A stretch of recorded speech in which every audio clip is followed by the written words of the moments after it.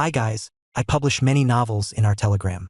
Each novel has its own exclusive Telegram channel packed with all chapters in high-quality audio. Plus, if the novel is ongoing, you'll get all future updates and releases automatically, no extra cost, no monthly payment. Just make a one-time payment via PayPal or Ko-fi and enjoy unlimited access forever. Don't miss out on the ultimate audiobook experience. Links in the description. If you can't support me financially, just like and subscribe our videos. Thank you guys, your support means a lot. And as always, enjoy Shadow. Chapter 2000 Transcending Existence. Chapter 2000 Transcending Existence. How did they find out? A bedraggled-looking pirate commander complained as he tried to pilot his impressive-looking mech out of the secret entrance. I shouldn't have accepted that blasted deal. Though the pirate looked worse for wear, that was because he hastily entered his mech in order to escape the sprawling pirate base built into the depths of one of the many floating planetoids of the Nixon Gap. Just an hour before, the pirate commander didn't look as scared as now. Known to the cutthroat pirate community as Commander Nicholas Vorton and the leader of Vorton's Blades, he made a name for himself due to his excellent dueling skills. Before he took over his current pirate organization, he risked his life for fame and reach by dueling others to the death for the entertainment of the depraved scum of the Gap. In his prime, he became known as the Heart Striker. He gained this dreaded moniker for his penchant to stab his mech incredibly hardy dueling sword through the cockpits of his opponent's mech.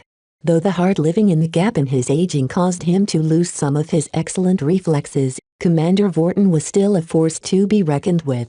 This was especially the case when he usurped the leadership of a sizable pirate organization in charge of an entire pirate base. Frederick City was one of the many semi-obscure but highly frequented pirate hideouts of the Nixon Gap. Situated deep enough in the anomalous space of the Gap to avoid peacekeeper retaliation, it was also close enough to the border to civilized space to make the base a welcome stopping point for many pirates looking to raid the Sentinel Kingdom. Having fought and dealt with the Sentinels for so long, Vorton's Blades forged an increasing amount of ties with certain allies among their supposed enemies. The nobles of the Sentinel Kingdom and the pirate leaders of the Nixon Gap were not as diametrically opposed to each other as the public was led to believe.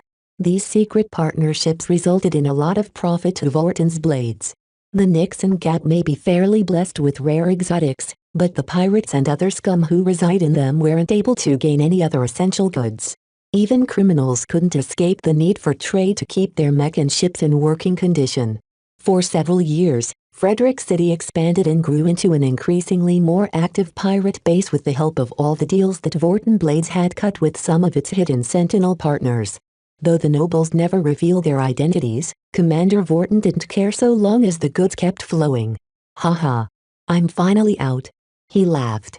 His brilliant-looking swordsman mech finally darted out of the tunnel. A lightless, crater-encrusted landscape greeted his mech. Complicated, radioactive rock formation surrounded the clearing as Devosh entered. My right is just ahead. Like any pirate commander, Vorton had long prepared an escape route for himself.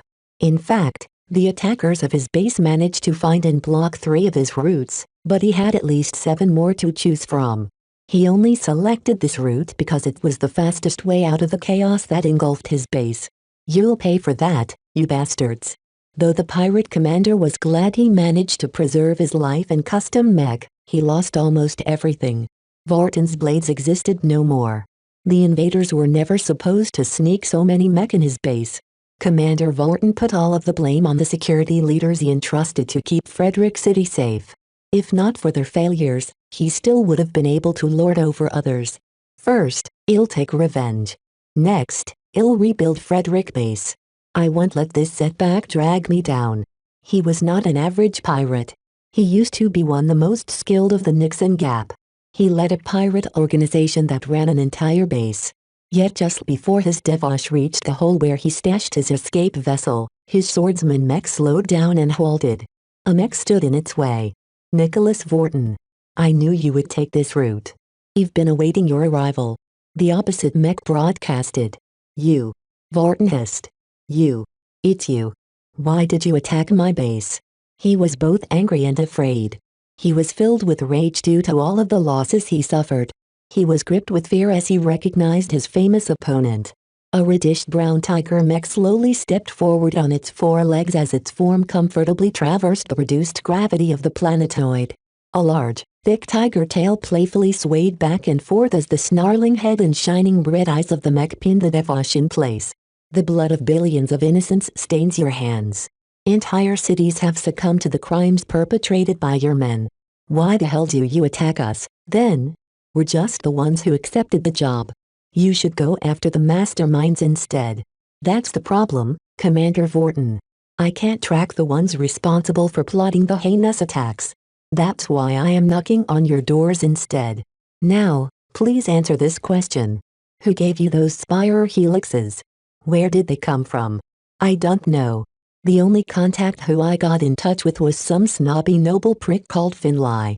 You know how careful those sentinel houses are with making deals with pirates. They never expose their true identities, especially to scum like us. That's all I know, I swear. Don't lie to me.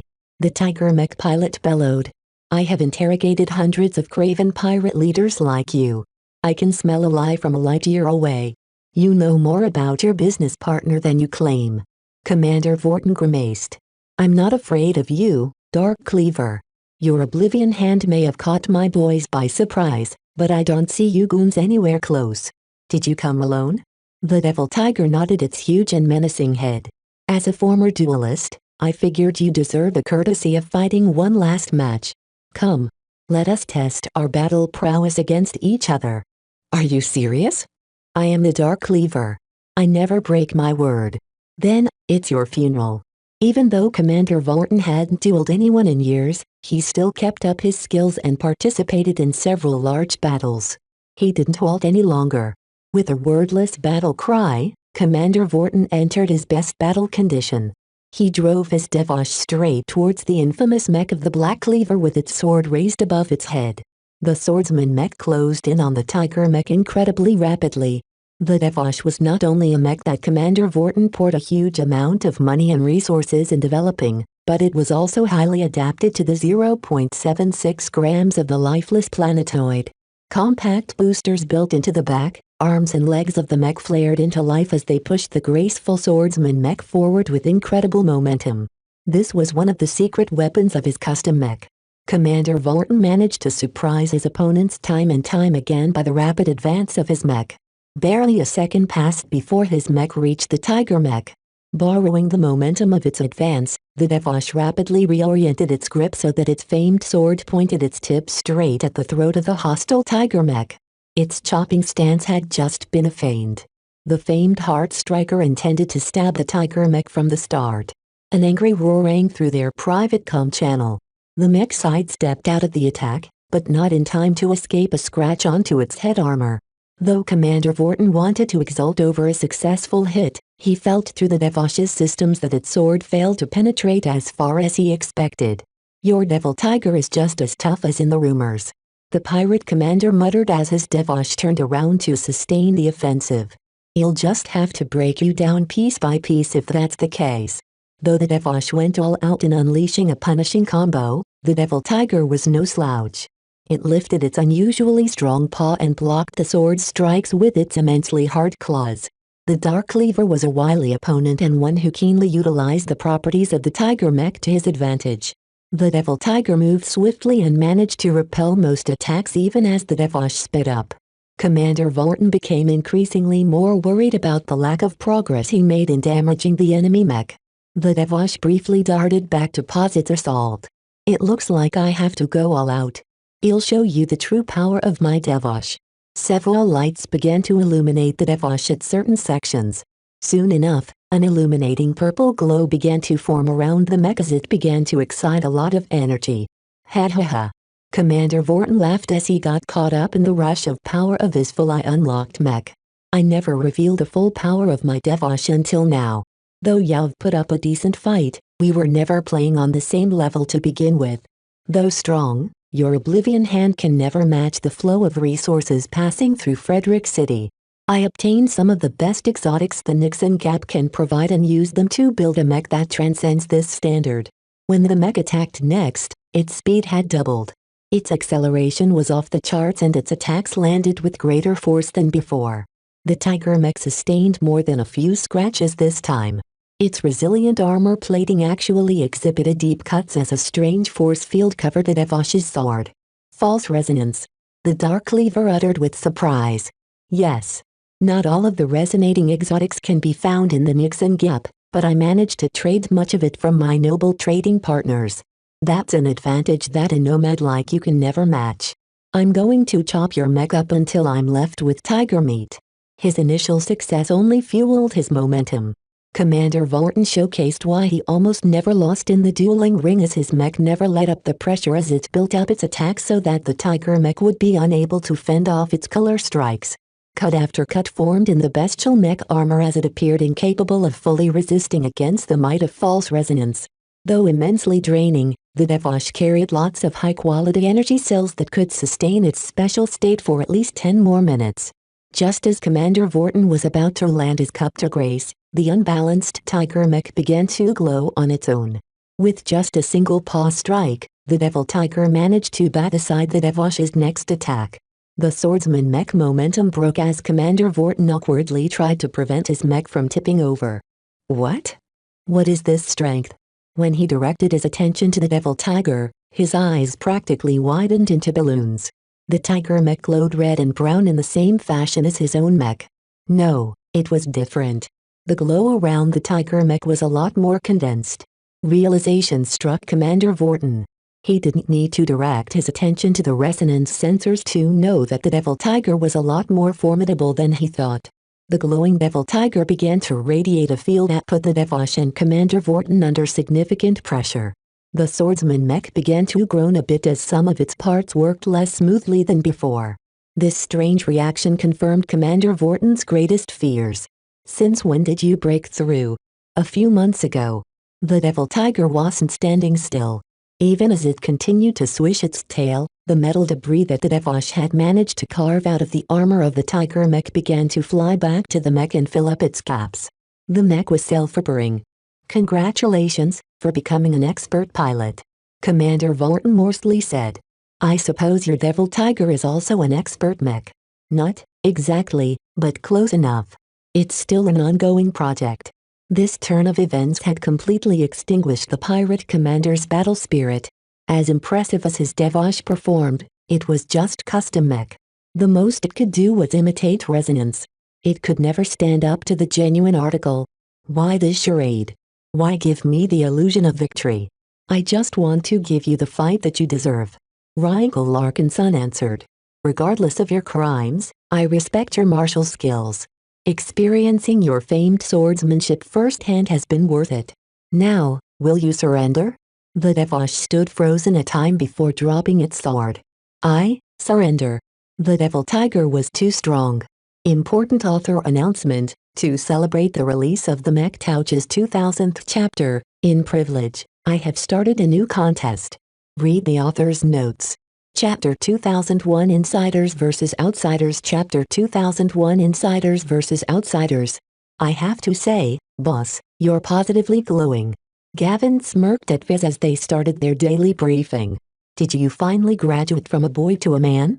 Viz, with half of his mind lingering on the unforgettable night, snapped back. What are you talking about? I've always been a man. I'm not so sure about that. I think you definitely leveled up since yesterday, though. You look twice as confident as before. Is it that obvious? Vez groaned. The rumors are already spreading throughout the entire fleet.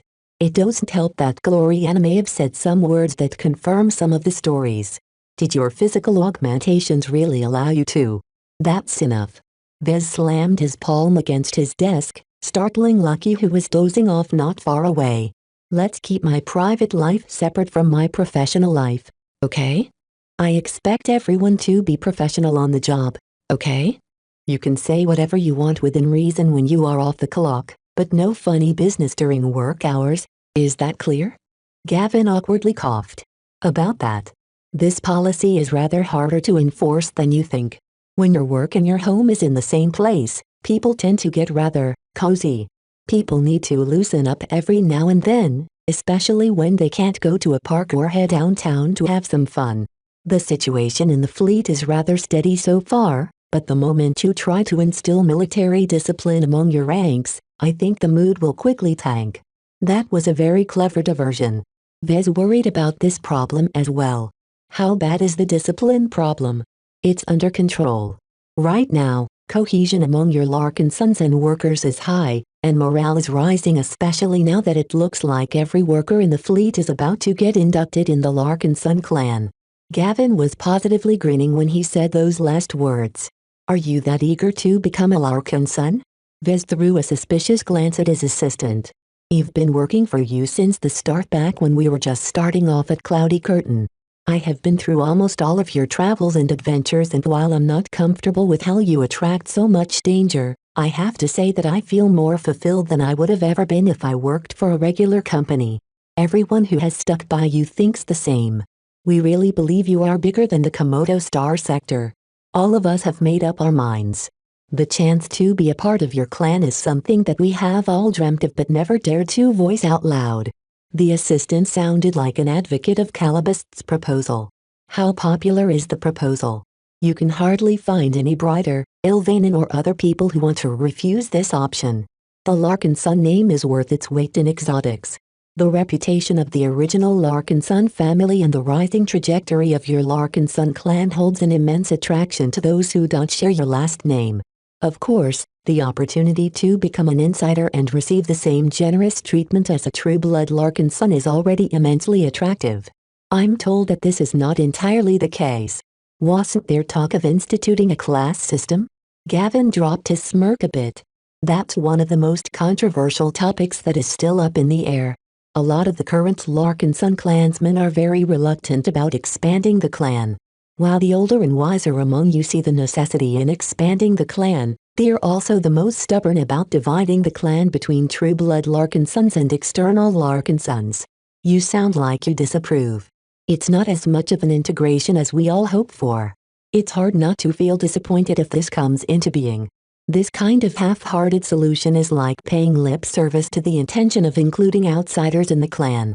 Will the people who weren't born a Larkin Son still be able to integrate in the clan when the true-blood clansmen constantly lord over their superiority? This sounded like an incredibly thorny problem. There were no perfect solutions at hand.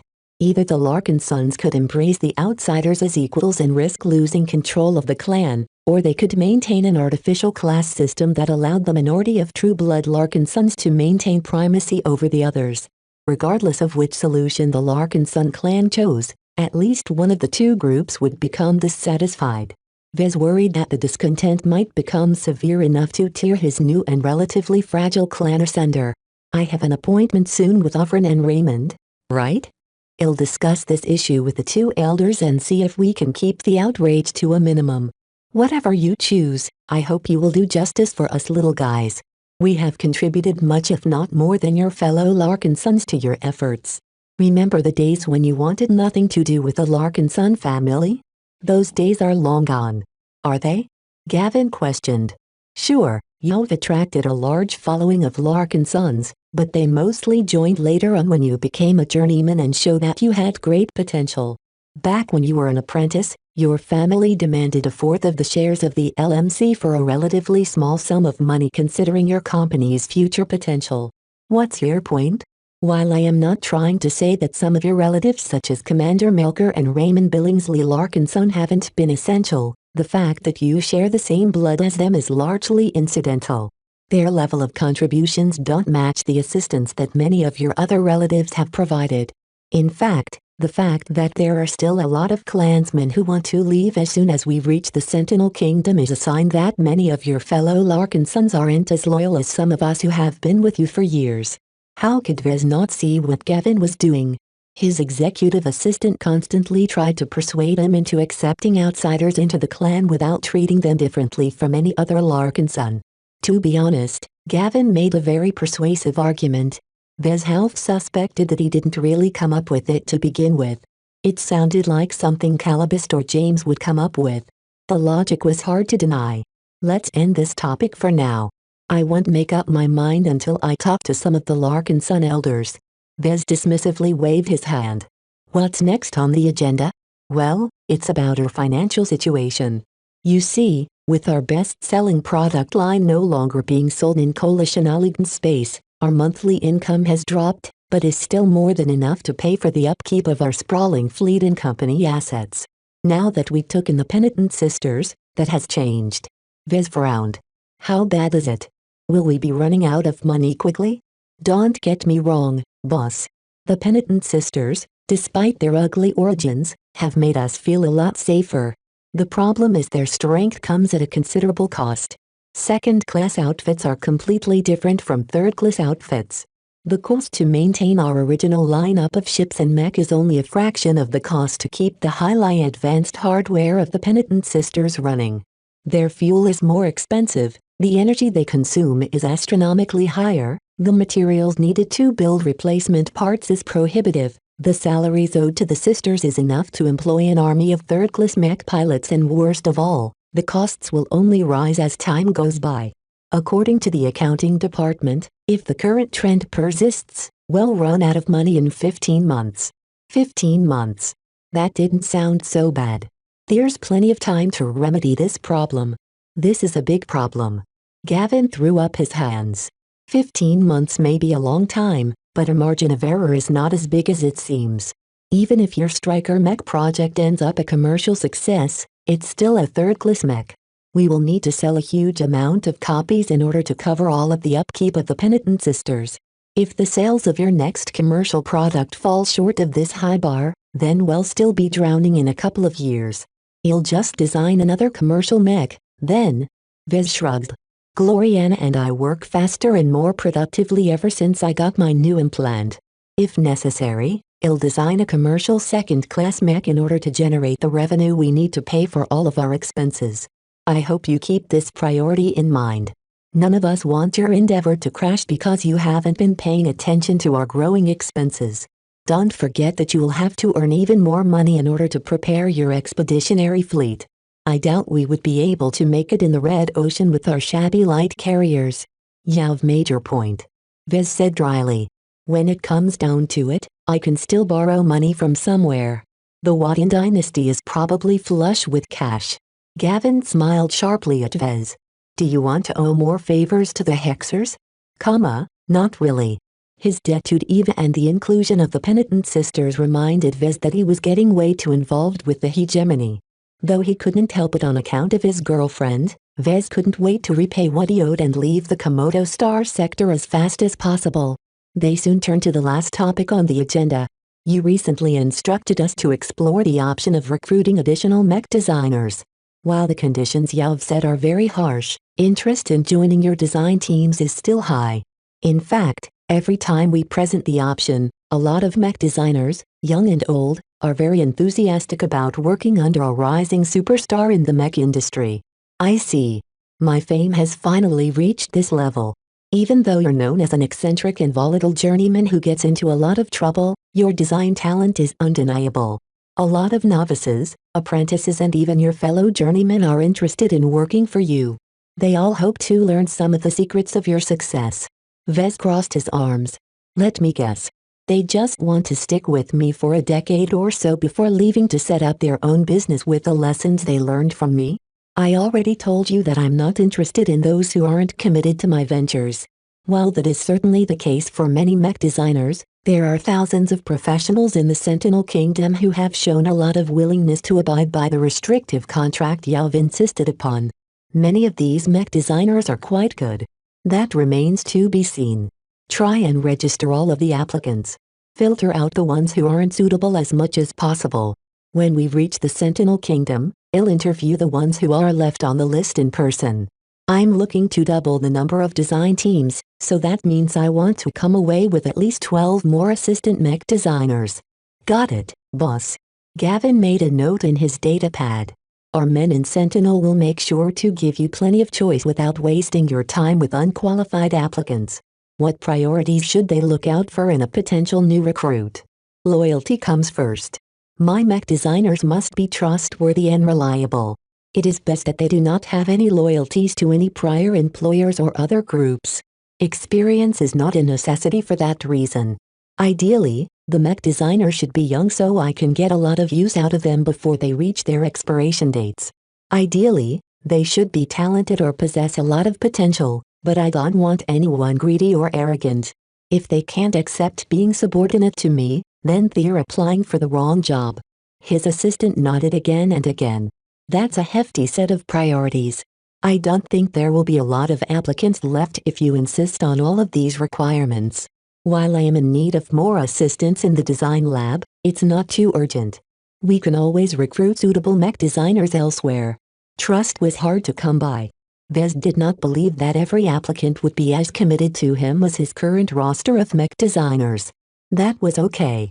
The galaxy was filled with mech designers. Vez just had to keep his doors open long enough to meet his growing design needs. Chapter 2002 Upgrading People Chapter 2002 Upgrading People. Hehehe. Do you think Vez? Oh, that must have been dreadful. Can you imagine? Genetic modification has gone too far. The gossip in the design lab sounded anything but amusing to Vez. His girlfriend simply couldn't keep her mouth shut to the female members of their design teams. It was as if they were back in high school instead of a professional setting. Vez glowered more and more as Gloriana jubilantly referenced the adventure they went through last night. Meow? Lucky curiously floated in front of his face. Hey, at least I got some action, unless you. Meow. Right now, Vez stood outside the hatch leading into the design lab and workshop compartment. The reason why he paused here was because he wanted to find out whether Gloriana and the others in the fleet were truly gossiping about last night's adventure. He didn't listen in on the conversation in the design lab by patching into the monitoring system. Instead, he resorted to a more covert means and extended his spiritual ear through the bulkheads. What he found out did not amuse him the slightest. He could understand it if other people gossiped about his love life. With how much his life was being scrutinized by everyone, it was hard to keep everything secret. Yet for Gloriana to release teasing hints about his performance made him feel extremely embarrassed. Didn't she have any shame? Probably not. He sardonically muttered. The only consolation was that his girlfriend sounded very satisfied. At least he made a good accounting for himself, if Gloriana was to be believed. The moment Vez entered the design lab, all conversation stopped. Gloriana smiled at his appearance while the rest of his assistants and students adopted odd expressions. It was hard not to maintain his composure amidst all of this intense scrutiny. Vez really wanted to bonk Gloriana's head for being too loose with her mouth. Ahem. Vez coughed. We have a lot of work to do. What are you standing around for? We have 2 mech designs that need fleshing out.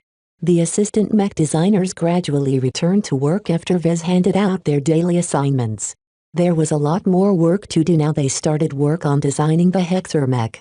With the Striker mech design project well underway, everyone had to deal with the stress of juggling 2 very different mech designs at the same time. The Striker mech design project wasn't all that challenging, actually. Its relative simplicity was only marred by the fact that Vez and Gloriana had very few ways to solve its fundamental capacity problems. Aside from this sore point, the pair could pretty much design the mech to completion on autopilot. At their level of knowledge and experience, designing mass-market third-class mech posed no significant challenge to them anymore. Of course, if they wanted to excel in third-class mech design, they needed to put in a lot of work to surpass the greatest names in this sector. That required a high mastery in third-class mech as well as centuries of experience in designing them. Such an extreme level of accumulation was not something that a young pair of journeyman mech designers could pick up in a few years or decades. Vez could only work towards that height step by step as he focused on his own progression. He had already decided to shift his focus towards designing second-class mech, so it was unlikely that he would be able to match the true specialists who spent centuries to polish their ability to design cheap and extremely cost-effective mech. After Vez inspected the coursework of the male Larkin Sunseeds, he finally managed to catch his girlfriend by herself. Gloriana. Vez said with gritted teeth. Yes, honey? Her brilliant smile and her refreshing scent made it hard for him to remain angry with her. He still felt she violated his privacy, though. Could you please not make our lives a spectacle? Our relationship is not a public drama show. Oh, Vez. She approached him and embraced him in a heartfelt hug. You don't have to be so shy. You men like to brag, do you not? Not all men are the same. And why does it sound strange when you say that word? That's not important. She pulled back and adopted a lecturing tone. Look, Vez, you're a public figure now. You are the owner and lead designer of the LMC as well as the patriarch of the Larkinson clan. Do you know what that means? No. Vez cluelessly replied. You're starting a new lineage, Vez.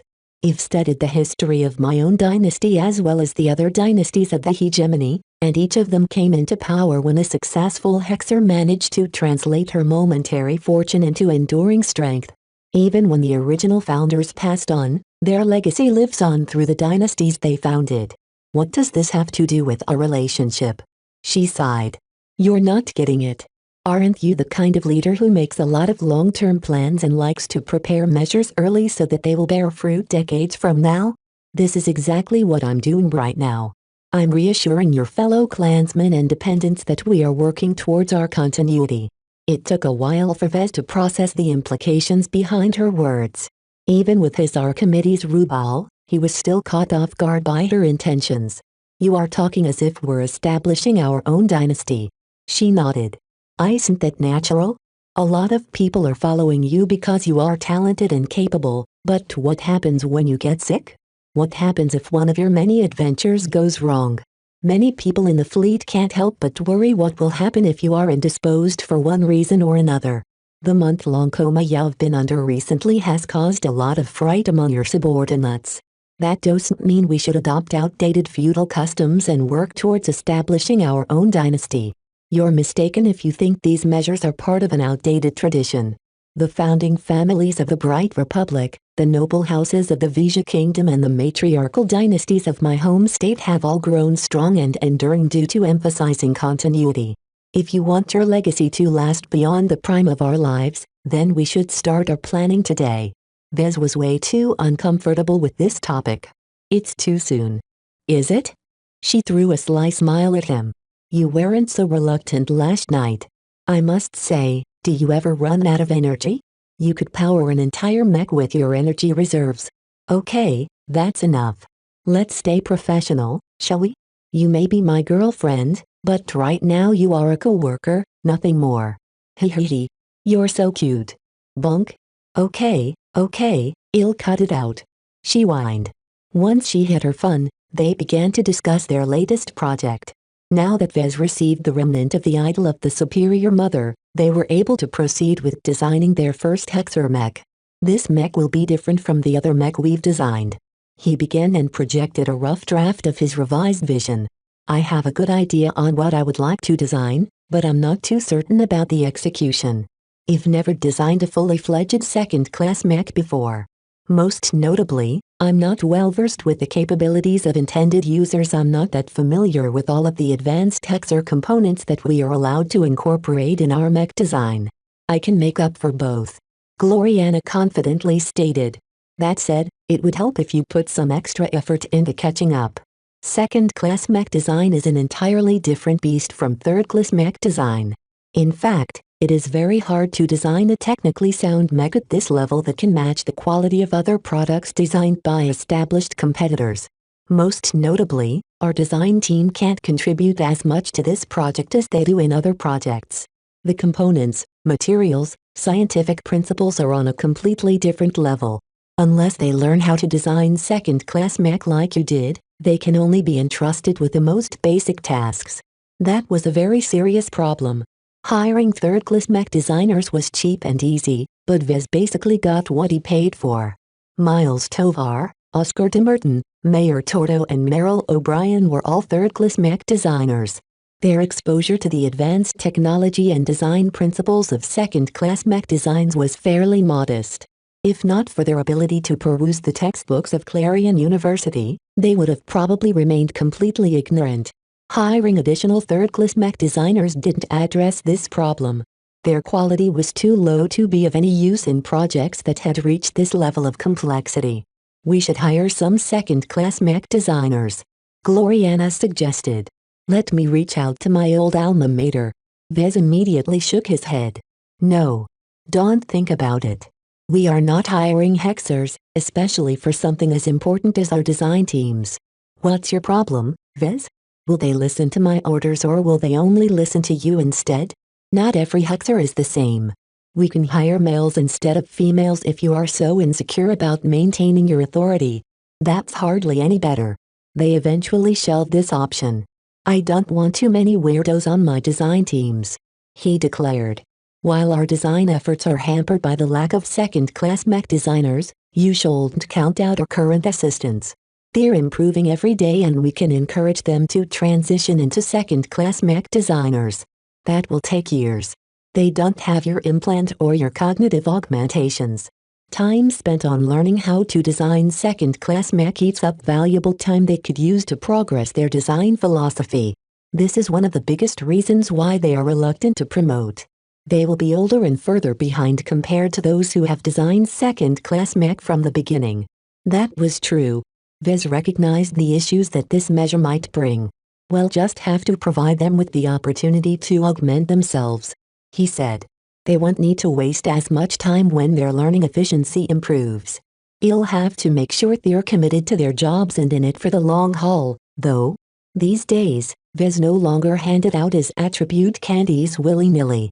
In fact, aside from Ketas, his decision to feed his employees with candies seemed to have backfired. Two people he valued turned their backs on him despite showering them with a lavish gift in the form of improving their intellect. That said, there were many other ways to augment someone's intelligence. Dr. Rania should be available, right? He asked. Gloriana nodded. Yes. Ever since she supervised your recovery, she turned her attention back to her own research. Well, I'm short of an exobiologist and medical advisor, so I suppose she has to fulfill this function now. Please tell her to form a plan to augment every member of our design teams. Our assistants could all use the extra assistance with all of the improvements they have to make in order to remain relevant. I'll do that, but it will take some time. I think there are plenty of geneticists in your employ that can upgrade their genes. My cousin can install cranial implants in their heads. Together, that should result in a very comprehensive boost to their cognitive functions. Don't make it too cheap. I want to invest in them. Ideally, the augmentation should be the same as the ones that hexers are entitled to. Is that possible? His girlfriend furrowed her brows. That's harder to do. We probably have to hire additional specialists, especially geneticists. They won't come cheap, and the advanced augmentations themselves will also cost a lot. We have to hire those people sooner than later, so we might as well do it now. A lot more people will require augmentation as well, and it's best if we can perform the operations in-house rather than rely on others. Are you okay with hiring hexer personnel? No.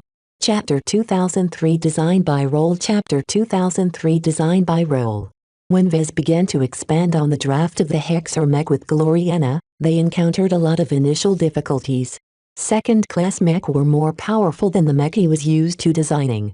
Even so, there were several tiers of second-class mech, ranging from the cheapest economy models that were only modestly better than his Bright Warrior to the ultra-advanced premier mech that were within throwing distance to first-class mech. A vast spectrum existed between the two extremes. What a newcomer like Vez ought to do was to dip his toes into the water by entering the shallow pool first. Instead, he dove headfirst into the ocean by tackling a mech design that was meant to be on par with the military mech of the Hex Army. Having participated in the development and maintenance of the mech of the Bright Republic's Mech Corps, Vez knew that there was a significant difference between private mech and government-funded mech. Right now, this meant that Vez abruptly had to work with a category of mech that was a bit too much for him to grasp. The insane performance parameters of the components made available to them blew any third-class mech out of the water. With each component performing several times better than their third-class equivalents, Vez found it very difficult to estimate the overall performance of his draft in a real setting. Additionally, many of the components that used to take up a lot of space were suddenly smaller and lighter. Sensor systems, mech engines, power reactors and more came in both bigger and smaller models, providing mech designers with a plethora of options to choose from. Vez soon became unable to see the forest from the trees as he was unable to determine which components he should include in his mech design in a miniaturized form or keep them at full size. Gloriana placed her hand on his forearm. Calm down, Vez. I know this catalog of components can be overwhelming to you, But that doesn't mean your old approach is wrong. You've always centered your design choices around your vision. This time should be no different. Ignore the flashy features of all of these components and just choose something by going down a list of priorities. He sighed. That's the problem, Gloriana. I initially conceived of my concept when I didn't have a clear picture of how military mech ought to perform. You watched the battle footage of our mech in action, did you not? I did, but that was from an outsider's perspective. Now that I am exposed to the full might of second-class mech, I am a bit less certain on what to go for with our Hexer mech. A brief silence ensued as Vez massaged his forehead while Gloriana fell into thought. You have me, Vez. You don't have to shoulder all of the burden alone. In our past design projects, you've taken the lead all the time. Maybe you should relinquish some more decisions to me this time. I'm a lot more familiar with these advanced components than you, and I have a much better grasp on the level of performance that is expected of this kind of mech. She was right, though Vez noted an issue. Aren't you incapable of designing non-custom mech? I won't say I'm incapable. I just don't prefer it. It's not a problem for me to take care of these general problems, but I still need you to help complete this design. Okay. They began to go back to the drawing board in a sense and reviewed their current mech concept. The vision that Vez had come up with was fine, but the technical details needed some refinement. So you're still going with a landbound night mech? Yes. Vez nodded. It's what I'm most familiar with and it's the simplest mech type by nature. I thought about designing a rifleman mech instead, but they are often spread out throughout the battlefield or placed in the rear. What I want is a mech that can support the female Hexer mech pilots up close. That is sound reasoning. I agree. What else? I'm not sure whether to emphasize the defense or mobility of my mech. There are advantages and disadvantages to both, and I'm not sure which one I should choose. Prioritizing defense is good if my support mech is deployed in defensive battles, while prioritizing mobility makes my mech a lot more useful in offensive actions. The same apply to third-class mech. His Blackbeak may not be the most ideal defensive mech, but its relative mobility was so good that it could keep up with offensive mech when they went on the attack. However, Vez confidently designed the Blackbeak because he was very familiar with the way that third-class battles were being fought. His father was a mech pilot and his entire family regaled him with many tales of mech in action. The same rules didn't apply to the higher classes of combat. Second-class mech battles were very different due to the higher levels of performance and added versatility of the main pieces. A second-class night mech was often not just a night mech. They often incorporated at least something extra to make them stand out from the competition. It was like the gimmicks that Vez used to add in his mech design in a much stronger form. The question now was what kind of capabilities he could add to his Hexer mech. What kind of features do existing night mech in the Hex army come with? He asked. There are a lot of choices depending on the intended role of the mech. For example, defensive mech often incorporate some self-repair functions to sustain its presence on the battlefield. They can also carry jamming arrays that can interfere with scans and targeting systems in order to prevent the enemy from targeting critical assets. What about defensive night mech? Oh, sometimes they come with augmented flight or boosting capabilities in order to speed up their navigation or charges. They can also come with augmented shields or more specialized fields that can temporarily mitigate energy attacks within a small radius around the mech. There are also night mech that can carry support systems that can rapidly repair certain types of battle damage in the field, though those systems are usually found on dedicated support mech or support vehicles. Support mech were machines that weren't explicitly designed to attack. Instead, they work to support their own side by resupplying their spent reserves or fixing up some battle damage in the middle of an active engagement. While they weren't as good as a bunch of mech technicians in a mech workshop, these support mech were nonetheless vital in extending the operation time of a lot of mech. Because their functions weren't as critical as mech designed for battle, some forces eschewed support mech for support vehicles instead. Piloted or crewed by norms, support vehicles essentially fulfilled the same functions just as well, though they were completely helpless if they were cornered by an enemy. As could be imagined, the Hex army only crewed these support options with boys. Right now, Vez wasn't interested in designing a support mech or any kind of utility mech for that matter. He was still rooted in third-class mech design where every mech was expected to fight in one way or another. To him, designing a support mech that couldn't even hurt a fly was not a good entry into second-class mech. He didn't want his products to be interpreted as support machines, even though his design philosophy conveyed a lot of advantages in this aspect. As a man, he wanted to design mech that could demolish other mech. Unfortunately, the Hexer tradition of limiting the offensive options of male mech posed a huge hindrance to this urge. You can't add secondary weapon systems to our current mech design. Gloriana warned him. No missile launchers. No electro rods. No grenades. No integrated laser mounts. The extra functions either have to be defensive or supportive in nature. No exceptions. Viz adopted a sour expression. I really want to add some ranged options to our Hexer mech. One of my most persistent complaints about my Blackbeak and Aurora Titan designs is that they can't effectively retaliate against ranged mech. I thought I could change that now that I'm working at a higher tech level. It's fine if you want to design a mech for a different audience, but the Hex Army absolutely forbids this. I think you don't quite get it, Vez. Male Hexer mech aren't truly meant to defeat their opponents. Sure, a knight mech can defend itself when threatened and a ranged mech won't receive any blame if it scores a lucky hit, but female mech must always be responsible for the majority of kills. Everything that male mech can do must facilitate the actions of female mech in some way. Hexers can't imagine a situation where it's the other way around. That sounded completely absurd to Vez. Yet so far, the Hexers didn't seem to find a problem with this artificial separation. They were doing decently enough in the Komodo War to suppress any voices that advocated for change. He breathed deeply.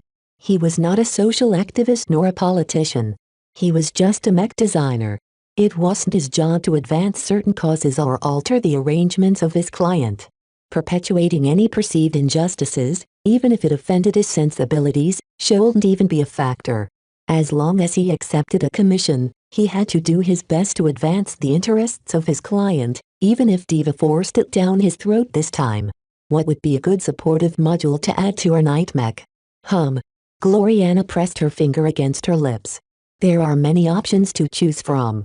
I think we should first determine the role and sub-role of our mech. Offensive or defensive? Offensive. Viz answered. I think second-class offensive knights are already resilient enough. Defensive mech at this level are completely excessive and over the top when it comes to their capacity to resist damage. You'd be surprised at what kind of firepower the Fridayman can bring to bear against fortified positions. Many defensive mech in the hegemony are designed to withstand focused bombardment by artillery mech, you know. Well, I don't want to design a turtle. I want a mech that moves. Okay. Gloriana nodded and noted it down. So right now we have a knight mech that possesses enough mobility to keep up with most offensive actions. What else? Vez rubbed his smooth-shaven chin. He recalled the battle footage he had seen and tried to identify the most glaring difficulties the Hexers experienced when they resisted the Fridaymen. From what I can gather, Hexers are better in shock tactics while the Fridaymen are more proficient in attrition warfare. Isn't that right? Gloriana immediately glowered. We're not that incompetent. We can last in lengthy battles just fine. Vez ignored her objection. I think our Hexer mech should be adapted to the rigors of attrition warfare. This also happens to be one of my strong points. Unlike almost every mech designer, I actually lived through several battles. Even if second-class mech are fancier than the machines I'm used to working with, they are still subject to the same challenges. Am I right? She reluctantly nodded. There are some differences. Whatever. Second-class mech are energy-hungry machines, right? What if I base our Hexer mech around energy collection, storage and distribution? Gloriana shook her head. A support mech can fulfill that function better. In the front lines? At the tip of the spear? I bet that any support mech will get targeted by the enemy right away. Taking out the source of replenishment and resupply is always useful, especially when they aren't designed to take hit. Our mech will be different. Not only can it function as a source of rapid resupply, it can also make use of all of that energy to empower its own capabilities, all the while advancing to the thick of the fighting. This time, his argument took hold. Gloriana looked a lot more intrigued than before. Chapter 2004 Good Boy Chapter 2004 Good Boy. In the Hex Army, Night Mech played a supportive function. Aside from providing a mobile bulwark that provided some much-needed protection for offensive mech piloted by women, they also offered an array of support services. In line with the general Hexer preference for shock attacks, the Night Mech piloted by the boys accompanying the superior gender usually offered various defensive or utility benefits. Direct defensive boosts entailed measures which directly improve the defense of surrounding mech, such as projecting a radial shield, emitting an anti-energy particle cloud, or launching deployable cover. Indirect defensive features comprised of features such as powerful directional scanning arrays that could defeat most ECM measures or putting up a stealth field. One detail that Vez already knew was that the Hex Army actually didn't exhibit an endless variety of mech models. Unlike the Friday Coalition, which adopted different doctrines and battle traditions for every partner, every mech division and every mech regiment, the Hex Army only used around less than a couple of hundred mech models for its entire lineup. 100 sounded a lot to a single mech force like the Living Sentinels, but the Hex Army comprised millions of mech, each of which fought across a battle line stretching an innumerable amount of light years. For such a huge and critical mech military to exhibit so little diversity, especially considering that many mech models were merely variants of each other, was staggering to Vez. As someone who was used to the high degree of autonomy adopted by the mech regiments of the Mech Corps, he simply couldn't imagine what it would be like for the regimental commanders to lack the ability to choose their own mech models. The Hex Army adopts the same mech throughout its entire lineup for good reasons, Vez. Gloriana told him. We don't ascribe to the belief that we need a million different mech models to confuse our enemy or throw them off guard. We believe in the might of our superiority. We press our attack with the only mech that are necessary to break through enemy lines. The Hex Army's mech regiments mostly adopted the same set of mech models depending on their overall role. Assault regiments fielded one common pool of mech models, while Scout Regiment fielded another common pool of mech models. The advantages of this were obvious. Using the exact same mech models across thousands of different units meant that it was a lot easier for the Hex Army's logistical services to supply the same spare parts and replacement mech. The economies of scale increased the efficiency of these efforts by a very significant margin over the Friday Coalition's own logistical operations. From a design standpoint, Vez was aware that the mech models adopted by the Hex Army all represented the culmination of the best Hexer mech designers. The matriarchs only accepted the best, and the designs that met their approval were constantly being iterated and improved upon by dedicated teams of masters and seniors. Instead of spreading the expertise of many masters and seniors across tens of thousands or even hundreds of thousands of different mech models, pouring all of their attention to less than 500 mech resulted in highly optimized mech that performed admirably on the battlefield. That said, a lack of variety also led to a number of disadvantages. The Fridaymen probably analyzed each and every mech model to death and figured all of their weak points. Though it wasn't easy to exploit the weak points of highly optimized mech, a lack of surprises offered by the Hex Army really hampered some of its operations. Vez realized the Hex Army was too predictable. Of course, there were other organizations like Diva who specialized in subterfuge and special operations, but the main Hexer force was a huge and powerful exobeast who only knew how to charge in one direction, forward. In contrast, the various military organizations of the Friday Coalition were scattered because they were divided among the 6 partners. The Gay Dynasty's sundered phalanx adopted a completely different set of mech from the Carnegie Group's Fortune Legion. Together with the fact that their mech regiments were highly individualized, the Friday Coalition often managed to surprise the rigid Hex Army with its new and unexpected mech models. That said, the performance of those new mech models were inconsistent, and even the best Fridayman mech couldn't compare to the Hexer mech in terms of optimization. Which approach was right and which approach was wrong? Vez couldn't answer such a huge and profound question. As a mech designer, he vastly preferred the diversity model adopted by the Bright Republic and the Friday Coalition. These states offered many mech designers the opportunity to distinguish themselves by expressing their design abilities to the fullest extent. This was also the mainstream approach chosen by many states. However, the Hex Army chose a different path, and it wasn't in his place to challenge this decision. All Vez could do was to accept this reality and figure out a way for his mech to best slot into this paradigm. Right now, Vez noticed a clear need that the Hex Army's current lineup failed to address. The Hex Army already has an energy resupply mech, though, Gloriana said.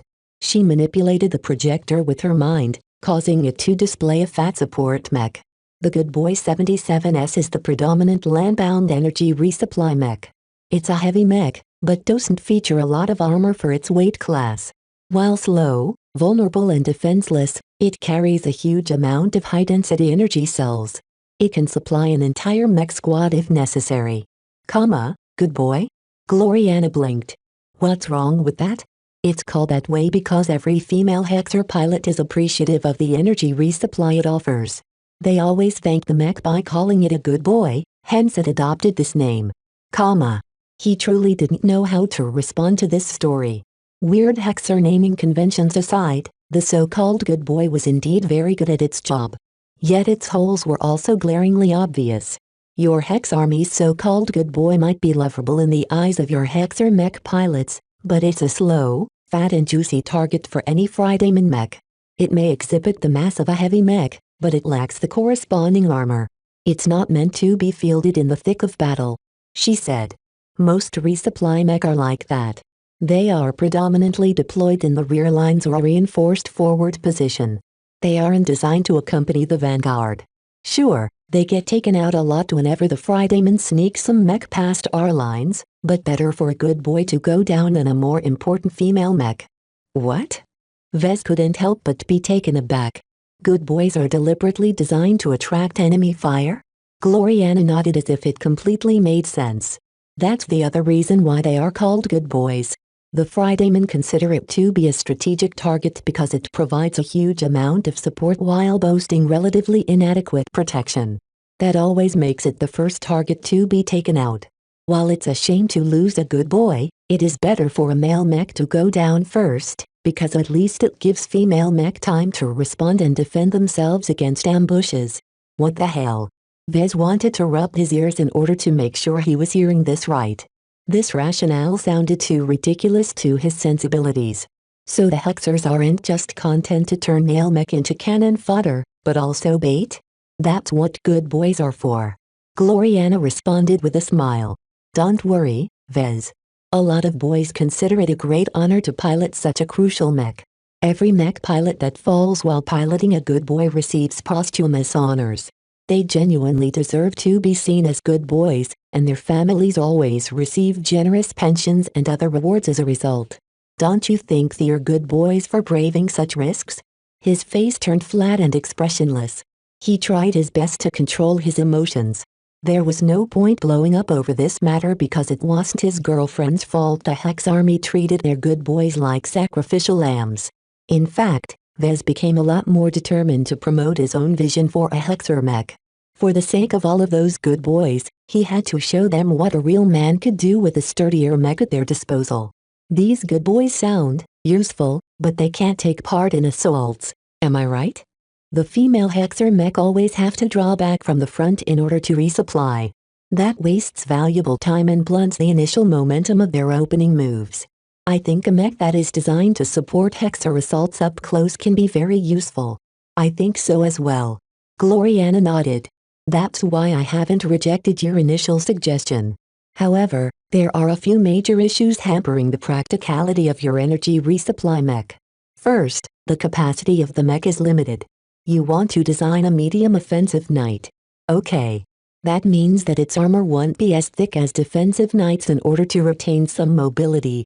However, now you want this mech to function as an energy supply mech as well, which means that much of its capacity has to be devoted to storing energy cells and energy transfer systems. Do you know how much space that takes? Good boys are huge and fat for a reason. The same issue plaguing the striker mech also applied to his current mech concept.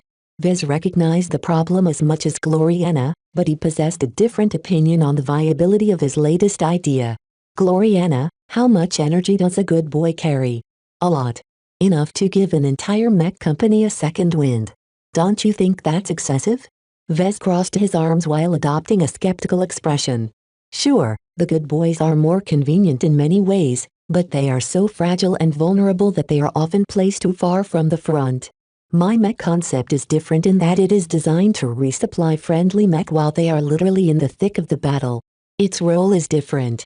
Instead of giving friendly mech an opportunity to replenish all of their spent energy cells, my mech will instead provide an immediate pickup boost without requiring anyone to withdraw. This fell in line with the offensive doctrines adopted by the Hexers. They highly prefer to go on the attack and overwhelm the Friedaymen through brute force. While this approach had its merits, the Friedaymen always tried to stall such attacks and forced the Hexer mech to waste their energy without yielding too many results. Once the over-enthusiastic Hexers lost steam, that was the time the Friedaymen counterattacked.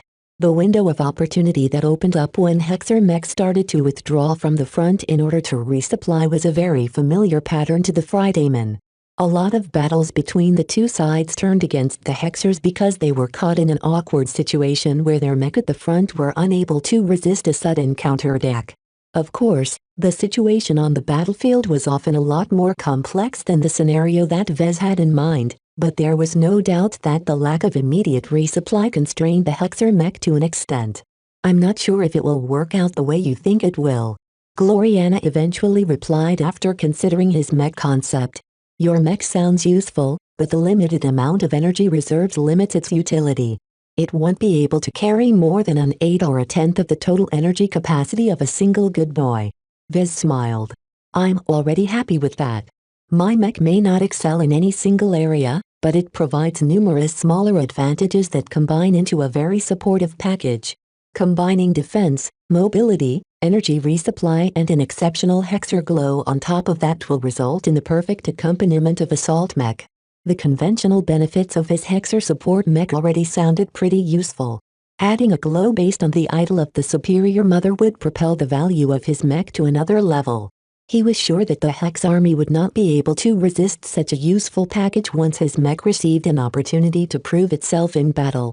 Chapter 2005 Energy Transmission Systems Chapter 2005 Energy Transmission Systems. Eventually, Gloriana approved of his mech concept. The idea that Vez came up with possessed a lot of potential, but that depended on whether they were able to meet all of the requirements. "Don't think our mech will be embraced by the Hex army at large," she warned him. "Our mech will likely be fielded by auxiliary forces in limited quantities on limited battlefields. Even if it performs decently, I doubt the matriarchs in charge of approving mech models will embrace our work. Adopting a mech with a male as its lead designer is simply a step too far. The most we can hope for is that Diva appreciates our end result and tries to deploy it in as many battlefields as possible within its own power." Vez nodded in understanding. "I am okay with that. I'm very much aware that a mech designed by just two journeymen won't be able to offer the level of performance and optimization that is expected of a full-fitted Hexer mech. Unlike the other mech models of the Hex army, no masters or seniors were involved in their project. While journeymen were very capable in designing serviceable mech, their efficiency, cost-effectiveness and optimization could not keep up with the efforts of more advanced mech designers.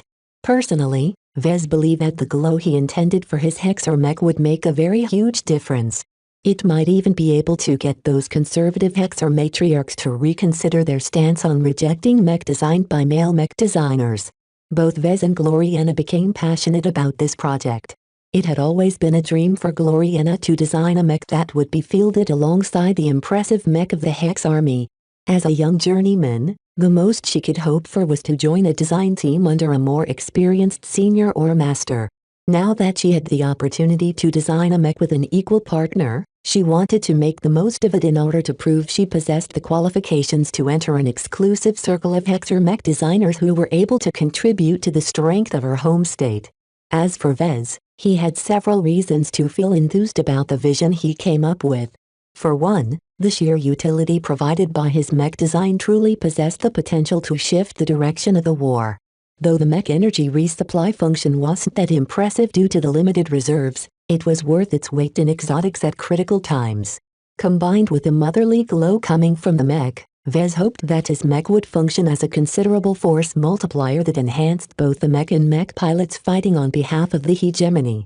"This is going to be my revenge against the Friday Coalition." Vez deviously grinned. His efforts would teach the Fridayman and everyone else that he was not as passive and defenseless as everyone thought. Anyone who crossed him needed to fear his retaliation in the form of empowering their enemies. Only through developing this kind of reputation would he be able to deter any further opportunistic attacks. The pair immediately went to work. They revised the draft design and tried to project how much capacity they needed to allocate towards defense, mobility and utility. It was extremely difficult to find a good balance between all of these aspects. Nonetheless, after selecting a number of suitable components and accelerating their exploration efforts by engaging a virtual design session, they managed to come up with a decent draft design that looked quite adequate for their purposes. It's a bit slower than I like, but our mech doesn't necessarily need to sprint to the front either. Vez remarked as his implant tried to calculate the expected performance parameters if they fleshed out the draft design. It can still keep up with general offensive maneuvers, which is already good. At least it can take a punch, especially with its shield. As for the energy reserves of this Hexer mech, all he could say about it was that it was adequate. It provided a decent amount of energy to top up the spent energy of a single mech squad, but even then it quickly ran empty. Due to its limited energy reserves, Vez tried to mitigate this problem by enhancing and increasing its energy transfer and siphoning process. He expanded on this idea and tried to find some components that the Hexers made available to them.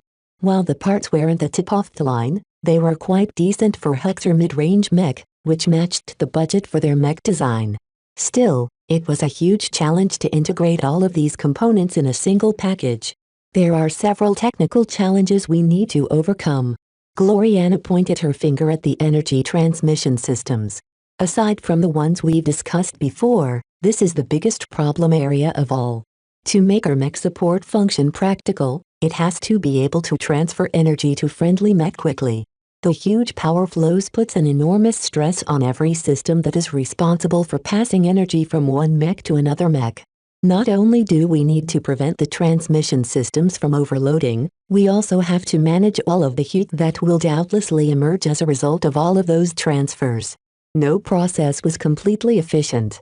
Along the way of transferring energy from point A to point B, a minuscule amount of it is wasted in the form of heat and other forms.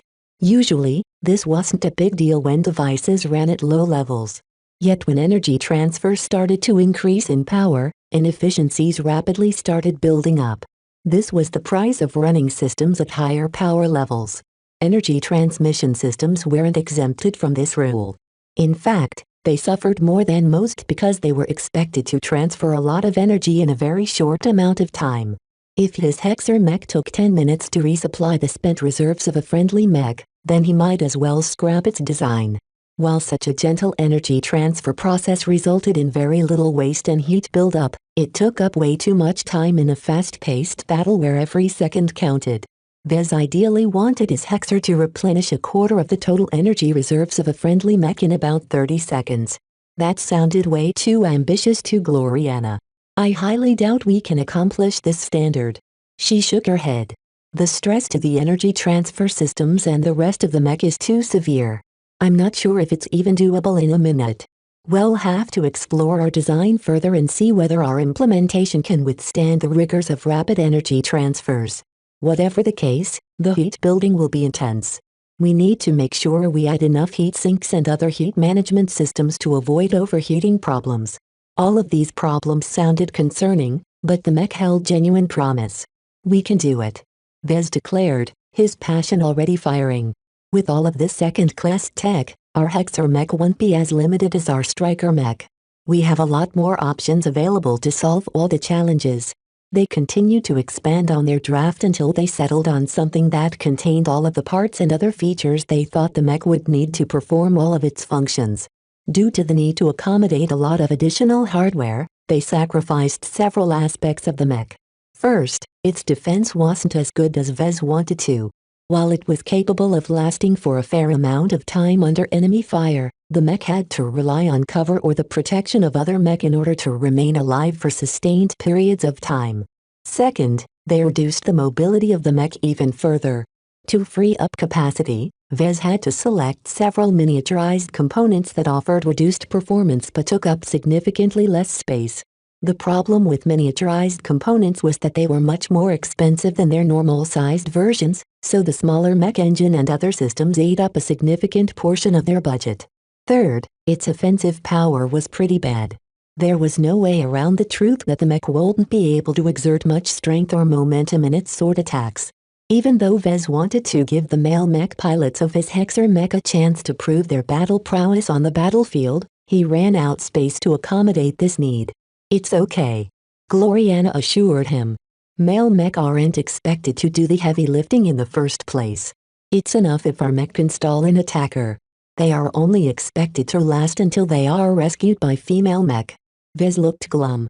In the end, his Hexer mech shared some disturbing similarities with the Good Boy 77s. Both male mech essentially adopted the role of damsels in distress. "Oh well," he sighed. "Even if my mech can't defeat another mech, it can at least absorb a lot of hits while evading some of the rest. I can't say the same for the Good Boy.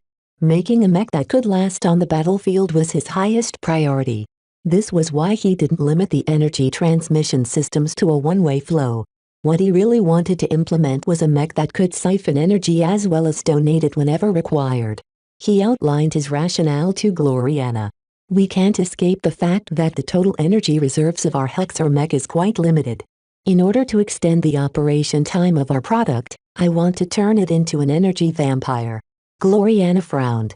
"Where will it take its energy from?" "There are many sources of energy if you think about it." He shrugged. "One readily available source is fallen mech.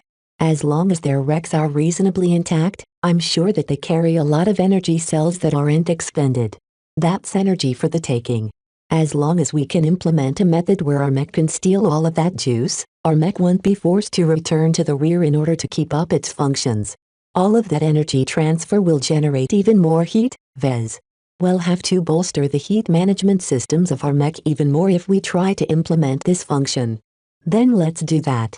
I think this is the key to increasing the utility of our mech. There are fallen mech in every battle, Gloriana.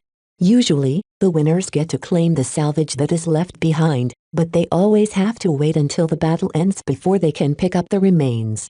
This energy siphoning function can work faster and under more critical circumstances. This was truly a great idea, but Gloriana already foresaw a lot of problems trying to turn it into a practical implementation. Still, she didn't shy away from these challenges. In fact, she embraced them as a test of her mettle.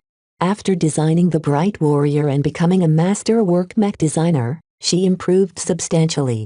The simple striker mech design they were working in parallel to their Hexer mech design was challenging enough to push her to her new limits. She wanted to see how much her increased mech affinity and all of the insights she gained from the Quint and Master Willix affected the quality of her work. "This mech has the potential to be very powerful," she cautiously admitted. "Yet, what stops others from stealing our design? What if the Fridaymen get their hands on the full design specifications and mass produces our own work? It happened before with some of the Hex Army's best mech models." Vez grinned and laughed. "Ha ha ha ha. Let them try. This is one of the problems I'm least worried about. My holy soldiers and deliverers only exhibit their full potential when they are piloted by devout Elvanans. Our new Hexer mech will be similar once I complete my next spiritual product. Any Fridayman that attempted to pilot his Hexer mech would severely regret it, that was for sure." Chapter 2006 Class System Chapter 2006 Class System. After a long and exhausting day at work, Vez and Gloriana eventually wrapped up their design session. They ate supper with Dr. Ranaya and the other important guests on the Scarlet Rose before retiring to their stateroom. After spending an evening cuddling with each other while they watched some news programs, they got ready for bed. As Gloriana cozily settled in their bed, Vez began to look hopeful at her as he laid on the other side. He glanced at the bodyguards standing vigilantly at the sides. He also threw a look at Lucky and Clixie, who were perched together on a floating cat bed. Though he felt a bit disturbed by the lack of privacy, his previous experience made him a lot less shy about his performance. He slowly scooted over until his body was right next to his dozing girlfriend. "Gloriana?" "Yes, honey? Would you like to?" She yawned. "I'm tired, Vez. We have a lot of design work in store tomorrow. Let's make sure we have a good night's rest so that our fully refreshed brains can handle all of the strain we will put it under when we link up our implants again. That sounded distinctly unromantic to Vez. His drive was already starting to stutter. Don't you want to, you know? He reached out with his hand to place it on the curve of the small of her back. Just as his hand reached its destination, Gloriana mercilessly swatted it away. Bad Vez. This isn't the time for fun. But, didn't you enjoy? That was then, this is now. You don't get to have a piece of me until I say so, is that clear? Vez looked dejected. Yes. Great. Now go to sleep. If I want to have some fun, I'll dismiss the guards, but until then you better keep your hands to yourself, is that clear? He nodded. Good night, Vez. Good night. Vez did not have a good night.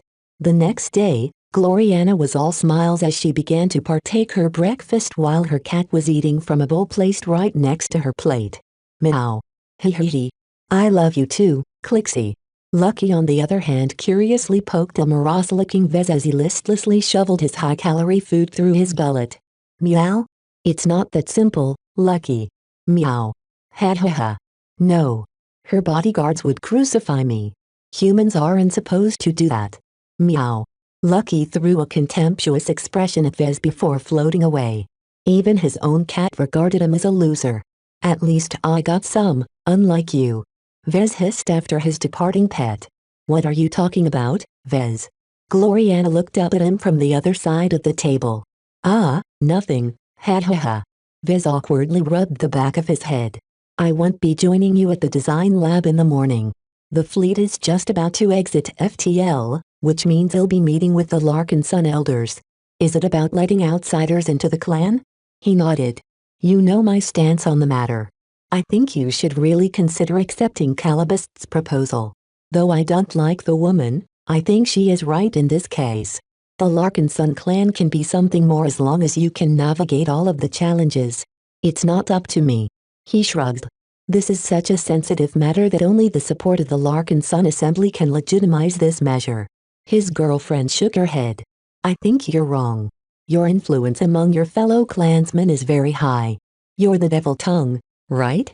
If you really want to, you can always put your persuasive talents to use in this instance. Calibust already suggested something similar. Vez frowned. I rejected her, because you know why? My so-called devil tongue should only be directed towards my enemies. I would never unleash it against friendlies, let alone my own relatives. Vez. Politics makes no distinction between friends and enemies. At the very least, the methods needed to handle both are the same. You may think that you need to hold back against your own side, but if you aren't careful, you may find them turning their backs on you at the most inconvenient times. He stubbornly shook his head. I won't do it. I won't subject my own family to my devil tongue. This is my principle. What about all of those speeches you held in front of the Larkin Sun clan? I've been watching you closely while you held your speeches, you know. You employed a nearly identical approach to the one you used against your enemies. Vez awkwardly shifted on his seat. That's different. I didn't excoriate my relatives. I simply tried to be as persuasive as possible without crossing any lines. Manipulation is manipulation no matter what kind of coat you choose to dress it up. Holding back can be a deadly mistake sometimes. Just think about it, Vez. You don't have to abide by the decision of your clan if you don't agree with the consensus your relatives have reached. With that, they ended their breakfast and went their separate ways. Vez took Lucky to his office compartment and went through his daily briefing before the fleet exited from FTL. With no enemies in the abandoned star system, a series of shuttles began to depart from the ships. A couple of them headed to the Scarlet Rose. Soon enough, their passengers arrived at his office. Raymond, Ovrin, Clinton, please take a seat. They seated themselves on the comfortable chairs that appeared from the ceiling and floated down. The three Larkin Sun elders each represented the Executive Council, the Larkin Sun Assembly and the Larkin Sun Court respectfully. While they didn't speak for their entire body, they still wielded an immense amount of influence. Let's start with the rationale to allow outsiders into the clan. What made you accept this proposal? All three old men looked at each other. Eventually, Raymond Billingsley Larkinson spoke up first. The Larkinson clan can't do everything alone. Not right now and no right away. While I share your vision of a strong clan that consists entirely of our true blood descendants, it's not realistic given the pace in which we move. We could move slower. Vez retorted. We don't have to absorb thousands of outsiders at the same time. That's not good enough. Raymond shook his head. Out of all of us, I'm in touch with outsiders the most, so I can tell you that a lot of our workers and followers are quite devoted to you and our clan. After extensive contact with people who don't bear our name, I gradually realized that our relationship with people like Gavin and Kelsey transcend the normal employee-employer relationship. Ever since we left our fixed homes and adopted a nomadic existence, our ships have turned into both our homes and our ships. Clinton gruffly nodded. It's not that easy for them to quit their jobs anymore. For all intents and purposes, they are already vassals of ours. Is there a problem keeping our relationship with outsiders this way? Vez raised an eyebrow. In the short term, yes. In the long term, maybe. Ofrin Larkinson replied. From a governance standpoint, maintaining a division between a minority of Larkinson clansmen and a majority of outsiders is very precarious. Who crews our ships? The Ilvanans. Who pilots most of our mech? Dispossessed Briders and Ilvanans. These are just the few groups of outsiders who fulfill critical roles. The responsibility and power they hold is quite considerate. Don't you think that sounds dangerous?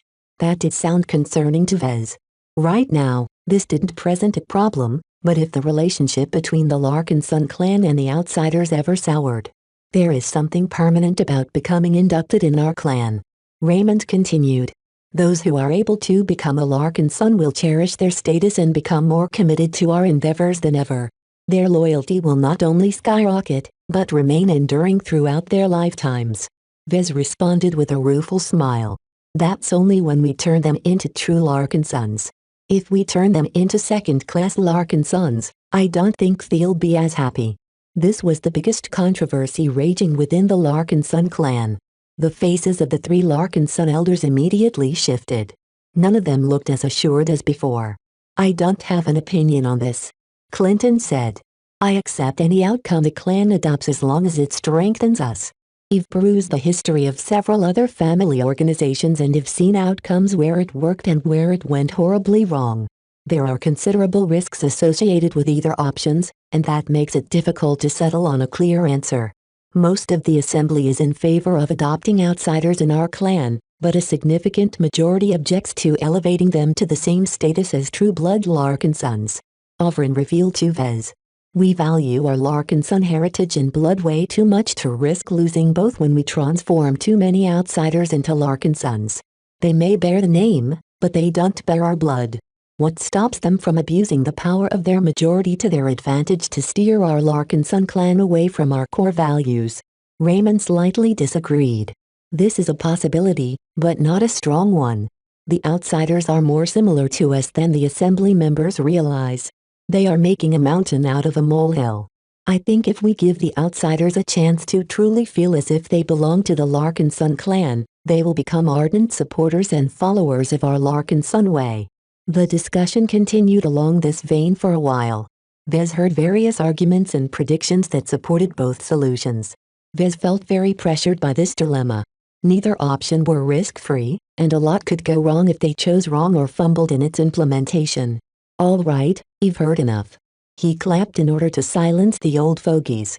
Right now, the assembly is in favor of instituting a class division in the clan. Is that right? Ofrin nodded. A majority of our entire clan is in support of this solution. As much as we appreciate the outsiders, most of us still wish to retain our special identity. It sounds selfish, but that is the reality of the situation. Adding outsiders to the clan meant eluding the power and influence of the insiders. That did not sit well with many current Larkinsons who thought they were above everyone else. It was no mystery why most of them subsequently wanted to form a division within the clan. This was not an ideal solution to Vez. If we turn outsiders into second-class Larkinsons, that will in effect perpetuate the current division between clansmen and outsiders. Sure, The distance between them has gotten a little closer, but there is still a gulf between a true-blood Larkinson and an adopted Larkinson. Many of the same worries we currently have about entrusting so many essential responsibilities to outsiders still exist. I think we can handle this problem, Vez. As long as we learn from other examples and apply best practices, we can turn second-class clan membership into something that is still valuable. Though that sounded good, Vez grew increasingly more uncomfortable with the idea. He liked it if his clan was one big happy family. Forming a class system which rigidly separated one group from another group went against his original vision for his clan. So far, it seemed like the decision-making organs of the clan were slowly drawing towards a consensus that would expand the clan at the same time as dividing it into two. If Vez did nothing, the class system within the Larkinson clan would become a reality. Was this the Larkinson clan he wanted to lead? Was this the Larkinson clan that could survive the challenges of the future? Was this what Vez truly wanted? The more he thought about it, the more he felt uncomfortable about it. While he was sure it would work okay as long as the Larkinsons managed the transition correctly, a part of him felt as if the other solution held more potential. To survive in the Red Ocean, his Larkinson clan needed to be a strong and united collective. It could not afford to exhibit any fault lines that its enemies could exploit. Chapter 2007 Unrecognized Chapter 2007 Unrecognized. The discussion with the three Larkinson elders hardly resolved his doubts and uncertainty surrounding the imminent adoption of outsiders into the clan. On one hand, Vez gladly welcomed the expansion of the clan as long as the original Larkinsons remained in control. On the other hand, Vez did not want the clan to become too stratified and locked in class tension. He knew from observing other family organizations that dividing family members into a group of core members and outer members happened very frequently. Many families, clans, noble houses, dynasties and etc. often faced a similar situation as the Larkinson clan. Expanding their group often had to be done for one reason or another, but the persistent question remained. How much power did they need to give up to accept the outsiders into the clan?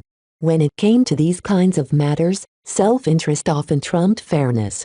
Even if the outsiders had contributed far more to the group than the so-called insiders, they were still deprived of the rewards and recognition they deserved in order to preserve the interests of the latter.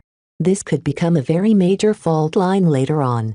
A lot of families and clans went down because of the infighting and intrigue such divisions provoked. Vez did not want to turn his clan into a group where one Larkinson wasn't able to trust another Larkinson. This kind of future was something unthinkable for the old Larkinson family, and he wasn't about to let his clan descend so easily. After a lengthy and illuminating discussion with elders, Raymond said one last piece before departing from the Scarlet Rose. Whatever road we take, we best make our decision after considering all of the angles. The outcome of this serious question will determine what it truly means to be a Larkinson. Think carefully before you make your own choice, young Vez. Are Larkinsons only confined to those who possess the blood?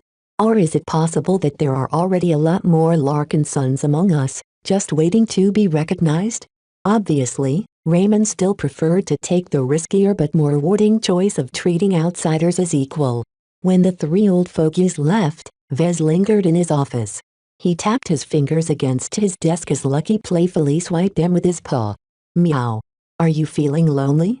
Meow. Is Clixie not enough for you? Meow meow. You want to become in charge of an entire posse? I don't know about that. I don't want to turn the Scarlet Rose into a cat zoo. Meow. Maybe you have a point. There's not enough life on this ship. As the former mobile supply frigate to the CRC, the ship wasn't all that big to begin with. Due to his paranoia, he only stationed his most loyal avatars and battle criers as her crew. While they were very dedicated to their jobs, they were always serious on duty and off duty. The design teams and Larkinson seeds residing on his ship possessed a lot more personality, but as current and future mech designers, they always recognized the vast gap between their employer and themselves. I'm a bit too isolated here, he muttered. I'm cut off from the rest of my fleet. I don't even know how others are doing. He supposed he could patch into the monitoring system feeds to observe what was happening on the other ships, but that sounded a bit too lazy and detached for him. Since the fleet required half a day to cycle the FTL drives of its slower ships, why not take advantage of this window of opportunity to tour his sprawling organization? After he made his decision, he broke the news to Gavin, who blinked at the sudden initiative. "That's rather unexpected of you, boss," he replied, though he made sure to tap into his datapad to ready a shuttle and accompanying escorts. "You have 2 big mech design projects in the pipeline. Is this really the time to go on a tour? It'll only be half a day. I've never really taken stock of my people after we fled Castlingville. We've been running from the Fridaymen for so long that it was as if they were right on our heels. Now that we have the penitent sisters to guard us, the crisis isn't so severe anymore." His personnel quickly readied an armored shuttle for departure. After sending a note to Gloriana that he wouldn't be attending today's design session, he took Lucky and Nita and started his short tour. Surprisingly, Vez didn't opt to drop by the Red Feather or any other ship in his possession. Instead, his first stop was the Serendipity. Venerable Brutus Wadden perplexingly welcomed his arrival at the hangar bay of Light Frigate. "Welcome to my personal ship, Mr. Alarkinson," the expert pilot said with reserve. "I have some very nice bottles of authentic Hector vintages waiting to be opened up. Would you like to peruse my collection?" Vez waved his hand. "No thanks. I'd like to take a look at your Star Dancer instead. I've never seen a second-class expert mech up close. My mech is right ahead. Please be mindful that we can't allow you to peek too much. The mech is built using some of the best technology the hegemony has mastered. While Gloriana is permitted to know the technical details, you are not on the list." "Understandable. I just want to take a look to appreciate the craftsmanship of your mech." They walked a few bays over until they reached the Star Dancer. Just as he expected, the expert mech was fully ready to deploy if needed. "Impressive." Vez sighed in admiration. "This is perhaps the most powerful ranged mech that I have ever personally laid eyes upon. Its craftsmanship is exquisite." The expert mech was everything he expected and more. Though he had reviewed the battle footage of the Star Dancer in action against the CRC's Screaming Blade, seeing the mech up close was an entirely different experience. Though dormant, the mech carried the spiritual flavor of its mech pilot. Even now, Brutus' strange protective field merged seamlessly with the mech, making it appear as if they were connected despite the latter's dormancy. The blue and black mech looked a bit different from the last time he had seen it. Vez noted keenly that it exhibited a bit less armor and a few more modules that looked like boosters and other mobility-related enhancements. "Looks like you've prepared your mech for a rematch against the Screaming Blade." The expert pilot crossed his arms as he stood next to Vez. "Dueling a light mech is not something that I enjoy.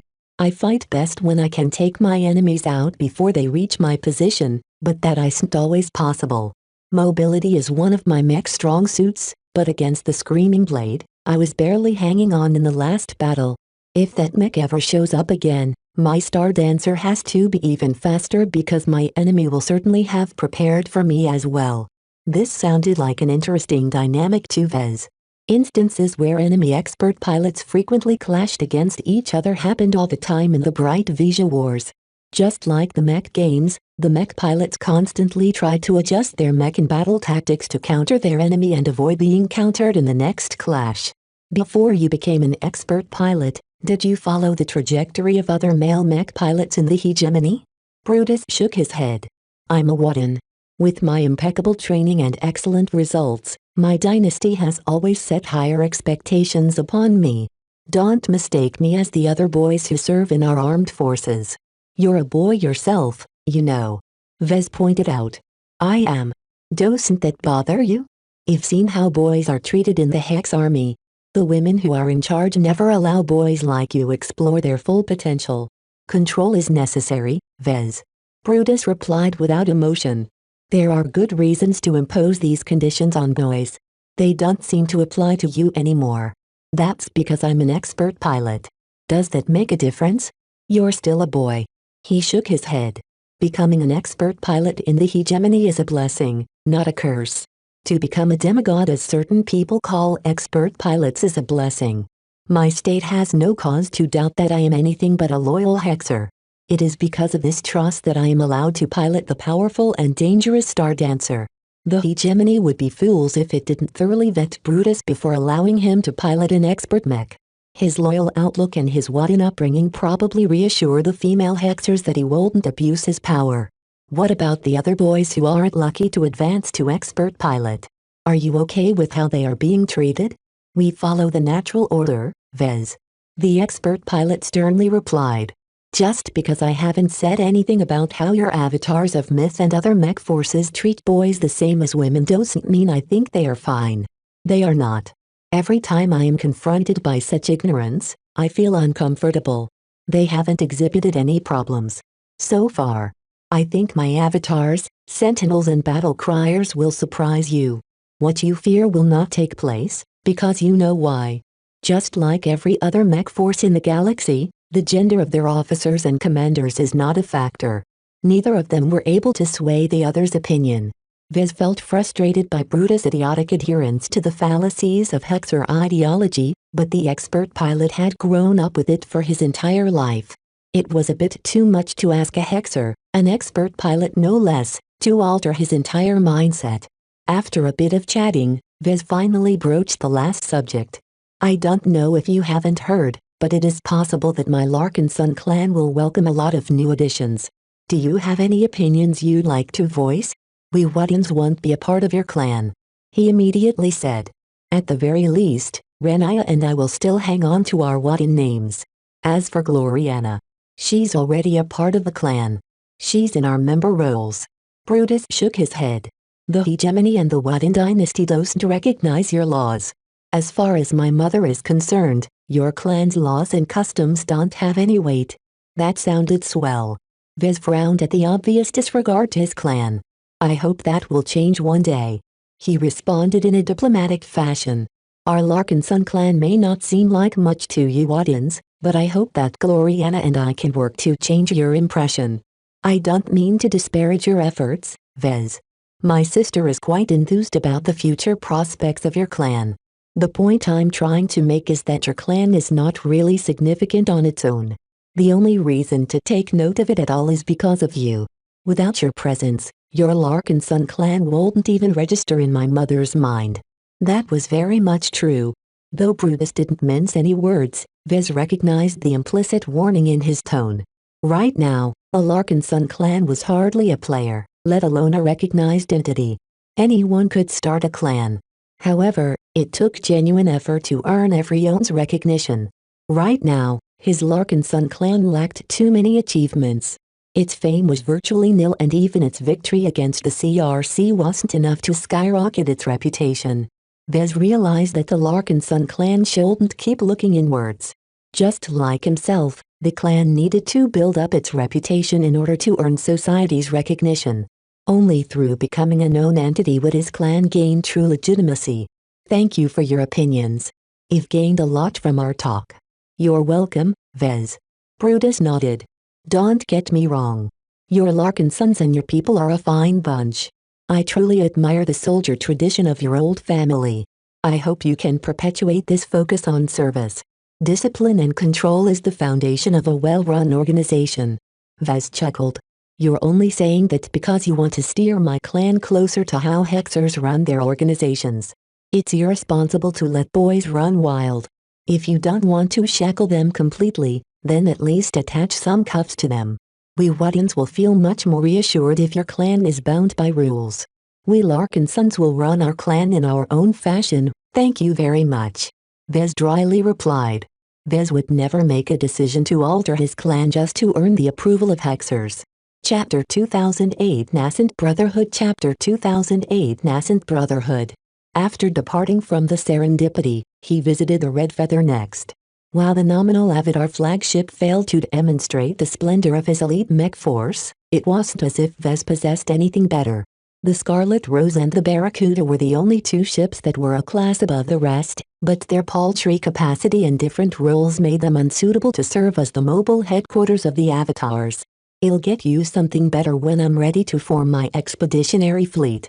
Vez promised Commander Melker when they met at the ship's mech bay. For now, this is not a good time to buy a ship. The entire starship market in the Komodo Star sector is still clogged with orders. I know. His cousin answered. I don't expect you to address this issue immediately, but it would be good to have a plan in place. We can't keep entrusting the safety of our mech pilots and support personnel with a ship as flimsy as an economy mech. Light carriers are like eggs. It only takes a small crack to spill out all of the insides. Obviously, this issue was bothering Melker and everyone else a lot more than Vez. This was not a surprise considering that Vez usually resided aboard the Scarlet Rose. Even if she wasn't designed for frontline combat, the ship's excellent armor allowed her to withstand a decent amount of attacks from second-class mech, which provided Vez with a lot more reassurance than others. Seriously, Vez. Please get us better ships. Melker pleaded. They don't have to be as good as the ones operated by the Penitent Sisters, but at least give us a chance. I know. I didn't come and visit the Red Feather to hear these familiar complaints. Please show me around. Let me take a look at your mech first. Right. There are bright warriors all around us. We have taken good care of them. While they are a bit more complicated than the mech our crews used to service, I think we have all gotten a good handle over them in the last month. The bright warriors were unmistakable presences in the mech bays and other areas of the ship. Vez was very familiar with their glows considering they originated from the Golden Cat. What he found interesting was that the X-factor of the individual bright warrior mech were already starting to form their own individual identities. Though it was imperceptible to everyone else, Vez keenly noted that they were becoming more unique due to the history they accrued, the influence of their mech pilots and the role they adopted the most. Originally, the Bright Warrior was supposed to be a modular mech platform, but cost and resource constraints limited each copy to a single configuration. The Illuminating Warrior, Shining Warrior, Nova Warrior and Solar Warrior were all developing their own distinct sub-identities. Vez wondered how far their evolution would go and if the mech were able to retain their distinctiveness if the avatars ever changed their configuration. The mech technicians have taken good care of them. I hardly recognize any problems when it comes to their maintenance. That's mostly thanks to you. You've provided us with extensive documentation in the form of manuals, warnings, advice and breakdowns to us. Reportedly, our chief technicians are very thankful for all of the information you've given out. It has made their lives much easier. Vez smiled. I understand the difficulties of servicing complicated mech.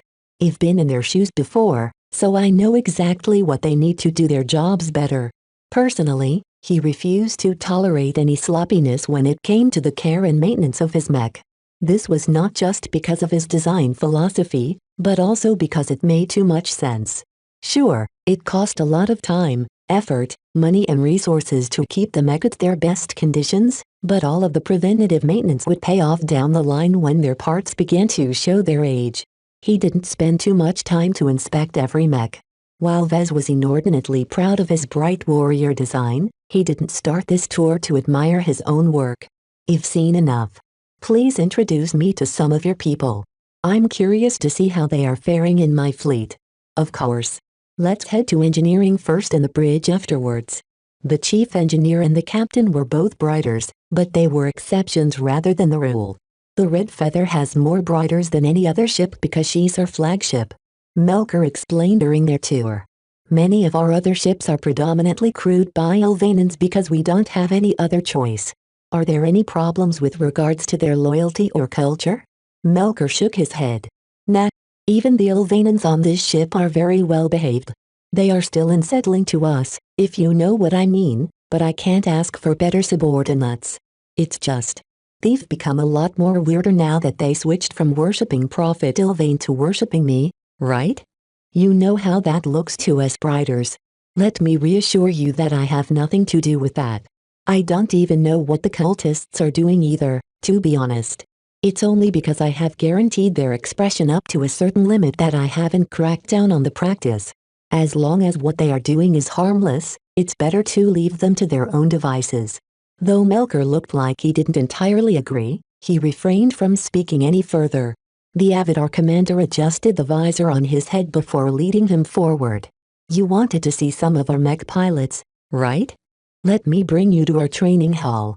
They visited a compartment that was centered around simulator pods and theoretical mech piloting classes. Various veterans from the Larkin Sun clan were diligently teaching or drilling the Avatar pilots. Though the entry of Vez and the Avatar commander elicited a lot of commotion, the officers and instructors quickly forced the mech pilots to return to their lessons or drills.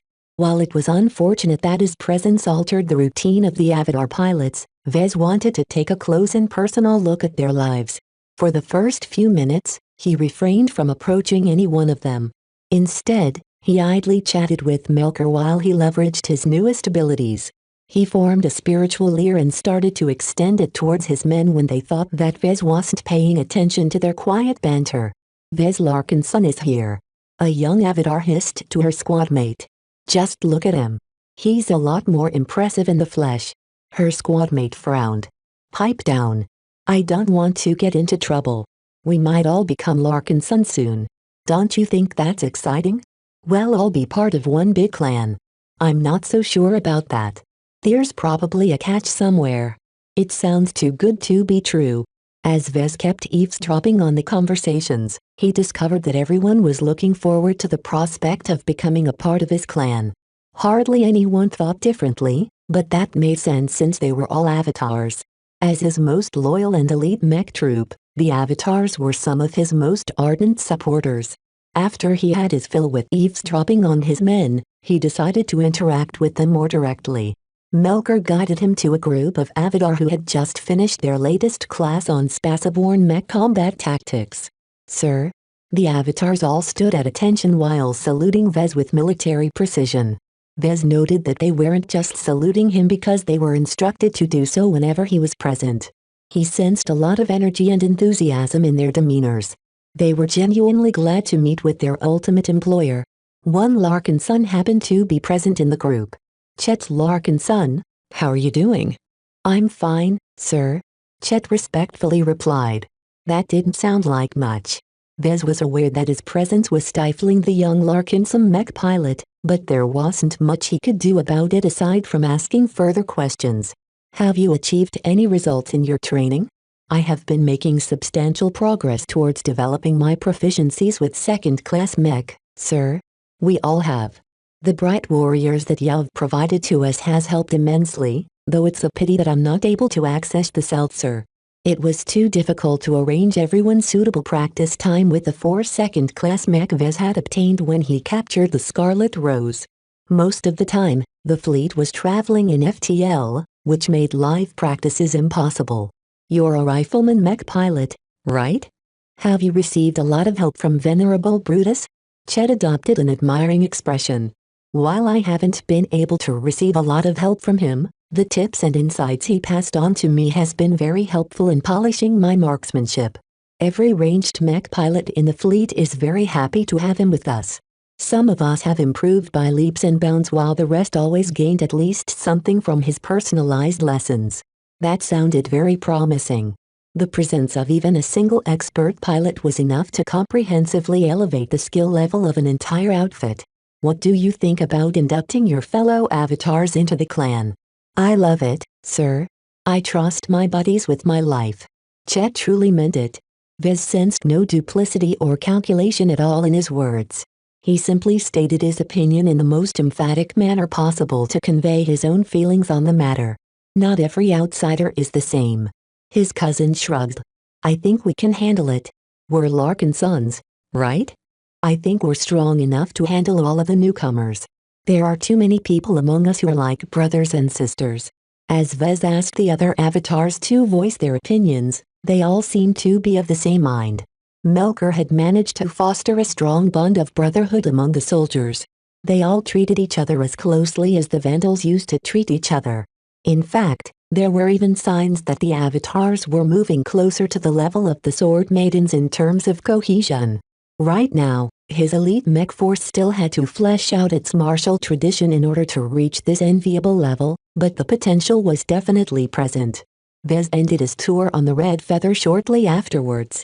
As much as he wanted to interact with the Avatars some more, he had to take a look at the other groups as well. The Avatars only represented a small slice of his total workforce. Before he left, he made one last stop to the compartment where the Quint was stored. The masterwork mech looked as impressive as ever. Melker had made sure to assign his best mech technicians to keep it in excellent condition. Joshua King lingered very close to his mech. When Vez and Melker approached, the young mech pilot immediately saluted. "Sir, is the Quint up to your satisfaction? It is more than I ever wished for. Piloting this mech is a delight." Vez asked the same questions he posed to other avatars. Predictably, Joshua was a huge supporter of the initiative to expand the Larkin Sun clan. In fact, he was a lot more outspoken than the other avatars. "Mr. Larkin Sun, I have admired your work and your family for years," Joshua said. "Being chosen to pilot your Quint was the best day of my life. I have made a promise to myself that I would serve you and your clan in any way possible. Are you that eager to join my clan? It is an immense honor to become a part of your clan. I am willing to sign any contract imaginable and swear as many oaths as needed to become a Larkin Sun. What if you have to sign a contract that would make it very difficult for you to leave? I've already made up my mind. Becoming a Larkin Sun is worth everything." Chapter 2009 Lost Kin. Chapter 2009 Lost Kin. Vez visited multiple ships and groups after he departed from the Red Feather. He visited a civilian ship which housed many of the Larkin Sons and their families. He dropped by a vessel which had been converted into company ships by the LMC. He even took the time to travel to the Jaded Sword in order to speak with Commander Dice and learn how the Sword Maidens were faring these days. Vez recalled the immense contribution the Sword Maidens had made during the Battle of Kesselring. Without their crucial assistance in taking down the CRC Night Mech, the battle on the ground might have been lost. The Sword Maidens paid a very heavy price for that, though. They lost around half of their landbound mech and a slightly smaller proportion of mech pilots. The former pirates were still very depressed about the losses. A grim-faced Commander Dice calmly greeted Vez. "Hello. Hello, Commander." The dark-skinned pirate commander looked more solemn and focused than he had last seen her. Due to the unusual way she became an expert candidate back on Ian Coronavirus, the vibe she exuded possessed a lot of familiarities to Kalanxo. It was a mistake to think Dice was of the same mind as the sacred god.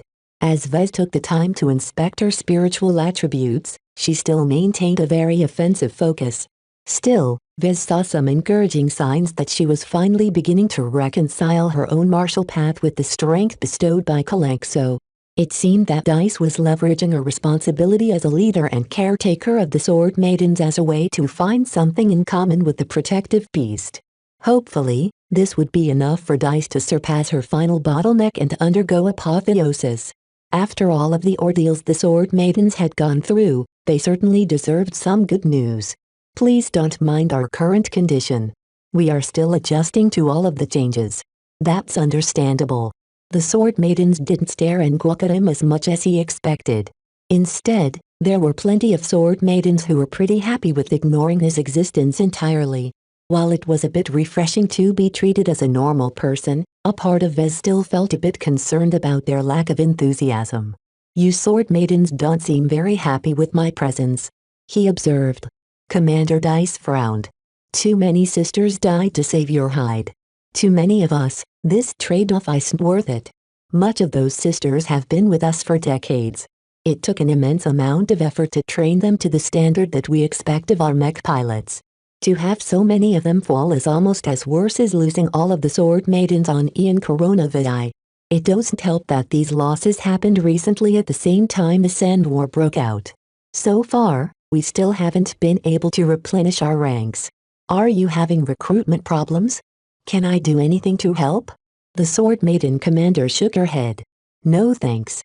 In the previous months, we already picked up a large batch of young women among the refugees. It takes a long time to train them up, though. It might take a decade or longer before we are back to our old level of strength." That sounded way too long to Vez. While he understood that it was how the Sword Maidens always conducted their training, it might not be necessary to stick to their primitive training methods. "We have plenty of training resources to accelerate the training of your Sword Maidens. You helped save my life, so the least we can do is to make up for your losses," Vez offered.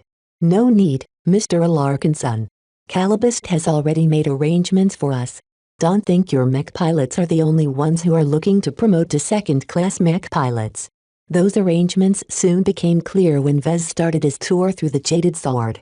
Amidst the rigid sword maidens practicing their swordsmanship, the younger prospects undergoing hellish training in order to raise them to the standard of the older women and the indentured men performing most of the lesser work, he suddenly realized something very profound. Your sword maidens share a lot in common with the Hexers. He gasped. Is that a surprise to you? Commander Dice smirked at him.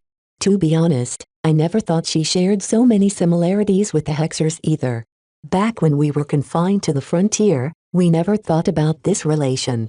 Civilized space was too alien to us, and a powerful second-rate state has no reason to get involved with a small pirate outfit like ours. Are the Hexers really uninvolved with the creation of your outfit? Vez skeptically asked. You'd have to ask Commander Lydia. She shrugged in response and lowered her tone. In truth, I'm not entirely clear about the circumstances behind the founding of the Sword Maidens. Ostensibly, Commander Lydia shaped the Sword Maidens by herself while relying on secret backing from the Reynald Republic. Who exactly was Commander Lydia? She shouldn't have come from nowhere. How was she able to form the Sword Maidens and grow it into an elite outfit in the most difficult circumstances imaginable? Commander Lydia started her outfit from scratch. Even though she received a lot of financial support, she started off with no organization, no reputation and few existing assets. She had to build up an entire organization in the frontier, a region where danger lurked in every corner and where potentates and mech pilots were not only rare, but also started off with awful foundations. In hindsight, the emergence of the Sword Maidens as a force to be reckoned with in the frontier sounded very suspicious. If Commander Lydia was truly responsible for its successful rise, then she was anything but an average leader. The resilience and leadership ability shown by someone like her should be very unusual. It was impossible for her to be so competent if she came from the frontier. Do you think that the founder and former commander of your outfit was a Hexer? Almost every sword maiden has bought into this theory. Commander Dice admitted. There are too many coincidences to ignore this possibility. The fact that many of our customs are exactly in line with the hegemony's traditions is too obvious, especially now that we have become more exposed to Hexers. What does Calibus think? Even she agrees. She has taken a look at all of our surviving records, and while there isn't any hard evidence, she has made the same conclusion. According to her, Commander Lydia was likely a Hexer officer who fell victim to one of the intrigues that took place in the hegemony. I can't imagine what drove her to flee all of the way to the frontier, but I'm thankful she did. A lot of our sword maidens would have led much worse lives if not for Commander Lydia's efforts. Vez had very mixed feelings about this conclusion. It turned out that his visit to Centerpoint wasn't the start of his entanglement with Hexers. With everything the sword maidens had done so far, Vez respected them immensely. To find out that they were effective surrogate Hexers left a sour taste in his mouth. Still, he refused to allow his biases to color his impression of the Sword Maidens. Regardless of their Hexer DNA, they had still fought valiantly during the crucial ground battle at Castlingvei.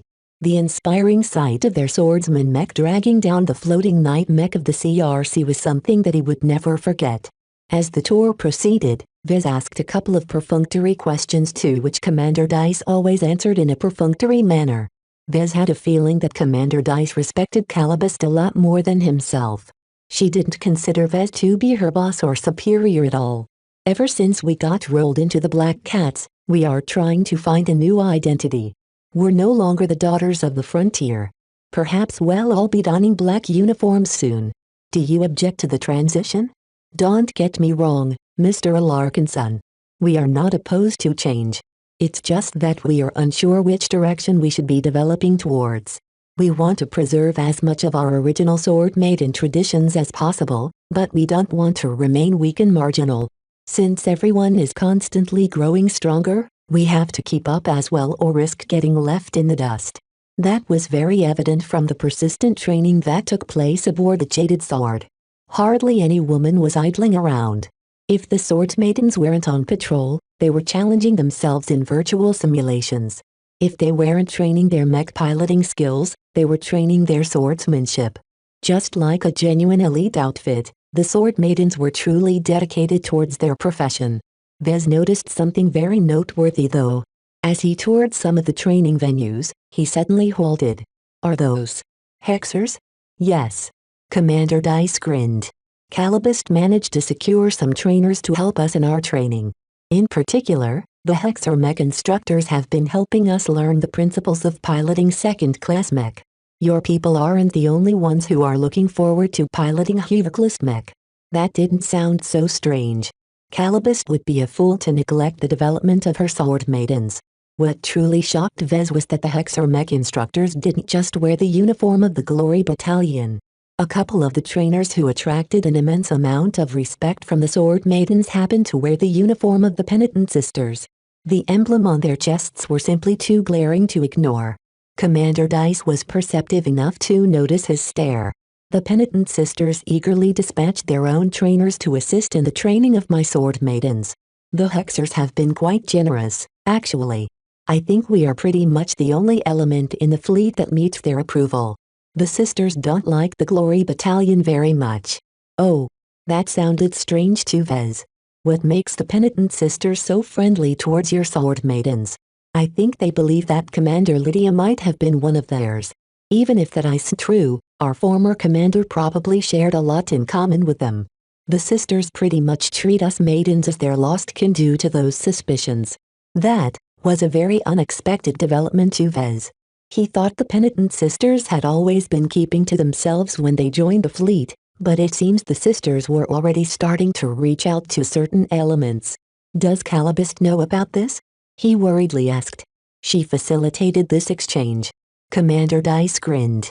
That sounded exactly like something Calibust would do. Vez furrowed his brows.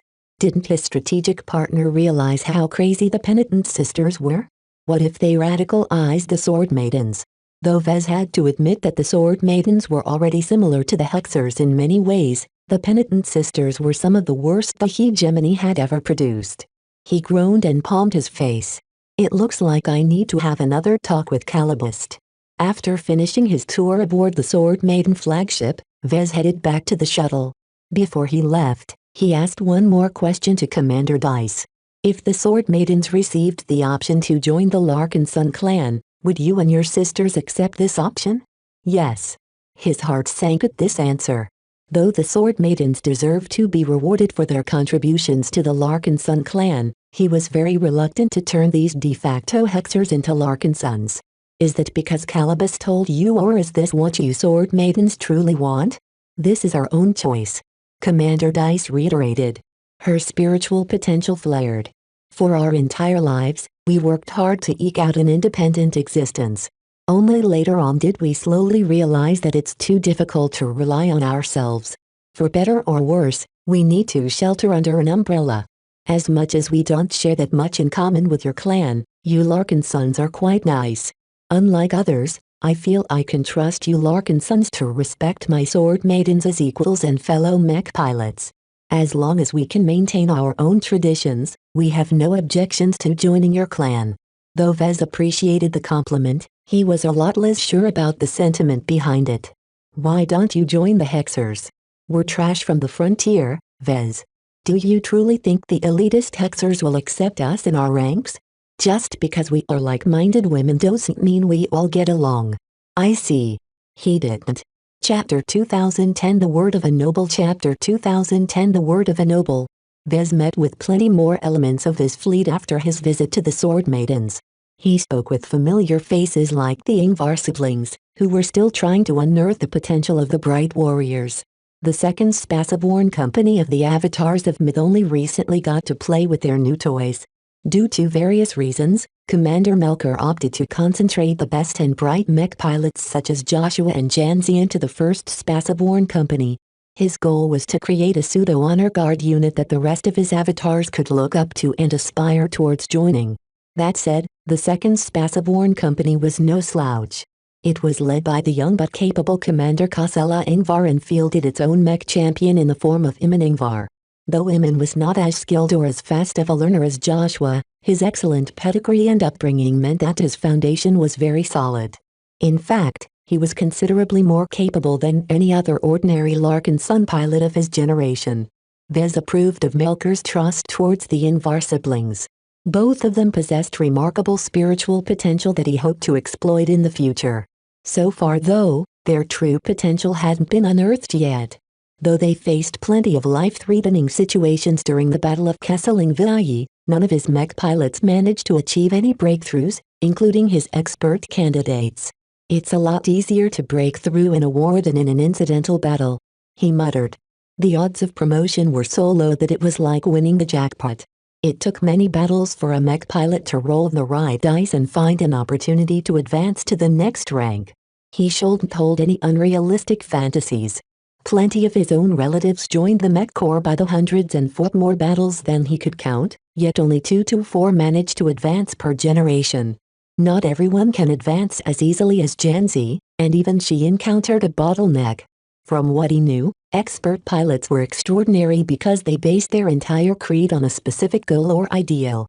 While they gained an unimaginable amount of strength after taking their first steps towards godhood, they had to let go some of their mortal aspects during their long journey towards ascension. Vez believed that this was the most difficult aspect about breaking through. Plenty mech pilots were attached to their human traits. It was not so easy to let go of the identity the mech pilots acquired at birth. When his shuttle arrived at the light carrier bearing the second Spaceborne company, Vez greeted the Invar siblings while at the same time inspecting their spiritual potential.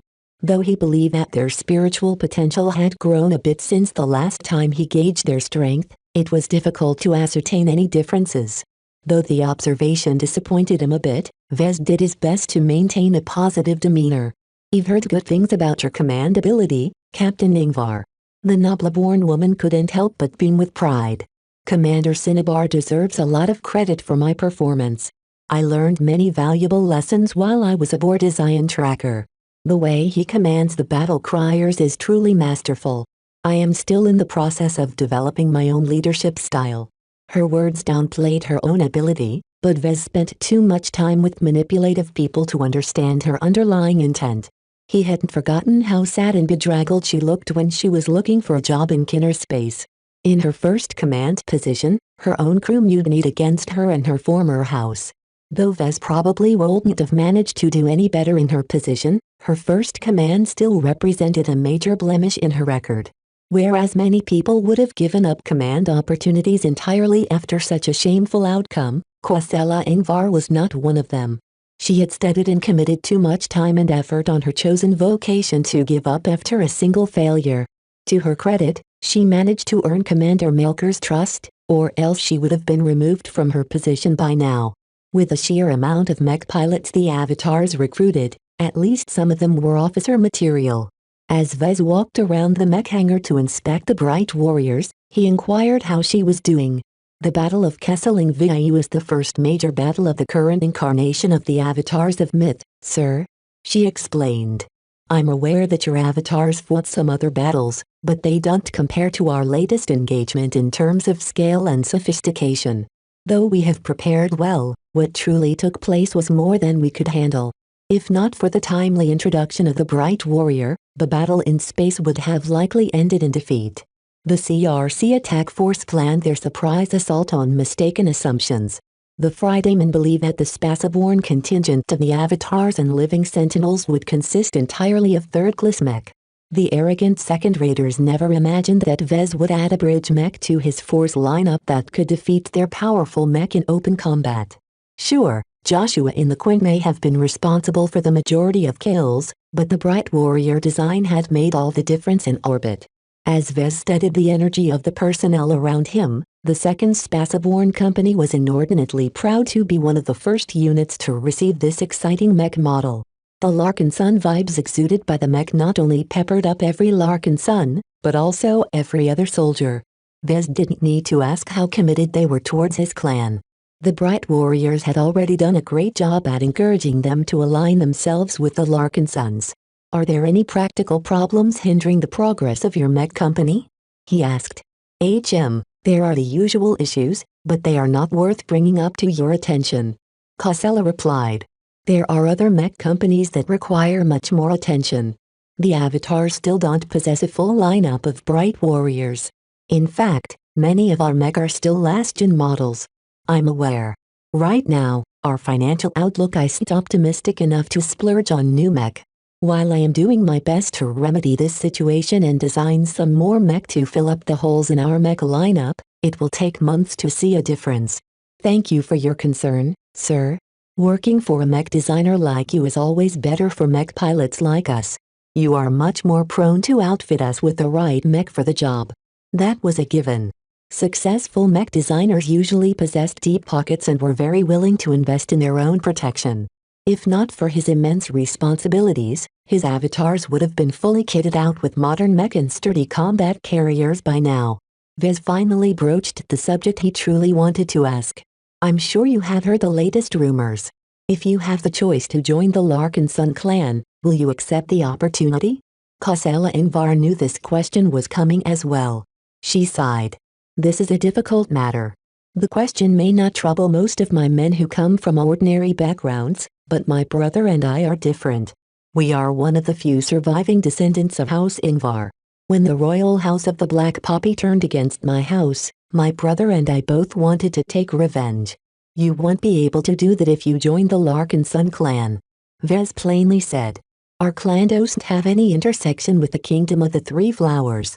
As much as I sympathize with your plight, it's not our responsibility to avenge the fall of your house. I'm aware of that. I would never want to impose my private goals onto you. That is simply too unfair. It's just tell him the truth, Kosella. Someone else piped up from the side. Brother. Iman Ingvar, as brash and impulsive as ever, interjected himself in the conversation. He left the side of his Nova warrior to join his sister and nominal superior.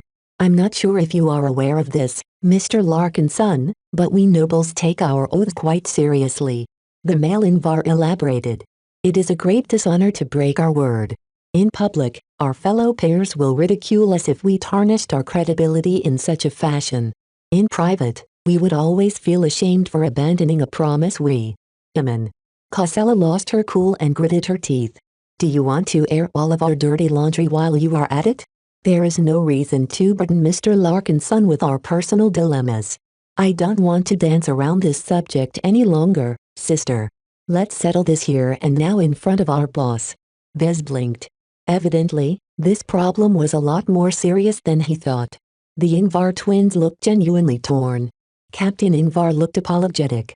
Sorry, Mr. Larkin's son.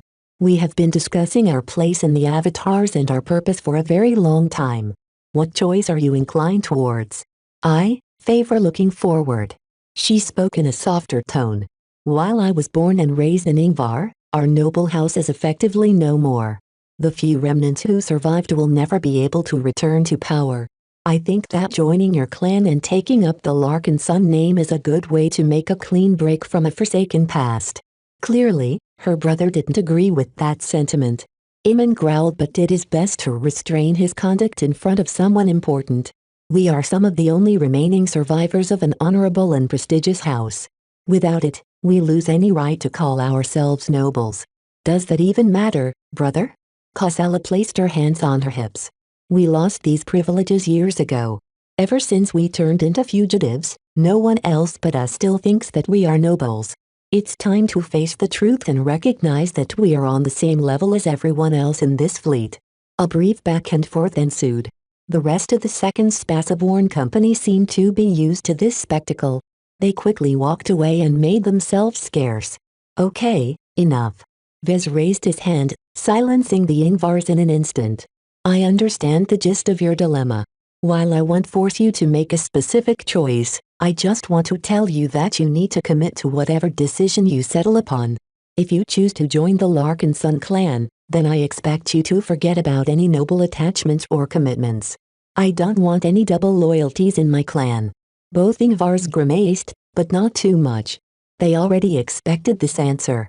Vez didn't leave it at that, though. He couldn't help but make a final suggestion before he left. Personally, I think you are going about this the wrong way. If you reject the opportunity to join the Larkin Sun clan, what then? Will you eventually leave the avatars and try to organize a rebellion against the royal house of the Black Poppy? What can you do by yourselves with a couple of mech, no army and a limited amount of funds at your disposal? Well, figure something out. There are plenty of rebels in the kingdom of the three flowers. Iman muttered. Heh. Most of these rebel movements are simply rabble. They can exist for centuries without ever coming close to meeting their goals. The contempt in the faces of Iman and Kosala show that they held the same contemptuous attitude towards rebel movements. Vez smiled and spread his hands.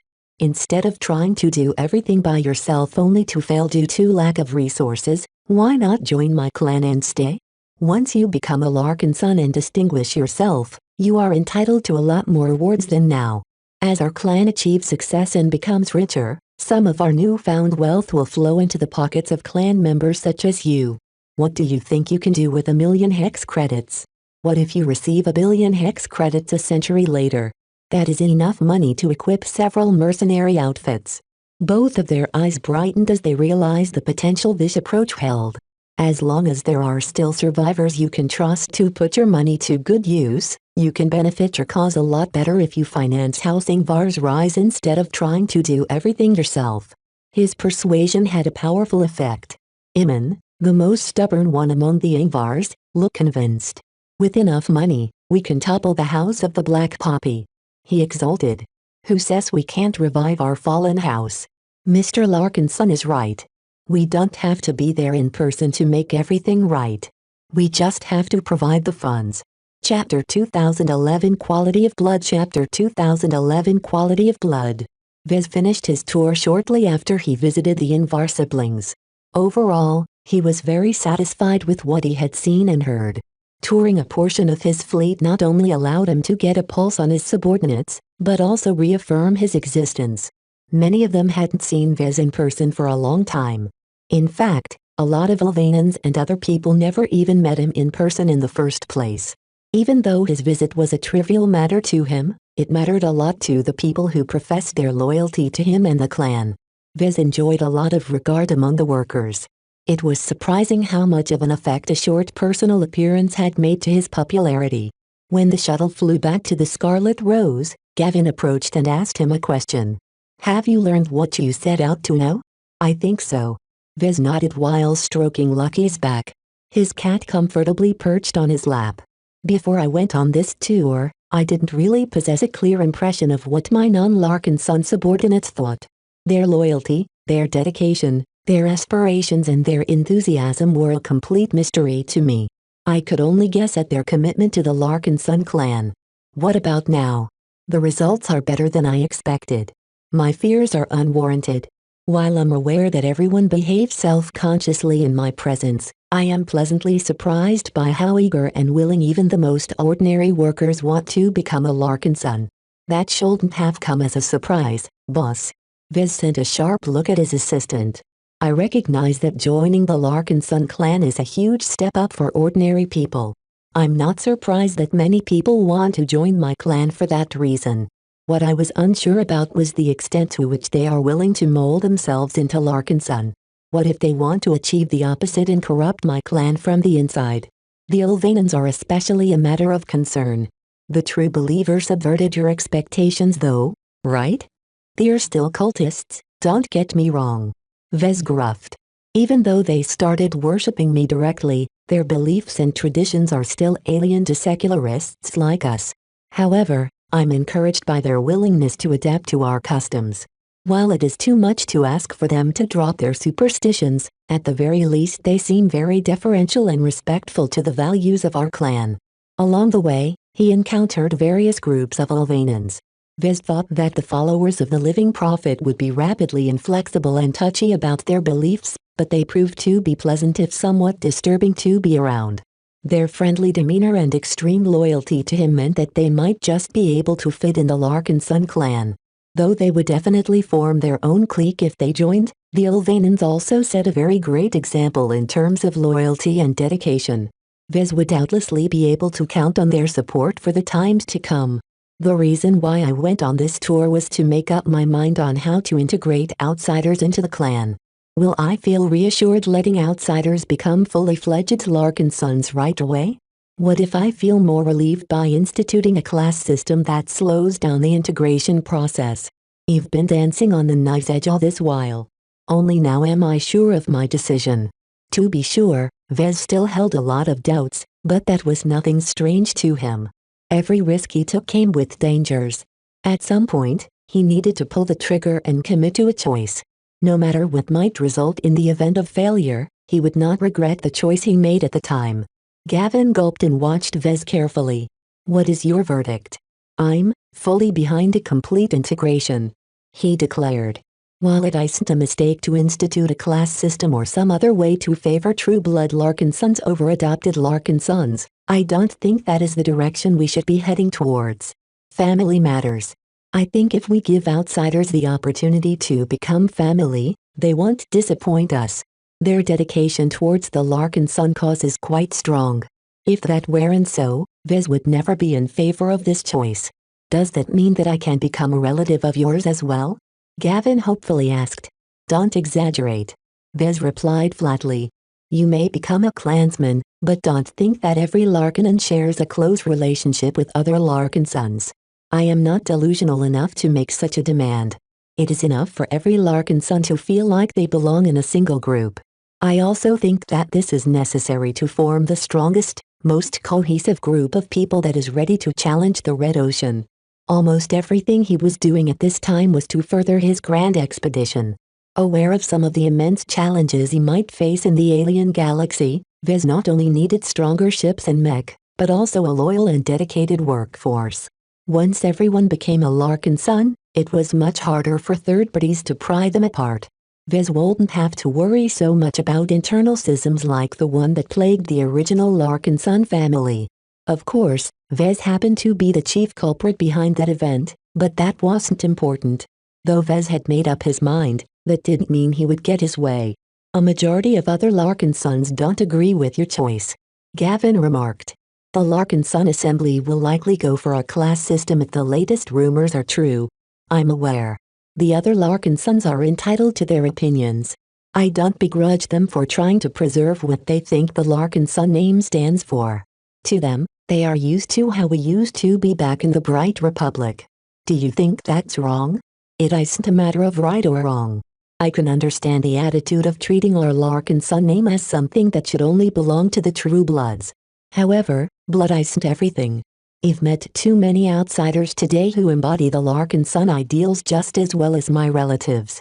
Would it be fair to deprive them of the same status that is owed to Larkinsons who just happen to possess the right blood? I don't think so.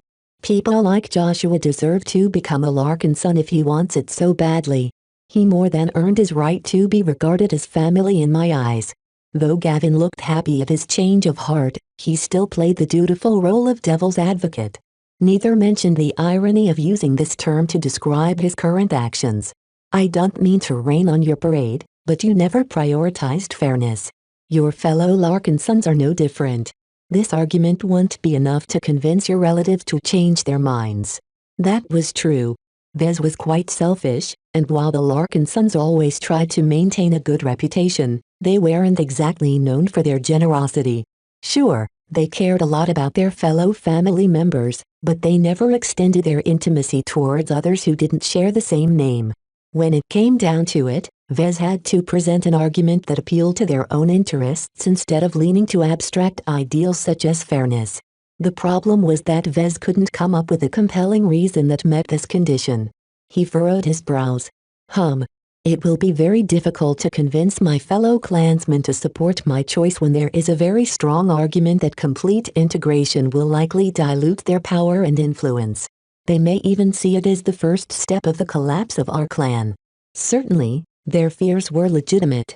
There was no way to tell if the clan would be able to last or retain its original values after absorbing so many outsiders without any barriers. Perhaps Vez needed to come up with a compromise solution that lessened the objection. He didn't want to, though. For something as important like this, half measures would only exacerbate the tensions between the two groups. Holding back would just hamper the integration process. At the end, he wanted the division between true-blood Larkinsons and adopted Larkinsons to disappear. His new view was that everyone could become a Larkinson no matter what quality of blood they possessed. To Vez, it didn't matter anymore whether any clansman inherited the genes of the original Larkinson ancestor. There were plenty of bastards among the Larkinsons who possessed the same bloodline as him, So it wasn't the only determinant of someone's commitment to the clan. You'll be redefining what it means to be a Larkinson.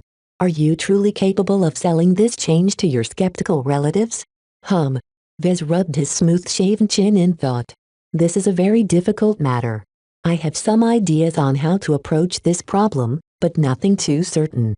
You'll have to talk to Calibust and James and think over it. They're the most ardent proponents of this change.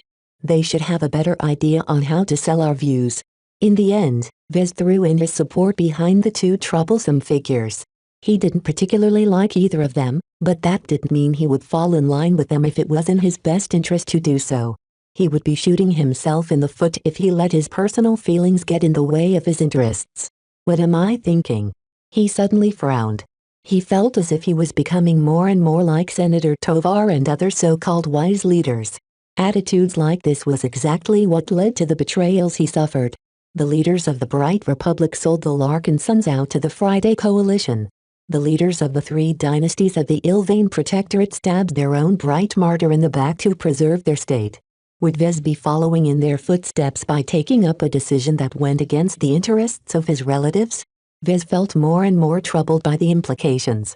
His principles, emotions and logic warred within him. He grew more uncertain on the correct course of action. Too much was at stake for him to feel conflicted. His thoughts remained turbulent by the time the shuttle reached the Scarlet Rose. As Vez exited the vehicle, he returned to his stateroom and tried to sort out his thoughts. The Larkinson Assembly would be holding a vote in a matter of days. Vez not only needed to clear his doubts, but also present a strong argument that would sway the Assembly members to his side. Why did I share so much power with the Larkinson Assembly? He groaned. Maybe I shouldn't have been so generous in splitting my authority. As clan leader, he could still ram through his own edicts, but that was a very quick way to disillusion the original clansmen. Is Gloriana right? He gradually wondered. Will it be necessary for me to employ my devil tongue against my own relatives? His principles warred against this decision. He knew how much damage he could do when he combined his fiery words with his spiritual tricks. Enemies and allies, are they truly the same? Before he could muse any further, the hatch to the stateroom slid open. Vez. You're finally back. Gloriana walked over and swept him in a loving hug, cloistering him with her lavender scent. She rubbed his cheek against his own. So soft. So smooth. Hee. Ah, hello Gloriana. How was your day at the design lab? She withdrew from the hug. It's not the same without you. I hope you can settle the matter of your Larkinson clan quickly. Have you made up your mind? I did. Then that's great. I hope you get your way, then. Let me explain what progress we made on the two projects. She sat down next to him and enthusiastically showed off her progress.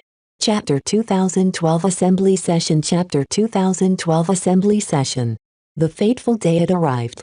When the fleet arrived in the next star system, a large number of shuttles emerged from various ships.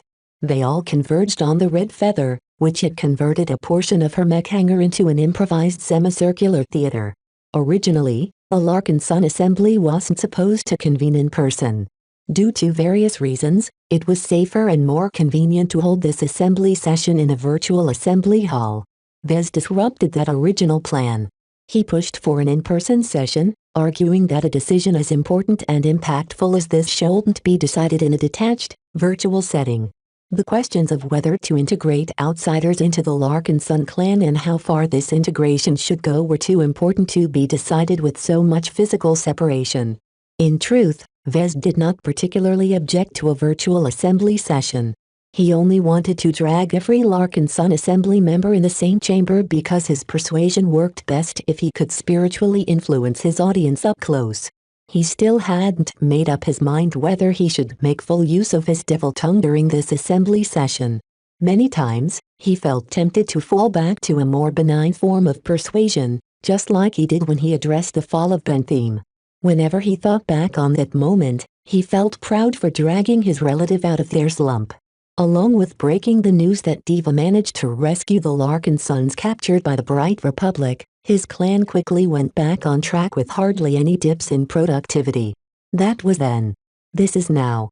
He whispered to himself. The issue that Vez was contemplating not only hit much closer to home to many Larkin sons, but also touched on their most closely held values. To them, family was always confined to their own blood relatives. The only ones who were exempted from this rule were those who directly married into the family. There were no other exceptions. Honorary Larkin sons don't exist in my family. This approach served the original Larkin son family well back when it was based in the Bright Republic, but Vez believed it was outdated.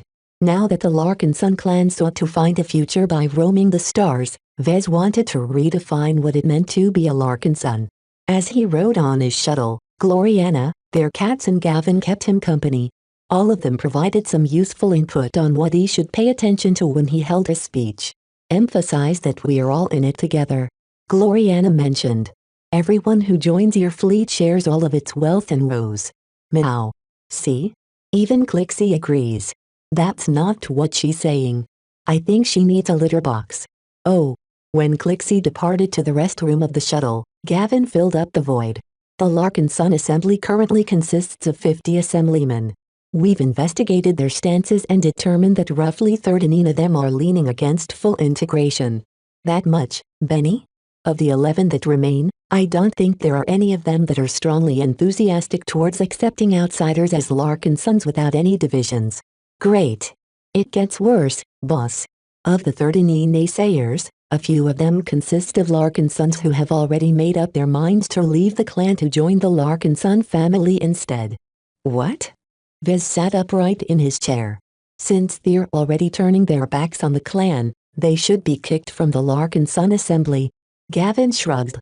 With how the rules of the assembly are currently set up, that's not entirely possible. Maybe we should kick them right now. I won't advise that, Vez. Regardless of how much you are annoyed at them, many Larkin sons still consider them family. They deserve to have a say in the time they are still in the clan. Do they really believe that? Hey, it's your family. You know your own folk best. His assistant was right. This was exactly what he could foresee the Larkin sons doing. The problem was that Vez was pretty sure the potential leavers all sided with the Larkin sons who wanted to maintain a fence between the True Bloods and the adopted. Even if they didn't want anything to do with the clan anymore, they were still invested in their Larkin son identities. Naturally, they would do everything in their power to make sure the Larkin son clan did not dilute the identity of their common name. While Vez grumbled at this setback, the shuttle soon arrived at its destination. A lot of shuttles try to ferry their passengers over the Red Feather, but one of the perks of being the clan patriarch was that his ride possessed priority. Once the shuttle landed, Vez and the rest had to exit quickly in order to make way for the next shuttle. They quickly strode forward and made their way to the middle where a large space in the mech hangar had been cleared for an imposing construction. Muddled after a semicircular amphitheater, the mech technicians had done a good job at erecting a venue where his upcoming speech would have the greatest effect. Though there were better places for the Larkin son Assembly to hold its pivotal session, Vez insisted on holding it in the mech hangar of the flagship of the Avatars of Myth. In his previous tour, he was impressed by how strong and pervasive the glows of the Bright Warriors affected the entire surroundings. Some of those mech had been moved elsewhere to make room, but over a dozen Bright Warriors still remained in the vicinity to cast the entire compartment with an aura that was uniquely Larkin son. All of this setup served a purpose. Vez had used all of his power to manipulate the environment in his favor. Even now, Vez noticed many assembly members adopting a more solemn and reserved demeanor. In the presence of so many Bright Warriors, this was no time to joke around. Avrin Larkin son, in his guise as the speaker, approached Vez in a formal-looking robe. This is a big day, today. The clan will change forever regardless of what transpires here. I hope that whatever we decide upon will make us stronger. Those are my hopes as well. Vez nodded, aware that Avrin was one of the Larkin sons who was leaning against full integration. At least some Larkin sons will depart from this ship with less than happy expressions. I just hope that they won't take their defeat too personally. When it comes to family, everything is personal, Vez. We can't separate sentiment from our decision-making. Not in this instance. That was true. After a cordial chat with the brother of his grandfather, Vez moved on and approached Commander Melker. Though he was also a Larkin son and held an important position, Melker wasn't a part of the assembly. He was merely milling around in order to chat with some of the Larkin sons who came in person. Melker. Vez greeted. How is the Red Feather? Everything is as secure as possible. All of the mech remaining in the hangar are active but locked down. There is a strong escort of avatars patrolling around the ship. Everything is as safe as can be. My men are all on high alert. What do you think of the likely outcome of this session? Melker's mouth curled into a frown. With how the wind is blowing, my men deserve better. Almost all of them have risked their lives for us in some way. That is far more than what you can expect from mercenaries or regular employees. To me, they're already family. I don't disagree. Perhaps there will be a way to avoid this outcome. Melker immediately scanned Vez from top to bottom with his visor. Vez was aware of his cousin's action because his comm and his implant detected the scanning waves passing through his body, though they failed to penetrate the bits covered by Synthra Umbra. You're up to something again, aren't you? I know you too well, Vez. Whenever you say something like that, you always pull off some sort of stunt. Public speeches like the ones you're about to hold is one of your favorite moments to sway people's opinions. Vez held up his hands. Hey, I haven't done anything yet. Please withhold your judgment until this is over. The Avatar commander snorted. I'll transfer some more avatars over to the Red Feather in case we need the help. What a wonderful vote of confidence. Some time went by until every shuttle deposited an assembly member. The old and distinguished Larkin sons who obtained the honor of representing the clan all took their seats. Though the amphitheater-like construction was an unusual place to hold the session, it wasn't too different from the old steering committee meetings. Everyone took their places. Vez and Gloriana sat at the throne-like seats elevated above the deck facing the half-circle. Avrin sat a bit lower and to the front. He struck the gavel. The amplified sound rang throughout the entire mech hangar, causing everyone to fall silent. I declare the commencement of the latest session of the Larkin Sun Assembly. The old Larkin Sun announced with an officious tone. Today, there is only one topic on the agenda. While Avrin went through all of the formalities, Vez tried to gauge the overall mood of the assembly members. Though they all looked similar to the naked eye, Vez perceived a lot of variety in their emotions. It was easy to guess which Larkin sons wanted to carve out a special status for the True Bloods. Depressingly, the estimate that Gavin had given him wasn't too far from the truth. The session proceeded until a Larkin Sun elder finally had the opportunity to address the assembly. Fellow Larkin sons, Keratin Larkin Sun began. We all know what the Larkin Sun clan needs. Our numbers are low and allies are hard to find. The proposal to add new members to the clan is an understandable one in the circumstances. Vez quietly snorted. Keratin Larkin Sun was one of the ringleaders of the clansmen who were planning to defect to Ark Larkin Sun. For someone who wanted to jump over to the Larkin Sun family to talk as if he cared about the clan was a giant farce. Still, as long as he hadn't actually left, he still possessed the right to attend the assembly session. Keratin continued his speech. However, in our enthusiasm to strengthen our clan, I would like to caution you all to please exercise restraint. While it is fine to change the definition of the clan to accommodate our changing circumstances, it is a mistake to go too far. Many family organizations have made a distinction between true blood members and adopted members. In our star sector, the Gage dynasty is the most prominent example. Though it is huge in terms of membership, only a small percentage of them consists of those descended from the founders of the dynasty. Nonetheless, it has emerged as the most powerful partner of the coalition. Vez frowned at the use of the Gage dynasty as an example. He held a personal animosity towards it due to Lady Curver's actions. A lot of other Larkin sons reacted negatively to the example as well, but they couldn't help but admit that Keratin was right to refer to the Gage dynasty as a successful example. No matter what you think about the Gage dynasty, its success is undeniable. I think we should all draw upon its example and use its promotion system as a powerful way to manage our new clansmen. A lot of Larkin sons had already been inclined towards this solution. Their determination to vote in favor of this model only rose after Keratin had his say. Several other assembly members got their turn as well. Various supporters of full integration had their say as well, but none of them were as convincing as Keratin Larkin Sun. It was too difficult to assure the assembly members that everything would go right if they went for the more radical option. Vez quietly groaned and palmed his face as he sank into his throne. Looks like it all rests on my shoulders. Chapter 2013 A Greater Calling Chapter 2013 A Greater Calling. A couple of ships emerged in a sand-shirred star system of the Old Republic. Different from Vez and the Larkin Sun clan, the remnants of the Larkin Sun family traveled aboard weaker vessels. In its entire existence, the Larkin Sun family never operated any starships at all until recently. Before the rise of Vez and the influx of excess cash, the family always depended on relying on commercial services or renting starships in order to move its larger assets.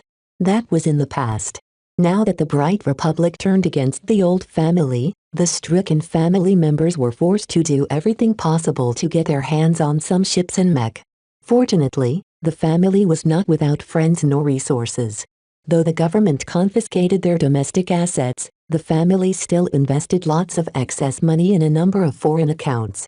That may not be enough to buy ships and mech, but that was where their stellar reputation came in.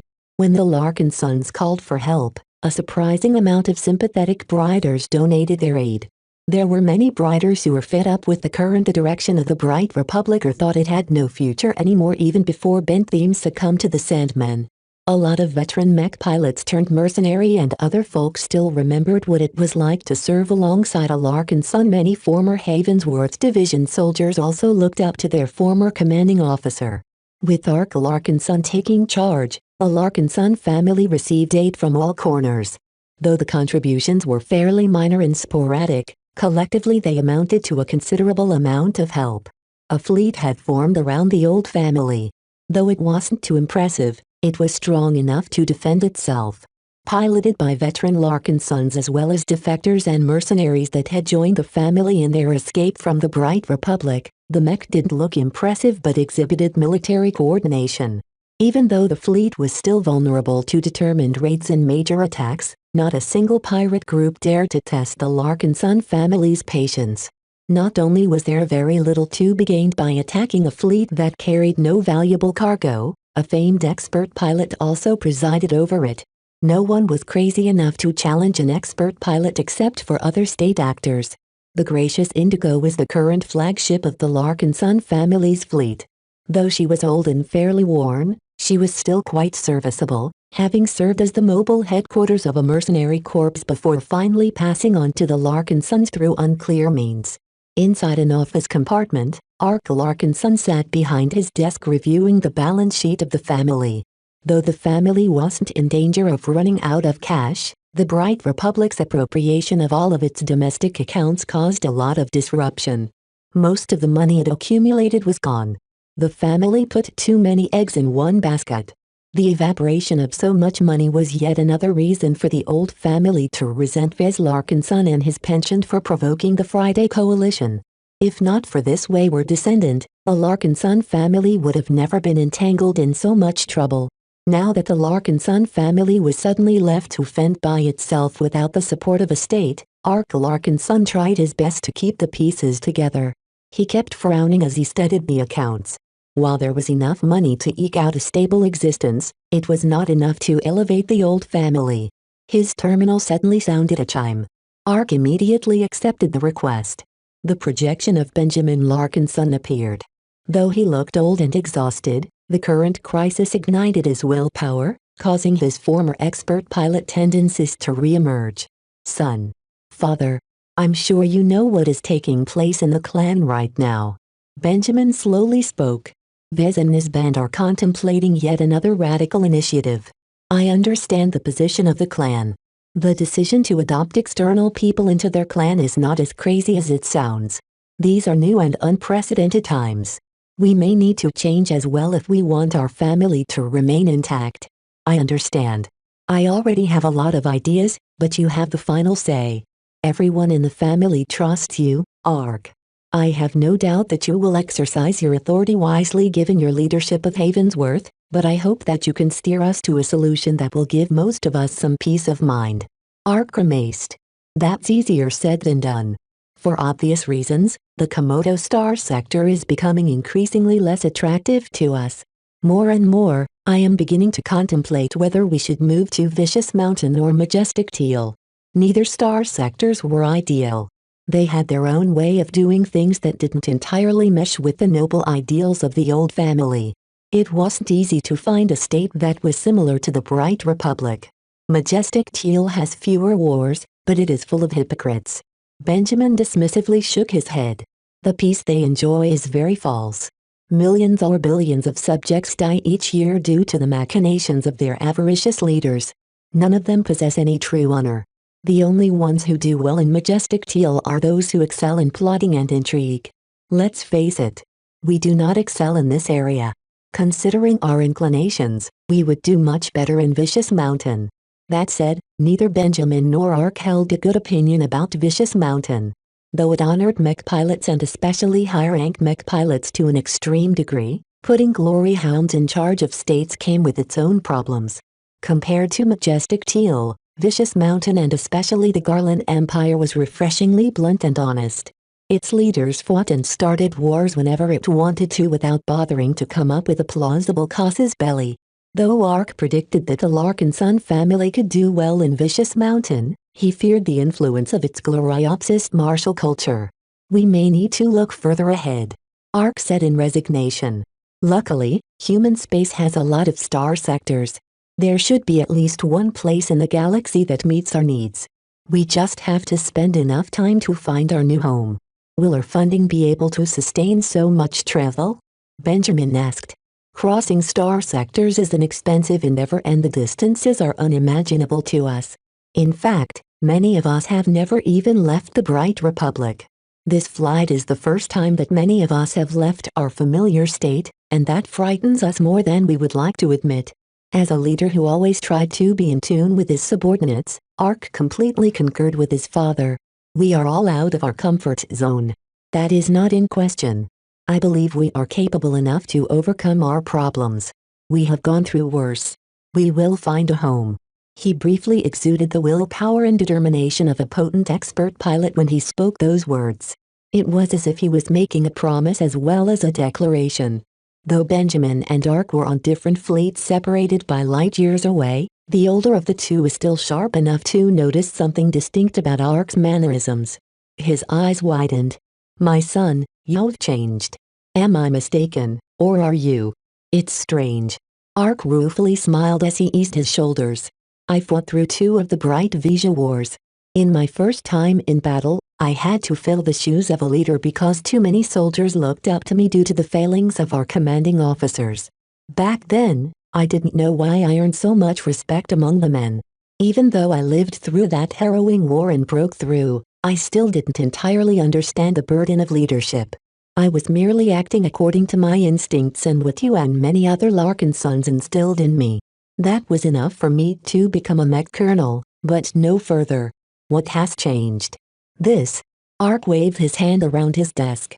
The scattered data pads and other items made it clear that he had been working very hard the last few weeks. Even though I spent years as a senior officer in the Mech Corps, I was always operating under the auspices of high command. If you disregard my rank, I was merely a cog in a machine. I may have been a very shiny and impressive-looking cog, but I had no control over my motions. He lowered his head and looked at his hands. It started with the Sand War. The exceptional circumstances and the dire threat to the Sandmen to human life started to evoke something in me. Resisting the alien threat is very different from fighting rival humans from another state. There is no question which is the greater calling. Fending off Sandmen fleets, saving entire planets of humans from extermination and trying my best to keep all of my soldiers alive at the end of the day was very taxing, but also very rewarding. You still served at the whims of high command and the government. Benjamin noted. That is true. Though the Sand War is over now, I am thrust in a smaller but even more critical situation to me. I am tasked with steering the future of the Larkin Sun family. Despite the smaller scale, I feel more burdened with responsibility than ever. Back when I was in the Mech Corps, I was surrounded by subordinates and superiors who were able to make up for my mistakes. While there are plenty of wise Larkin sons in my fleet, I seem to be the only one who possessed the strength and leadership acumen to lead our family. And that makes you afraid, am I correct? Benjamin smiled through the projection. Many people believe that expert pilots don't feel fear. They are wrong. An expert pilot's fear of failure is much greater than that of normal people. The greater your fear, the greater your drive to succeed. Ark nodded. It's strange. In my decades-long service in the Mech Corps, I experienced numerous battles where my life hung on a thread. I navigated through constant engagements where I had to lead my soldiers through near defeats. Yet even if I am no longer leading thousands of troops, I feel more burdened than ever because my own family is at stake. At the same time, I'm no longer weighed down by the politics and constraints of our former state. No one is there to dictate orders to me or take responsibility. The buck stops with me, and that is much more frightening than I realized. The fate of so many people he cared about rested on his shoulders. Whereas others might have succumbed to the burden, Ark accepted this greater calling. His will to preserve and save his family stimulated him in a way he had never experienced in his long years of service. Both father and son shared a meaningful look with each other. There was no need to voice what Ark was going through. As one former expert pilot to a current expert pilot, both of them were keenly aware what was happening with the latter. Ark Larkin's son was beginning to progress to a higher state. Though it was far from sure whether Ark would be able to advance to ace pilot, once he did, the fortunes of the family would completely change. The value of an ace pilot was a lot different than that of an expert pilot. As long as his loyalties weren't tied to an existing power, many second-rate states would be willing to open their doors to a homeless ace pilot. The Larkin son family would easily be able to find the home and stability it so desperately sought. Good luck, my son. It is not luck I need, but support. Ark steeled his eyes. As long as my relatives continue to believe in me, I shall never let them down. That is my calling. Chapter 2014 A Good Leader Chapter 2014 A Good Leader. Aboard the Red Feather, the Larkin Son Assembly had convened in person to make one of the most pivotal decisions of the Larkin Son clan. 50 elders who shared the same blood exchanged their views. Vez was disappointed with the debate raging through the assembly theater. Though the assembly members sometimes raised their tones, there were remarkably few Larkin sons who supported extending greater rights to the soon-to-be clansmen. Instead, the overall discussion descended into nitpicking as various Larkin sons proposed various schemes and amendments to best integrate outsiders while keeping them at arm's length. 2 tires are not sufficient. An old Larkin son shouted. We need at least 10 tires. We have to provide incentives to the adopted Larkin sons in order to make sure they have something to work towards. We can't give them a dead end once they join our clan, or else they'll sit back and mooch off our existing gains. 10? Are you out of your mind? We might as well shout in front of their faces that we never intend to turn them into complete Larkin sons. This is not a game where we can expect our adopted kin to diligently work to promote themselves into Hercules Larkin sons. Don't you have some decency? I disagree. I think this is an excellent idea. Granted, 10 tires sound excessive. How about 5 tires? We need to give our new brethren some hope that they are able to reach our height within their lifetimes. Vez palmed his face as the Larkin son elders became completely consumed by the discussion on how to erect a means to put up more and more barriers between true-blood Larkin sons and adopted Larkin sons. The greater the distance, the more Vez felt the clan was moving in a direction that wasn't to his liking.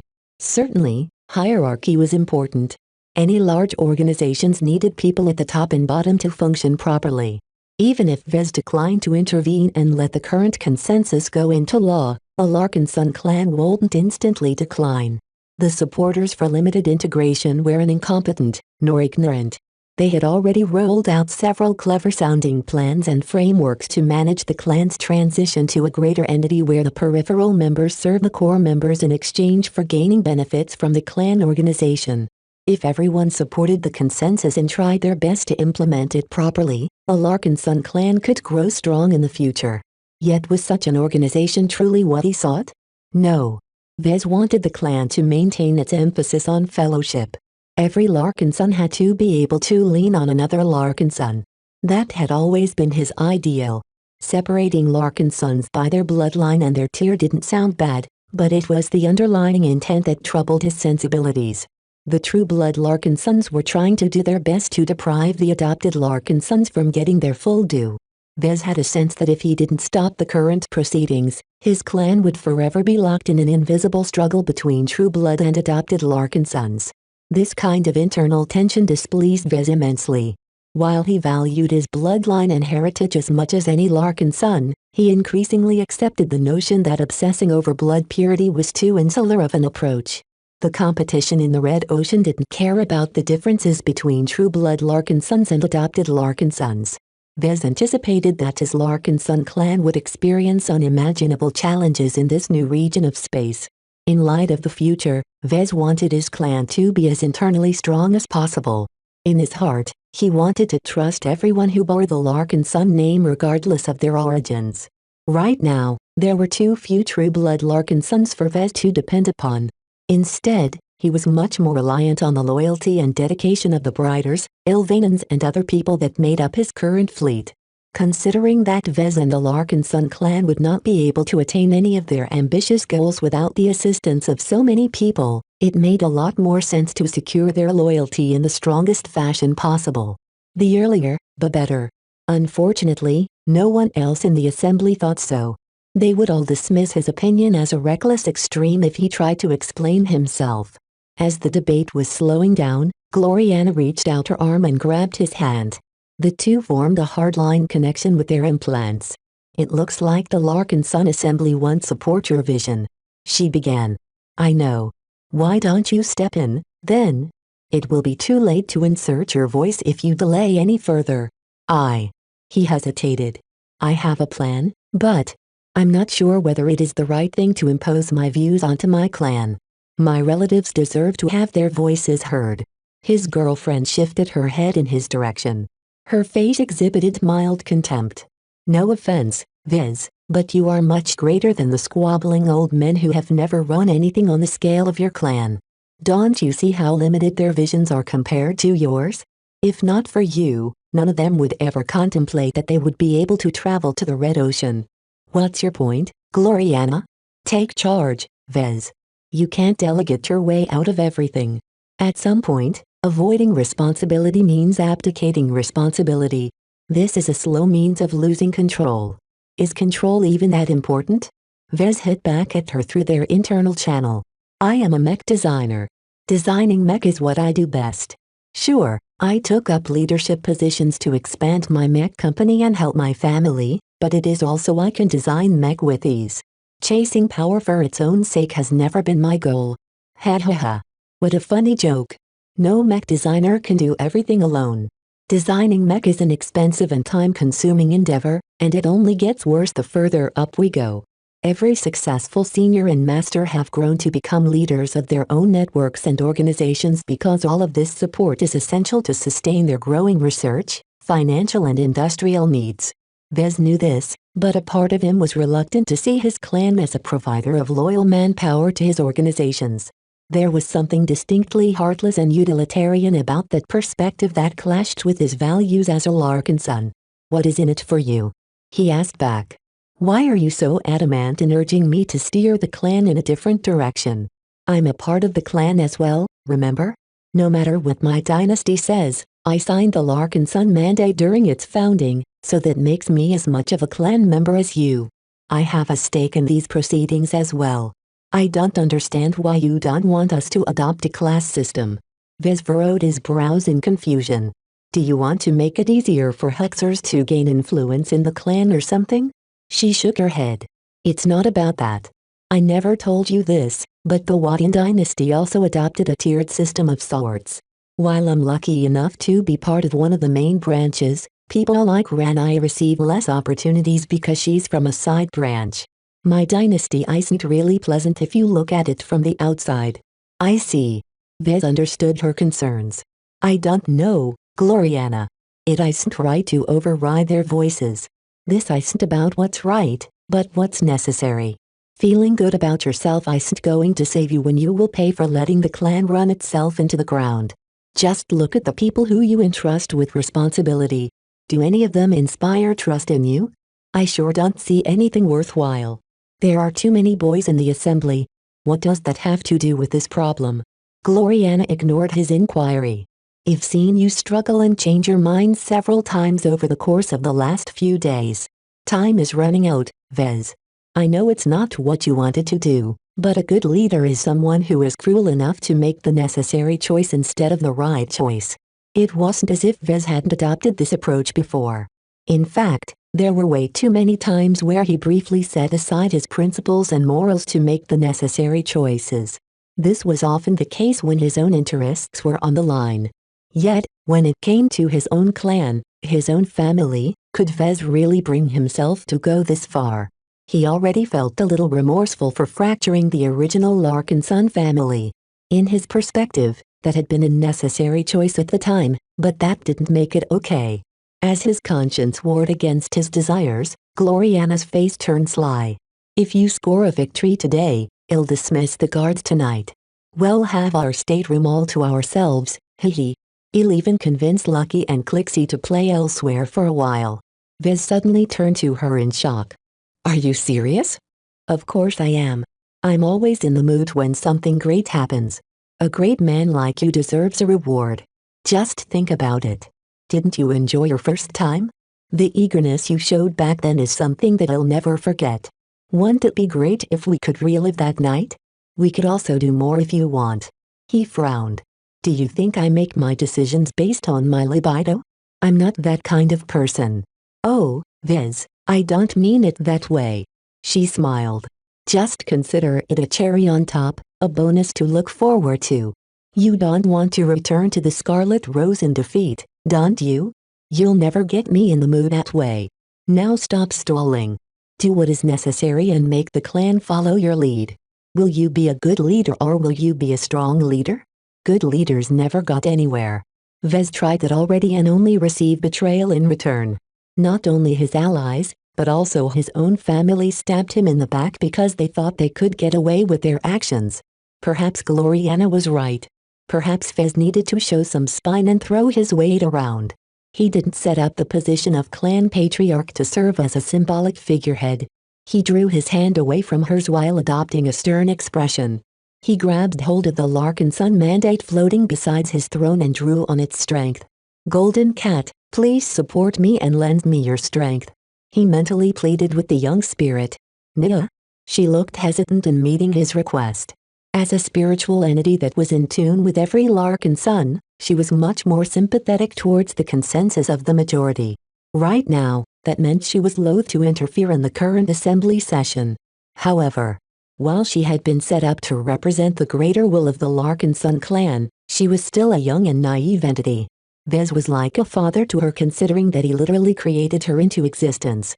Private sentiment warred against public interest. The latter soon lost out. In the end, Goldie was far more affectionate towards Vez than the entire clan. This wasn't surprising to Vez. It was something he consciously and unconsciously willed into her spiritual makeup. Nia. With Goldie's consent, Vez began to draw upon her spiritual energy, suffusing his body with a glow that was identical from the ones radiated by the bright warriors surrounding the assembly theater. Larkinsons. He shouted, rudely interrupting the current discussion on some proposed amendment. We have debated enough about one option, but there is also another choice we can make. Every Larkinson fell silent. The sheer pressure exuded by the clan patriarch wasn't stifling, but there was something about it that compelled every Larkinson to shut up and listen. Chapter 2015 Heartbeat. Chapter 2015 Heartbeat. Vez managed to command everyone's attention. This didn't sound so strange, but it was the methods he employed that made it remarkable. Aside from his natural authority as clan leader and journeyman mech designer, he made use of almost every trick in his arsenal to distort every Larkinson's perception. With the silent bright warriors in the mech hangar on standby, their glows melded with the glow exuded by his mind and body, giving everyone the impression that he was the living incarnation of the Larkinson clan. Even though he fell silent for a time, no Larkinson uttered any word or showed any inattention. The expansive spiritual manipulation that Vez exerted with the assistance and coordination of the Golden Cat was too grand to be dismissed. It didn't matter whether the assembly members possessed spiritual potential or not. Young or old, man or woman, soldier or civilian, They all perceived the glow that represented the clan from their surroundings and their clan patriarch. What was more, each Larkin son possessed an active bond with the Golden Cat and the Larkin Son Mandate. Since the Great Book was currently in his hands, Vez felt through his connection with the Golden Cat that he could exert an even greater degree of influence on their psyche. Though his sudden action shocked everyone into submission, not everyone was stunned into submission. The wisest, most stubborn and strong-willed Larkin sons still looked as if they retained a decent amount of lucidity. People like Speaker Overin Larkinson, who already wielded a lot of responsibility, and Keratin Larkinson, who was highly opposed towards the clan, were among those who weren't as easy to influence. In fact, the latter already started to frown as he found this current situation to be highly disturbing. Vez did not pay any attention to Keratin or any individual Larkinson. Right now, he was addressing the entire Larkinson assembly and every clan member who was watching the feed. My fellow family members. He spoke again. We are all Larkinsons. For centuries, we have based our existence on our lineage. It is easy to consider each other kin when we share the same blood. Don't we all have a part inside of us that wishes to go back to the past when everything was simpler and where we didn't have so many responsibilities? Certainly, nostalgia was present in every Larkinson, particularly the older ones who had gone through many good and bad experiences back in the Bright Republic. Those times are over now. We are facing a greater set of challenges, and this time we don't have the government to back us up. We have chosen to find our own fortune, but that means we must all step up, because if we make the wrong choice, everyone pays. He reminded them of the stakes. He wanted his fellow Larkinsons to realize the import of their decisions. It wasn't as if they were just a military family in a third-rate state anymore. If they made a mistake back then, there wasn't much of a risk that it would cause their downfall. That was no longer the cause. Though everyone was aware of this concern, when Vez brought it up, they couldn't help but amplify their worries. It is in times like these that we must make the wisest and most far-sighted decisions. Vez continued. We can no longer think for ourselves. We can no longer think about the interests of our narrow bloodline. We have to rise up and govern our clan with a greater perspective, a broader perspective. We must take more than just ourselves into account. He raised his arm and manipulated his comm. A projection of some of the valiant mech pilots of the avatars of myth came into being. Joshua King was one of the most prominent individuals in his prepared slideshow. Our current fleet is filled with great supporters and loyal adherents. Their contributions need no explanation. Even those who haven't stood out are still worthy of consideration.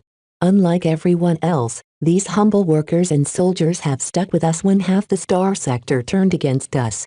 Do you know what that means? They had the choice to leave and divest themselves from their association from us, but instead they doubled down and committed to working with us even if they spat the Friday Coalition in the face. Don't you think that deserves our appreciation? A lot of assembly members nodded. Vez appealed to their sense of fairness, which was fairly strong but which they regardlessly set aside whenever family came up. Not this time. He forcibly dragged it up in order to prevent his relatives from downplaying the contributions of non-family members. While he spoke, he continually tweaked and refined his spiritual manipulation. He was already quite proficient with it. This time, he didn't just rely on glows, which were rather passive in nature. Instead, he also expended his spiritual energy to form a pseudo-force of will. Infused with the influence of the Golden Cat, it was as if Vez was an expert pilot to the gathered Larkinsons. Expert pilots possessed a revered status in the original family. Even in the clan, the Larkinsons never halted this long-standing custom. Though Vez was obviously not an expert pilot, the air and vibe he evoked reminded the Larkinson of some of the great figures in the family such as Ark Larkinson. Vez noticed that certain spiritually strong individuals such as Janzi Larkinson were frowning or looking suspiciously at him.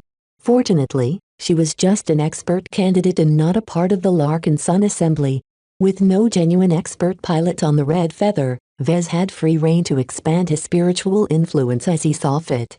The passive glow and the active force of will both combined to put every single Larkinson in the assembly under his influence. Though Keratin's stubborn expression made it clear that he wasn't outright controlling their minds, it was undeniable that they were very open to his words. I have a vision of the Larkinson clan. Vez continued, his soothing voice warming into the ears of the Larkin sons like velvet. Unlike the previous times he employed his devil tongue, this time he traded acid for sweetener. Despite never raising his tone in fury, his fervor was very much stoked. In my dreams, our clan is something that is strong, united, trustworthy.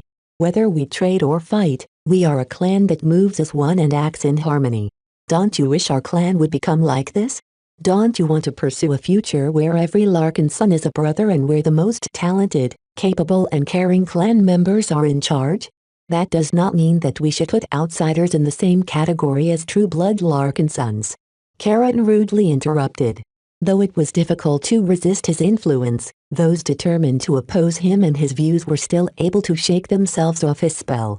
Vez directed his head towards the offending assembly member. Keratin Larkin son. I was speaking. Offrin didn't give the floor to you.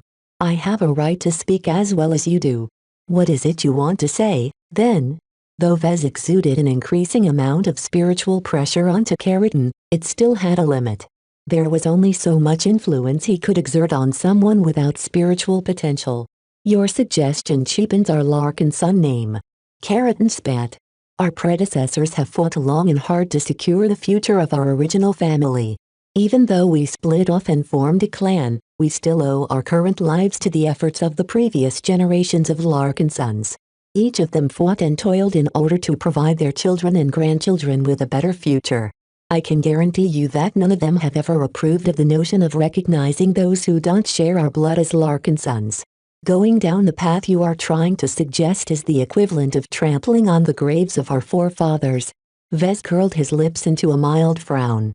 Though he didn't mind sparring against an opponent, he didn't like it when they were competent enough to form a good rebuttal. He couldn't wait to kick Keratin Larkin son from his clan. Our forefathers didn't think we would ever separate ourselves from a state they swore an oath to defend to their dying breaths. This is why I said that times have changed. We Larkin sons are no longer the simple soldiers as we were before. We have left the sandbox of the Bright Republic and entered into a greater world. So much has changed that it is more important than ever to keep up with them. With so many threats on the horizon, we cannot wait to rely on our bloodline to provide us with strength. The only way to grow strong enough to preserve our blood and our way of life is to rethink our customs. That's understandable. Keratin took a step back. Changes are necessary, that is not something that we question. The problem I have is that you are taking it too far. Why must we redefine what it means to be a Larkin son?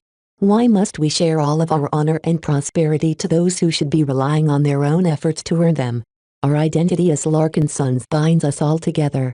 No matter if we are part of the family or the clan, we are all kin to each other, and that is something that should never change. His words were having an effect. More and more Larkin sons seemed to be escaping from the lull they had fallen under when Vez exerted his pervasive spiritual influence. Vez needed to regain the ground he lost. You are too narrow-minded, Keratin. Are you so possessive that you can't stand to provide our loyal workers and soldiers the recognition they deserve? Are you so short-sighted that you can't see how much they risked their lives and their old way of life to commit to our cause? Just look at how many mech pilots who aren't called Larkin sons fought and died on the battlefield. They didn't fight for their state. They didn't fight for their own lives. Instead, they fought for our interests and our existence. Offering them some form of outer membership isn't enough. We should recognize their worth and add their strength to our clan without reserve. And how will we prevent them from abusing their numbers to their advantage? Keratin retorted. How can we stop them from slowly worming their way into our institutions and altering them beyond our recognition? The Ilvanans are cultists who believe whatever their so-called living prophet tells them to do, and they are the least of our worries when it comes to foreigners in our midst. You are wrong. Vez summoned up his full strength and influence. He let Keratin have a say in order to serve as a foil, but there were limits to his patience.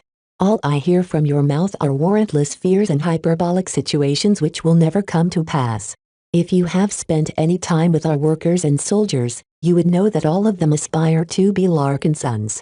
If we give them the chance to become our kin, then they will gradually mold themselves into our image. Believe in our clan. Believe in our way. Vez looked up to the face of one of the bright warriors looming behind the theater. Where we come from and who we used to be doesn't matter anymore. We have Briders, Ilvanans, Kinners and other folk among us. Since we're leaving the Komodo star sector anyway, why should we cling on to our old divisions? It will slowly become more meaningless the further away we travel from our homes. I say that starting from today, we should all be part of the same people. He raised his fist before pounding it onto his chest. Strength comes from the heart, not from the blood. Open your eyes and look to the people we are surrounded by. As long as you look closely enough, you will recognize that the heart of a lark and sun is beating inside their chests. It was as if every heard the sound of a heartbeat. At this instant, the hearts of everyone aboard the red feather beat as one. Chapter 2016 Ostracized Chapter 2016 Ostracized. The power of speech was one of the most emotive manner of conveying information to one person to another. Compared to other means of information transfer such as plain text, speech allowed the source to convey emotion.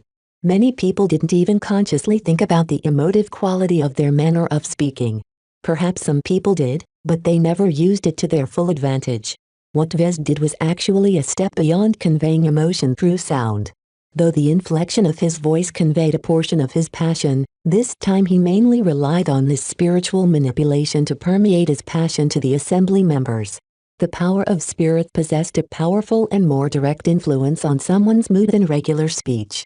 On top of that, the effect he achieved was a lot more potent than he could achieve on his own by making use of the aid provided by the Golden Cat and the Bright Warriors. The Lark and Sun clan's ancestral spirit may not be the most sophisticated spiritual entity, but she was decently strong and possessed a direct connection to all of the Lark and Sun clansmen. The Lark and Sun clansmen who took part in the founding ritual essentially opened a back door in their mind for the Golden Cat. This two-way connection not only fed the Golden Cat, but also allowed her to peek in their inner minds or exert some influence. Of course, there was only so much the Golden Cat could do, especially against spiritually insensitive individuals. No single means was strong enough, but it was the combination that Vez set out to convey. The Devil Tongue moniker stood for more than his clever words. His impassioned speech, his insidious spiritual manipulation and his courage to bring up touchy subjects all combined in an experience that hardly left his audience unmoved. There was a reason why Vez hesitated in employing his full range of persuasive tools to his own family. Employing spiritual techniques and amplifying it through the Golden Cat and the Bright Warrior was something that hardly anyone could guard against. It strayed far too closely to indoctrination because Vez sought to win the argument by distorting their judgment. Rather than trying to convey a clear argument based on sound logic and compelling benefits, he instead sought to scramble their rationality by firing up their emotions.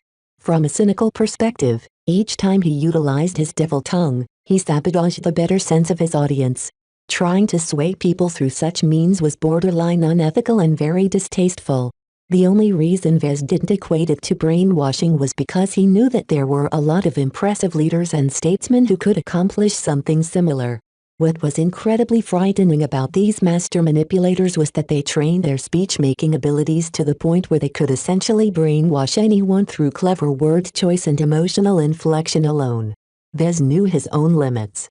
He was far from reaching that point, especially since he never formally trained in this area.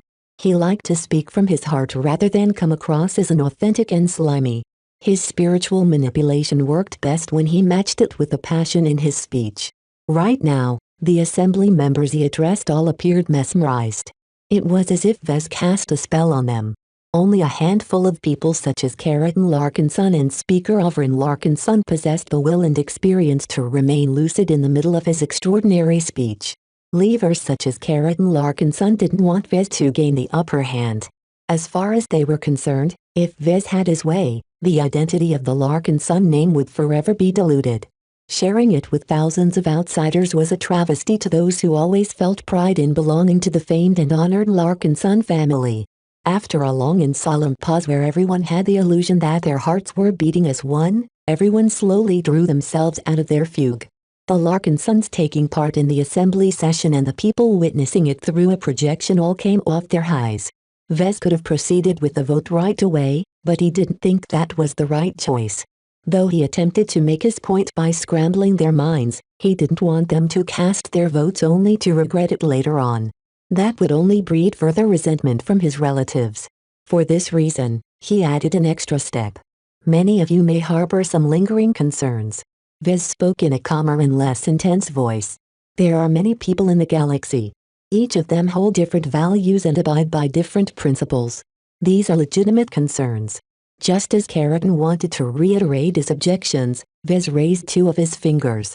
However, consider these 2 points. Once we begin our travels and embark on our expedition, we will be meeting many different people. We will become exposed to various different cultures that could make the Ilvanans and the Hexers look like normal folk. In order to rise above our local roots and fit into the galactic scene, we must develop an openness and tolerance towards different cultures. Only through developing a cosmopolitan identity will we be able to grow our clan and become a major power. This was not a particularly strong argument. Even if the relatives who followed Vez and joined the clan consisted of the more ambitious Larkin sons, their hopes were grounded by their modest roots. Back in the Bright Republic, a Larkin son family wasn't even an important entity. Though it possessed a decent presence in the military, a lack of higher-ranking officers among the Larkin sons hampered their political influence. Compared to the likes of the Tovar family whose members regularly held the presidency, no one important listened to the Larkin son family. The lack of success still weighed on the necks of the Larkin sons like a stone.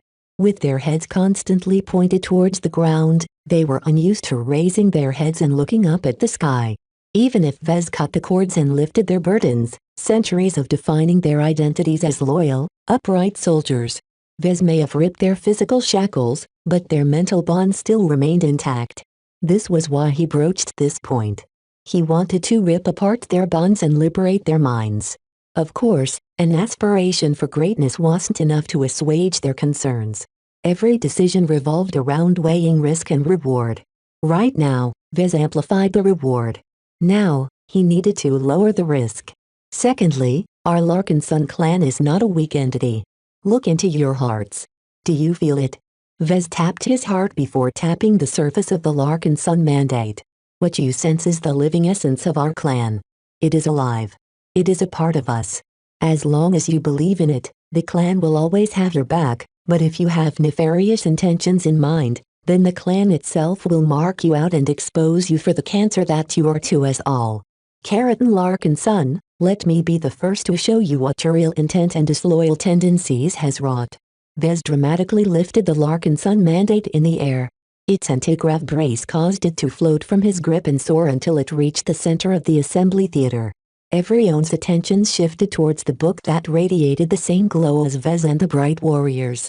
Invisible to everyone except a couple of entities, Vez began to communicate and manipulate with the book and the spirit residing inside of it. The Golden Cat was perplexed at his request, but she eventually acquitted and proceeded to manipulate one of her bonds according to his intentions. Keratin Larkin's son stood perplexed as he looked at the book. Though it was a very impressive piece of craftsmanship, how was it supposed to exact its punishment? Smacking him with its heavy cover? The attack came without warning. The invisible, almost unnoticeable bond he shared with the Golden Cat suddenly grew hot. The older Larkin's son immediately bent over as a sensation akin to a migraine afflicted his head. He massaged his palm as the suddenness of his headache took him by surprise. The headache was just a prelude. As a former mech pilot who fought in several wars, his mental fortitude was resilient enough to shrug off the pain. Yet that was not the extent of the punishment that Vez announced. While Keratin steeled his mind in order to resist the pain, his entire mind and body began to exude a discordant sensation. Though weak and imperceptible to most people, those who were connected to the Golden Cat began to sense something weird from Keratin. Like a fly in a soup or a stain on a shirt, Keratin no longer looked like he belonged. Surrounded by Larkin's sons and Bright Warriors, his single presence broke the uniform pattern. The surrounding Larkin's sons instinctively expressed disgust or dislike at his presence. He was like an annoying uncle spoiling their cozy family gathering. "What have you done?" Keratin asked, his perplexity becoming more evident as the assembly members sitting beside him started to scoot away. Vez smirked and crossed his arms. "You are a pariah upon the clan. Rather than allow you to hide behind your mask, a Larkin's son mandate has marked you out and exposed the ugliness inside you to the rest of our clan." "What?" That's absurd. The dissident protested. I am a Larkin son. I am a veteran. I fought and bled for the family. I have never disgraced our Larkin son name. That may be true, but the fact that you intend to leave the clan for the family signifies that you are no longer welcome in our midst. You can join your like-minded relatives in the family all you want, but don't linger in our clan and try to sabotage us from the inside. This assembly represents the Larkin sons who are part of the clan. Someone like you who openly stands against everything the clan is trying to achieve has no place in this theater. What witchery is this? You've become stranger and stranger, Vez. What more will you do to turn the clan into your private property? Keratin's flailing words might have sounded reasonable to a normal audience. It was too bad the assembly members weren't receptive to his arguments. The Larkin sun glow substantially attuned them to Vez and the Golden Cat. Any complaints from someone who came across as a pariah of the clan sounded like ineffectual whining. Clansmen, Vez ignored Keratin and addressed the assembly members. There is an intruder in your midst. What will you do against this unwelcome visitor? Will you allow him to poison our discussion? No. No. Go away. Vez smirked wider and swept his hand towards Keratin. Then cast him out. A brief silence ensued before the Larkin son sitting next to Keratin stood up and grabbed the other man's robe. What are you doing? Unhand me. Get out, you old man. More Larkin sons around Keratin quickly joined the commotion. Hands from all sides grabbed onto Keratin and slowly pushed, pulled and cajoled the Larkin son who didn't belong out of the seats. You're not welcome here anymore. While this ugly proceeding took place, Vez quietly passed some orders. A couple of Avidar guards quickly moved to Keratin just as a kick caused the old man to fall against the deck beside the edge of the theater. The guards rudely picked up the former assembly member by the shoulders and dragged him out of sight. This is a travesty. I'm a Larkin son. I contributed more to our heritage than most of you. You won't get away with this, Vez. No one paid much attention to his fading shouts. Due to the Golden Cat's secret manipulation, the remaining Larkin sons continued to view the departing Larkin son in a bad light. Now that this show was over, the Golden Cat subsided her efforts. The Larkin son mandate flew back to Vespalm. Just like my mech, our clan is alive. He smiled. I've shown you what that entails in case of a threat in our midst. Now, I'll demonstrate what can happen if we embrace outsiders who are actually dedicated to our clan. Joshua King, please step forward. The young prodigal mech pilot strode from the crowd of bystanders in his Avidar dress uniform. Every assembly member turned their attention to him in curiosity. Chapter 2017 Accolade Chapter 2017 Accolade. Joshua King. Vez spoke as the young mech pilot approached his throne. Born on Cloudy Curtain, graduated from Mirroling Mech Academy with honors. Enlisted in the Avatars of Myth after graduation and fought alongside other Avatars in the Sand War. He has always been a valiant defender when he joined our ranks. However, it is his actions during the Battle of Kesseling VIE that is truly worthy of merit. He waved his arm, causing a prepared projection to come into life. Though many Larkin sons had already reviewed the footage or took part in the space battle, the montage running above everyone's heads highlighted the heroism of the mech pilot in question. The Quint was the most impressive copy of the Bright Warrior, even if it wasn't immediately obvious. Regardless, the masterwork mech was in its Lancer mech configuration during the battle. Its magnificent charges and powerful impacts against the CRC mech repeatedly stunned the audience. As third raters, the Larkin sons harbored a huge amount of respect towards second-class mech. Their military heritage and intimate familiarity of mech meant that every Larkin son was aware of the vast gulf between a third-class mech and a second-class mech. Even though the Quint was a masterwork, even though its quality level bridged the gap, even though there were a lot of friendly mech providing valuable cover, Joshua still faced overwhelming odds. CRC mech after CRC mech slowly succumbed to the Quint. Though it was significantly easier for Joshua to take out his targets due to the Fist of the Faithful empowering the Lancer mech configuration, the second-class mech still possessed a lot of advantages. Through Joshua's valiant efforts, our forces in space achieved an overwhelming victory against the Coalition Reserve Corps, defeating the attempt to block our escape into space. The difference that he and many loyal mech pilots and support personnel have made in orbit far surpasses the contributions made by our relatives. Each of us owe our lives and freedom to Joshua and his comrades. Let us show our appreciation to his efforts. With a little nudge from the Golden Cat, several Larkin sons began to stand up and clap. Soon, the rest of the assembly members joined the standing ovation. The honor bestowed upon Joshua slowed down his steps. He felt thankful for receiving so much appreciation. He felt nervous to be put under the loop. When he initially joined the Avatars of Myth, all he wanted was to pilot Vez Larkinson's mech. That dream had come true.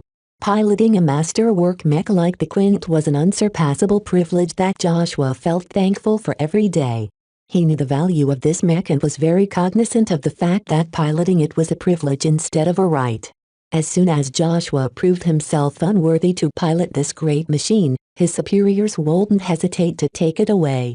For this reason, Joshua continued to invest himself in training while diligently following every order without reserve. Piloting a bright warrior mech made it a lot easier for him to get in tune with the values of the Larkinson clan. Spending time with Janzi and other Larkinsons allowed him to get very familiar with how the Larkinsons distinguished themselves on other mech pilots. He envied their strong family bonds. Each Larkinson treated each other with a greater intimacy they showed towards their friends and colleagues. While this didn't sound so unusual, Joshua recognized that there was something more than shared blood tying them all together. As a brider who came from an ordinary family from Cloudy Curtain, Joshua always felt a bit left out in their presence. There was nothing particularly wrong about this, as the Larkinsons never set out to exclude their fellow colleagues. It was just frustrating to be left outside their exclusive club. As Joshua stopped a few steps before the raised platform bearing the thrones, he quietly hoped that might this day. His back was straight and his uniform was impeccably clean. A handful of badges and awards exclusive to the Avatars of Myth adorned his chest. Though he was currently the focus of the entire Larkinson clan, Joshua no longer looked awkward after he reined in his nervousness. As the impressive footage had showed, there was no reason for him to feel ashamed. Though he was still younger than every assembly member, he had already faced the Sandman and Fridaymon in battle. Compared to these formidable threats, facing the Larkinsons who exuded the same vibe as his Quint, Joshua King, Vez spoke in an officious tone. "Please kneel." The mech pilot knelt in an instant.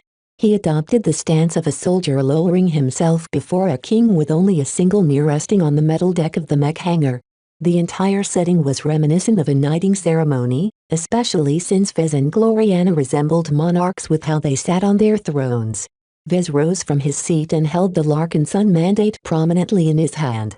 Every Larkinson expected him to enact a knighting ceremony of some sorts and add Joshua to the clan.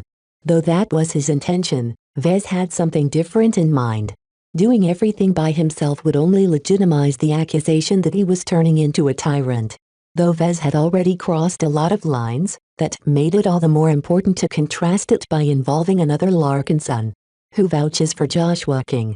A silence stretched until one female voice shouted out from the crowd. "I do, Patriarch." Vez immediately turned towards the speaker and smiled. "Janzi Larkinson, please step forward." Everyone reacted with surprise as one of the Larkinson clan's honorable expert candidates strode out of the same crowd of bystanders. Though also young, Janzi was a much more important member of the clan than even the assembly members. The Larkinsons always revered their expert pilots. Since Janzi possessed the chance to become an expert pilot, no one treated her like a regular Larkinson. Of course, she wasn't there yet. Despite her relatively high status, the clan didn't hand over any responsibilities to her.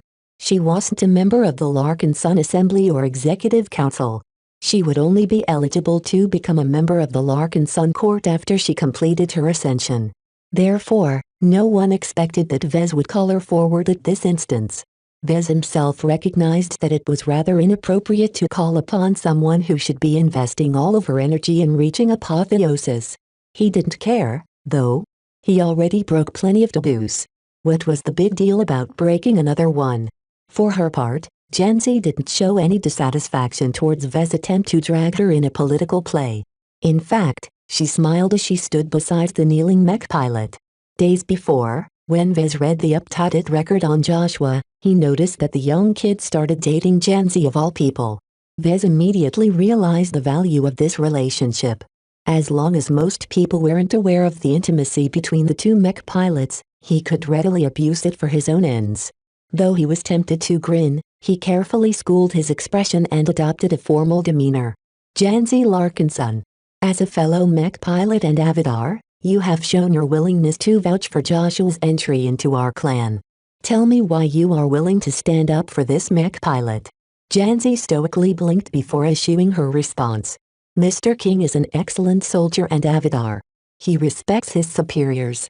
He supports his colleagues. More importantly, he has dedicated his life to the clan. Our patriarch is right. Joshua is just as loyal and committed to our cause as our fellow relatives. I can trust him with my life, and that is enough. Even though she didn't speak very much, her words still held a lot of weight. In a clan without any current expert pilots, the few expert candidates were the next best thing. It was not easy to challenge Jantis' endorsement. That said, Larkinsons were still capable of opposing expert pilots when it truly mattered. Vez had shown no hesitation in resisting Ganso Larkinsons, and plenty of other relatives stood by their principles even if the greatest members of the family disagreed. However, those who spoke out against an expert pilot had to make a very deliberate choice. If they challenged an honored family member for a trivial reason, then they would definitely attract a lot of condemnation. Vez took advantage of this custom by calling upon Janzi to vouch for Joshua. He could have called up Commander Melker instead. In fact, that would have been the most appropriate Larkinson to call upon, considering that the Avatar commander was Joshua's superior. His endorsement wouldn't be as strong, though. Despite his high rank, Melker was still an ordinary member of the younger generation to the assembly members. It was a lot easier for them to ask their questions and voice their doubts to a regular Larkinson. Vez made the right choice. Silence ensued after the mech pilot of the Shield of Samar spoke on behalf of Joshua. None of the assembly members were confident enough that they could challenge Jantis' glowing praise. From a political standpoint, it was unwise to show opposition to her. An expert candidate was a possible future expert pilot. What if she developed a grudge against the naysayer? What if she exerted her influence as an expert pilot to suppress the assembly member? The risks were considerable. Certainly, the future direction of the Larkinson clan and the Larkinson name were at stake. Yet the sheer momentum which Vez had shown since he spoke up seemed irresistible. To the assembly members, it was a lot easier to just go with the flow instead of acting as a contrarian. Keratin Larkinson already showed what happened to those who tried to obstruct the proceedings. Though Keratin was supposedly a dissident who didn't belong in the assembly anymore, a lot of Larkinsons feared that they would receive the same treatment. The combination of Joshua's stellar track record and the inviolable endorsement of an expert candidate was too much. There was no meaningful opposition to what was about to occur. Just as planned. Vez inwardly grinned as he rose from his throne and stretched out his hand yet again. The Larkinson mandate floated from his grasp and soared gently over to the standing and kneeling mech pilots. Eventually, the book landed in Jantis' hands. The woman looked curiously at the book and its eye-catching medallion on its front. This close, she could feel the life it held. Please induct Mr. King into our clan. Vez instructed. I do not know the words. The phrasing isn't as important as the intent. Speak from your heart. The Larkinson mandate will do the rest. Though Janzi was a bit perplexed, she adjusted her mood and turned towards Joshua. Just like Vez, Janzi wanted Joshua to become a member of the Larkinson clan. She took some inspiration from the rituals she went through when she joined the Apocalypse Heralds. Please place your hand on the book. She lowered the book until the kneeling Joshua was able to obey her command. Please answer my questions. The entire assembly theater grew silent. The air grew heavy as an unprecedented event took place. To enhance the moment, the golden cat even modulated her glow.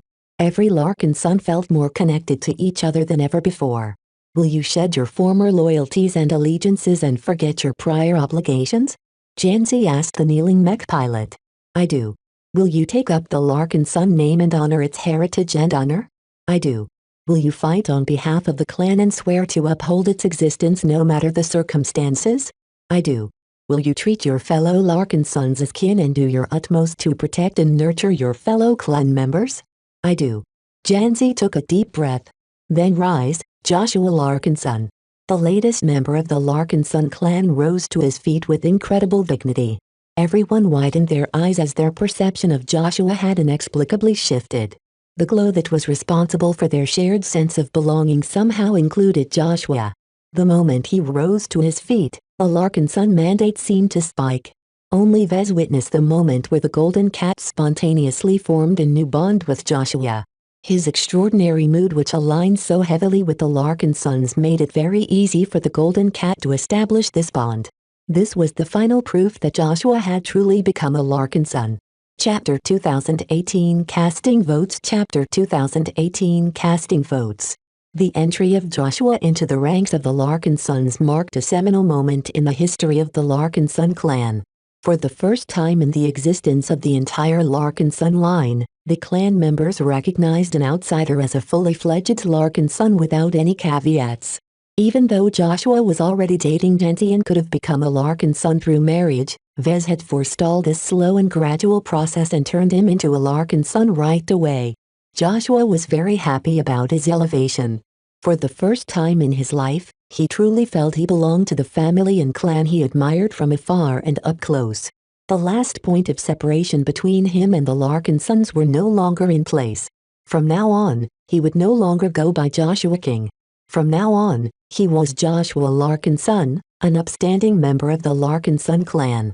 Aside from him, Janzi cheered for him as well. Even if she wasn't dating, she still would have endorsed his entry into the clan. He had already shown many of the exemplary traits that matched the Larkinson ideals. Of course, the biggest winner of all was Vez. He successfully manipulated the circumstances in his favor and utterly dominated the assembly session. Though his conduct was tyrannical, few assembly members spoke up against his intervention. Even if they still harbored misgivings with turning people like Joshua into genuine Larkinsons on the same level as them, they kept their words to themselves. The atmosphere after Joshua's entry into the clan was so heavily slanted in favor of the current proceedings that it seemed that no one could stave off the inevitable. Vez rode the momentum he created after enacting his plans to maximum effect. He knew that adopting Joshua alone was far from sufficient. Thousands more aspiring soldiers and workers were waiting to become a Larkinson, and Vez wanted to act quickly in order to secure their permanent loyalty. There were several reasons why he wanted to move quickly. First, a Larkinson mandate and the Golden Cat already exposed the ability to detect traitors and threats to the clan. Therefore, the risks involved with adding so many outsiders was largely moot. At least the worst outcomes were off the table. Second, as the principal supporter of full integration during the assembly meeting, Vez stood to gain an unimaginable amount of support and appreciation from all of those new Larkinsons. His clout and influence within the clan would surely remain strong and enduring, considering that he had allowed so many people to become Larkinsons. Third, Vez wanted to move their hearts proactively in order to secure their commitment and reduce the risks of defection or betrayal.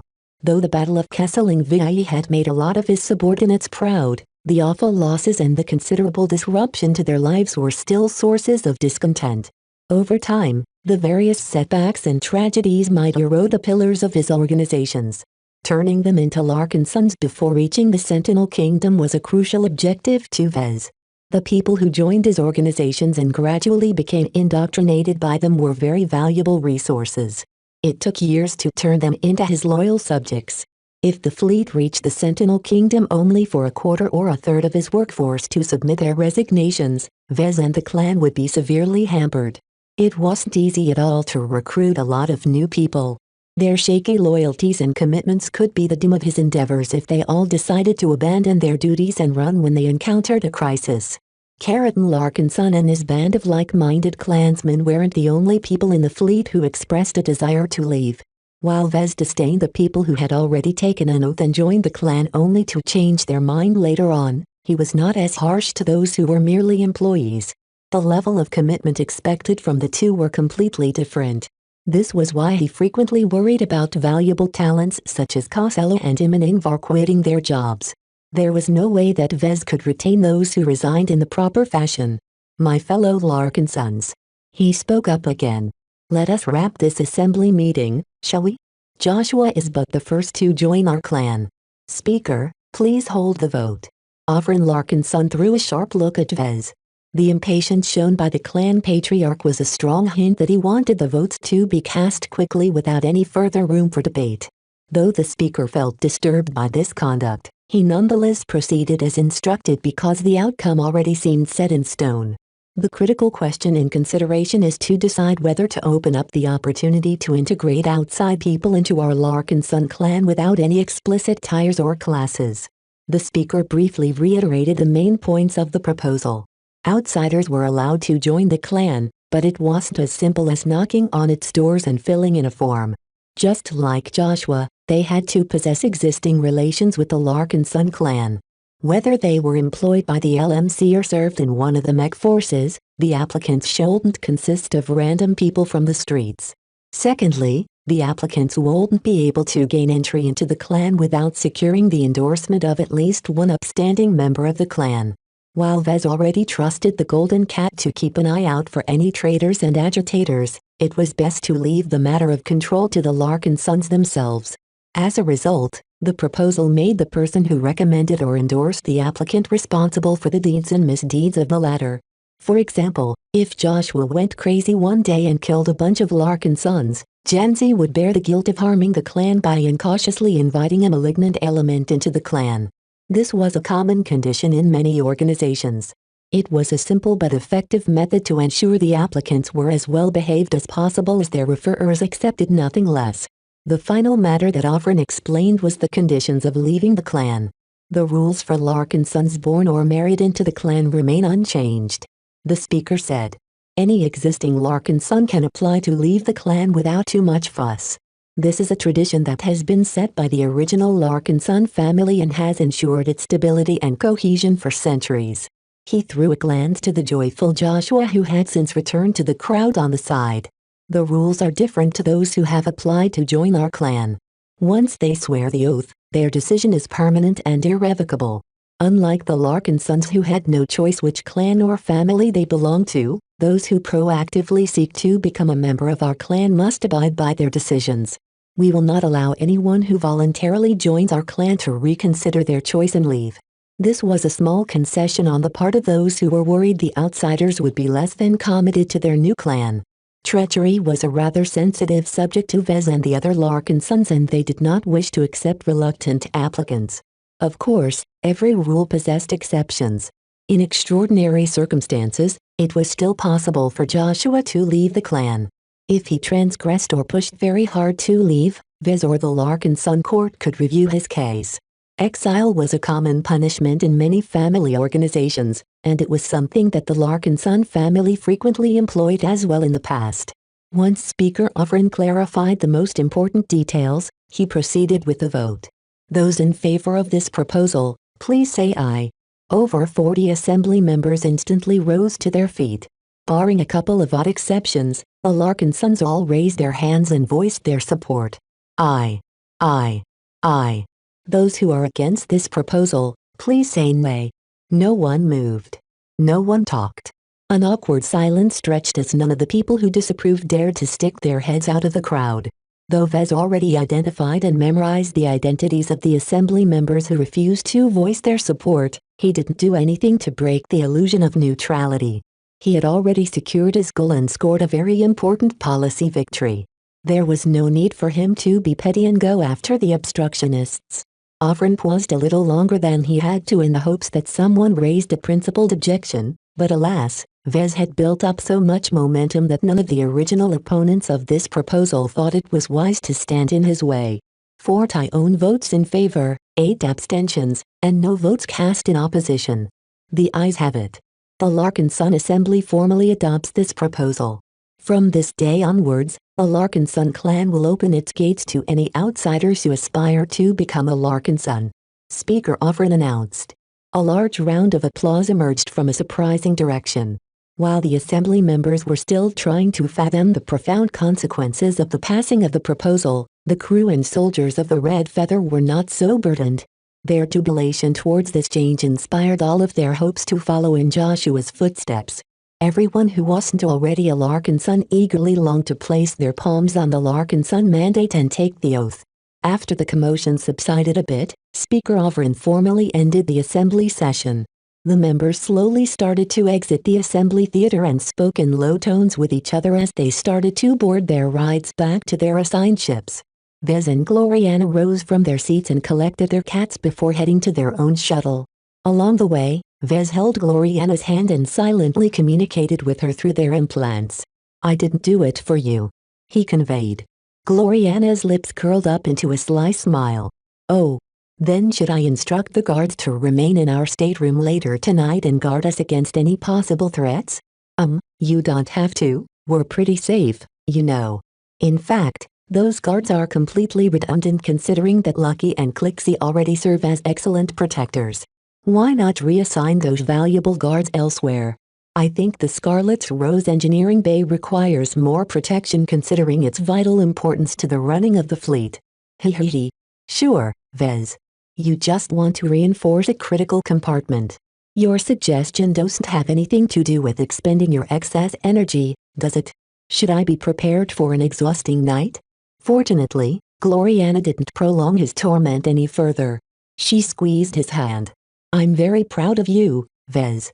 You did what was necessary despite your desire to be soft to your relatives. While I understand your sentiment towards your family, you are their leader now. You can't afford to be soft and let your clan spin out of control. I'm not sure I'm okay with what you've done." He sighed. "One thing is for sure. At least some part of me has grown hard." "Oh, Vez. Stop being so silly, hehe." The two boarded their shuttle. The vehicle quickly departed the Red Feather and flew back to the Scarlet Rose. As Vez and Gloriana continued to communicate with each other through their private channel, Gavin coughed and interrupted their play. "What is it, Benny? First of all, I'd like to thank you for working so hard to push through the proposal. On behalf of all of the people in the fleet, I thank you. Each of us hope to be accepted into the clan very soon." Vez smirked. "You sure you think you can become a Larkin Son?" Gavin blinked. "You've been serving as your assistant for years. I even have a referrer ready to back me up. Raymond Billingsley Larkin Son has already agreed to vouch for me when I submit my application." "Ah, but are you loyal enough? Benny's like you aren't exactly known for that, and you have already transgressed once. Will my Larkin Son mandate even accept your oath? Boss. That's not fair." Chapter 2019 Discharging Energy Chapter 2019 Discharging Energy. A momentous change took place. The Larkin Son clan only existed for a couple of months, but already it was in the process of morphing into an entirely different beast. The opening of the clan was such a radical change that the members of the Larkin Son family reacted with shock and outrage when they heard about it. What gave the clan the right to redefine the very meaning of their name? Though the members of the clan couldn't fully explain why their assembly passed this proposal in the first place, what was done was done. Due to the extraordinary incidents that took place during the assembly session, every clansman instinctively felt that this was the right course of action. One thing was for sure. The clan had not prepared any procedures to process the applications. The Executive Council went into overdrive in order to erect an administrative unit to review the applications and manage the adoption process in the event of approval. Thousands had already submitted their applications and the backlog only grew every day. A practical problem related to the adoption ritual was the necessity of the ancestral heirloom. When Joshua swore his oaths, Vez lent the Larkin Son mandate to Janty Larkin Son in order to provide the Golden Cat an opportunity to take a close look at the mech pilot. The close proximity also enabled the formation of a new spiritual bond. While Joshua was already highly attuned to the values of the Larkin Son clan, other applicants may not be so highly attuned. If the alignment between the candidate and the Golden Cat wasn't good enough, the formation of a spiritual connection might fail. That would be a disaster for the applicant. By now, every clan member recognized each other by the faint sensation akin to a glow within each other. A tiny part of the Golden Cat existed within each of them due to their bonds. While her presence didn't provide them with any meaningful spiritual strength, it was sufficient to allow the clansmen to sense each other when they were close. A lot of Larkin Sons questioned what was going on. None of them missed the similarity between this phenomenon and the glows of the bright warrior. Despite the rumors and speculation, Vez never elaborated on it aside from describing it as the unique strength of the Larkin Sun clan. Over time, the clansmen slowly stopped asking questions and took the phenomenon for granted. Though its origin was shrouded in mystery, the Larkin sons all began to appreciate the positive vibes they sensed from each other. That said, to form this bond in a new person, the Golden Cat had to exert some effort, and that represented a problem. "I can't pass on the Larkin Sun mandate willy-nilly," he muttered during the shuttle ride back to the Scarlet Rose. "It's too vital to leave my sight. If someone manages to steal or destroy the book, our clan will surely take a hit." He also had to account for the future.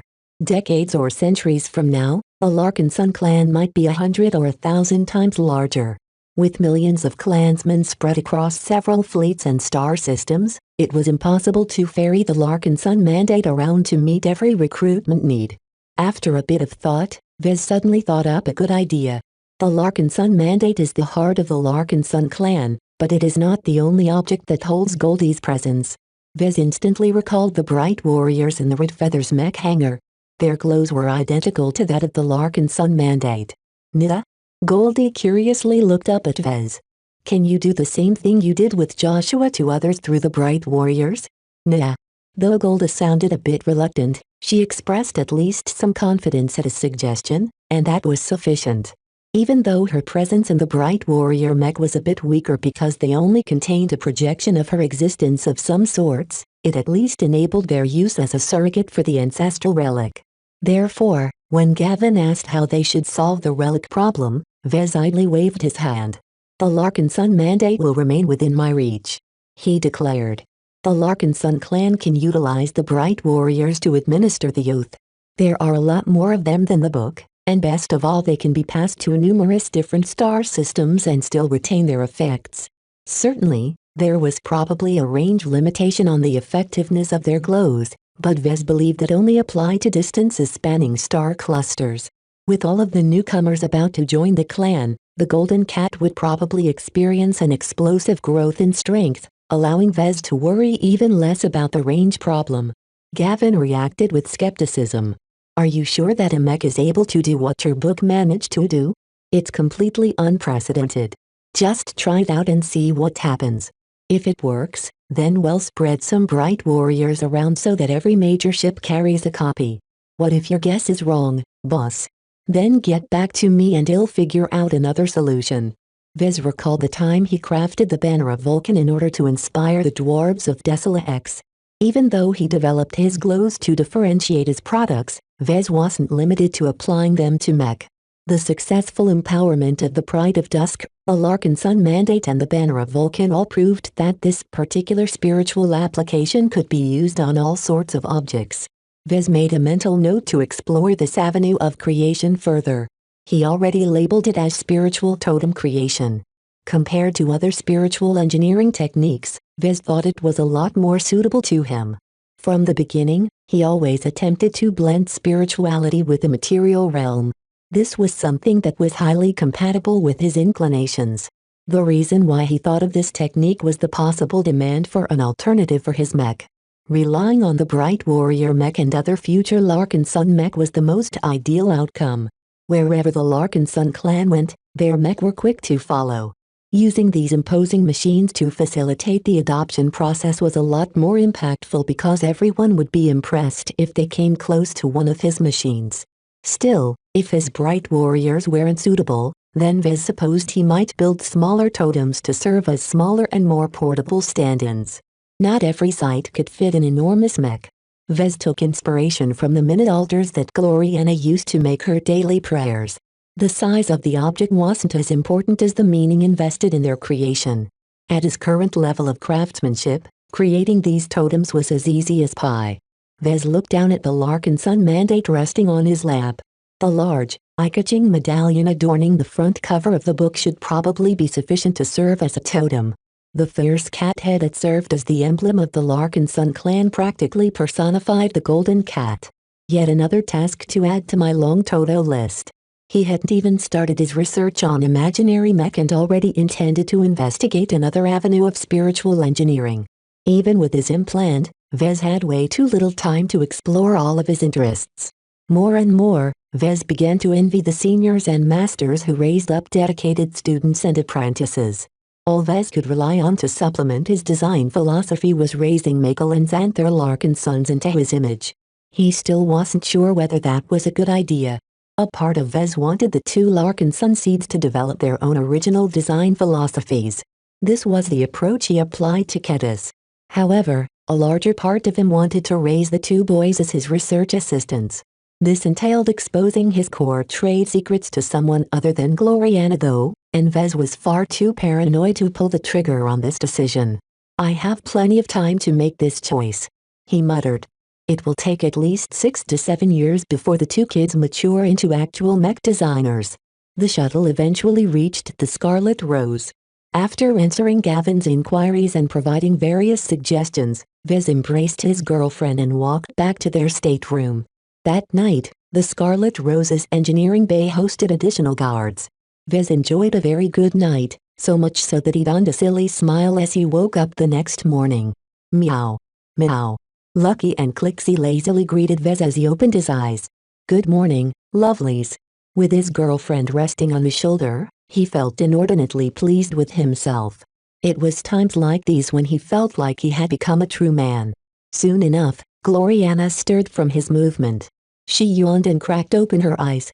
"Had a good night? Do you even need to ask? Hey, you were as eager as ever back then.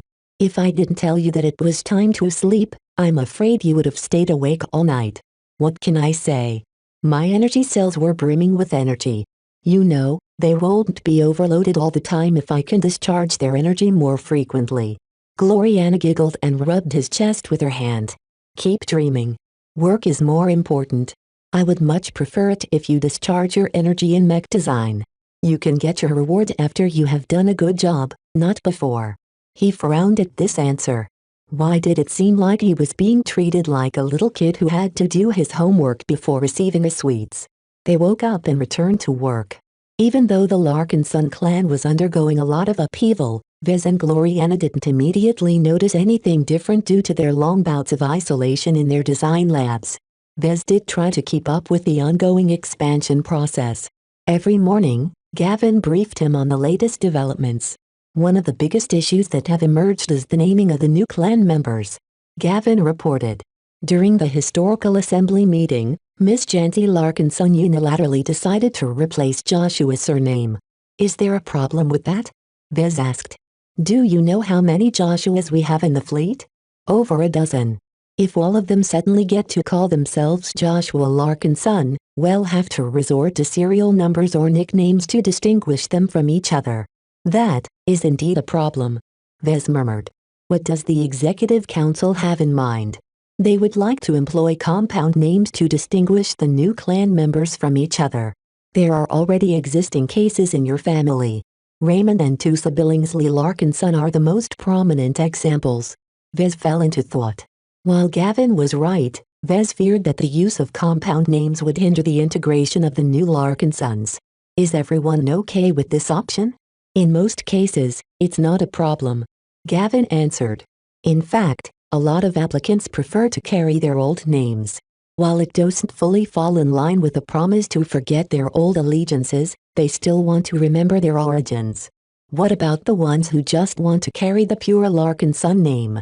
"For now, the Executive Council wants to reserve that for true-blood clansmen and exceptional cases." Vez frowned. "That sounds like a sneaky way to implement a class or tier system within the clan. Unless you address the Assembly or Council in person, this policy will become the new standard. There is too much support for this proposal. What do you think, Benny?" "It's not a big deal." He shrugged. "Regardless of how they are called, a Larkinson is still a Larkinson. The ones with compound names still enjoy the same opportunities and privileges as true-blood Larkinsons. As long as this is ensured, there won't be any objection from the newcomers." "I see. Well, if there aren't any problems, then I suppose I'll let it be.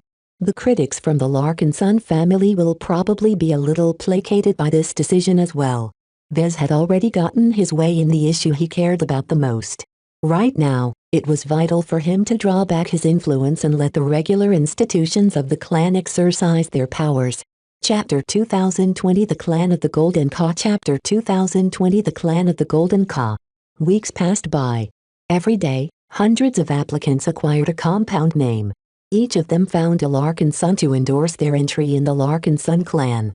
After passing the review and successfully swearing the oath while touching the foot of a bright warrior mech, they became a new addition to the clan roster. Vez didn't have to call up the list from his terminal to keep track of the clan's explosive growth. His bond with the Golden Cat allowed him to inspect the spiritual network as it changed before his spiritual senses. A steady amount of new connections expanded the size and scope of the Larkin Son network as he began to call it. More and more, the Golden Cat became occupied with forming all of the new bonds. He worried that the ancestral spirit would quickly exhaust herself, but his fears turned out to be unfounded. Though Goldie always had to expend a bit of energy to form a bond, she received an increasing amount of spiritual feedback as the network grew larger. She was able to continuously invest her new gained spiritual energy into forming more bonds, which soon paid back her initial investment in the form of spiritual feedback. Of course, this cycle wasn't completely profitable.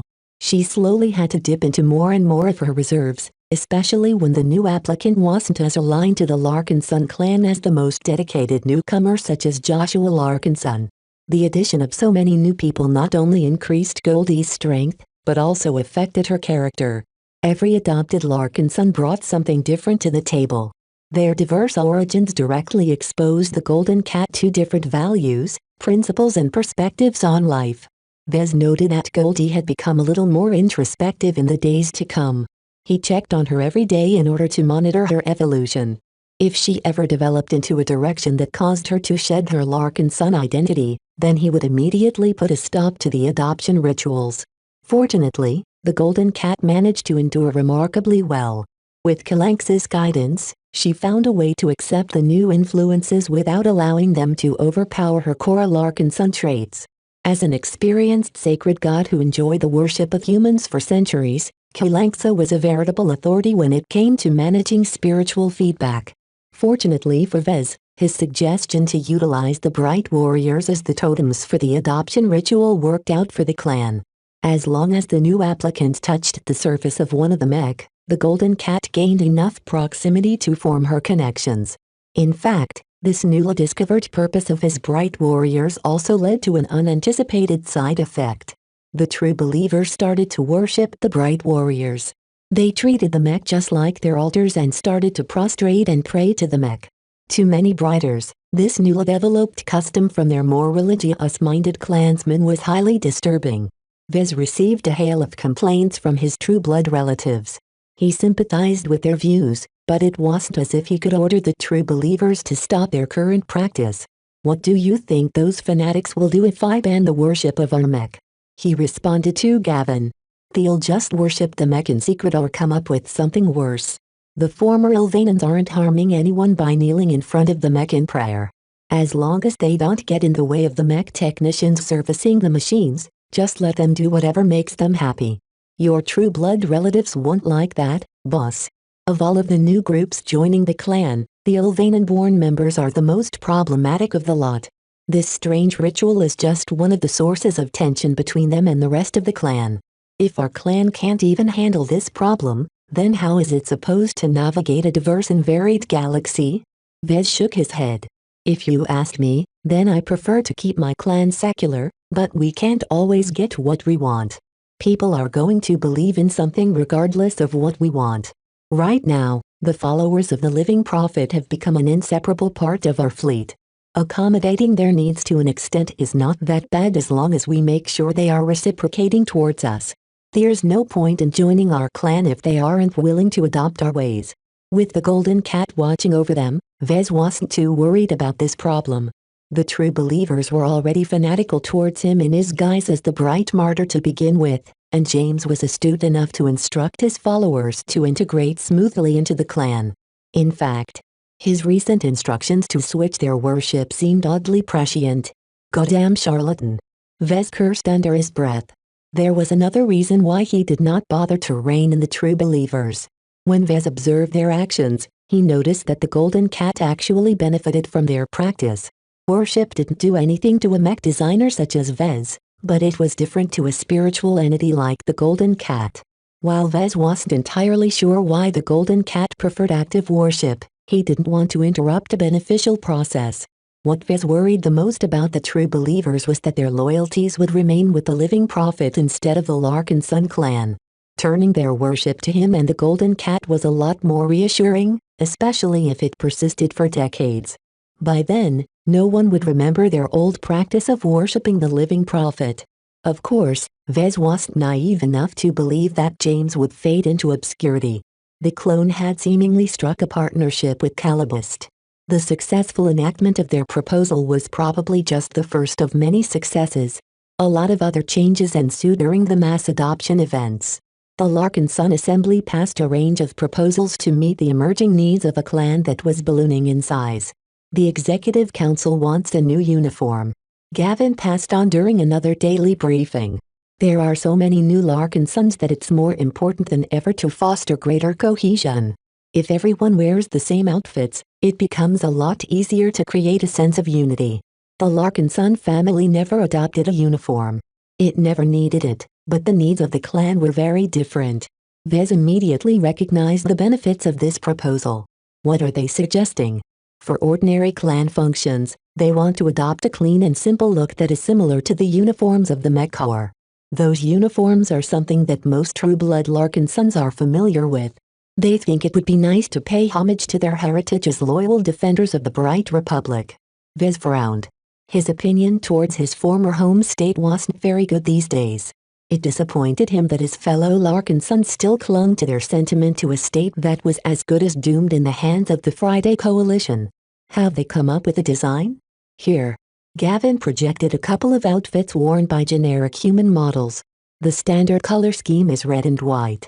The lines are inspired by the designs of some of the uniforms of the mech regiments the Larkin Suns used to serve with. The uniform designers added a bit of their own touches as well. The extra stripes adds a bit of sophistication while the clan emblem placed in the back reinforces our common identity. Vez inspected the design. His assistant wasn't kidding when he said the uniform looked clean. It lacked the flourishes he expected and its overall color distribution was very geometric. However, it was exactly these kinds of uniforms that always withstood the test of time. Chasing after current trends or trying to implement anything too specific would only look gauche or outdated after a few generations. Overall, Vez felt he could live with the uniform. It looks fine. What about the other uniforms? They are the modified uniforms for the avatars, sentinels and other organizations that fall under our umbrella. They retain the same layout, the clan emblem on the rear and the white accents. Instead, the principal color shifts according to the specific organization. For example, the uniform of the Avatar of Myth adopted a bright yellow shade as its primary color while the Living Sentinels adopted a less ostentatious light gray shade. Though the shift in principal colors resulted in different impressions, the common layouts made it clear that they all shared a common origin. While the avatars and sentinels still wore the emblems of the Vitruvian Mech and Silver Caduceus on their chests, they all wore the emblem of the golden cat on their backs. Vez liked this detail. His inner cat person rocked with glee when he imagined this emblem on every clan member's back. Of course, the dog persons in his clan probably thought differently, but Vez didn't care. Every organization generated their own variation of the standard Larkin Sun clan uniform. So far, only the Black Cats veered from the standard by sticking to their muted Blackandry color scheme. While Calibist's pet organization did adopt the new layout, even there they deviated a bit by darkening the emblem on the back. Though Vez understood the intent behind this deviation, he felt a bit offended at the affront to the golden cat. It was as if Calibist was sending a message that her Black Cats operated according to her own whims. Still, aside from this exception, the other uniforms looked fine to him. He knew that once everyone started wearing these uniforms, the Larkin Suns would feel more united than ever. To Vez, this was a good way to counteract some of the friction between the old guard and the new guard. He waved aside the projections. Please tell the Executive Council that I approve of their choices. Let's complete the transition to the new uniforms before we reach the Sentinel Kingdom. I want our Larkin Sun clan presents the strongest unified front when we meet with the Larkin Sun family. Got it. There is plenty of time to complete the transition. Is there anything else? Yeah. Make sure to add the uniforms to my wardrobe as well. I'll prioritize it right away. As the clan started synthesizing the new uniforms before issuing them to everyone, the expansion of the clan continued. While the applicants on other ships made their oaths through the use of the Bright Warriors, the people on the Scarlet Rose were different.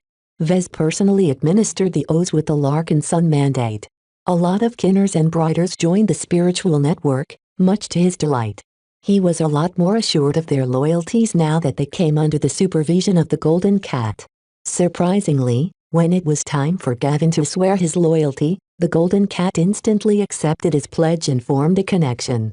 Vez blinked as he withdrew the Larkin Sun mandate. I didn't expect that to work. Are you sure you're a qualified Benny? Boss. I already told you. My name is Gavin, not Benny. The latest Larkin Sun protested. I know I made a mistake, but that was in the past. I'm better now. You can trust me now that I am family. I'm not so sure about that. Privately, Vez believed the Golden Cat was still fallible. Even she could overlook some issues. Trusting Gavin just because he successfully passed this test was not the end of the story. As the Larkin Sun clan soon reached 10,000 members, an increasing sense of optimism settled over the fleet. Though plenty of integration issues popped up left and right, the overwhelming sense that the Larkin Sun clan was on the rise made everything more manageable. The ubiquity of the Larkin Sun clan emblem on everyone's backs began to foster a new custom. The Larkin Sun clan gradually became known as the Clan of the Golden Cat. Chapter 2021 Surge of Optimism Chapter 2021 Surge of Optimism. As the Larkin Sun clan experienced massive changes, the fleet eventually crossed through abandoned and distressed space and reached the territory of the Sentinel Kingdom. Everyone's nerves truly relaxed at that time.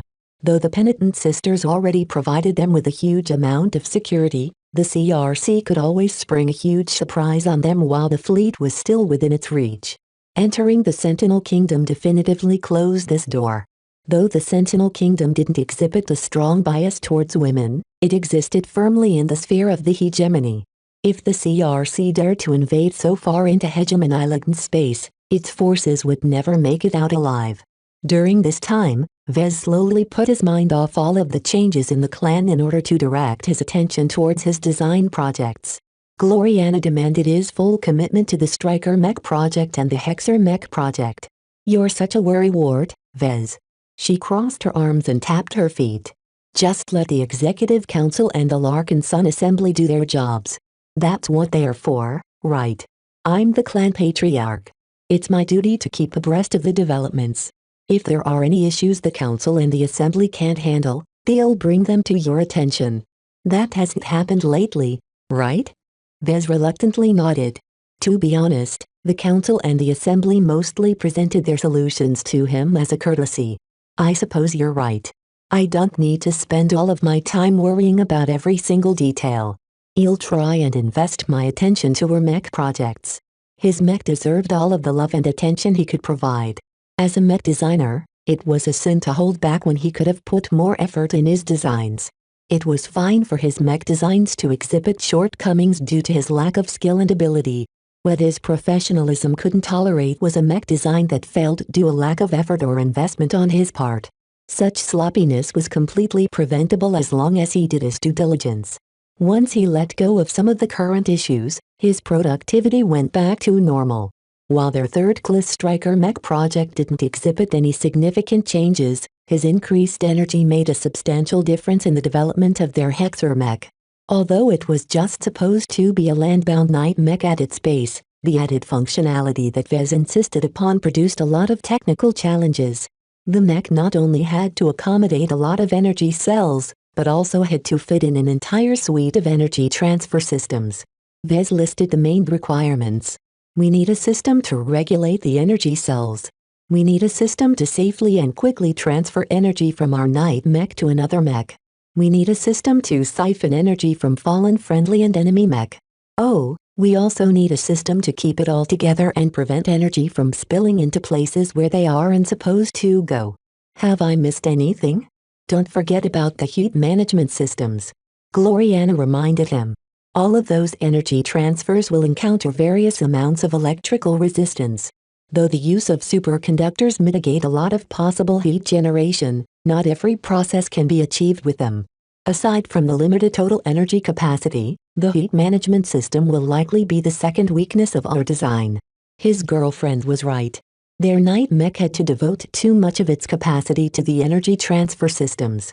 Even if second-class mech could fit in a lot more modules, they didn't have the budget or spare capacity to do more than stuff a bunch of heat sinks inside their mech. This was a distinctly limited solution that put a finite limit on the operation time of their mech. In theory, their Hexer Night mech could remain online indefinitely on the battlefield as long as it kept siphoning energy from various sources. In reality, other limitations would probably force the mech to leave the battle. Pilot exhaustion, heat buildup, battle damage and other stresses all made sure the mech wouldn't be able to last more than a day on the front lines. That's fine. Vez largely dismissed her concerns. The point of my mech is to support the female Hexer mech in their assaults or risky maneuvers by providing its shield, bringing along its glow and putting its energy reserves at their disposal. It's not necessary for the limitations of their mech to surpass the limitations of the Hexer mech. In the end, their product was a night mech with a support function. Its offensive ability was completely garbage, and neither Vez nor Gloriana did anything to address this shortcoming. For one, Gloriana and the Hexers were fixated on the idea that male mech had to possess as little teeth as possible. While this rule was rather difficult to apply to rifleman mech, when it came to defensive mech, the male mech pilots better not have the ability to overpower a female mech. As for Vez, he went along with this custom because he simply couldn't find any capacity to strengthen his mech combat potential. That said, he didn't entirely resign himself to designing a toothless mech. Siphoning energy can also be an attack if it is applied to an active hostile mech. Vez didn't share this opinion with Gloriana. He did his best to keep it in his mind and out of his implant. If his girlfriend ever thought that he wanted to turn his mech into a bona fide energy vampire, she would probably erupt in front of his face again. That was not a pleasant experience. In order to turn this mode of attack into reality, he spent an inordinate amount of time refining the energy siphoning systems. After trying out various ways to add this system onto the mech in a way that made sense, he eventually settled on adding additional limbs to the Hexer mech. The arms of our mech are already needed to hold the sword and tower shield. He explained as he projected a sketch of his proposed solution. The energy transfer and siphoning systems need a way to reach out and establish a connection with other machines. It's impractical to expect our night mech to drop its sword or shield in the middle of a battle in order to reach out its hand to a friendly mech. To solve this problem, Vez attached an extra pair of specialized arms on the mech lower back. It made the humanoid mech look a bit like an insect. The extra limbs were longer in order to facilitate their reach but thinner because they weren't designed to hold any objects. Sharp, needle-like implements that were geared towards connecting to energy ports or piercing through softer armor formed their tips. All in all, the mech looked a lot more menacing with the addition of these inhuman limbs. Gloriana studied his sketch and frowned. This isn't what we planned. I know, but how else will you solve this problem? Adding extra limbs is the most convenient solution. I know the good boy transfers its energy in a different fashion, but that mech is not expected to fight or do anything else with its arms. In order to allow our Hexer mech to operate on the front lines, we have to ensure its ability to defend itself no matter the circumstances. In the end, Vez had his way when Gloriana failed to offer a better solution. Though the extra limbs added to their workload, Vez began to enjoy this project more and more. While it was still a mech that treated its female mech pilots as support personnel, he hoped that at least a couple of them would discover and utilize the offensive possibilities that the energy siphoning limbs enabled. Vez didn't dare to do much more than that. He was already fortunate that Gloriana was too taken in by her biases to realize that this new change could make the mech more dangerous. All in all, while there were still a couple of months of development to go, the progress they made so far made both mech designers very content. Of particular note was the increased performance of their design teams. After Vez personally inducted the Tavers, the Ilvanans and the two oddballs into the clan, they began to perform their duties with a lot more fervor than before. Their high morale not only increased their results, but also accelerated their progression. One major reason for that was that Vez no longer saw his subordinate mech designers as employees. They were Larkin Sons now. Sure, they still retained a part of their old identities through their compound names. However, their addition to the Larkin Son network meant that Vez was much more certain about their loyalty and commitment to his endeavors. For this reason, he began to devote a little more attention to his lessons. His earnest guidance allowed his assistants to avoid several pitfalls in their development, thereby speeding up the growth of their design philosophies. A couple of individuals achieved a lot more progress than he anticipated.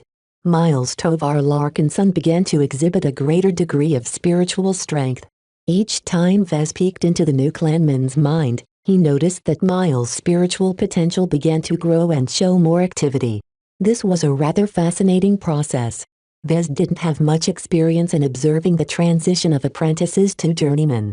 He could only base his theories around his own transition, but he had no clue whether other mech designers followed the same steps. His curiosity drove him to pour more attention onto Miles. If the apprentice was still an employee, then Vez would be much more reluctant to provide so much help. Who knew if Miles Tovar would leave the LMC as soon as he advanced to journeyman? Yet now was different. Miles Tovar was different from Miles Tovar Larkinson. The former was an employee while the latter was an employee as well as family. Since the adopted members of the clan weren't allowed to undo their joining unless something exceptional happened, Vez could trust Miles to stay for the long haul. Elevating one of his assistant mech designers to journeyman therefore posed much less of a risk than before. In fact, adding another journeyman to his roster would do much to strengthen the clan and increase the design capability of his mech company. That said, it would still take a fairly long time for Miles to actually complete the transition and form his design seed. You have a lot of potential, Miles. Vez mentioned. You have prior design experience and you have done a lot to shore up your knowledge in the past few months. Thank you, sir. I feel really great.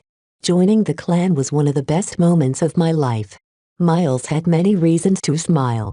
While he had to make his separation from the Tovar family permanent, he was very much aware how lucky he was to receive so much personal attention from a talented mech designer. There's one problem that is slowing you down, though. What is it, sir? You haven't been designing any mech for a while, right? I don't have the time. I started up a few projects, but the work that we're expected to do is consuming all of my attention. Vez grimaced. That was partially his fault. While I still require your assistance, I think it's time for you to cut back. What do you mean? I'm freeing up some time in your schedule so that you can resume the development of your personal mech designs. Miles looked surprised. Vez was never known to be generous in this fashion. This was a completely uncharacteristic decision from a notorious workaholic. Why? Vez couldn't tell the truth, so he resorted to a lie. I see a part of myself in you. There is a drive within you that wants to explode, right? I think it would do you a lot of good if you unleash that drive onto your own mech designs instead of our current projects. Just try it out and see if you can progress your design philosophy. As my aerial mech specialist, I'll be leaning on you whenever we are tasked with designing mech of this nature. I'll do my best, sir. Chapter 2022 Hopeful Progress Chapter 2022 Hopeful Progress. The Larkinson clan fled the castling system in defeat. Dozens of Larkinsons lost their lives in the desperate attempt to defend their fellow family from the aggression of a foreign state with a vendetta against their clan leader. The clan members left the Ilvain protectorate with seething fury and overwhelming grief. Many began to doubt their choice of joining the Larkinson clan as opposed to remaining in the Larkinson family. The large but haphazard fleet of light carriers, transport ships and civilian ships moved to the hegemony side of the star sector in low spirits. The enterprise that Vez dreamt of erecting within a decade rested on shaky ground as criticism unceasingly circulated among the ranks of Larkinsons. Months later, the fleet that closed in on the Sinach system looked completely different. Not only did it enjoy the escort of a formidable force of penitent sisters, its ships had also transformed in appearance. A lot of mech and vessels sported brand new coating. The Scarlet Rose, the Barracuda and the other vessels of the Larkin Sun clan boasted a geometric pattern of red and white. The ships of the avatars of myth adopted the same scheme but with bright yellow as their primary color.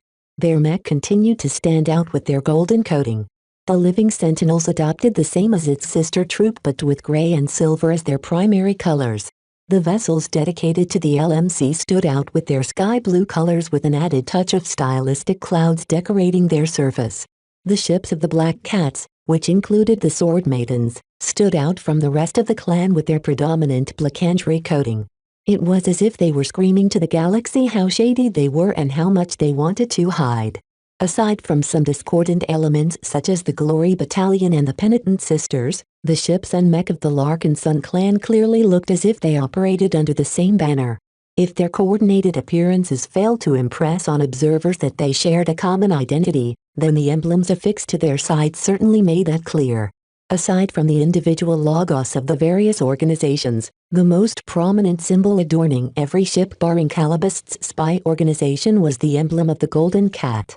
Due to the choices that Vez had made during the founding of the clan, every clansman began to wear the emblem that was shaped like the visage of a cat in gold with pride.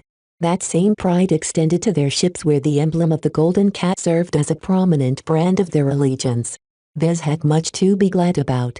During the couple of months after their haphazard flight from their former base operations, the Larkin Sun clan not only regained its optimism, but also ballooned in size and strength. He smiled as he lovingly held a Larkin Sun mandate in his grasp. Whenever he physically held a book, he gained a very good view on the spiritual network. With the clan surpassing 10,000 members, the spiritual network had expanded in scope and strength. Meow. Lucky playfully floated around the book while looking at the Golden Cat who seemed to be brimming with energy these days. Nya. Though the recent growth had been very beneficial to the Golden Cat's rate of growth, there were lots of signs that she was having difficulty handling the strain. She spent most of her time dozing off these days as she began to master new techniques to handle the added burden and responsibilities. Taught by Kalank so informed from her instincts, her new techniques allowed her to split herself up and expand her awareness, thereby transcending her existence from an individual to something akin to an unconscious collective. Vez found her transformation to be very fascinating. He studied her evolution frequently and observed all of the changes up close. It was like witnessing the evolution of a god. The profound changes altered her state of mind. While she was still a young and naive spiritual cat at heart, she also contained an unimaginable repository of collective wisdom. This larger gestalt served as a series of parallel processors that allowed the Golden Cat to maintain her full attention in multiple places with ease. Anywhere her spiritual influence managed to reach, she could instantly pay attention to what was going on in the vicinity. An important detail here was that her influence not only encompassed the living Larkin Sun clansmen, but also the inanimate objects that carried her glow. So far, that only amounted to the Bright Warriors and the Larkin Sun mandate, but Vez hoped to imbue her glow in more objects in the future so that Goldie would essentially be able to act as the clan's omnipotent monitoring system. "What are you grinning about?" Gloriana asked. Vez snapped out of his musing. He was currently taking a small break from a taxing design session at the design lab. "I was just thinking how far we have come since we departed the castling system. We successfully managed to reverse the downward trend of our clan and grow to a level of strength that we could scarcely imagine a month ago. Just look at the optimism brimming from every new clan member." Their assistant mech designers were all smiles these days as they wore their brand new sky blue and white uniforms.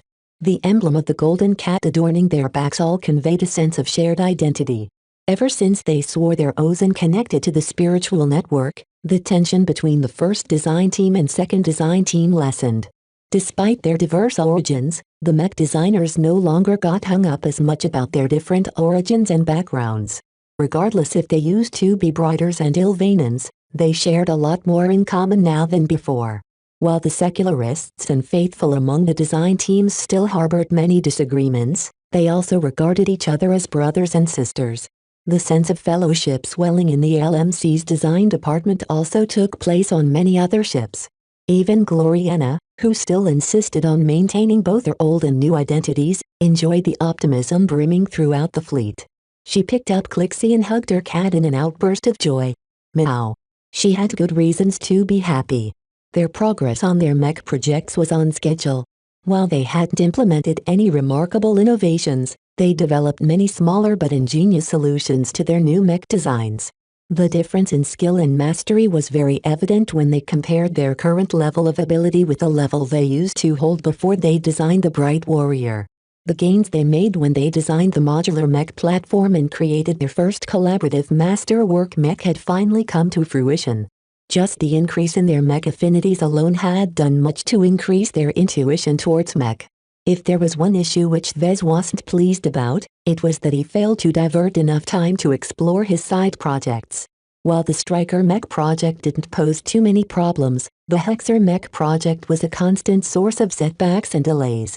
The energy vampire concept that Vez insisted upon was very hard to implement, particularly when he wanted to hide its offensive utility from his girlfriend. Trying to stuff this secret functionality into his mech design demanded an enormous amount of time and effort. At the same time, he also had to ensure that his product could function as both a defensive mech and an energy transfer mech. Both mech designers had to exert the utmost of their knowledge base to find efficient solutions to the problems that emerged during the design process. They even had to hit the books and reference obscure science in order to overcome certain hurdles. Fortunately, Gloriana was more than up to a challenge while Vez easily absorbed new knowledge due to his augmentations.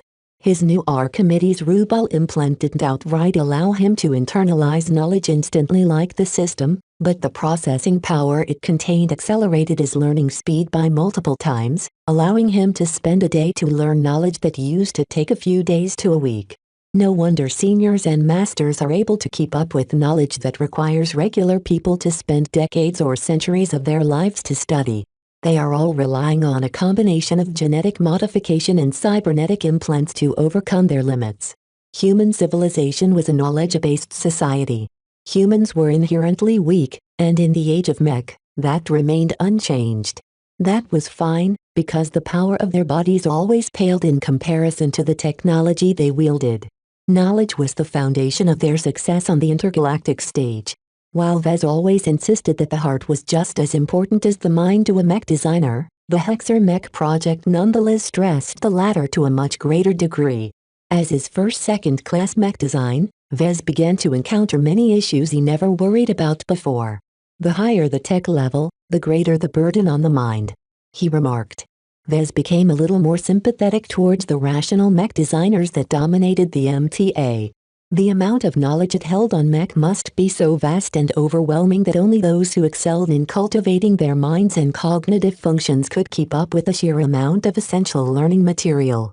Right now, the Hexer Mech project had reached the halfway point. Its direction had already been set and all of the major design choices had already been made.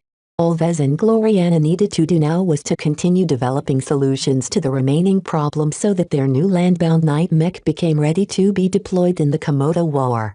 As for the less ostentatious Striker Mech project, Vez expected to finish it first.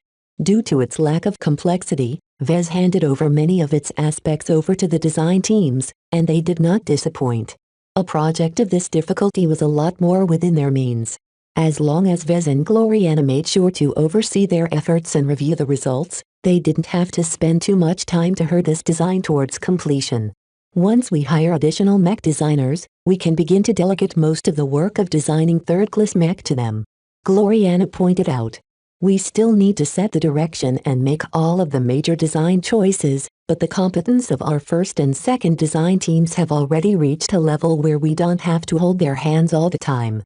We only need to spend a bit of our time per project per session to make sure they develop on the right track. I know.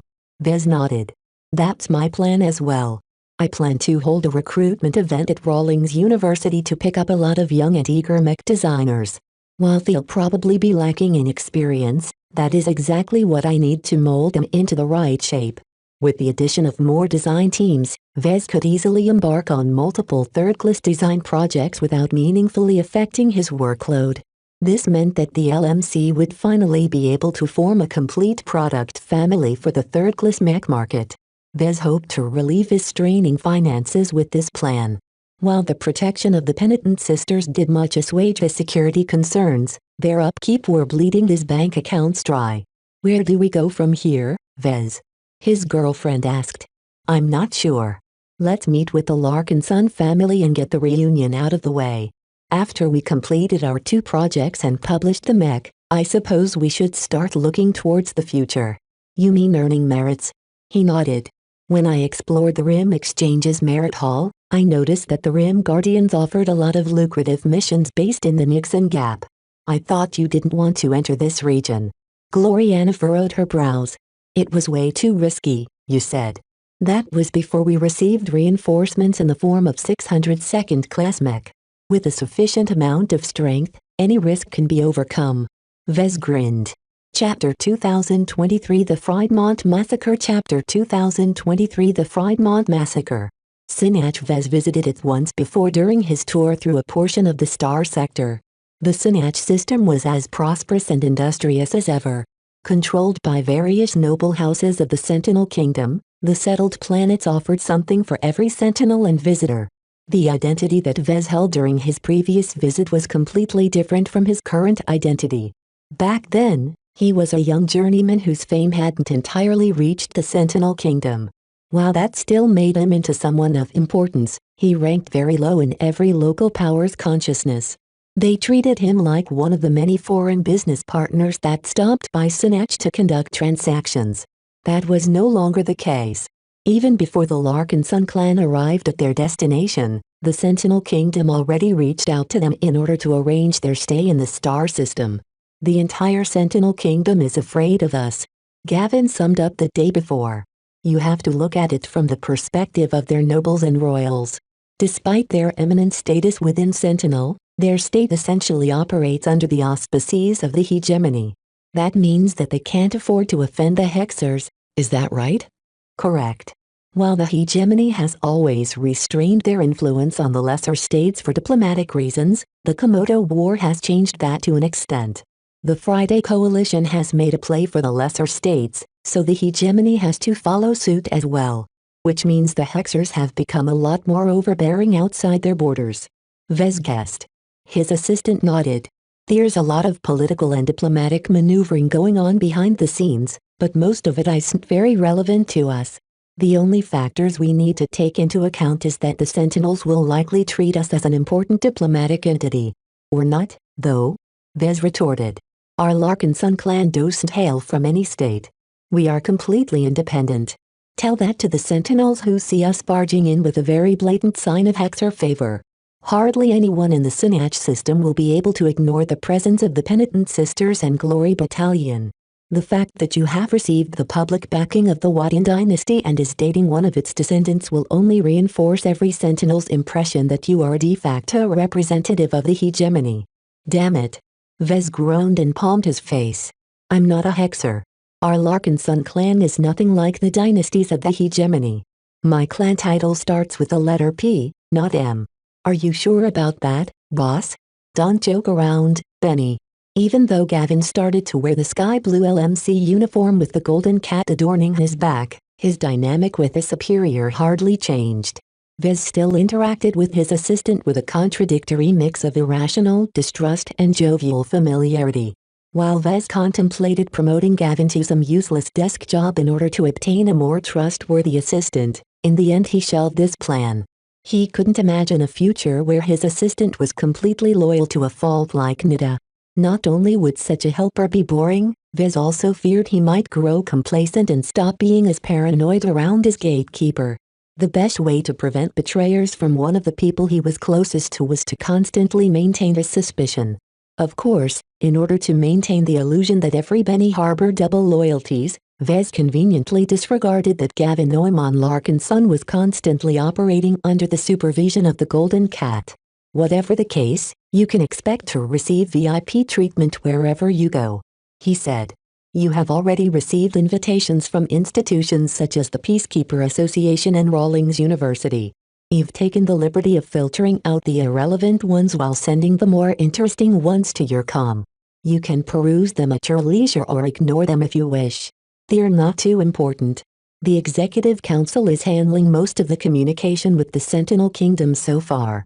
If there is anything you need, you can pass it on to the Council members. Understood. Aside from meeting with the Larkin Sun family, recruiting more mech designers and resupplying our fleet, I don't intend to do much else in the Sinach system. Vez spoke. At the very least, I have to devote 2 more months to complete our current design projects. Both of them are very significant. One is designed to rejuvenate the LMC while the other one is meant to repay my debt to Diva. Once he got those 2 projects out of the way, Vez would hopefully have more room for maneuver. From there, he could look towards accepting a mission from the Rim Exchange or seek opportunities in other star sectors. The Sentinel Kingdom wasn't only close to the Nixon Gap, but also within range of Vicious Mountain. The only problem was that many ships of his fleet weren't rated for cross-sector travel. Vez would have to leave them behind or replace them with more robust vessels that could withstand the possible rigors of intersector space travel. For now, that was not something he could achieve in the short term. Are there any ships for sale in the Sentinel Kingdom? Vez asked in a hopeful tone. No. Gavin shook his head.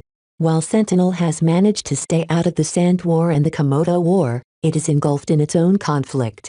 Did you hear about the Friedmont massacre? Yeah. Vez smiled in a brittle manner. I did. What a slaughter. The pirates of the Nixon Gap have become more and more brazen lately. Not only are they burning each other's strongholds in the Gap, they have also turned their weapons against civilized space. The Friedmont massacre was a shocking event that took place some time ago. Friedmont V, a major industrial planet operated by House Kent, suddenly became the site of tragedy on an enormous scale when a bunch of doom crawlers that had been smuggled onto the planet began to lay waste to every major city and industrial district. Billions of people died and trillions of Sentinel crowns worth of assets disappeared in a matter of hours as nuclear-armed mech launched their weapons at abandon before they were taken out by the vengeful surviving forces. When Vez first heard of the massacre and watched the footage of the massacre, he quickly shut off the projection.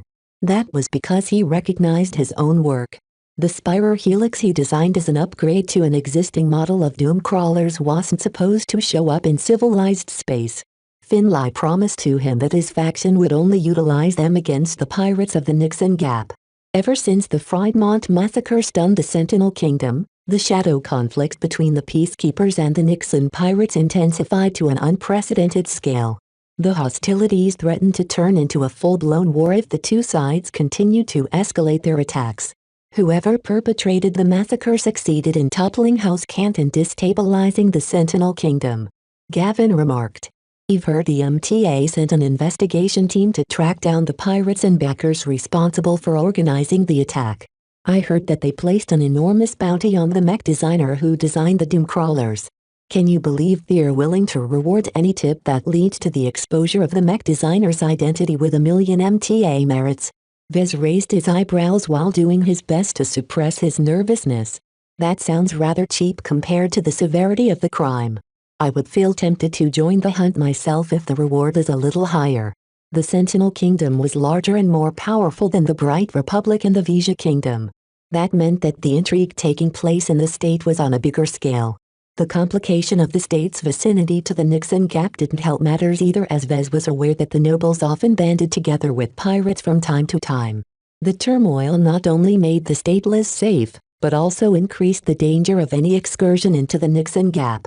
That said, the rising risks of venturing out in a region the MTA was very interested in also increased the rewards to anyone who was willing to venture inside it to perform a mission. This was the main reason why Vez still hadn't ruled this option out. Though the risks were high, the rewards were higher, and with the help of the Penitent Sisters and the Glory Battalion, he could outright ignore most pirate threats. Of course, the Nixon Gap contained greater perils than scattered pirate organizations. Even second-class mech wouldn't be able to survive unscathed when they encountered a mysterious anomaly or came across a huge pirate organization. Vez asked one more question. Is there anything else we need to take note of before we arrive at Sinat? There is one more detail. The state requested us to keep most of our fleet in the periphery of the star system. The Sentinel people are very uncomfortable with a powerful fleet lingering in the vicinity of an important planet.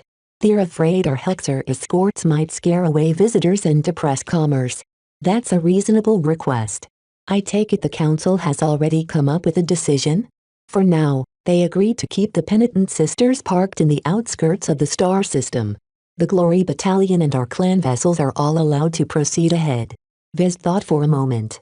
He recalled the times when he naively trusted the Bright Republic and the Ilvain Protectorate to cover his back. Yeah. He wasn't going to make that mistake again. While I understand the decision by the council, I don't agree with them. Tell them that I will overrule their decision, he declared. The Penitent Sisters will continue to accompany us while we are heading towards the inner system. This decision is final. He was not going to take any assumption of safety for granted, especially when the Sentinel Kingdom had become less stable in recent times. He would be a fool to put his strongest protectors numerous light hours away. Gavin frowned at his response. We already agreed to abide by this reasonable demand. I don't care. You just told me that the Sentinels think I'm a Hexer envoy, right? Then let's act like one. I'm sure they'll roll over easily enough if we throw our weight around. The Executive Council wasn't happy with Vez's orders. Too bad. The Penitent Sisters wasn't in their control. The Hexadric Hegemony directly seconded them to Vez instead of the clan. The sisters were obliged to act according to his instructions, so there was nothing anyone could do to stop their advance to the inner system. Before Gavin ended his briefing, he passed on one more detail. By the way, Calabast asked me to pass on a message as well. She states that a couple of old friends and familiar faces might be showing up in Sinaj as well. Did she say who? No. But she said that some of them make for excellent recruitment material. Well, that's clarifying. Vez responded mildly. It looks like a lot of different people were converging onto Sinach. Vez was curious who he might be able to meet and which of them were suitable to join the clan. As big as his fleet had already grown, Vez could always use more bodies, especially ones who could fight. The Sentinel Kingdom might be our final resting stop before we embark on an ambitious mission. We have to make the most out of our stay in Sinach, he muttered. Around a year had passed since he formed his goal of earning enough merits to redeem a fleet beyond our ticket. Even though Vez had made enormous gains in his career and life during this period, he had hardly come closer to securing passage to the Red Ocean. If he didn't make any progress soon, he would definitely miss his self-imposed deadline. Chapter 2024 Shared Blood Chapter 2024 Shared Blood. The Larkinson clan's entry into the Sinach system was a sight to behold. Though the clan's starships were rather shabby, their numbers were enough to dwarf most other trade convoys passing through the local star system. Their uniform appearances and the ubiquitous sight of the emblem of the Golden Cat did much to counteract their cheap origins. The hundreds of spaceborne mech that deployed from the light carriers to form a security perimeter also reinforced the impression that the Larkinson clan was not that easy to chew. As much as the ships and mech of the Larkinson clan made an impression on the locals, it was the Hexers who attracted the majority of the attention. The Glory Battalion served as the direct extension of one of the medium-sized powers of the Hexadric Hegemony. Though the Wadian dynasty wasn't particularly powerful in the massive state, its sheer might and wealth still surpassed anything the locals could scrounge up. Though the Glory Battalion was only able to effectively field a single mech company at this point, no one dared to take its mech lightly. As for the Penitent Sisters, their strength was enough to give a Sentinel mech division a run of their money.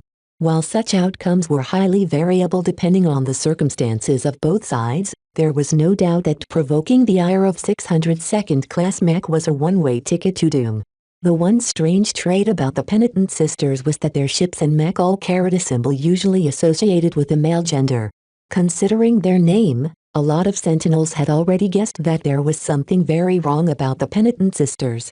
No matter what they thought in private, the strength of the sisters had to be respected. There was no way that anyone in Sinach would dare to mock the peculiar punishment outfit. As the fleet gradually glided in the direction of Sinach VI, the mech-producing planet owned by House Evanson, Vez curiously studied the local plot of the star system. Just like any industrious system, Thousands of vessels were traveling in several directions. While most of them consisted of small craft and sublight cargo vessels that lacked FTL drives, plenty more ships came from other star systems and states. Business is booming as ever, Vez remarked. War makes for a very profitable endeavor to star systems like Sinach. Amidst all of the trade vessels, mercenary carriers, peacekeeper outfits and military patrols, Vez finally identified a small fleet of ships parked in the orbit of Sinach VI. One single starship within the fleet carried the name of Gracious Indigo. Last Vez heard, the second-hand light carrier is the flagship of the Larkin Sun family. Obviously, the Larkin Sun family lacked the resources of the Larkin Sun clan. Its 1% share in the LMC was enough to cobble up some mech, but it was a stretch for them to purchase new ships, especially in a war climate that significantly increased the value of starfring vessels. How is the Larkin Sun family doing, Benny? Vez asked. They're doing fine, boss. For a time, they were split up between Larkin Sons who managed to escape the manhunt in the Bright Republic and those who were caught in the net. That's no longer the case now. The two groups recently reunited when Diva's rescue ship brought the former imprisoned Larkin Sons to the old family. That's great. Soon enough, Vez received a personal comm call from his famous uncle.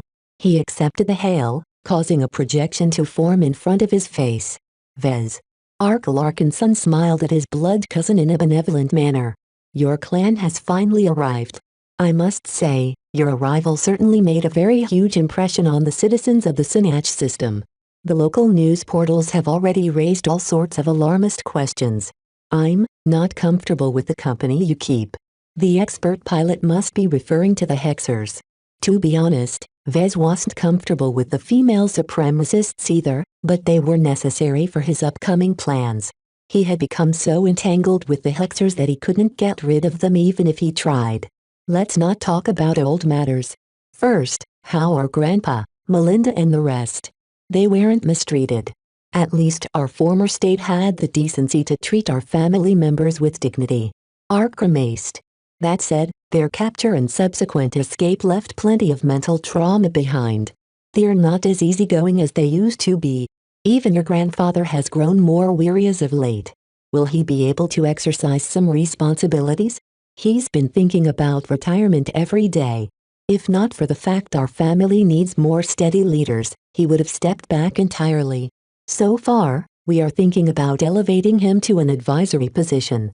Ah, so it's just like his previous job, except he'll be helping you instead of the Ministry of Defense. Essentially, yes. Both Larkin Sons fell silent for a time. Ark always held a special place in Vez's heart. Even though he was already an illustrious expert pilot during the time Vez grew up, Ark never put on any airs to the son of his younger brother. They were truly family to each other every time they met and talked to each other. As much as both of them wanted to go back to those simpler days, they couldn't. The silence that formed between the Larkin Sons reflected all of the changes that took place over the past year. The schism that tore apart the Larkin Son family, Gance's madness and the abrupt formation of the Larkin Son clan all drove a wedge between the two. The tension only grew worse when both Vez and Ark had become the leaders of their respective family organizations. Already, the clan had radically diverged from the traditional customs of the family.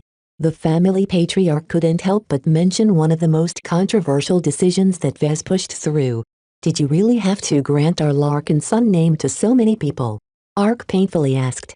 While I understand the necessity to secure the loyalty of people you are depending upon, our family isn't happy, to say the least. Vez stubbornly crossed his arm. What the family thinks is not my concern. Your group of Larkin Sons have already made it clear that you don't want to be part of my clan's endeavors. I can accept that.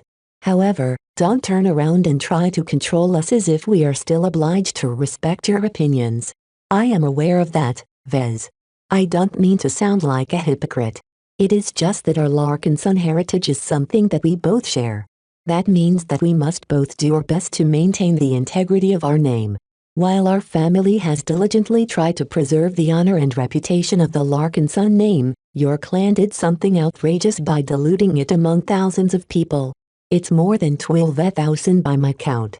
Vez added. How much more will you add before you are satisfied, Vez? Ark slightly raised his tone. I don't think our clan will ever stop adopting new people. Vez slowly replied. Though he disliked disappointing his uncle, as the patriarch of the clan, he had to stand up for his side. We do things differently than the family. While we value our Larkinson heritage, we are much more willing to share it if it gains us the loyalty of many talented and capable people. To us, the meaning of our name no longer revolved around our bloodline. This is an outdated stance that will only limit our growth. Though the two Larkinsons had plenty more words to share, a casual call was not the most appropriate channel to hash out their grievances. Ark's dislike was clear to see, but he refrained from snapping back at his own cousin. Let's have a good talk when your fleet arrives at Sinach VI. As much as our family is peeved at your clan, our people are still very eager to see the Larkinsons that have left for the clan.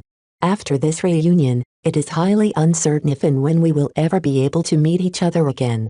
For posterity's sake, we should make our final meeting as memorable and conclusive as possible.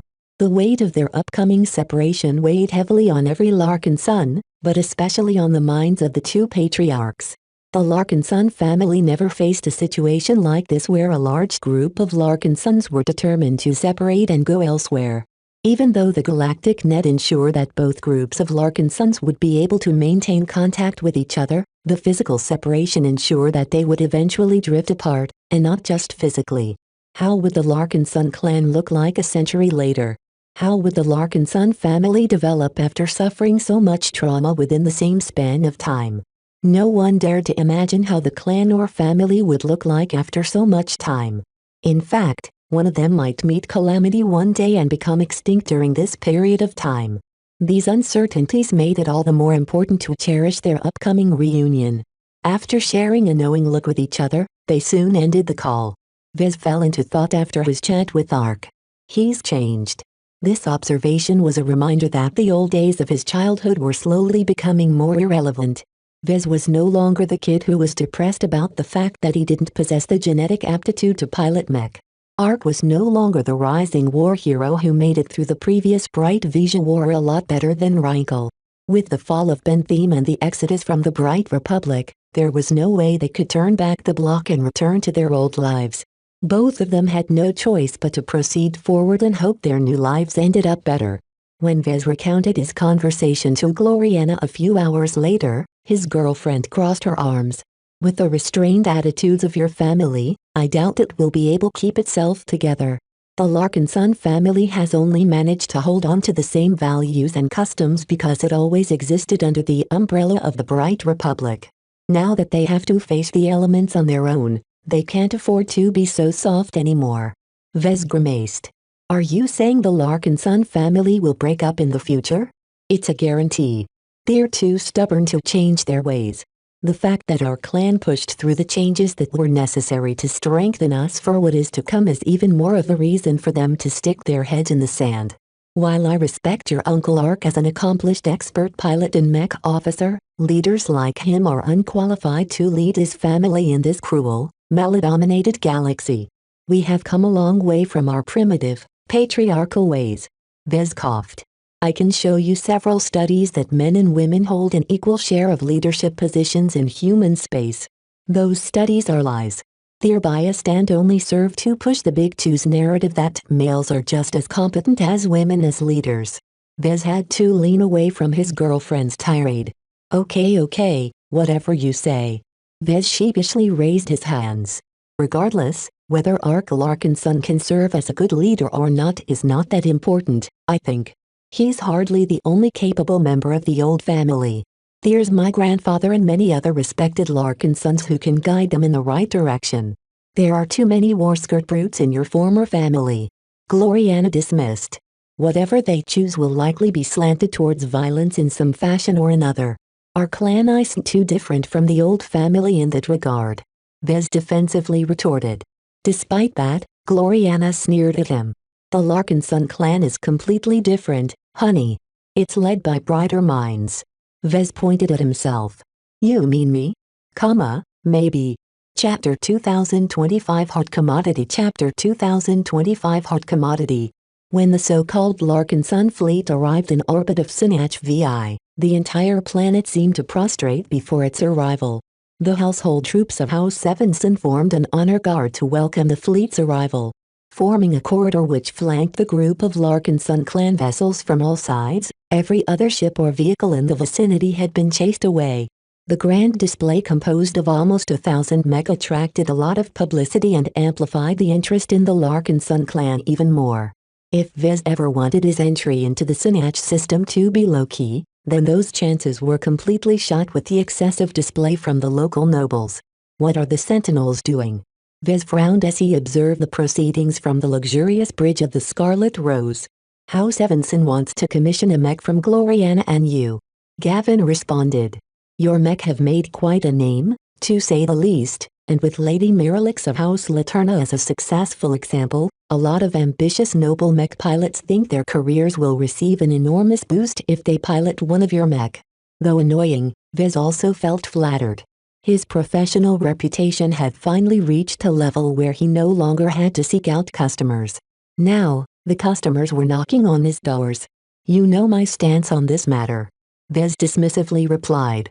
We've rejected their requests time and time again, but their envoys keep trying. Gavin sighed.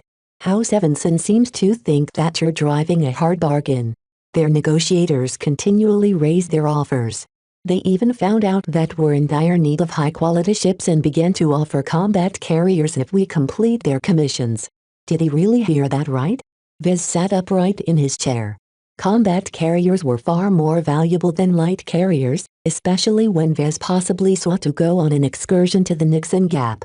Are you sure? What do they want in exchange for some combat carriers? His assistant looked hesitant all of a sudden. Well, they're only willing to remunerate you in full if you provide them with a masterwork mech. If that doesn't happen, then their offer becomes a lot less attractive. Oh. Vez dropped her excitement. Forget about it.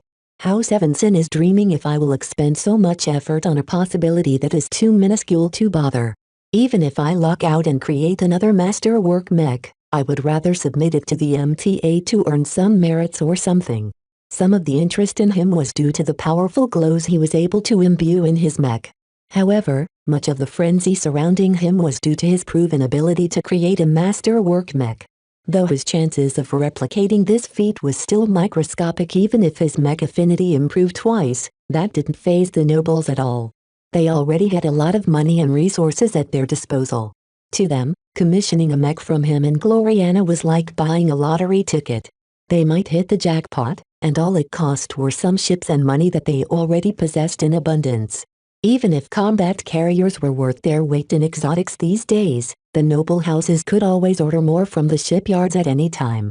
In contrast, a masterwork mech, especially one tailored to a specific mech pilot, was something that could only be sought but never found.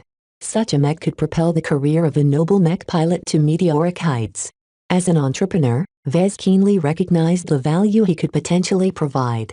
He did not intend to be taken advantage of so easily.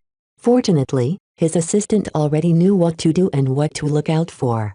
If someone offered something truly compelling, then Gavin would surely bring it up to Vez. Until then, there was no reason to disturb his thoughts. As the pomp and circumstance in orbit finally died down, a Larkinson clan began to make landfall with at least a third of its ships. Light carriers may not be able to take much of a hit, but they were still light and maneuverable enough to make landfall on any standard terrestrial planet. One of the more significant problems affecting the clan members was their abrupt flight into space. As Captain Sylvestra warned him some time ago, humans simply weren't adjusted to space travel. It took a lot of effort over multiple generations in order to breed a group of true spaceborn humans.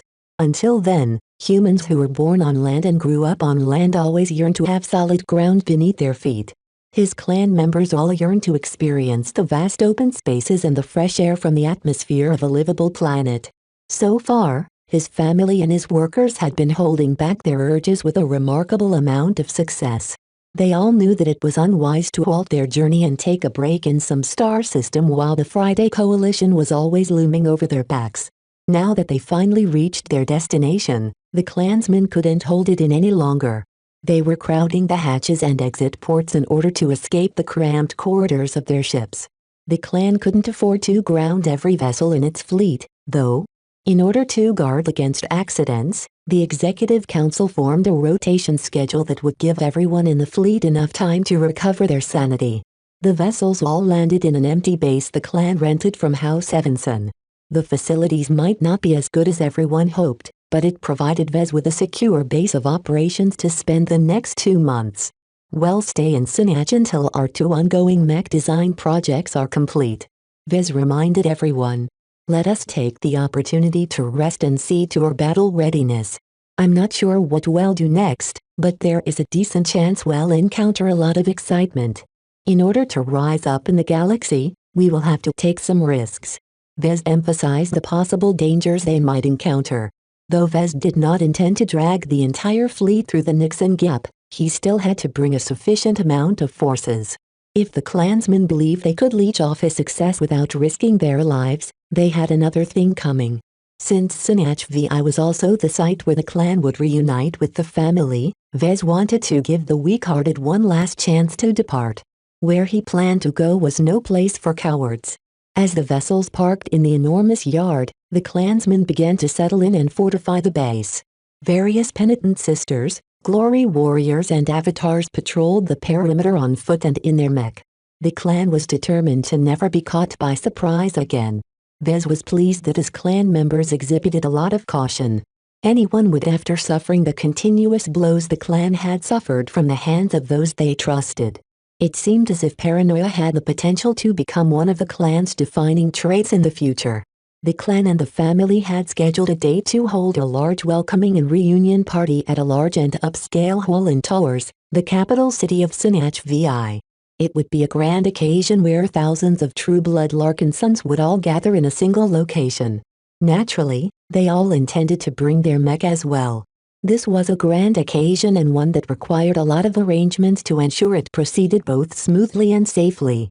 The last thing Vez and the others wanted to see was someone crashing a starship into the hall where almost every true-blood Larkinson congregated. Such a catastrophic attack would pretty much end the clan and family right then and there. We're holding the event in 3 days. Gavin notified Vez. The old family arrived earlier and has already begun the preparations, but our clan has a lot more strength and resources at our disposal. The Hexers are particularly useful in ensuring that the meeting venue will remain secure. I understand. Vez nodded. Is there anything we have to do in the meantime, or can I go back to the design lab in order to continue my design work?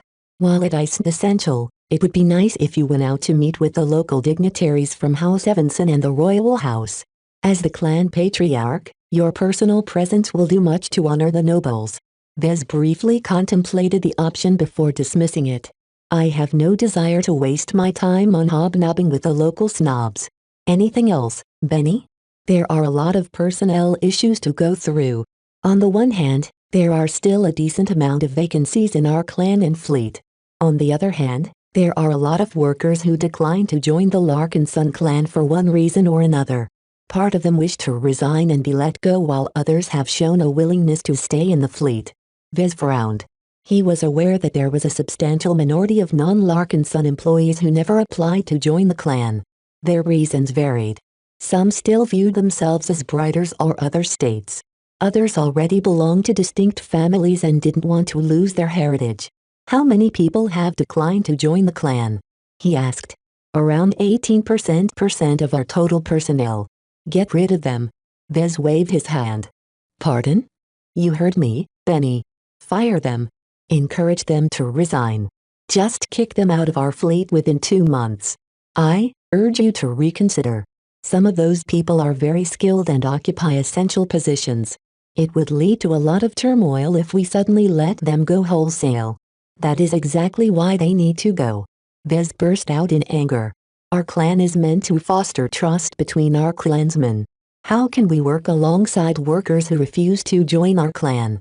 How can we allow them to occupy critical positions where they are in place to do a lot of damage if they leak information or sabotage something important? Just get rid of them and hire some new people who are willing to join our clan. That's not going to be easy. While there are plenty of skilled applicants from the Sentinel Kingdom, most of them are dubious in terms of background and loyalty. It will take a lot of vetting to verify their integrity. You have 2 months. That is plenty of time to make up for the shortfalls in our personnel roster. Tell the clan to do as I say.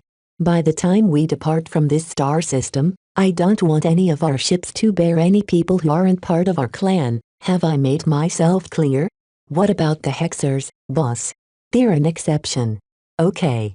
You'll pass on your instructions to the Executive Council. I'm not sure whether the council members are willing to abide by your demands, but I will make it clear that you are very adamant about this issue. Though it would hurt the fleet in the short term, Vez thought it was worth it later on.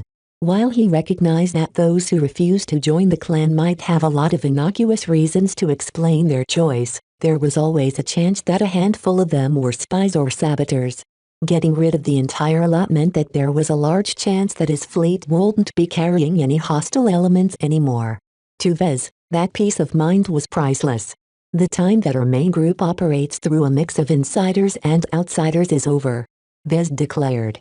Aside from allied and auxiliary units like the Penitent Sisters, everyone who is part of our fleet must also be a part of our clan. It was fine if his clan or company employed regular workers in various subsidiaries or outposts. However, his future expeditionary fleet had to consist entirely of clansmen in order to ensure the highest degree of cohesion. Chapter 2026 The Two Patriarchs Chapter 2026 The Two Patriarchs. The sudden shift in policy towards the employees who refused to join the clan came as a major shock to everyone.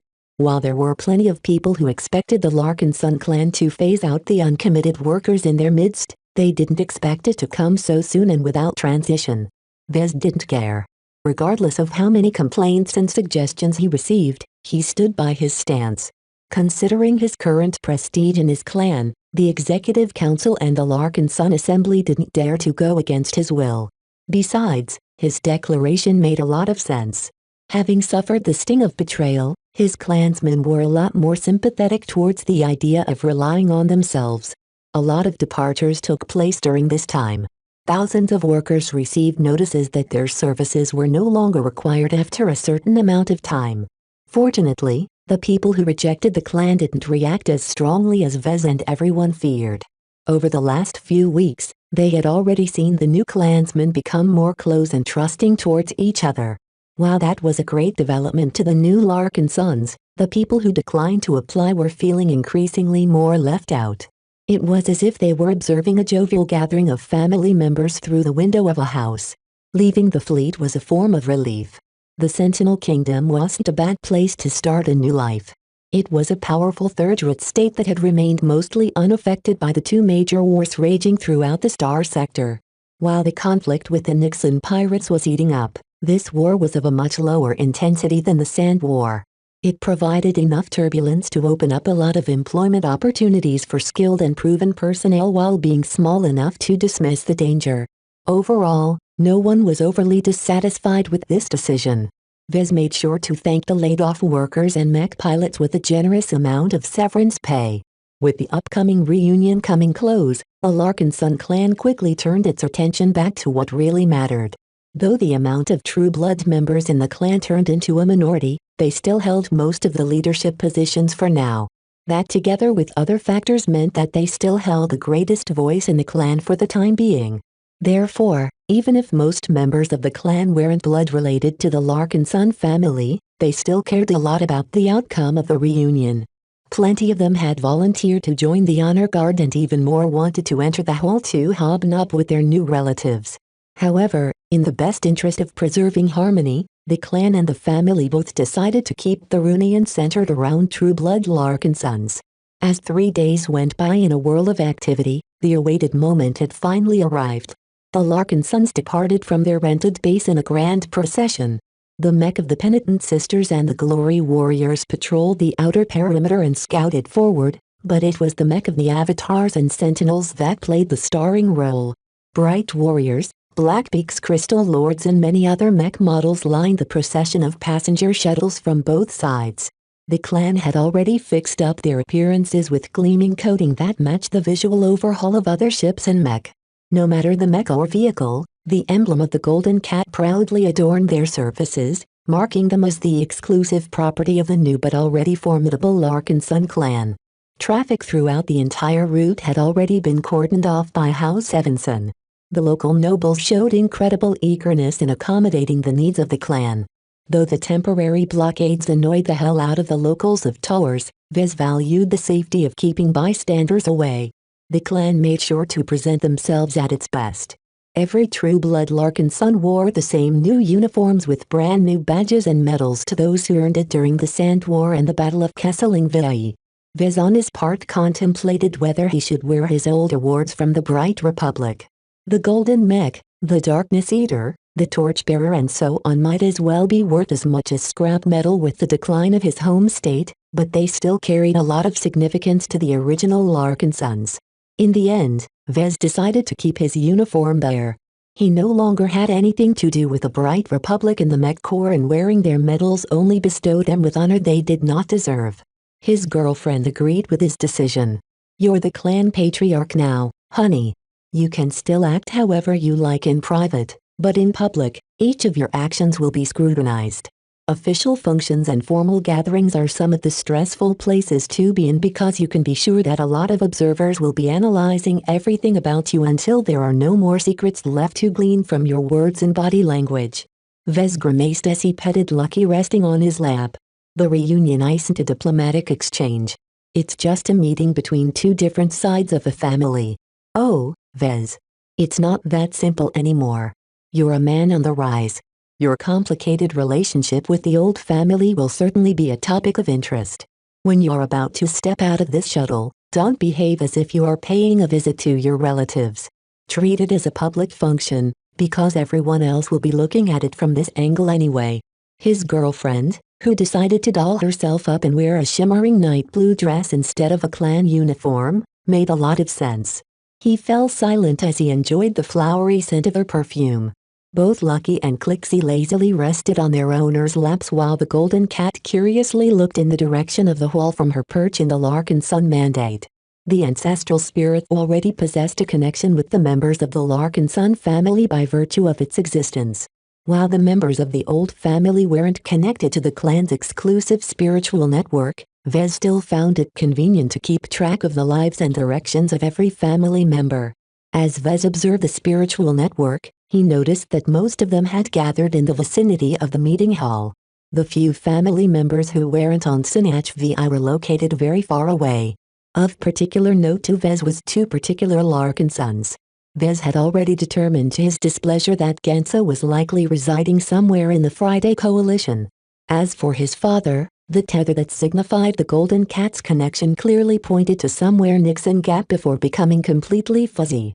It seemed that the anomalous space warping of this asteroid-filled region was distorting the weak bond.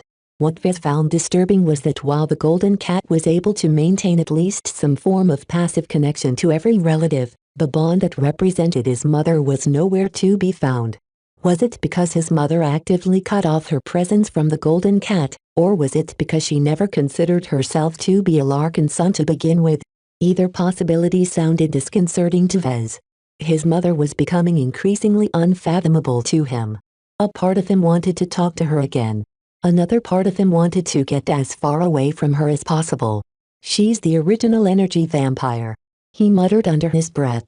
A very scary realization suddenly struck him. Did he subliminally design his striker mech to match the characteristics of his mother? His eyes widened as he listed the similarities. First, the remnant of the idol of the superior mother put him on a path to form a design spirit that would likely carry over the name of its source. This meant that despite its masculine contours, his landbound night mech would likely be watched over by a matriarchal design spirit of his own design, one that would likely share a lot of similarities with his actual mother. Second, he envisioned a mech that could not only store and carry a lot of electrical energy, but also siphon it from both willing and unwilling sources. While his own mother manipulated spiritual energy rather than electrical energy, they were still capable of performing the same actions to empower themselves or others. Naturally, there were a huge amount of differences as well. Vez relaxed a bit when he concluded that a spiritual sorceress and a mech design were not actually comparable in the slightest. The two similarities were complete coincidences and had nothing to do with each other. Vez emphatically did not design his Hexer mech to reflect his own experiences as a son who was constantly being coddled by his overbearing mother. "What are you thinking about, Vez?" Gloriana curiously observed his changing expressions. "Ah, nothing, haha." Vez sheepishly scratched the back of his head. "I am just nervous, that's all. I'm afraid our clan won't be able to measure up against the old family despite the growth we've gone through. Our foundation isn't stable. It will be fine." Gloriana reassured him. "Look, we're almost at our destination. Let's get ready to greet the other side of the family, shall we?" Once the shuttle at head of the procession landed at the designated landing spot, Vez, Gloriana, their cats and their exited the vehicle. The subsequent shuttles followed suit and disgorged their uniformed passengers. The masses of red and white, yellow and white, gray and white and blue and white uniforms instantly brightened up the avenue leading up to the large and traditional walking meeting hall. The members of the Larkin Son family who had arrived half an hour earlier all waited at the top of the raised steps. Unlike the clansmen, the members of the old family all wore a variety of civilian outfits. While their appearances weren't awful, a lack of uniformity caused them to look distinctly less organized than their estranged relatives. The common appearances instilled a sense of psychological unity in the clansmen. They reinforced this impression by filing into ranks and marching towards the steps with something akin to a military column. The Bright Warriors and other LMC mech taking up positions along the sides of the avenue only strengthened that impression. In one of his preparations for this occasion, Vez had tweaked the glows of his mech. He employed some spiritual tinkering in order to temporarily tune down the glows of the Blackbeaks and Crystal Lords. This allowed the glows of the Bright Warrior mech to become more prominent. The aura of the Golden Cat soon began to engulf the entire venue. The Larkin Son family members who witnessed the approach of the column all began to feel a glow that felt both new and familiar. The Larkin Son glow became more and more overbearing to the family members as the Bright Warriors approached the meeting hall. In fact, the Larkin Son family risked losing its composure entirely if not for their family patriarch. The old family had to show its might. Ark Larkin Son began to exhibit his own prowess. A force of will that shared some resemblance to the Golden Cat's glow began to envelop the minds of the family members like a protective blanket. While it wasn't as oriented towards protection as Brutus' force of will, Ark possessed the remarkable ability of fortifying the confidence of those he affected. As expected, his uncle was a formidable leader. Ark was perhaps the strongest expert pilot that Vez had ever witnessed. As the members of the clan began to climb up the steps, the head of the column eventually stopped. The two patriarchs locked eyes. Both the journeyman and expert pilot exhibited their respective abilities. While they excelled in different abilities, no Larkin Son thought lightly of their abilities.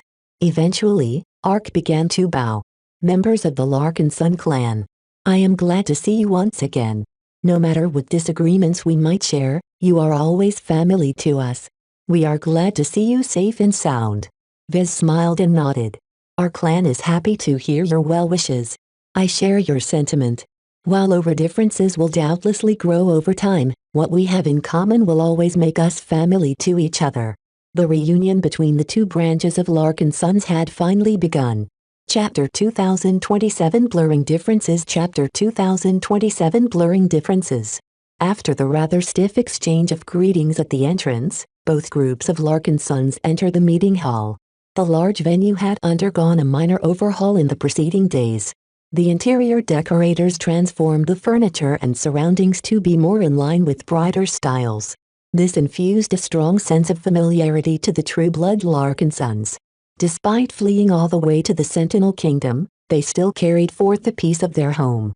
Once they entered the hall, the Larkin Sons began to seat themselves at the rectangular tables. The reunion started off with a sumptuous banquet. With family members sitting on one side and clan members sitting on the other side of the table, they both began to warm their bellies with the regional specialties of the Bright Republic.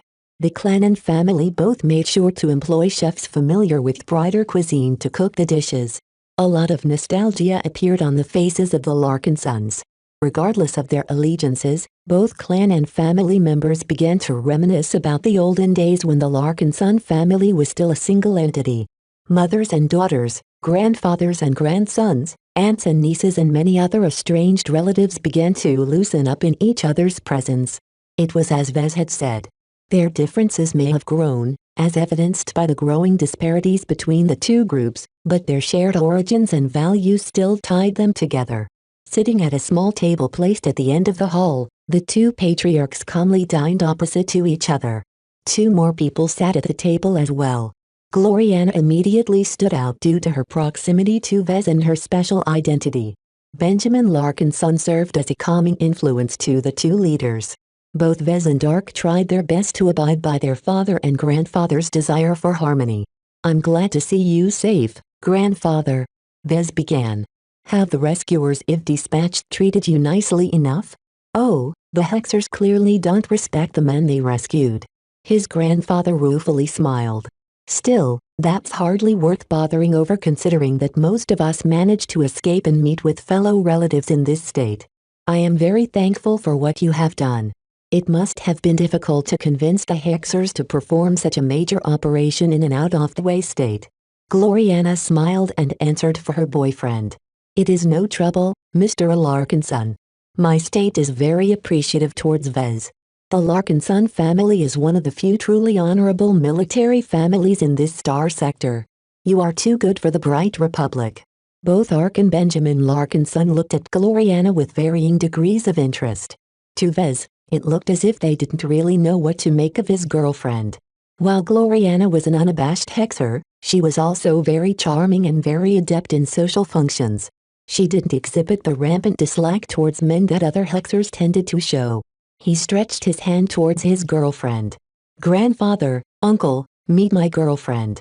I'm sure you are already aware of her identity. Aside from our personal relationship, she's also my collaborator and business partner. Our respective specialties play well with each other, allowing us to design mech that are better than what we are able to design on our own. Much of the success that I achieved recently is thanks to her presence in my life." Gloriana beamed at his praise. "Vez is such a great boyfriend. I'm very happy to be at his side. I couldn't have asked for a more perfect lover. I'm glad to hear that the two of you have managed to make your relationship work. I was afraid that the two of you were only together due to practical reasons. We love each other with all our heart," Gloriana declared in a way that left no room for doubt. "I would do anything to make him happy, and he feels the same way about me. Not even the Friday Coalition has managed to break our relationship." Vez quietly coughed when she said those words. Though most of what she said was true, he had some doubts about the claim that she would do anything to make him happy. There were plenty of nights where he was left unsatisfied. Though Gloriana put up a wholesome act in front of Vez's grandfather and uncle, her identity was not something that the two were able to forget. The smile on Benjamin's face turned a little frail. "Please forgive this old man, but I am rather perplexed why a Hexer such as you are happy with someone like Vez. Professional reasons aside, the two of you come from completely different states. What do Hexers such as you think of my grandson?" This was a very thorny question to ask. Vez glared a bit at his grandfather. Fortunately, Gloriana didn't show any discomfort. Vez is a special person. As the youngest masterwork mech designer of this star cluster, his identity is different from the other men we are familiar with. While I can't honestly claim that every Hexer is able to respect him for who he is, my Wadian dynasty is different. My mother personally approves of our relationship. It doesn't really matter anyway what other Hexers think. Vez quickly interjected. "You don't have to question my masculinity, father. I'm not stupid enough to move to the hegemony. I'm sure you've already heard that I have set my sights on a different galaxy." Both of the other Larkinsons looked severe. "I don't blame you for wanting to leave," Ark remarked. "It's a shame to distance yourself from our family, though. It will become increasingly harder to stay in touch if we go our separate ways. Our departure is already a matter of time. Sooner or later, we'll be going elsewhere. I have an immense desire to see what the rest of human civilization is like. Our little corner of the galaxy is hardly enough to satisfy my curiosity." The small group fell silent for a moment. Vez made it clear that he was very determined to lead his clan away. Ark and Benjamin knew better than to continue their futile attempt to get the clan to stay. Benjamin began to divert his interest to Gloriana. He wanted to familiarize himself with the girl who managed to steal his grandson's heart. There was only so much he could gain from reading about her on the galactic net. Do you like cats? I just love them. Gloriana beamed in an adorable manner. She picked up Clixie and hugged her cat tightly against her chest. My Clixie gets along well with Vez and Lucky. Am I right? Meow. Clixie's elegant and well-behaved demeanor fascinated Benjamin. She is certainly an exemplary cat. How have you been getting along with Vez? Do you share other interests with him aside from your shared liking of mech and cats? Oh, we are both invested in the Larkinson clan, of course. My Wadian dynasty has done much to protect the clan and help it survive against the machinations of the Friday Coalition. The two Larkinsons didn't react to that statement. While Gloriana didn't lie, her entanglement with Vez was the main reason the Friday Coalition turned hostile to their family to begin with. She could hardly claim to be their benefactor when she herself was responsible for starting the initial fire.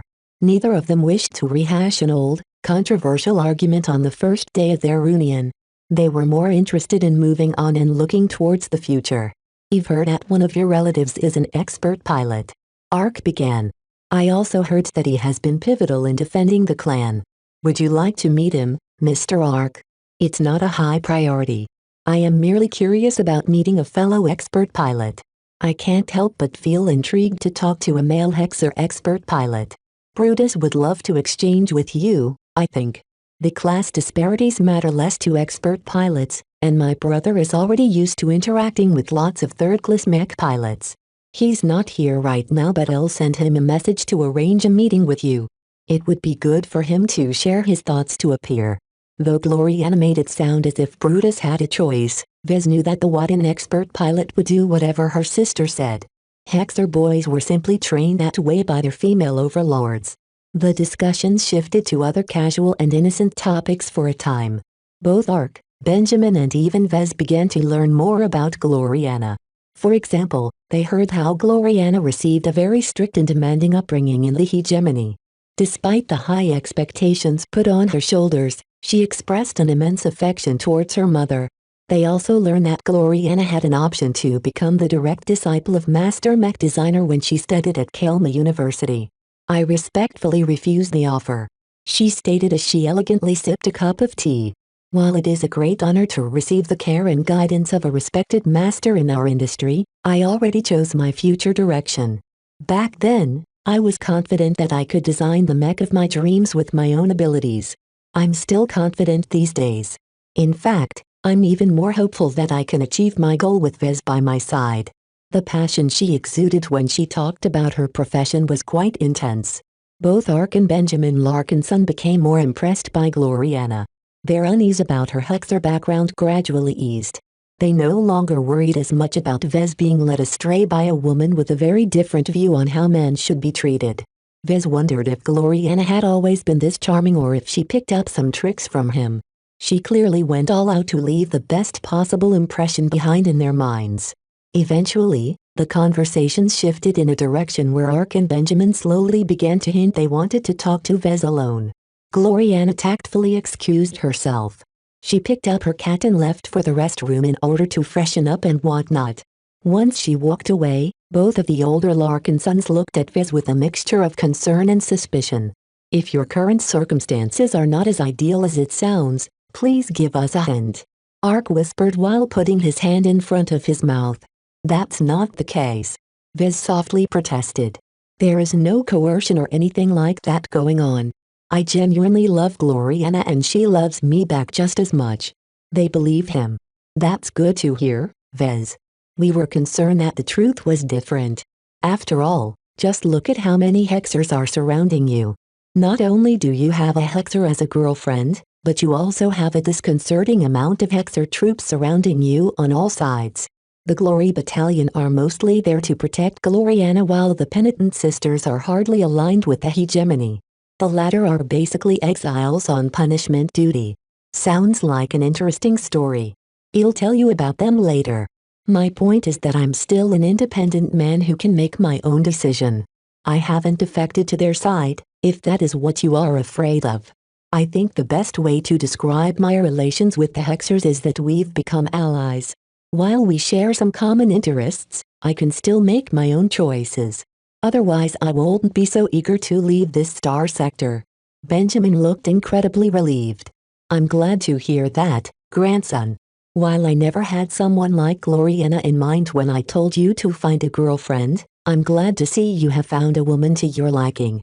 Love is one of the most valuable pleasures in life. Cherish your relationship. The experiences you share with her will only happen once. When you reach my age, you'll realize that your upcoming years will be the happiest moments of your life. I will. Vez softly replied. I'm committed to Gloriana, and she is to me. While there are several kinks in our relationship, I'm sure we can work them out over time. As long as you are happy, Vez. As long as you are happy. In this moment of reunion, the differences between the Larkinson family and Larkinson clan had blurred. Vez and Benjamin were just grandson and grandfather to each other. This was what family was all about.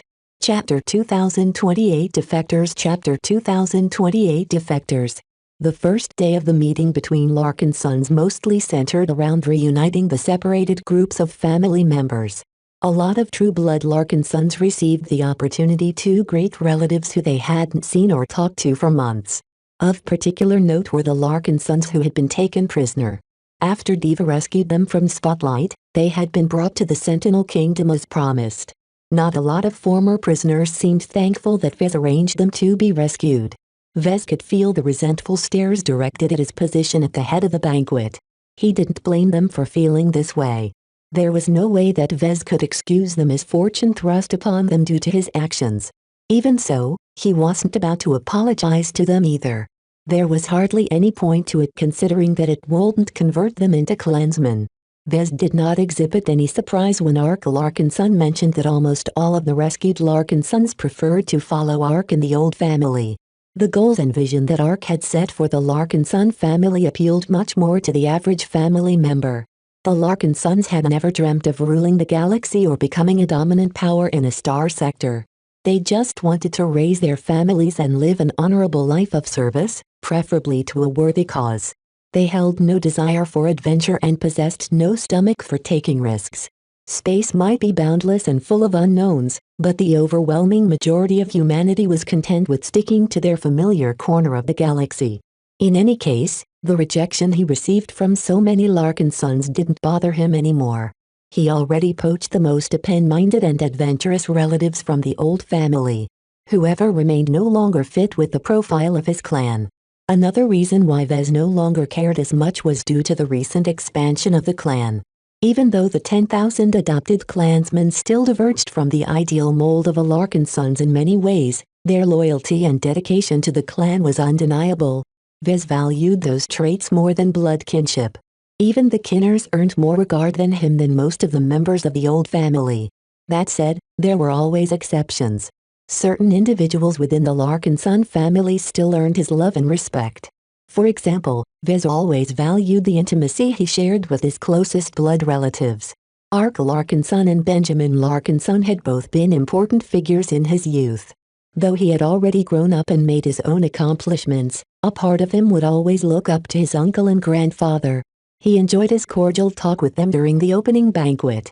Neither of the two older Larkinsons wanted to make things difficult for him. At no time during their discussion did they press any blame for the turmoil that Vez had directly and indirectly caused. That said, the three couldn't avoid every difficult topic entirely. When the conversation turned towards the question of a possible merger between the clan or family, both sides remained stubborn. We are all Larkinsons no matter what we believe in. Benjamin argued. Both of you are different, but it isn't as if we have ever insisted that every Larkinson should be a carbon copy of each other. Nice try, Grandpa, but it is far too late for that. Vez snorted. I doubt the old family can stomach the idea of adopting new Larkinsons en masse. Ark crossed his arms. While I love Vez as my brother's only son, his ideas are too radical and irresponsible for us to accept. I think our current course is already a good outcome. Rather than try to corral a bunch of disagreeing Larkinsons in a single direction, it's best to maintain the split so that every Larkinson can get what they want. Breaking up a group is not always a bad outcome when the benefits outweigh the costs. Everyone has a different valuation of the costs. Benjamin depressingly remarked. In the history of our lineage, we have never suffered a split as awful as now. The amount of friendships and kinships that have been broken the past years has inflicted a lot of damage to our sense of togetherness. Family members should always support each other. Isn't that our rule? Neither Ark nor Vez fully agreed with the elder Larkinson. There were only so many differences that they could tolerate. I think this outcome is already set in stone, Vez declared. The best we can do is to manage our permanent split and make sure that there is as little animosity towards each other as possible. There is no need for us to part ways on a bad note. Though every Larkinson looked a little sad at the mention of going their separate ways from each other, there was no choice. The Larkinson family didn't want to get caught up with Vez and his clan's antics ever again. It just wanted to find a stable home where they could resume their old lives as closely as possible. The Larkinson clan no longer considered the local star cluster to be their home. There were a lot more gains to be made elsewhere. As long as this contradiction stood, a merger was off the table. When Benjamin saw that his weak entreaties of reconciliation fell flat, he no longer tried to mind fences. In the end, his son and grandson were simply too different from each other. As the evening began to wind down, a notable event took place at the end of the banquet. A large group of clansmen separated from the ranks of the rest of the clan. Despite wearing their new uniforms, they slowly separated from the family members they spent the last few months with. Though they felt a bit ashamed at their actions, they had already made up their minds. Vez silently counted the Larkinsons walking up to him. In the end, around 100 true-blood clansmen committed to their decision to leave the clan. The clansmen they left behind all sent resentful looks at the defectors. They especially directed their ill will towards Carrot and Larkinson, who still carried the mark of shame bestowed by the Golden Cat. Even the members of the Larkinson family reacted with mixed emotions at the spectacle. Duty, loyalty and commitment were important values to the Larkinsons.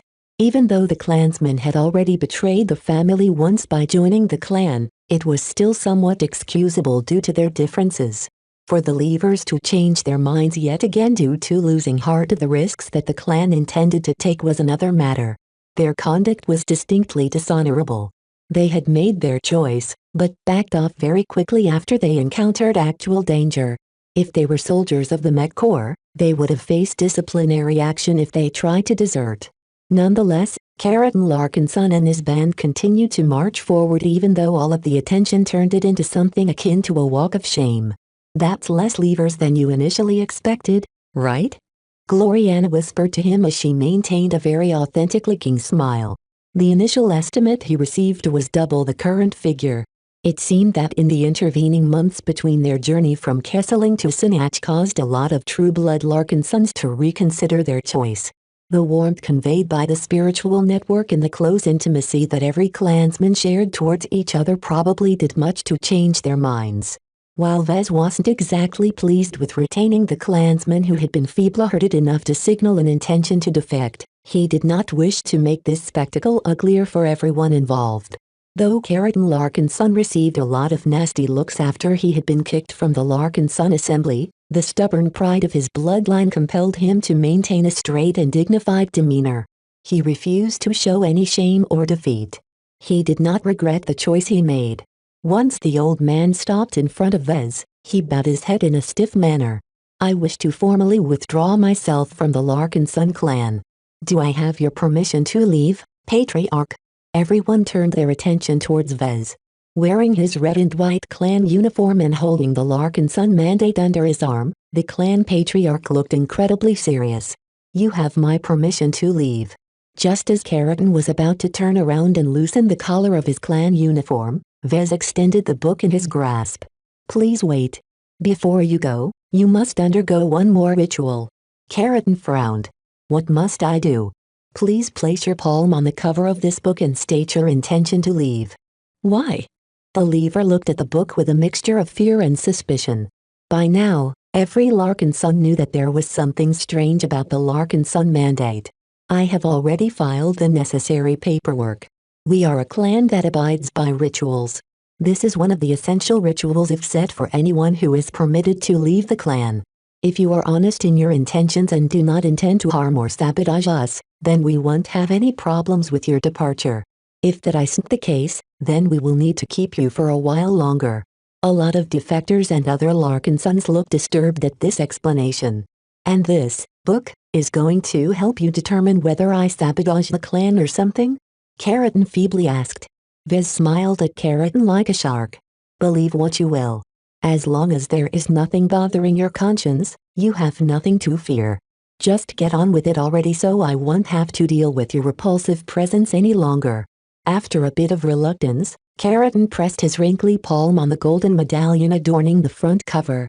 With his skin touching the contours of the emblem of the golden cat, he once again announced his intention to leave the clan. I, Keratin Larkinson, wish to leave the Larkinson clan. From here on now, I shall hold no obligations to the clan, understanding that I am no longer entitled to its privileges. Let my declaration be witnessed. The Larkinson network began to stir. The golden cat, who had been paying attention all this time, extended her claws. A small amount of spiritual energy flowed into them, imparting the intangible claws with mysterious power. With a single, decisive swipe, the golden cat severed the bond that tied Keratin Larkinson to the Larkinson clan. For an instant, a profound sense of separation seemed to take place. Though the regular family members didn't sense anything strange, the members of the clan all felt the sudden loss. The clan no longer ostracized Keratin Larkinson. The clan didn't feel anything about him because he was no longer part of the spiritual network. Vez observed everything with a spiritual vision. The golden cat decided to make a clean cut to the bond, signifying that she didn't have any issue with Keratin. Goodbye, Keratin. He spoke after concluding that Keratin hadn't sabotaged the clan or tried to smuggle some classified information on his way out. No matter how short you have been with the clan, you were a comrade for the time you have been with us. I wish you good luck on your future endeavors with the old family. Keratin frowned, but refrained from making an acid remark. What was done and he got what he wanted. He simply turned around and joined the ranks of the Larkinson family while slowly peeling off his uniform coat. Next, please. The rest of the defectors followed suit. Every one of them announced their intention to depart, and the golden cat cut them off the Larkinson network as if she was just taking out the trash. What Vez found interesting about this ritual was that the defectors may have lost active bonds with the golden cat, but still retained a hint of a passive bond. This meant that the golden cat treated them like the rest of the members of the Larkinson family. They weren't part of the clan anymore, but still retained their identity as Larkinsons. Vez wasn't the only one who sensed the spiritual changes taking place. Standing a short distance away, Ark Larkinson frowned a bit as he stared at the book his nephew held. There was more to this ritual than mere symbolism. Chapter 2029 Sad Vez Chapter 2029 Sad Vez. The first day of the Larkinson reunion ended on a fairly good note. Despite the defections that took place, the loss to the clan was significantly smaller than Vez expected. The clan's growing cohesion had already started to take effect. The shared identity among the clan members had all grown to a point where they were truly proud to wear their distinctive uniforms. The next day, the Larkinsons on Sinach Vi continued to mingle with each other. A lot of True Blood clan members received permission to take some time off to meet with their fellow relatives from the other branch of the Larkinsons on an individual basis. Small groups of Larkinsons gathered together to commiserate about their shared experiences in the good old days. Even Vez decided to take a break from working on his two mech design projects to meet with some relatives. When he looked at the list of family members rescued by Diva, he immediately honed in on a single name. After arranging a meeting, Vez finally got to meet with one of his favorite cousins at the temporary base rented by the clan. When Melinda Larkinson stepped into his office, she looked impressed at what she saw along the way. Vez. I already knew you were kind of a big deal, but I never imagined you would be able to gather so many Mechan people in your clan. Melinda. Vez dropped his airs and smiled as if he was 10 years younger. I'm so glad to see you safe and sound. I was scared of what might happen to you when the government took you into custody. The two came close until they hugged each other. Pure affection engulfed the both of them as they were overjoyed to see each other again. Eventually, they separated and sat down at a desk. Spotlight didn't treat me that badly, Melinda remarked. The government may have rounded up our family, but we never committed any crimes. So how are you doing these days? I'm fine. While I miss my old job, I still feel content as long as I'm with the family. You've been spending a lot of time with the Larkinson family. Melinda, does that mean? She sighed. After hearing about all of the differences between the clan and the family, I really can't make any other choice. I understand what you want and I will always support your efforts, but that isn't me. I don't like fighting. I don't want to seek out conflict. Working at the Planetary Guard was nice because I wouldn't have to ruin other people's lives for a living. I would much rather prefer to protect people with my abilities. You can do that as well in the clan. Vez suggested. The Living Sentinels is perfect for you.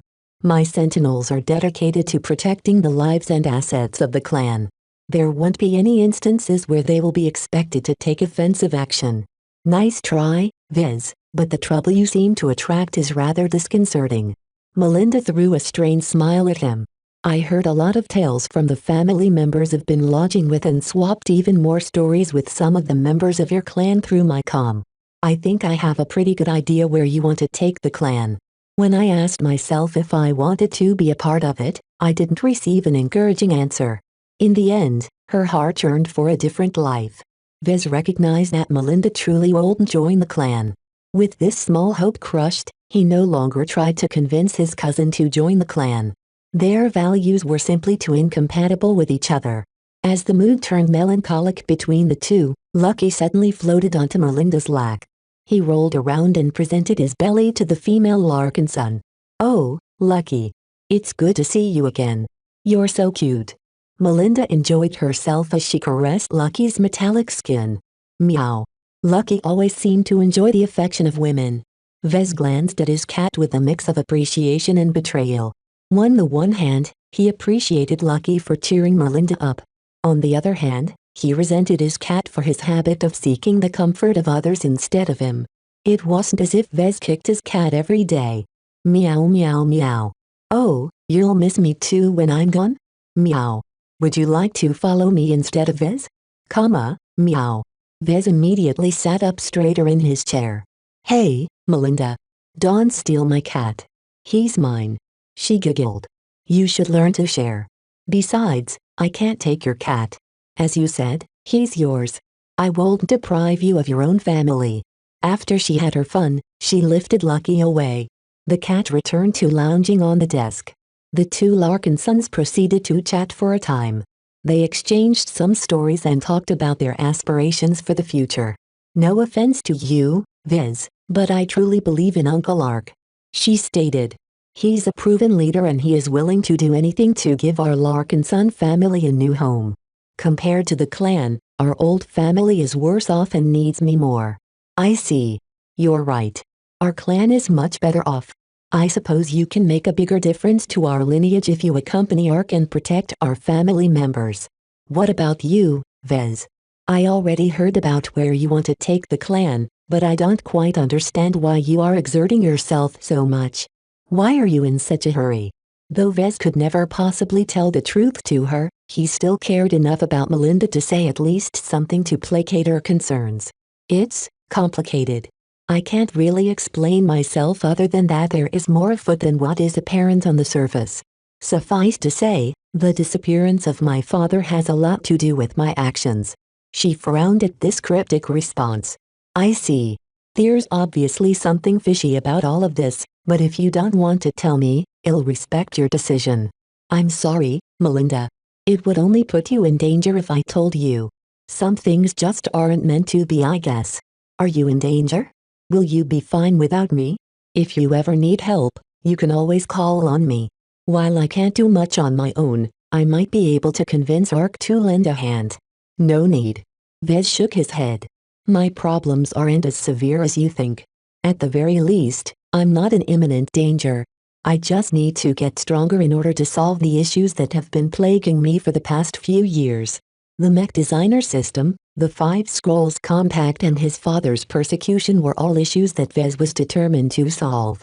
Yet the strength needed to confront them was so much that he needed to be a master before he was confident enough to confront the conspiracy that enveloped his parents.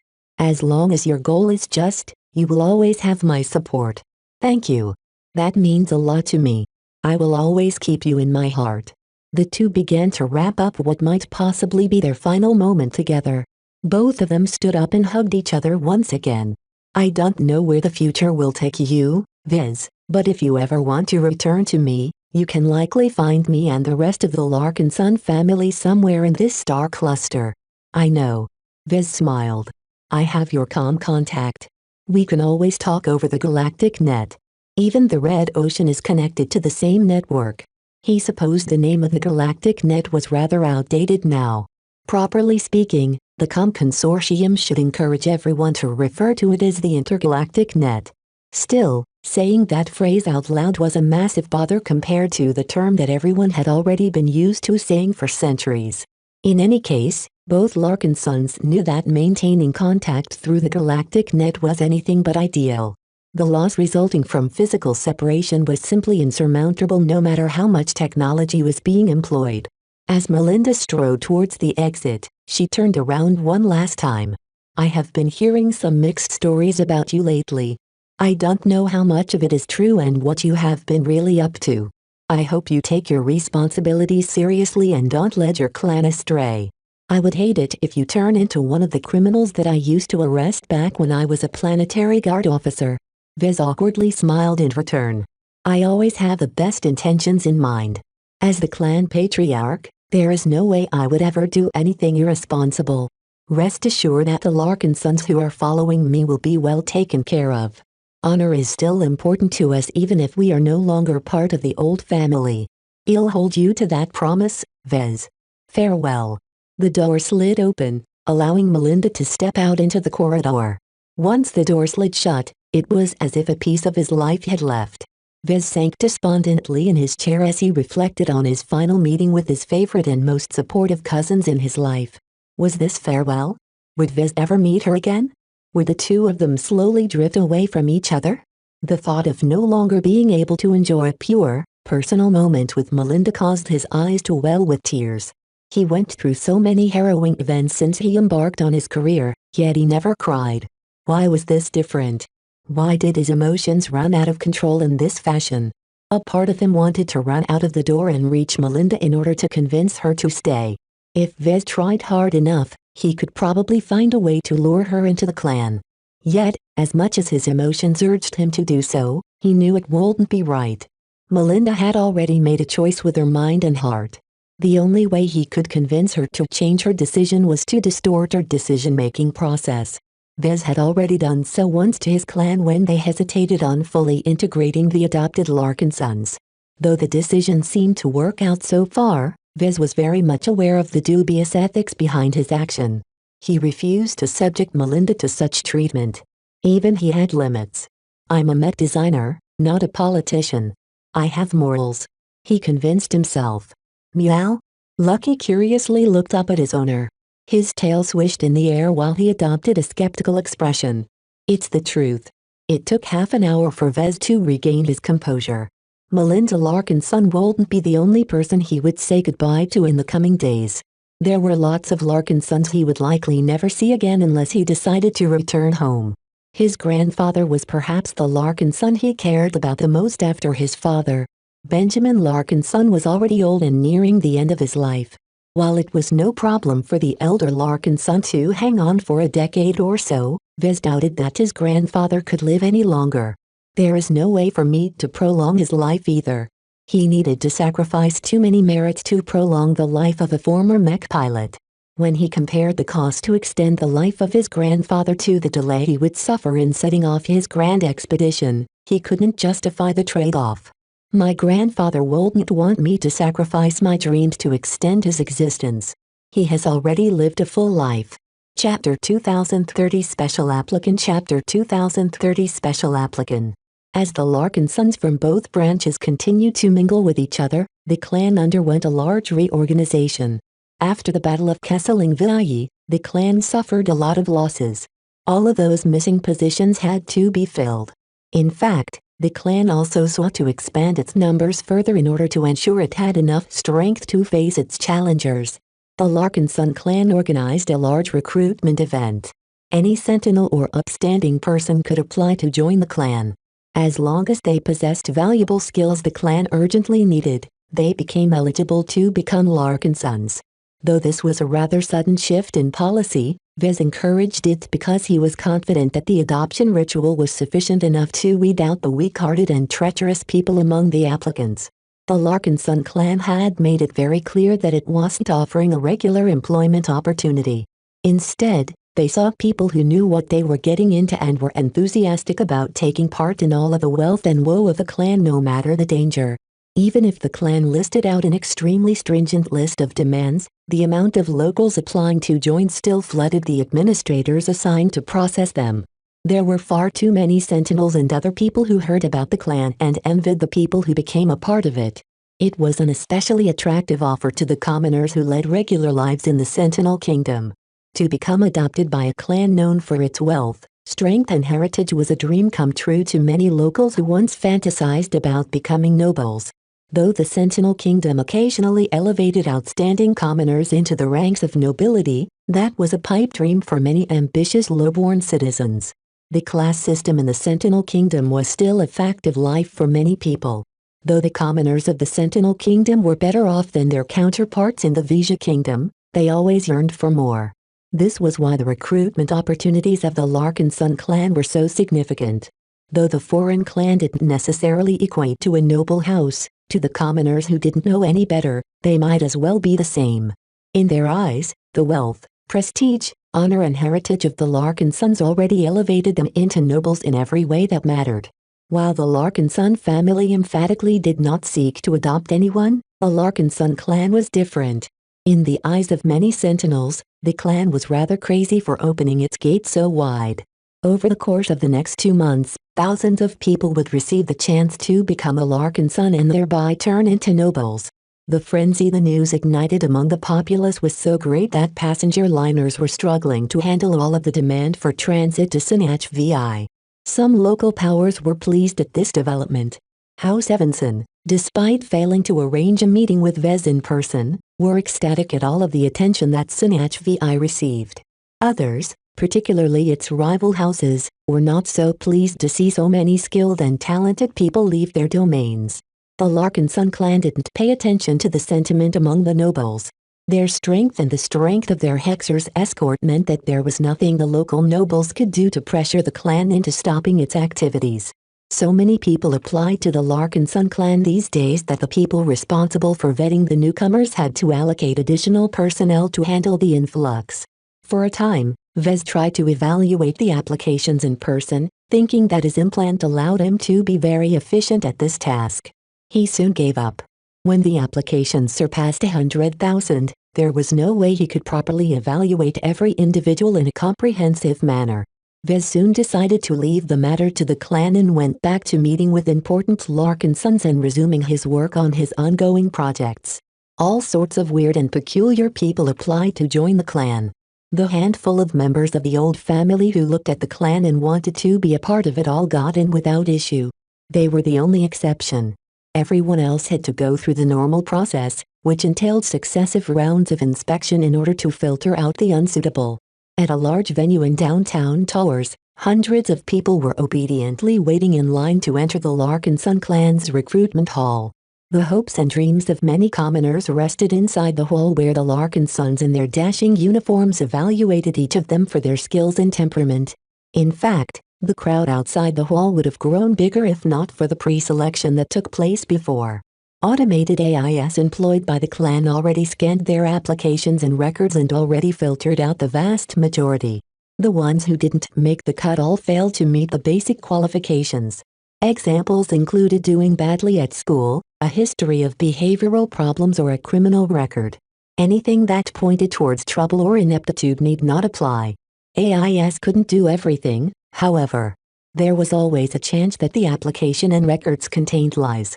Even if some mech technician graduated from technical school with excellent grades, they might have forgotten half they learned after a couple of years.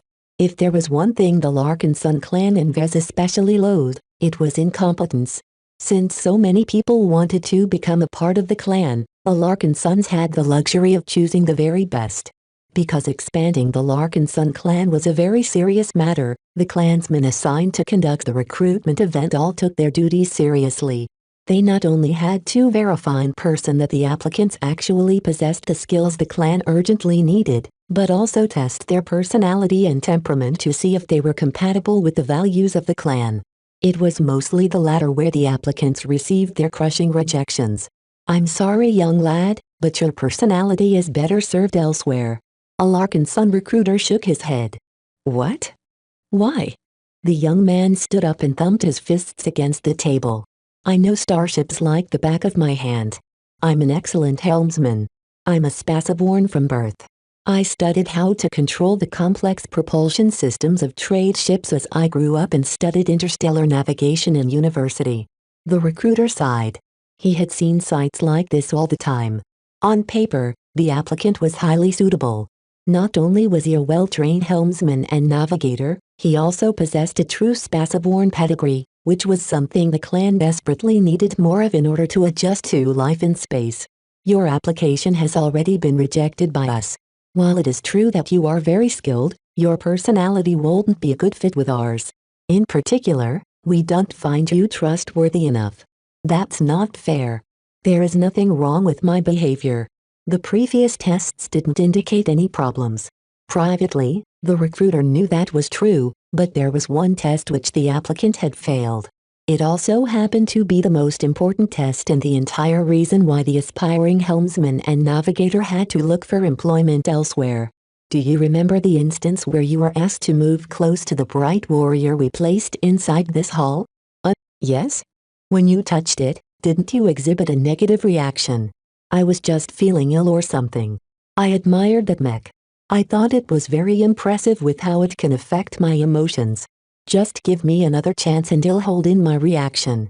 The recruiter shook his head. How many times had he heard that excuse? "Sorry. You only have one shot at it. That's the rule." The applicant completely lost his composure. "That can't be. I behaved so well. I held myself in so hard in order to become a noble.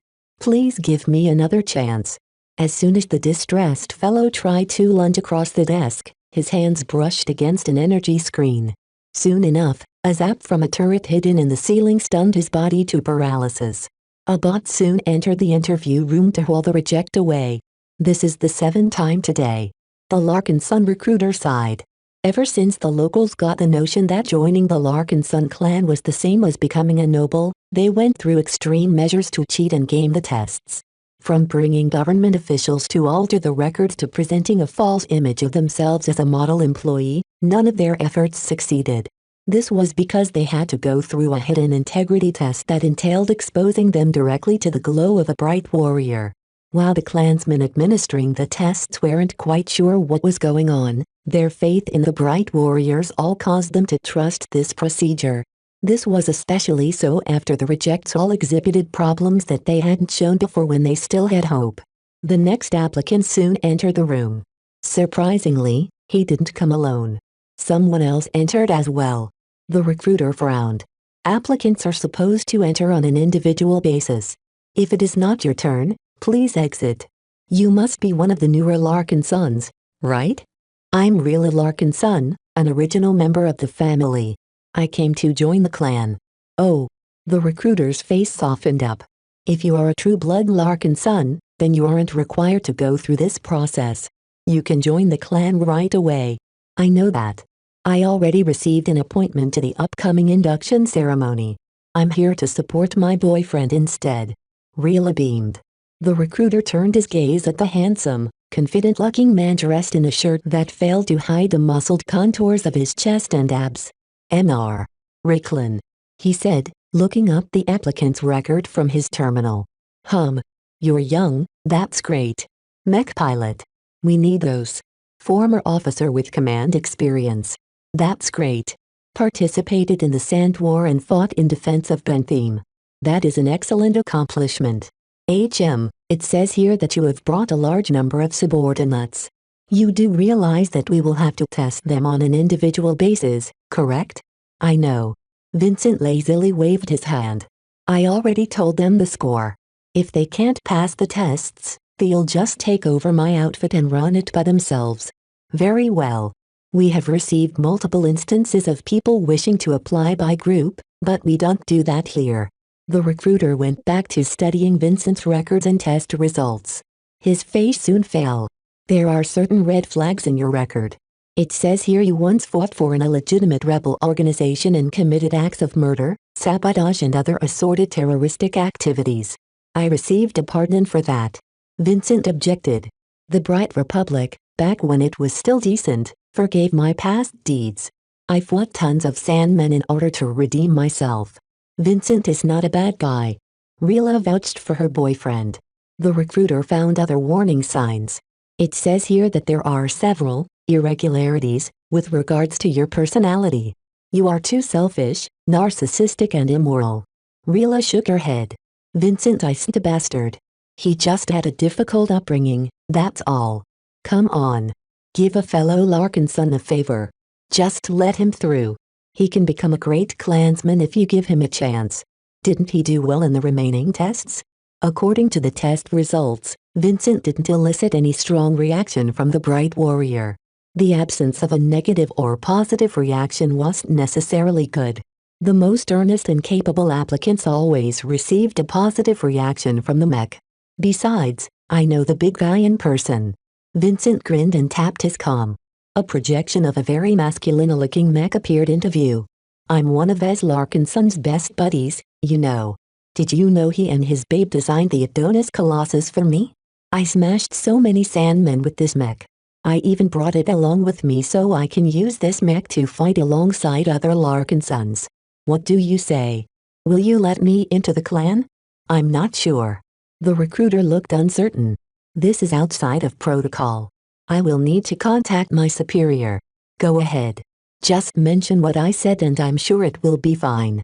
The recruiter privately contacted his superior and passed on the information he received as requested. The overworked administrator in charge of some of the recruitment process quickly scanned at the information he received.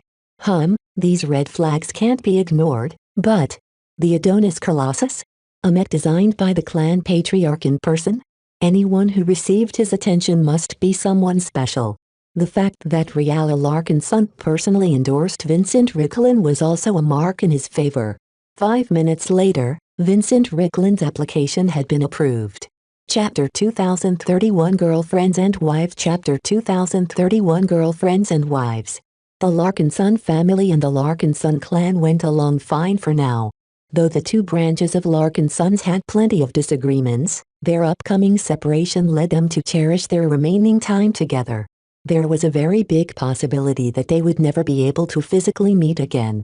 Certainly, there were a lot of voices from both sides that called for merging the clan and family back together. Yet those suggestions never made it past the objections from their own ranks. No matter what, the schism had already happened and the differences cut too deep to even consider the option of reconciliation. They only converged on Sinach VI in order to resupply and prepare for their journeys ahead. While Vez was swamped with responsibilities, he made sure to reserve some time every day to talk with the members of the Larkinson family. He met Ark a lot more often during this time than the last 10 years. You were almost always on deployment. It was rare for me to see you outside of family visits during the holidays. Vez remarked as they met in a private room at a restaurant in Downton Tors. At least now you can set your own schedule. Ark smiled at him in a generous manner. The burden of leadership doesn't allow me to take any breaks.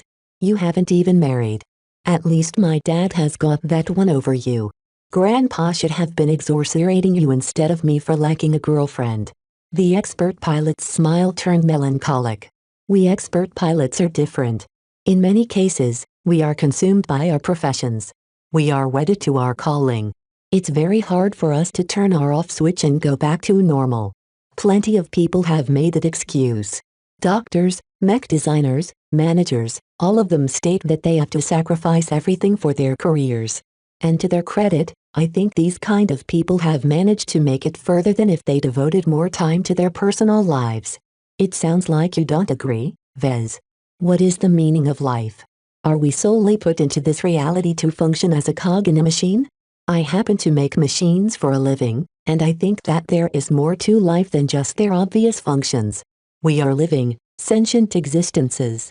We exist to survive, yes, but we are also entitled to our own pleasures. His uncle sighed. I don't disagree with you, Viz, but maintaining a healthy work-life balance when the survival of my family is at stake is very difficult, to say the least. Expert pilots were not infallible. Viz knew that very well.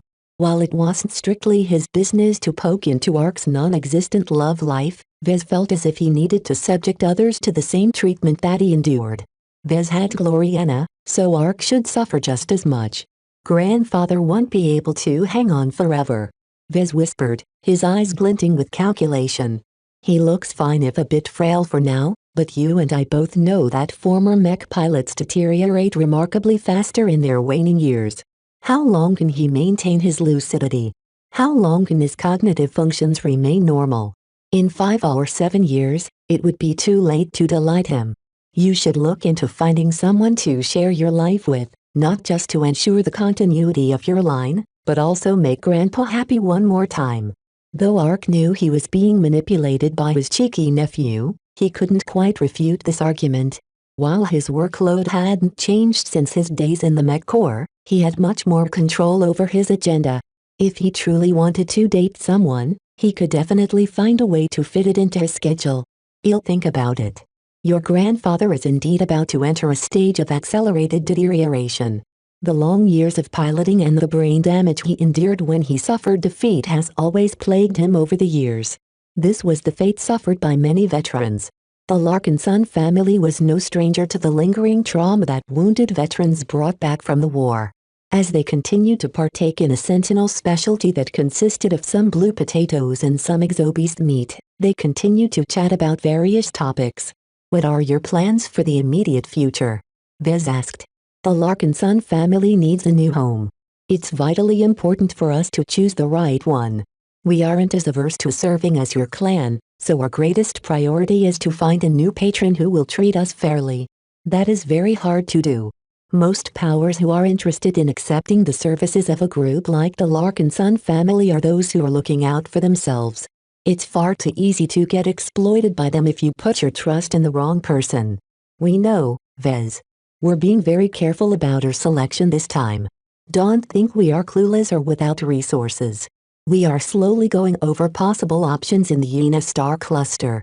While I have no doubt that there are more attractive opportunities elsewhere, long-distance travel is too risky and dangerous for us.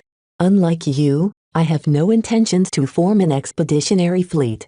A fleet that was capable of traversing the galaxy was entirely different from a fleet that was mostly expected to remain in a single star sector.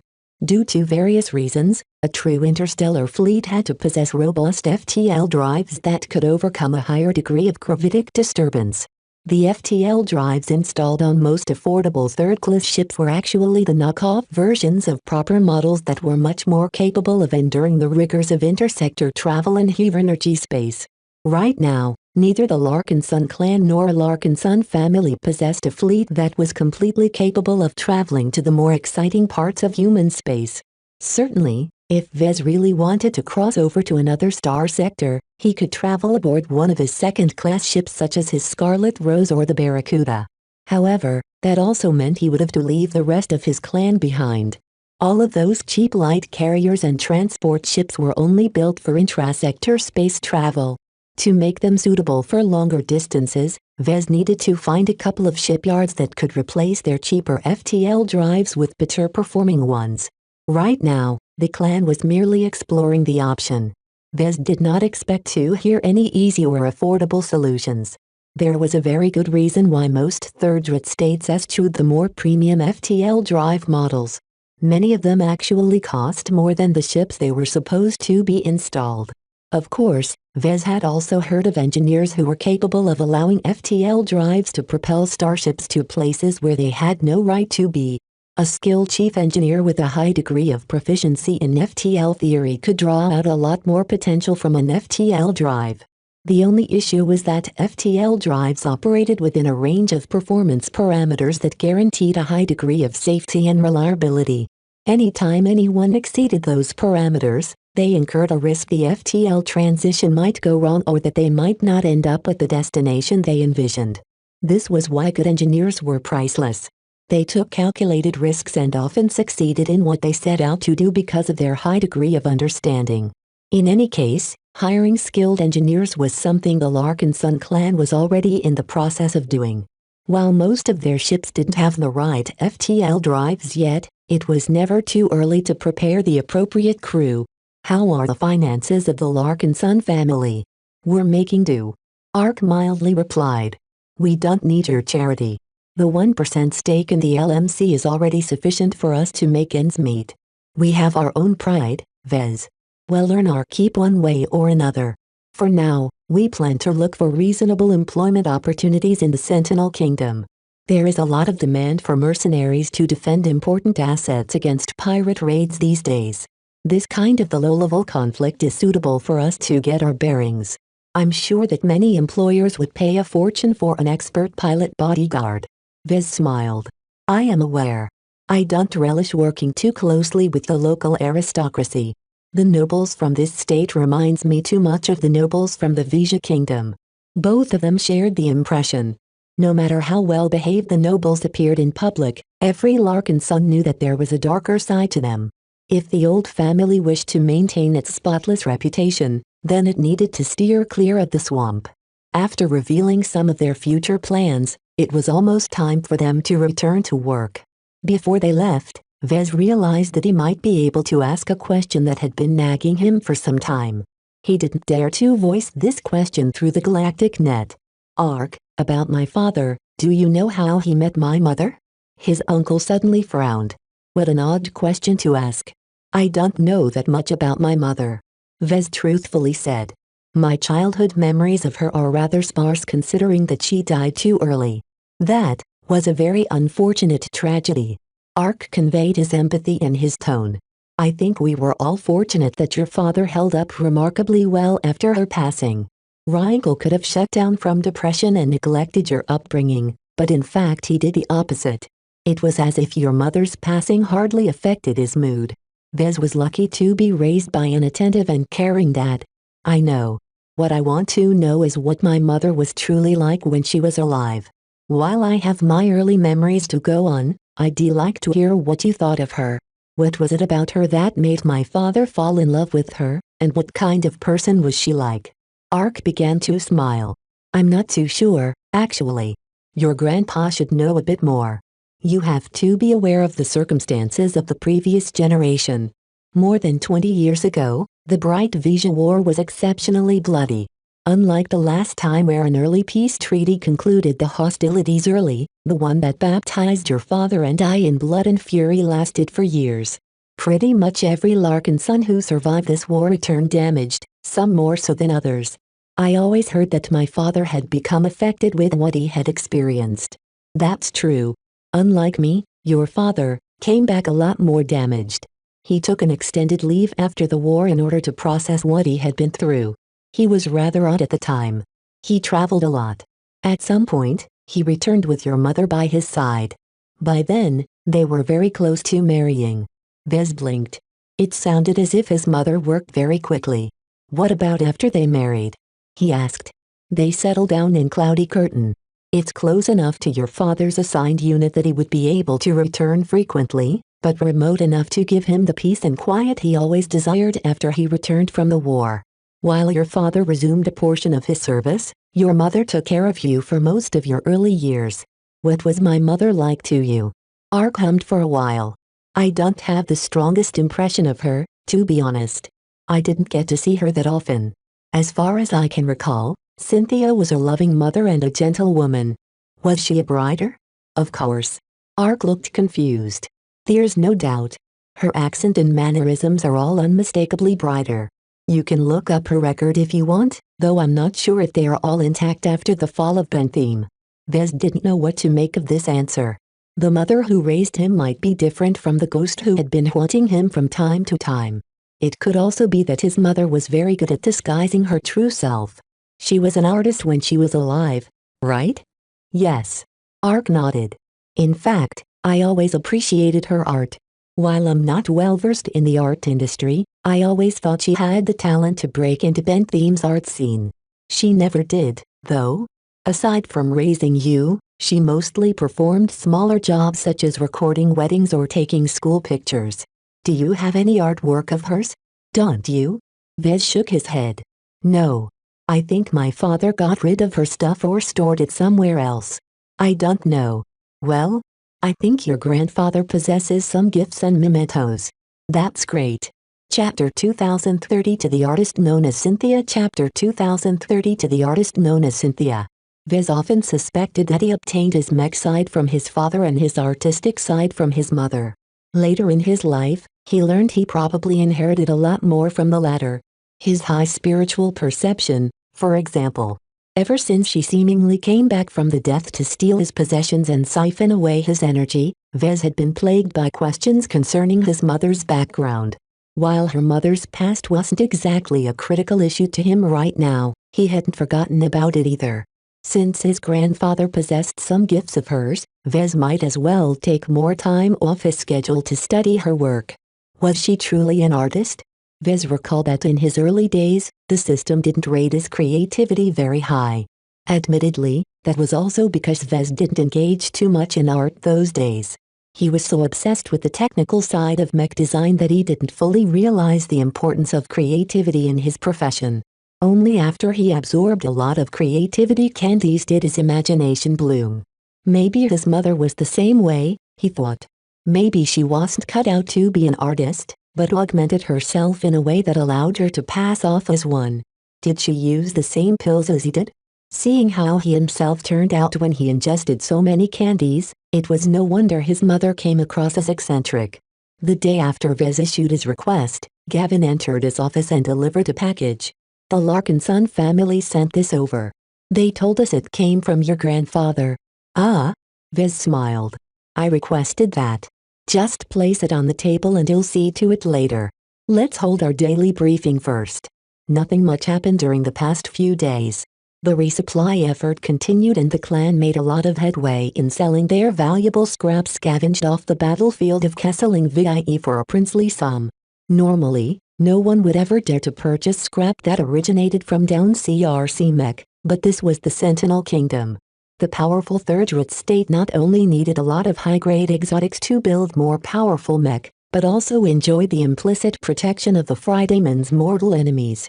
The profit we expect to make after selling all of our valuable but difficult orc with scrap can give us a month or 3 of extra time. Gavin finally concluded. That said, the various expenditures that we are incurring eats up most of the money we've earned. Some of the supplies we are stockpiling are very useful in keeping our ships and mech running for years, but they don't come cheap in larger quantities. Do whatever is necessary. Vez dismissively waved his hand. It's better to procure too much and not need all of it than the opposite. I've been in too many situations where I was lacking critical resources. Being able to procure most of what we need is a luxury that we should cherish. Understood. How is the recruitment going? Same as always, boss. Our recruiters are hard-pressed to separate the wheat from the chaff, but the people we are hiring are highly skilled and talented for their age. Upon a request, we limited the amount of older people we are hiring. This was not due to a desire to discriminate on the elderly.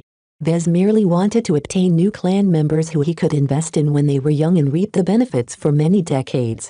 While it won't be possible to hire competent engineers in usual circumstances, the willingness to become a Larkinson clansman was so high in Sentinel that a significant amount of genuine talents came to Sinach VI on their own accord. Vez knew that these valuable talents usually signed contracts with other scouters and recruiters while they were still working towards their degrees. It was very difficult to seek out a genuine talent that hadn't been locked up by some other company, but now was different. A lot of those talents were even willing to tear up their previous contracts if they could become a Larkinson clansman. I think we are on track of hiring enough Sentinel ship crew to reduce our dependence on the Ilvanans. Gavin noted with a smile. That is good news. As much as the true believers seem loyal to us, the extra insurance is still nice. The mass recruitment period was a precious opportunity to address the various problems and shortcomings of their current workforce. The departure of 100 Larkin sons and thousands of employees who refused to join the clan left a lot of manpower holes that urgently needed to be filled. Aside from native sentinels, a small number of briders passed the recruitment tests and are slated to be inducted into the clan as well. Gavin dutifully reported. I believe some of the names might sound familiar to you. Ever since the Battle of Bentham, a lot of citizens fled the Bright Republic. A few of them have managed to make it all the way to Sentinel and sought to join our clan when they heard we were recruiting. As long as they aren't related to the scum who turned against the Larkin Sun family, I will welcome any brider. With all of the different cultures mixing in my clan these days, a few more briders will help me feel a bit closer to home. In the future, he would come to regret this statement. If you say so, boss. Well, look out for more briders in the region. The daily briefing finally ended. When Vez made sure that Gavin departed his office, he dismissed the rest of his guards barring Nida. His eyes rested on the simple parcel sent by the Larkin Sun family. The box was just a bog-standard courier container. Vez experimentally tried to reach out with his spiritual senses but perceived nothing unusual inside. Vez did not let down his guard. Anything related to his mother was either dangerous or suspect. That also applied to himself. He turned to Lucky. Stay close to me and protect me if anything happens. Meow? I'm serious. Meow meow. What do you mean? My mother is probably the most dangerous member of my family. Lucky directed a mocking look at him. This cheeky cat. How side are you on? Don't think I forgot about the previous times you sided with my mother. Meow. Lucky rolled around in the air until his back faced Vez. His tail indolently swished as if he stopped paying attention. Vez grumbled as he turned his attention back to the box. After a bit of hesitation, he finally opened to reveal a small, carved statuette of his mother and father. What a lovely piece, he whispered. There wasn't anything exceptional about the way it had been carved and shaped. He instinctively guessed his mother probably fashioned it from a block of wood sourced from a nearby tree at his childhood home. The statue looked remarkably lifelike and accurate to reality, but he recognized plenty of smaller touches that showcased a distinct art style. If Vez had to describe it, then he would say that his mother had a preference towards realistic art, but spiced it up with exaggerated elements. In his memory, his father and mother didn't look this handsome and beautiful. What struck him the most about this statuette was not its appearance, but the design choices that his mother had made. From the material to the pose of the subjects, every choice was deliberate and carried some kind of meaning. Unfortunately, Vez didn't know his mother's work well enough to analyze what most of her choices meant. He could only entertain himself with unreliable guesses. After 5 solid minutes of observation and analysis, Vez had his fill with the mundane aspects of the statuette. It's time to find out if it carries anything exceptional. Vez wasn't sure if his mother imbued anything special to what was supposed to be a casual gift to his grandfather, but he hoped he might be able to uncover something. Unlike his own spiritually empowered works, the statuette didn't radiate a glow. Yet the more he observed it with his spiritual senses, the more he thought it hid something unusual. Vez began to exert more effort in his examinations. He strengthened his spiritual efforts and expended so much energy to seek something unusual. Ah! Suddenly, his mind flashed brightly. After his senses penetrated the statuette past a certain degree, he abruptly encountered something strange. Though it was hidden and self-contained, Vez recognized the spiritual residue for what it was. It carried the same flavor as the ghost that he encountered in recent years. His eyes were filled with shock. So it's true. She's my mother after all. He had obtained near-definite proof that the mother who birthed him and raised him was the same as the ghost who claimed her identity. Though Vez was paranoid to acknowledge that this might be part of an elaborate ruse, it was too convoluted for him to bother. In this case, he was much more inclined to apply Occam's razor and accept the most obvious explanation. Now that he finally found something, he eagerly studied the spiritual residue. It was small in quantity but very high in quality. His mother probably didn't set out to empower the statuette consciously. It was just that she concentrated for hours to make the statuette that she passed on a small amount of spiritual energy during her creation process.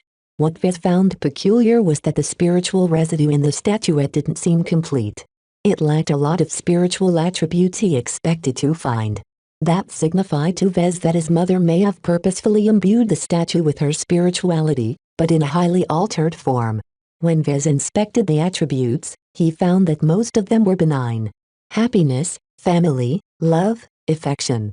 All of these traits subtly enhanced the appeal of the statuette to someone like his grandfather.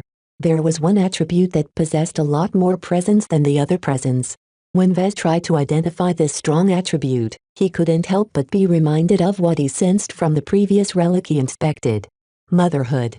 His eyes quickly sharpened as he inspected the depiction of his mother in a carved form. He specifically looked at her belly and realized that it bulged slightly more than usual. She was pregnant when she carved this work. Vez uttered in realization. That explained the mix of attributes she passed on in the statuette. Though ostensibly the piece was about their couple, in actuality his mother had been channeling her hopes and expectations of motherhood. A very warm feeling engulfed his mood. Regardless of how his mother turned up these days, back then she was genuinely happy when she carried him in her womb. This feeling, it's so pure and pleasant. He almost couldn't equate the sensations he was feeling now with the ghostly mother who reintroduced herself into his life. The transition from life to death must have done much to alter her psyche.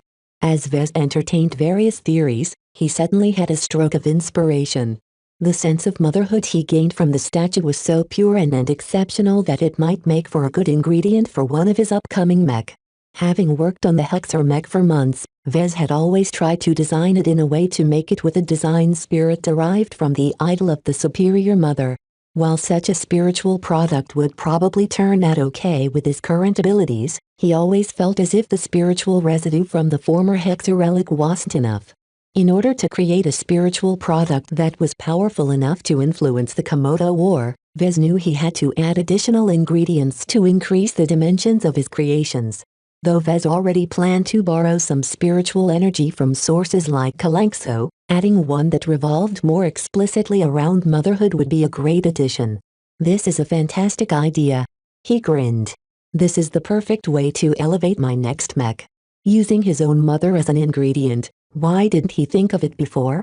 Chapter 2033 Hippolyta War College Chapter 2033 Hippolyta War College. Ever since he obtained the statuette carved by his mother, he felt more at ease with himself. He not only obtained a few important answers to his questions, but also something valuable to add to one of his upcoming mech. When he visited the design lab the next day, everyone couldn't help but notice his brightness. "You seem inordinately happy today," Gloriana remarked as she prepared herself for another mental design session. "Did something good happen between the family and the clan?" "Oh, it's nothing. I'm just in a good mood to design our mech today," he replied. "Well, before we start, you should talk to Maisie Ann and Rennie. My two cute students have learned enough to do well in the hegemony. I plan to send them off within the month so that they arrive in time to begin the next semester." Vez widened his eyes. "They're departing? Now? Do you want to delay their future?" Gloriana frowned. "I know it's rather abrupt, but a university in the hegemony has finally accepted our request. This is a lifetime opportunity to them, Vez. It won't be easy to admit them in any other second-class university in the coming years." He knew she was right. The two female Larkin Sun seeds deserve to learn how to design mech in the best possible institutions. He was just a bit uncomfortable with the idea of carting them off to Hexer schools of all places. Which institution agreed to admit the girls? Hippolyta War College. It's a mid-ranked university that is affiliated with our military. A lot of graduates from its programs go on to serve in the Hex Army. Vez frowned. "I didn't agree to send Maisie and Rennie off to the hegemony to take part in the Komodo War. You don't have to worry about that." Gloriana crossed her arms and smiled. Joining the Hex Army is optional to the graduates of the college, and besides, the two girls are foreigners, so they are ineligible anyway. He calmed down a bit when he heard that. His girlfriend made a lot of sense. Maisie and Rennie would just be regular foreign students in a state that thinks that women are the superior gender and that boys needed to be taught a lesson. There were a lot of other matters he should be concerned about. "How long will their program last?" he asked. A mech design degree could be obtained from as little as 4 years to as much as 8 years. The latter was a rather extreme case, though. It depended heavily on the quality of the institution, the qualifications of the professors, the laws and regulations of the state and the overall degree of development of the state and region. It depends on how well they do in their studies. Gloriana answered. The shortest track is just 5 years. That is enough to get their foot off the ground but not much more. If they achieve better results, then they can enter a more promising track that will allow them to make a running start in their careers. I see. The War College adopted a merit and achievement-based approach, then. This sounded good, because the 2 Larkin Sun seeds would have a fair chance to prove themselves. The only downside was that their foundation still paled in comparison to the elite Hexer Mech design students whose bodies were probably stuffed with augmentations. Vez fell into a brief silence. He knew the current state of the 2 girls. Their learning ability was better than the average person, but not enough to keep up with their second-rate counterparts. What about their augmentations? We planned for Dr. Ranaya to foist them all with implants and gene mods, right? There's no time, Vez. You'll just have to contact someone at Hippolyta to augment them when they arrive. As long as there are no complications, they should have just enough time to acclimatize themselves with their new improvements before the semester starts. That sounded a bit iffy. Vez turned his head to look at the 2 girls. Right now, they looked ecstatic at the thought of attending a Hexer university. Give me a moment, Gloriana. I need to read up on what you said. He turned away from her and pressed his finger against a port from a nearby console. After his implant connected to its systems, he entered the galactic net to read up on some articles. He gained a very quick overview of the Hexer higher education system.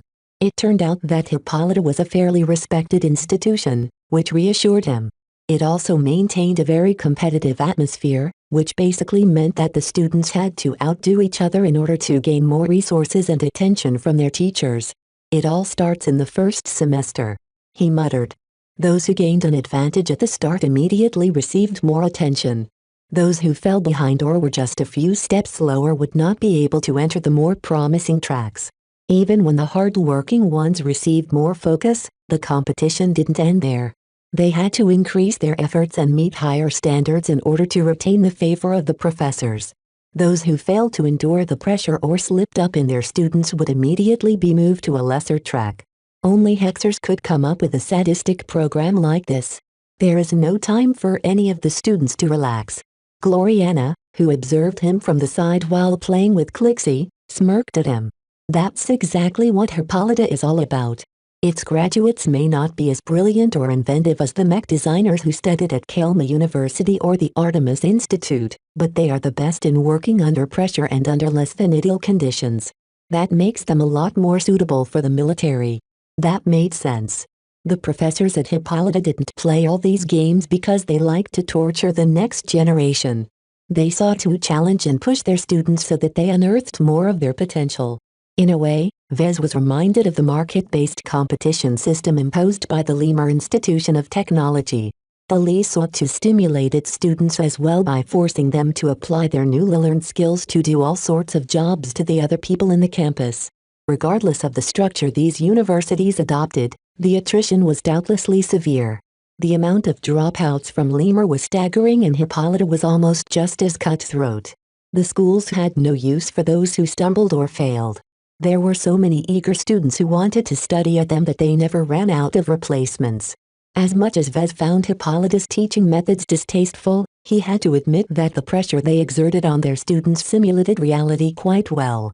Vez would have probably been a lot better off if he successfully managed to pass this kind of rigorous program. When Vez gazed at the 2 girls he was about to send off to one of the strictest universities of the hegemony, he began to reconsider one of his rules. After Carlos, after his traitor of an exobiologist, Vez vowed to refrain from bestowing his attribute candies to someone else. While they always did as promised, there was no way they came without side effects. Yet, it wasn't as if other forms of augmentations were devoid of side effects either. Right now, it was very troublesome to fit the 2 Larkin Sun seeds with augmentations when they were so close to beginning their studies. After warring within himself, he eventually gave in to the urgency of the situation. If he wanted to set up his Larkin Sun seeds for success, then he needed to stop holding back. The future of Maisie and Rennie was at stake. As third-raters, they were already significantly behind their Hexer peers. While Vez wanted them to endure some hardships in order to set them up for success, he didn't want them to hit a wall. He sighed. He stood up from his terminal and approached the group of teenagers. They all fell silent as soon as he approached. Patriarch. Patriarch. Patriarch. Patriarch. He disliked being addressed by this title in the design lab, but they insisted on it. Vez meant far too much to the Larkin Sons these days to be referred to on a casual basis. Vez observed the four closely. He especially took the time to inspect their bonds to the spiritual network. Just like any other clansman, their bonds were healthy and hale. There was no sign the Golden Cat disliked them or anything. That meant that Vez could probably trust them to keep a secret. Maze, Rennie, since the two of you are about to begin your studies in the hegemony, I'd like to impart you with some gifts. They'll help you keep up with the Hexers, though you still need to maintain a very demanding work ethic in order to excel. The two girls immediately looked eager at what he was about to give. With his power and wealth, he could bestow them with all kinds of useful gifts that could make their time at Hippolyta easier. What about us, Patriarch? Michael meekly asked. Vez turned to the two boys and saw that they distinctly felt as if they were being left out. Since he intended to keep Michael and Xanther by his side, the two didn't strictly need his gifts. He could tailor their curriculum to their level and make sure they were challenged but not overstressed.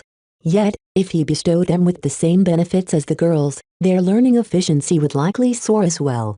That meant that Vez would have to spend less time to lecture them, which meant that he would have more time left to work on his own projects. This reason alone was enough for him to change his mind yet again. The four of you, please come with me. Let's get you somewhere comfortable. Tell me, do you like candy? Huh? Candy? Michael looked confused. A half hour later, the four Larkin Sunseeds exited his office with the biggest headache of their lives. They groaned and all dragged their bodies out of the design lab as if they had just completed an arduous exam. Vez watched them go with a smile. When he directed his system vision at them, they all returned the same results. Michael Larkinson. Intelligence. 1.6. Creativity. 1.4. Concentration. 1.8. Xanther Larkinson. Intelligence. 1.6. Creativity. 1.4. Concentration. 1.8. Maisie and Larkinson. Intelligence. 1.6. Creativity. 1.4. Concentration. 1.8. Rennie Larkinson. Intelligence. 1.6. Creativity. 1.4. Concentration. 1.8. Though he had to sacrifice some precious DP to procure all of the attribute candies from the system, it was worth it in his opinion. Vez did not go overboard with upgrading their mental attributes this time. He already learned firsthand that too much of a boost would lead to much more severe side effects. He dialed back on the intelligence and creativity candies in order to make sure the four kids were still sufficiently grounded. In fact, he already took into account that their intelligence would likely be boosted in the future when they received their future augmentations. Putting their current score at 1.6 was a nice starting point. As for concentration, he was a bit more generous with that because it would help immensely in increasing the efficiency of their studies without making it too effortless. Besides, Vez suspected that concentration was one of the critical attributes related to spiritual potential. This is a pretty nice experiment. Vez grinned as he stroked his smooth-shaven chin. Though the four kids were more than just a set of numbers, their cognitive abilities should still be similar enough to allow for comparisons. In any case, with 4 different test subjects, Vez could tweak and alter their individual conditions in order to figure out the best way to teach his students. Chapter 2034 The Lady of Plants Chapter 2034 The Lady of Plants. The Larkin Sons weren't the only people who made good use of their stay in the Synach system. Though the Hexers hadn't attracted any publicity aside from their remarkable identity, they hadn't been sitting idle. For example, the Glory Battalion surreptitiously borrowed some of the best mech servicing facilities on the planet to restore and repair the mech that got wrecked during the Battle of Kesselingvei. They hadn't been able to restore them during the voyage to the Sentinel Kingdom, but it was different now that they had access to proper industrial machines. The penitent sisters hadn't attracted any attention either, but their presence still loomed heavily over the planet. Able to field hundreds of mech on land and in the air, they were definitely the most powerful non-military force in the star system. Certainly, the local noble houses could probably defeat them if they pooled all of their household troops. Yet the cost would be ruinous. Not only would they lose thousands of mech and mech pilots to achieve a Pyrrhic victory, but also completely ruin their relationship with the local dominant power in this side of the star sector. There was no way the nobles would be stupid enough to try anything funny. In fact, if even a single descendant of their uttered such madness, they would instantly be muffled and be taken somewhere very far away where they would never be seen again. These what-if scenarios described the enormous regard the Sentinels attached to the Hexers. No matter how much the Sentinels tried to take pride in themselves, they couldn't change the inescapable fact that the Komodo star sector only had room for 2 second-rate states. The resource endowment that often served as the basis of a state's potential was not that remarkable in the territories of the Sentinel Kingdom. In fact, it wasn't much better off than the Bright Republic and the Vision Kingdom. The only difference that allowed the Sentinel Kingdom to develop further than other third-rate states was its access to some of the resource endowments of the Nixon Gap. Though infested by pirates, the Sentinel Peacekeeper Association often ventured to the Nixon Gap and returned with a number of bounties and rare exotics. These activities may have increased the strength and prosperity of Sentinel over the years, but a true second-rate state like the hegemony still dwarfed over it to an overwhelming degree. Within the heart of every Sentinel, they knew they were ultimately subordinate to the Hexers. If their patron state ever won the Komodo War, then the locals knew they were in for a lot of changes in the way they treated their men and women. A sense of helplessness suffused the Sentinels with regards to this uncertainty. Many of them, especially the men, secretly rooted for the Friday Coalition to win the war. Yet even if they held such treacherous thoughts, they never dared to voice them out loud. For their part, the Hexers didn't care what the lesser states thought. There would be plenty of time after they won the Komodo War to reshape the Komodo star sector in their image. Until then, it was best to maintain a light presence and treat the lesser people with at least some cordiality. It was for this reason that Dr. Ranaya didn't insist on entering the marketplace of the local branch of the Sentinel Peacekeeper Association straight away. Instead, she made a modest request and went through all of the procedures before receiving permission. As an exobiologist, she studied the wonders of life in biological systems. What delighted people of her profession the most was encountering exotic new life forms that had evolved under very rare conditions. This meant that an anomalous region like the Nixon Gap always held more attraction to her than a normal ecosystem. Why would she waste her time on something boring when the galaxy was filled with unknowns just waiting to be explored? To advance her research and achieve unique results, she needed to move beyond the confines of the mundane. The thought of taking a close look at all of the varied exoplants and rare exotics that the peacekeepers retrieved from the Nixon Gap made her incredibly excited. For this visit, she invited both Gloriana and Brutus to accompany her to the Peacekeeper branch. Though both of them were considerably busy with their own responsibilities, they nonetheless accepted her offer. The 3 Wattans along with a number of bodyguards quickly boarded the Serendipity to travel from Sinach VI to Sinach Zi. Situated much further away from the local sun, Sinach Zi was not exactly the hottest planet in the star system. Still, through clever terraforming, the global climate was still within human tolerance. As their shuttle was just about to reach the campus of the Peacekeepers, the 2 female Wattans comfortably chatted while Brutus remained stoically silent. It's rare to see you out of your design labs these days. Designing mech isn't easy, Ranaya. While one of our projects is easy enough to leave to our assistants, the other mech is considerably harder to pull off. Vez and I still have to exert the utmost of our design capabilities to ensure its performance remains within acceptable bounds. That's the Hexer mech project you were talking about, right? Gloriana beamed. Even though Vez is in charge of the project, I think it holds a lot of potential. While many of his mech ideas sound outlandish, I have to admit that the one we are currently working for truly possesses the potential to swing the war. The only issue is to make our mech game acceptable by the Hex army. That's something that will largely depend on whether my boyfriend can make good on his claims about the potential of our mech. Ranaya regarded her cousin with a suspicious look. Why do I get the feeling that your mech has the potential to spark an upheaval in our state? Look at what Vez has already done.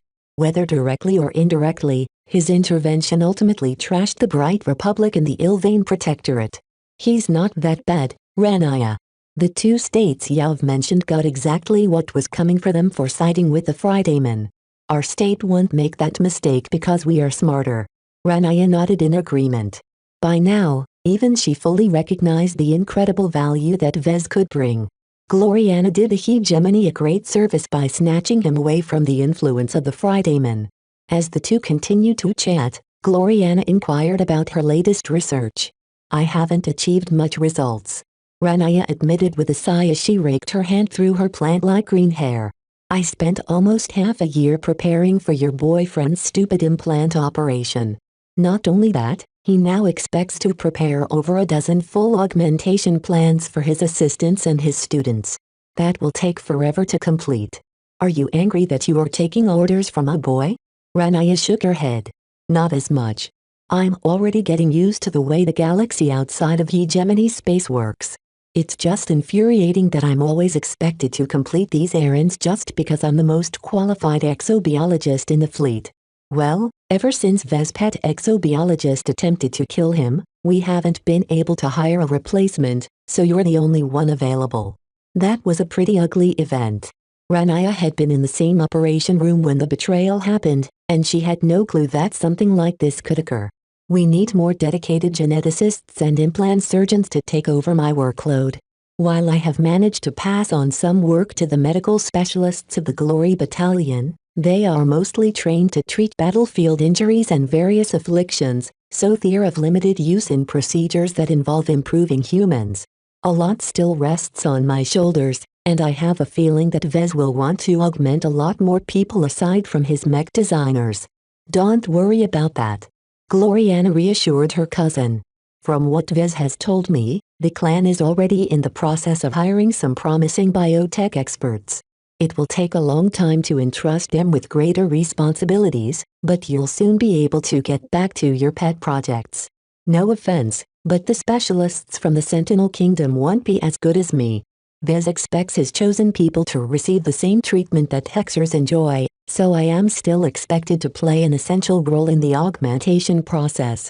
I'll discuss the matter with Vez a bit further, but I think it would be hard for us to hire a geneticist and implant surgeon that is up to standard. We've arrived, ladies, Brutus suddenly announced. The shuttle landed in the VIP section in the middle of the campus. The three Wattons emerged from the shuttle and showed no hint of appreciation of the architecture and scenery of the local branch of the Peacekeepers. A female public relations director from the Peacekeepers personally came up to greet the Hexers. Honored guests, on behalf of the Sentinel Peacekeeper Association, we welcome you to our premises. While our humble branch doesn't offer a lot of amenities, we shall do our best to accommodate your needs. We're not interested in anything else aside from the goods that you have to offer. The director already expected this request. Please allow me to guide you to the trading halls.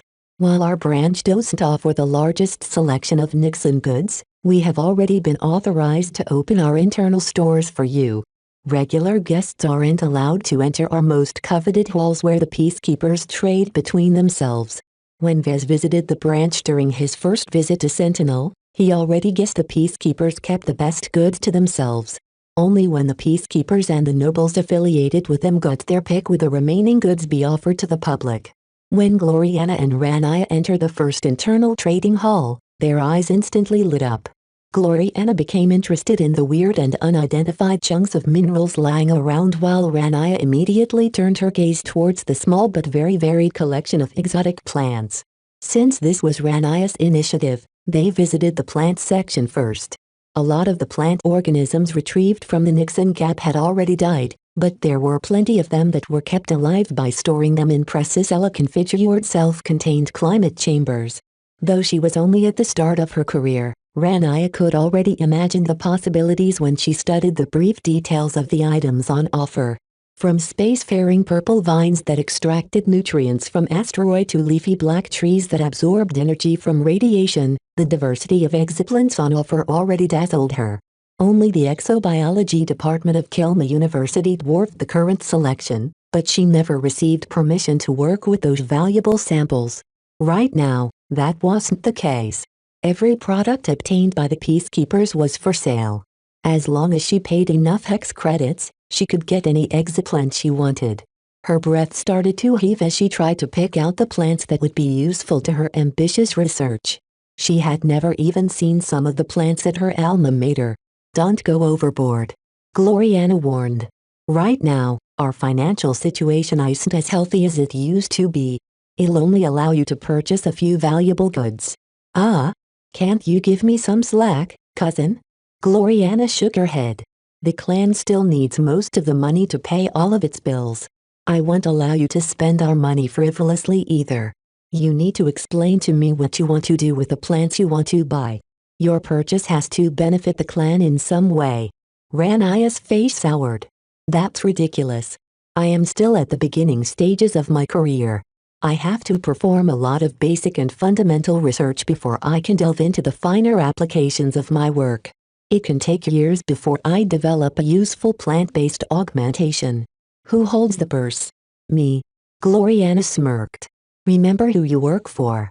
If you don't like it, you are welcome to walk away and start your own business. It's fine. Rania grumbled. Chapter 2035 Students of Vez. Chapter 2035 Students of Vez. While Gloriana had taken a day off to go on an excursion to Sinatzi, Vez expected to enjoy a day without his girlfriend breathing down his neck. Metaphorically, of course. He spent some time seeing Maisie and Rennie off.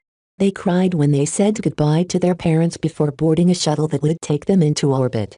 Vez had already reserved passage on a series of passenger liners that would slowly take them to Hippolyta War College, where they would arrive in time to start the next semester. When Michael and Xanther saw their female cousins depart, their expressions grew mixed. None of the four knew who would become the best after they reunited again. In a way, the girls exerted a considerable amount of pressure to the boys, adolescent men that remained. Even though there were more reputable schools in the hegemony, the graduates of Hippolyta were never weak. As the mainstays of the Hex Army, its alumni had earned a reputation for competence under pressure. I think the Hippolyta War College is a much better choice for them than the so-called better schools. Vez deliberately said to the conflicted two young men. Kelma University is considered to be one of the premier universities, and the Artemis Institute isn't that far off. However, they mainly produce mech designers like Gloriana. They're excellent when they are able to exercise their craft in the comfort of their well-guarded labs and workshops, but they're a lot more frail once they get caught up in the middle of a battlefield. Xanther frowned. We're mech designers, patriarch. Aren't we supposed to be as far away from the fighting as possible? Technically you're right, but don't forget who we are. We are Larkin sons. We never take the easiest option. While it doesn't seem apparent to you now, a mech designer can gain much when they are closer to the action than many of our colleagues are comfortable with. My experiences during the latest Bright Vision War has defined me as a mech designer, and I hope you'll be able to grow through various crises as well. Since you accepted my tutelage, you should be prepared to learn how to work with mech in a much more hands-on fashion than normal. The two young men paled. They had an inkling that Vez had a lot of challenges in store for them. Just studying his public record was enough to know that Vez survived all manner of dangers through his career. Can't we learn how to design mech the normal way? Michael squeaked. Vez gently shook his head. The normal way is too boring. I don't want to turn you into a pair of boring and uninspiring mech designers. I want my students to excel. As your teacher, it is my responsibility to unearth all of the potential that you contain in your bodies. The candies I fed you should have already laid the right foundation. Don't think that your expanded learning capacities is enough to breeze past my training. I know exactly what you are capable of, and I won't hesitate to push you to the utmost. The two Larkin sons looked at Vez with despair. They already had a taste of his exacting demands and didn't relish more. We can't keep up. One of them whined. Vez straightforwardly bonked both of the Larkin sons in the head. No more of that. Don't complain. Do you think the girls who have just left will have it any easier? Hippolyta will push them to the extreme. As long as they can keep up, they'll return half a decade later as completely different Larkin sons. Now tell yourself. Will you let Maze and Rennie trample all over you with their Hexer-acquired heels, or will you act like a man and stand up to their oppression?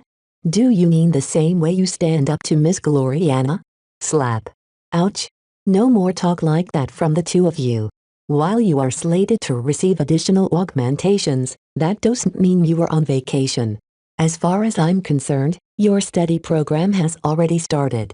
Vez grinned and pointed his thumb at a bright warrior that stood dormant in the corner of the rented base. See that mech there? I want you to go take it to a workshop and disassemble it down to its individual nuts and bolts. Then I want you to put it all together in exactly the same condition. What does that have to do with mech design, patriarch? Call me teacher. Vez crossed his arms. And it has everything to do with mech design. How can you possibly visualize your own mech designs to a high degree of accuracy if you have rarely if ever touched the components of a mech with your own hands? My assistant mech designers have already done the same and their work has become considerably more grounded to reality as a result. The two students still looked daunted at this request. We can't. We don't know how to work all of the tools. You should put your new smarts to good use. Read the manuals. Ask the mech technicians to guide you. Figure it out through trial and error. However you do it, I expect you to flawlessly disassemble and reassemble the Bright Warrior by the end of the week. That's too short. We'll never be able to restore the mech to mint condition. Vez glowered at them. All I hear are excuses. Do you think reality will take it easy on you? One day, you'll probably be asked to perform something similar in only a single day. If you take any longer, some of the lives of your comrades might be forfeit. It took a while to get his point across. While he had handed over a daunting task to the prospective mech designers, Vez didn't expect them to succeed in the first place. Without even completing their first year of mech design studies, there was no way they could pick up a wrench and dissect a mech without damaging something. It was even less likelier for them to put it back together without causing a major mishap. In order to make sure his two students didn't trigger an accident that got themselves killed, he called for a chief technician to supervise their efforts. Don't tell them anything except how to use the tools and machines at their disposal. He told the grizzled chief. Just let them monkey around and realize slowly how out of depth they are and how much effort is required to service a mech, let alone design them from scratch. The chief technician wearing the yellow and white uniform of the avatars looked concerned. I'm not so sure I can keep them safe, sir. These kids look like they never held a multi-tool in their life. I don't think it's that bad, but you're mostly right. Just pull them away if they look like they are about to screw up pretty big. What about the mech? It's a shame to ruin a good Bright Warrior. It's a tough mech. It can take some dents. I should know, since I designed it in the first place. At most, the more fragile internal components need to be repaired, but that is just a few days of work for your crew. After passing on this instruction, he turned around and left the grounds. There was a very good reason why he started Michael and Xanther's study program by getting their hands dirty on an advanced mech.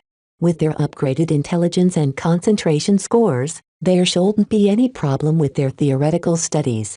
Any decent mech designer could pour a lot of knowledge down the throats of students who were this smart. The true challenge laid in shaping their principles, their work ethic, their mentality and their perspective towards mech design.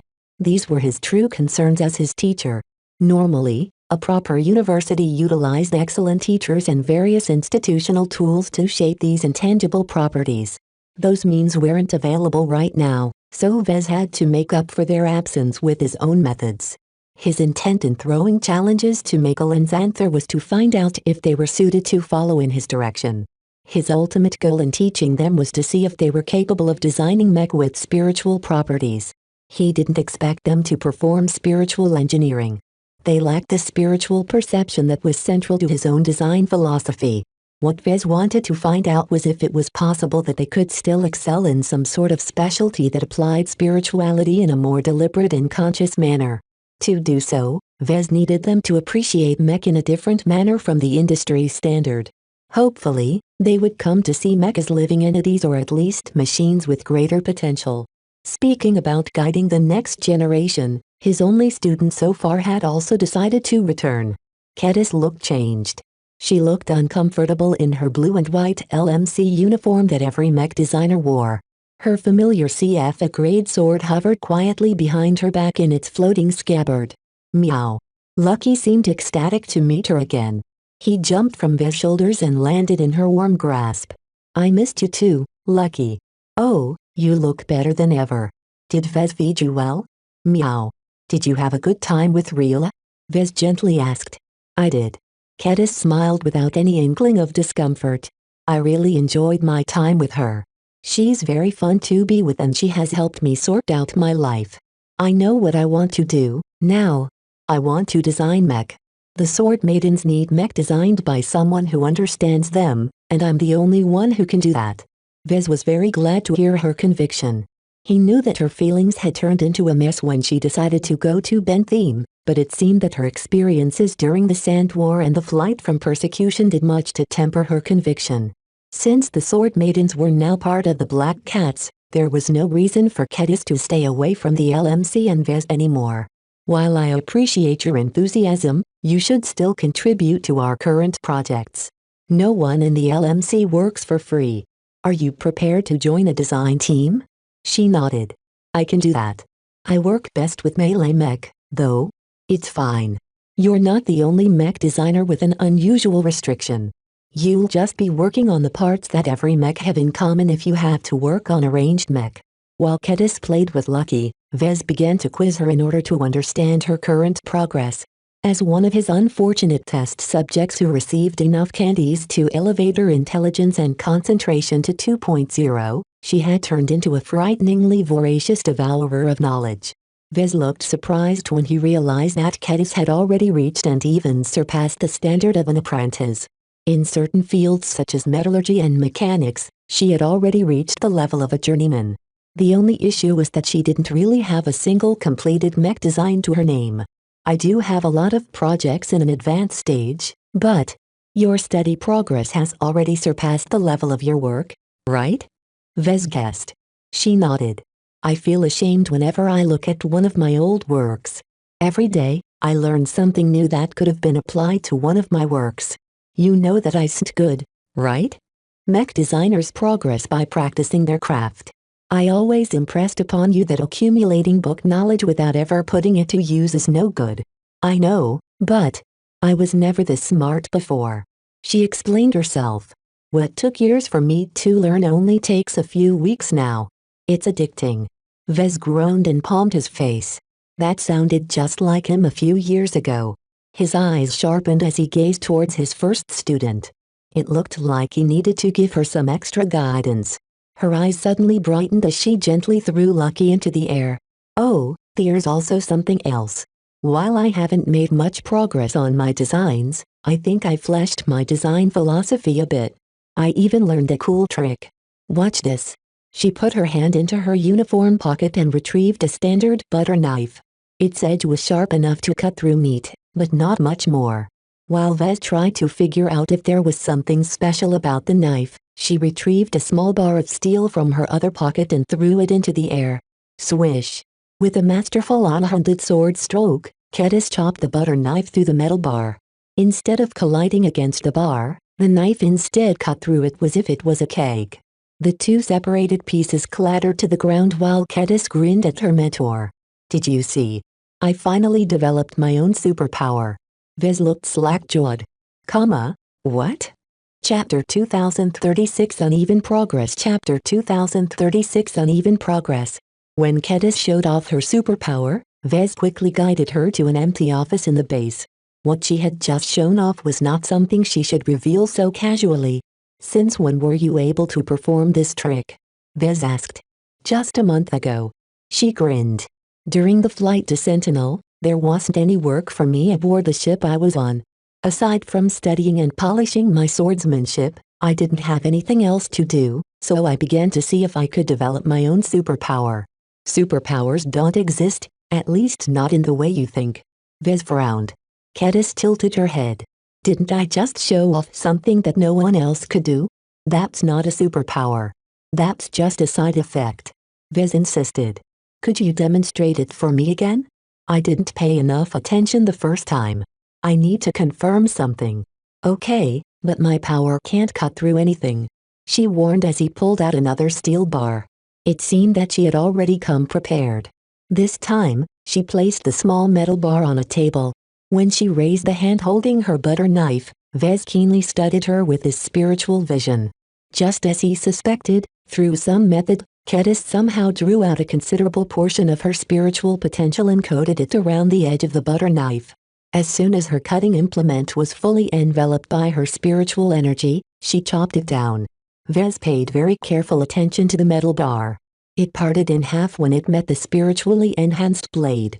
It was as if Kedis wasn't a human, but an expert mech that employed true resonance to enhance the sharpness of its blade. Yet that was impossible. Kedis was not an expert mech, and her application of spirituality diverged significantly from true resonance. Clunk! The blade she used to chop the bar continued to cut through the surface of the metal table until it suddenly something that was too hard to continue. The spirituality surrounding the blade had completely exhausted itself. This must be the limit that Kedis was talking about. What are the rules governing your superpower? Vez probed without shame. Fortunately, Kedis trusted Vez enough to reveal the details of her newly developed ability without reserve. I call it imbue sharpness. I can impart an edge on any blade I hold. However, when I tried it out with my greatsword, I quickly learned that the cutting power rapidly dilutes over a longer edge. That's why I can only show off this power with a butter knife. Anything larger quickly causes the additional sharpness to grow weaker. These rules were easy to understand to Vez, especially since he had seen her ability at work with his spiritual vision. Right now, her spiritual potential is still within the range of an apprentice, which wasn't all that much. Perhaps she might be able to empower an actual sword once she advanced to journeyman, but until then the energy she was able to draw from her mind remained limited. What about the duration of this ability? Vez asked. The sharpening effect only lasts as long as I keep concentrating. It's easy to interrupt the effect if I get distracted. Furthermore, my blade can only cut through normal objects. A piece of steel like this bar is still doable, but as soon as I try to cut into the armor of a mech, my sharpness effect instantly runs out. I don't have the strength to cut through harder materials as of yet, but I'll surely do better in the future. Everything followed a rule. The energy she was able to channel and her ability could only last for so long. Cutting the small, hand-sized steel bar was no challenge at all, but as soon as her blade cut through the table underneath, her imparted energy rapidly depleted itself because the table was made of a more durable alloy.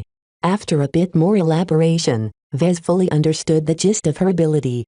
It's not a superpower. Vez corrected her. It's a side effect of your design philosophy. Isn't that the same thing? Kedis frowned in confusion. I worked really hard to develop my understanding of sharpness. This superpower is the culmination of all of my efforts in the past few months. Vez felt like he was talking to Gloriana. Kedis was so convinced that her own framework was right that she simply refused to accept alternative explanations. Mech designers, he muttered, were just as stubborn as expert pilots. What was that, Vez? Oh, nothing. I need to study you a bit. Could you sit down so that I can look into your head? I need to observe something. Okay. Though she was wondering what he was doing, she still sat down so that her head was within his reach. He placed his hands on her head and tried to peer inside her mind with his spiritual senses. Ouch! He immediately encountered her mental defenses. It was as if he bumped into a wall of blades. Could you relax a bit, Kedis? Just imagine as if you were opening yourself up to me. I want to sense something in you, but to do that, you need to trust me.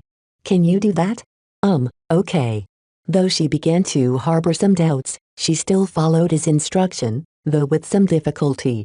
Once her mind cleared up enough for Vez to peek in her mind, he only observed long enough to understand her progress.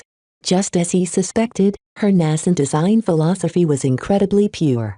Not only that, but it had developed to an advanced state. This was not the design philosophy of a novice or an inexperienced apprentice.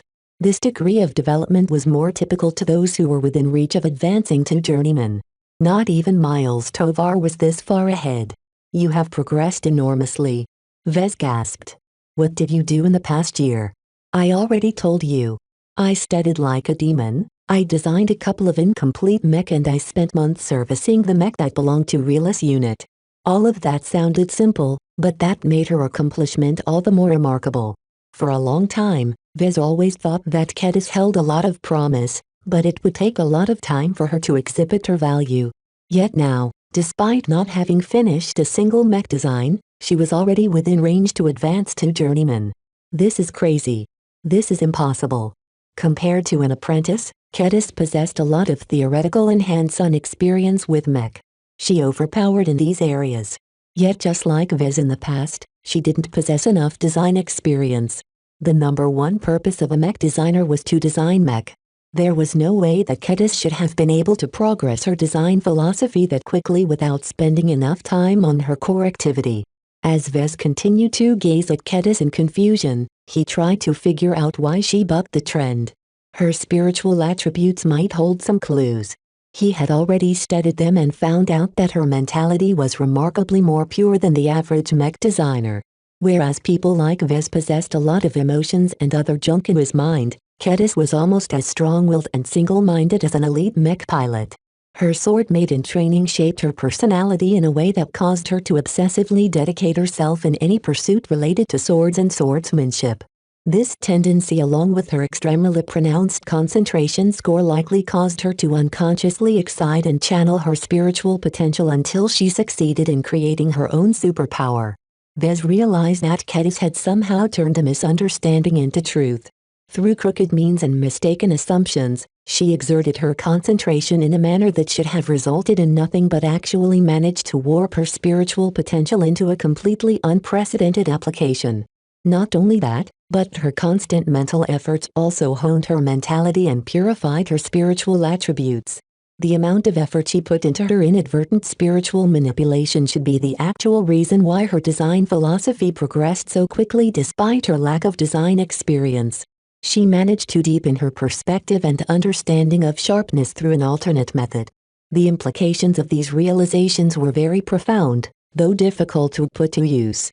All Vez knew was that Kedis suddenly possessed a lot more promise in his eyes.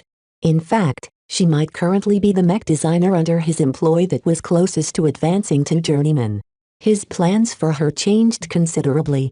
I see you're wearing the uniform of the LMC. Have you joined the clan? She nodded. The sword maidens have all pledged to become Larkinsons. How could I not follow suit? I'm still not used to it, though. For a long time, I was a daughter of the frontier. It's hard to shake off my roots. I still consider myself to be both. That's okay. He didn't need to ask whether she became a Larkinson. He could already see that she possessed an active bond to the Golden Cat. Knowing that Kedis took her seriously like any other sword maiden, Vez was completely assured of her loyalty to him and the clan. There was no way she would do anything to betray the Larkinsons. This made him feel much more reassured about his intention to facilitate her growth. Even without his help, she probably would have found a way to advance on her own, but with his ability to judge her state, he could probably speed it up by a couple of years. From now on, I'll be setting your tasks in person. My first order is to cease your studies. You already know more than most apprentices. There is no need for you to waste any more time in reading books at your stage. Hey! Vez crossed his arms. I'm serious. Too much study without putting all of your knowledge into practice is bad for you. Haven't you realized that already when you never finished your mech designs? In fact, that will be your focus for the next couple of months. I want you to transfer all of your design files to me so that I can study your work. I will then instruct you to finish every single design you started. Kedis looked scandalized. I can't. They're outdated. Most of them are last-gen mech even. I know you're embarrassed of your old work, but you need to finish what you started. These incomplete projects will always hang over your head as long as you leave them incomplete. But they're too bad. You won't embarrass yourself. Vez spoke in a softer tone. I won't judge your work as long as they are earnest expressions of your passion. Everyone has to start somewhere. I would feel ashamed of my earliest work as well, but that doesn't mean I feel proud of what I managed to accomplish at the time. What Kedis truly needed was to develop the appropriate mindset towards her project. Starting new projects but abandoning them halfway was a bad habit that could easily lead to a lifelong pattern of half-hearted effort. This could not take root in his first student. What Kedis needed to learn was that not every project had to be perfect. It was fine to make some compromises in order to meet a deadline or finish her work quickly. Expediency was just a factor of their profession as thoroughness. Besides, once Kedis had some completed mech designs under her belt, Vez believed that her design philosophy would progress a lot closer to the eventual formation of her design seed. When Vez finished passing on his instructions to her, she departed the office to perform her new tasks. Vez looked back at the parted pieces of metal and hummed. He looked around the office and noted that it probably belonged to a chief technician. He rummaged through a few drawers until he finally found a small knife designed to cut miscellaneous objects. While it was sharper than a butter knife, it still wasn't capable of cutting through a metal bar. This is good enough. He held the knife in a firm grip and raised it above his head. He concentrated his mind and tried to emulate the same trick that Kedis pulled off. After some time, he managed to form a spiritual projection that wrapped around the blade in the same fashion that Kedis had managed to do. While there were a couple of differences, it was close enough to suit his purposes. He took a few deep breaths as he shifted his eyes to one of the halves of the metal bar. While it was smaller than the original object, it was still large enough to use as target practice. Cut. He swung the blade down, only to meet immediate resistance. Clank. Despite his enhanced strength, the knife only dug a shallow groove before spinning away from his grasp. Damn. It didn't work. My domain and attributes are too different. I can't replicate her superpower. He glumly concluded. Chapter 2037 Journeyman Candidates Chapter 2037 Journeyman Candidates. The return of Kedis to the design teams was met with considerable fanfare. Despite her sword-maiden pedigree and unusually athletic and half-alien appearance, she had already proved her design prowess to the other assistant mech designers. Kedis knew she was good. Developing her own superpower infused her with an immeasurable amount of confidence, and the great sword floating behind her back only emphasized her strength even further. This was a mech designer who could fight. This was the mech designer groomed by both Vez and the sword maidens. No one made the mistake of looking down on her due to her irregular background. The most peculiar reaction came from the two boys, adolescent men. Both Michael and Xanthar gazed at Kedis with admiration and hero worship. They seemed to think they would become just as strong and competent as Kedis once they received Vez personal tutoring. Oh, how naive. A mech designer like Kedis was one of a kind. Besides, Vez had a very different trajectory in mind for the two Larkin Sun seeds. Perhaps the only other peculiar reaction that Vez picked up was that of Meryl O'Brien Larkinson. Due to her former pirate adventures, she knew what pirates were really like. As a mech designer who was highly inclined towards rationalism, Vez never really knew what Meryl was really thinking. At the very least, she shouldn't be plotting anything bad considering that she successfully gained the Golden Cat's approval. When they finished the meet and greet, Vez made some announcements. Right now, there are two mech designers among us who have made a lot of progress recently. After evaluating Kedis and Miles, I believe that they are within reach of reaching their critical moments. In order to facilitate their progress, I have decided to pull them out of the design teams to guide them on an individual basis. They will spend most of their time designing their own mech. The man and women in question stepped aside. Already they received admiring glances from the remaining assistants. Everyone here knew that the two might very well become the next journeymen of the Larkin Sun clan. The collective design prowess of the LMC would practically double at the time, thereby turning into a truly formidable mech company at the sector level. After handing out the daily assignments for the design teams, Vez and Gloriana both pulled Kedis and Miles aside. Both of you are very promising, but that does not mean that you are already set to become a journeyman. Vez warned. There are plenty of apprentices who stall despite continuing to design lots of mech. The only guarantee I can give you is that as long as you maintain your passion, your chances of advancing will be considerable. Don't lose heart. Don't lose your motivation. Keep chasing after your ambition and don't hesitate to design something radical. Dare to design. Dare to design. The two younger mech designers echoed with fervent eyes. Vez grinned. He was becoming better and better at motivating people. That said, nothing was set in stone. Though his spiritual vision already revealed that their nascent design philosophies had stimulated their spiritual potential, he had seen plenty of people in the same condition. Not all of them managed to realize their potential. The main issue was that Vez wasn't sure what conditions they needed to meet in order to trigger the formation of their design seeds. All he could do was to encourage them to design a lot of mech, hoping that this stupid but proven method of exercising their craft would help them break through the extraordinary threshold. In his mind, Vez already considered Kedis and Miles to be journeyman candidates.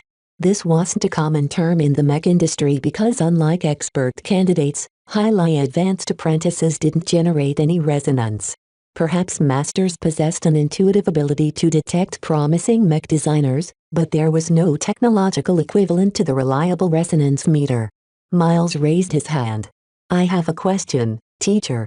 If we ever succeed in our advancement, what will be our role in the LMC? That was a very important question. Vez still wanted to make use of their distinctive specialties, but he couldn't treat them as his obedient slaves anymore. Journeymen deserved better.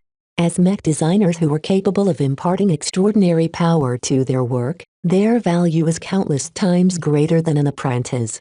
If mech companies could choose between employing 1,000,000 apprentices or a single journeyman, they would always choose the latter without any hesitation.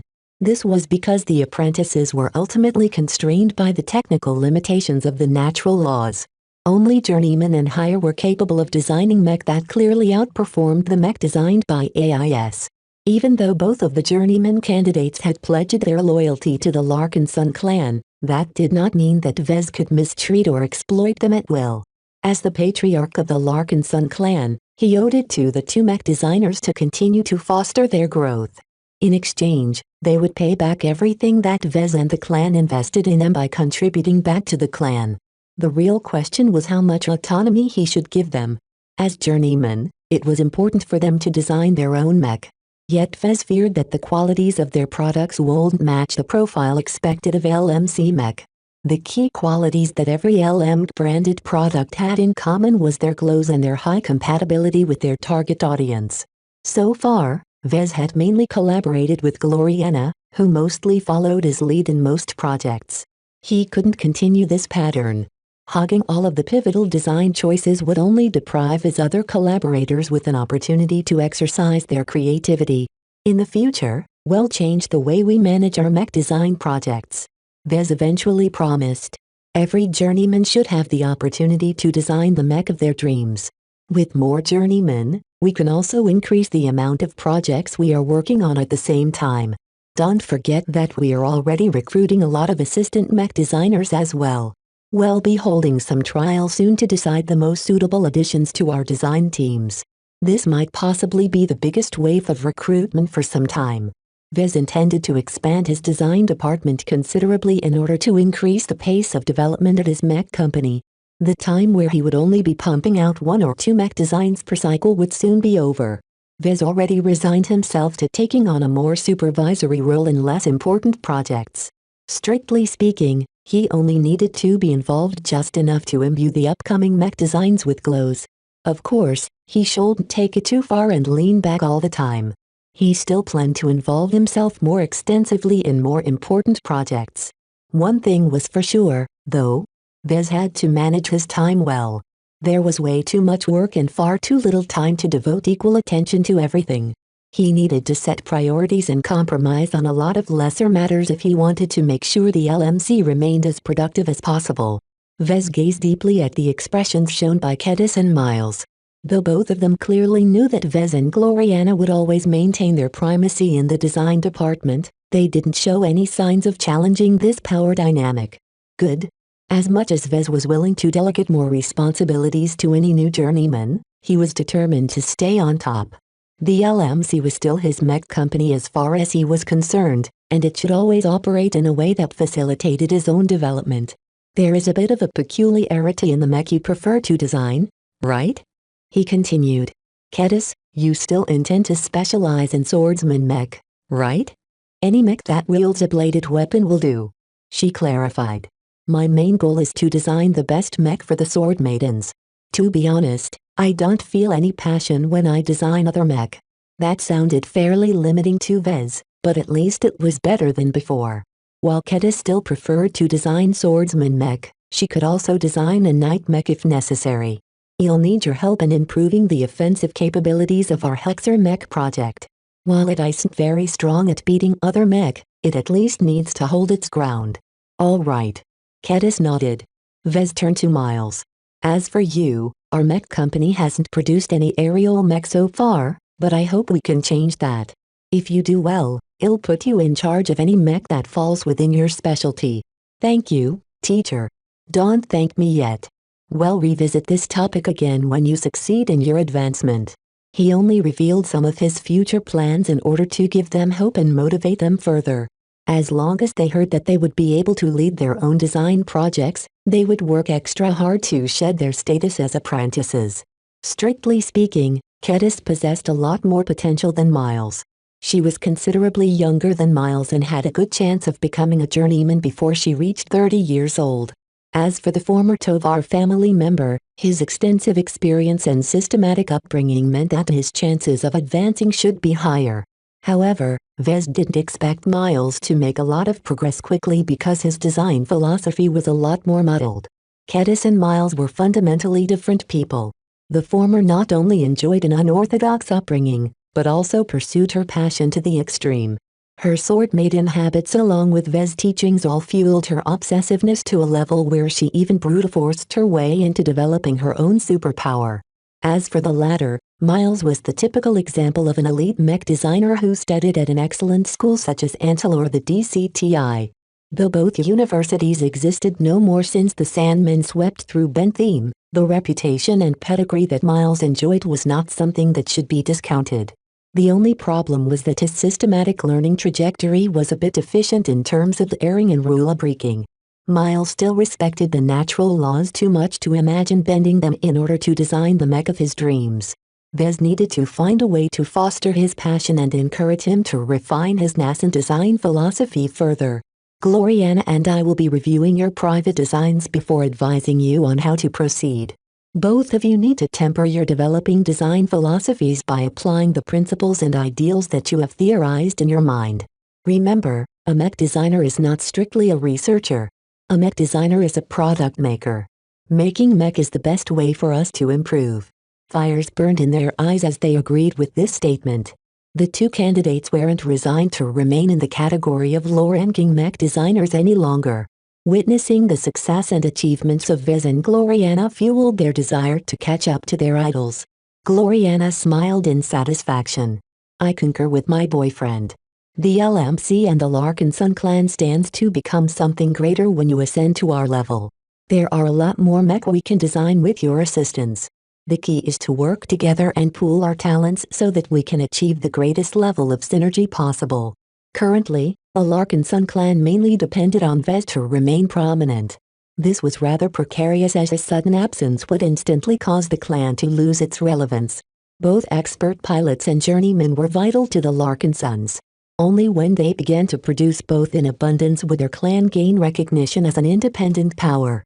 The future of the Larkinson clan did not solely rest on Vez's shoulders anymore. While he would still play the most dominant role, he did not have to carry the burden on his own anymore.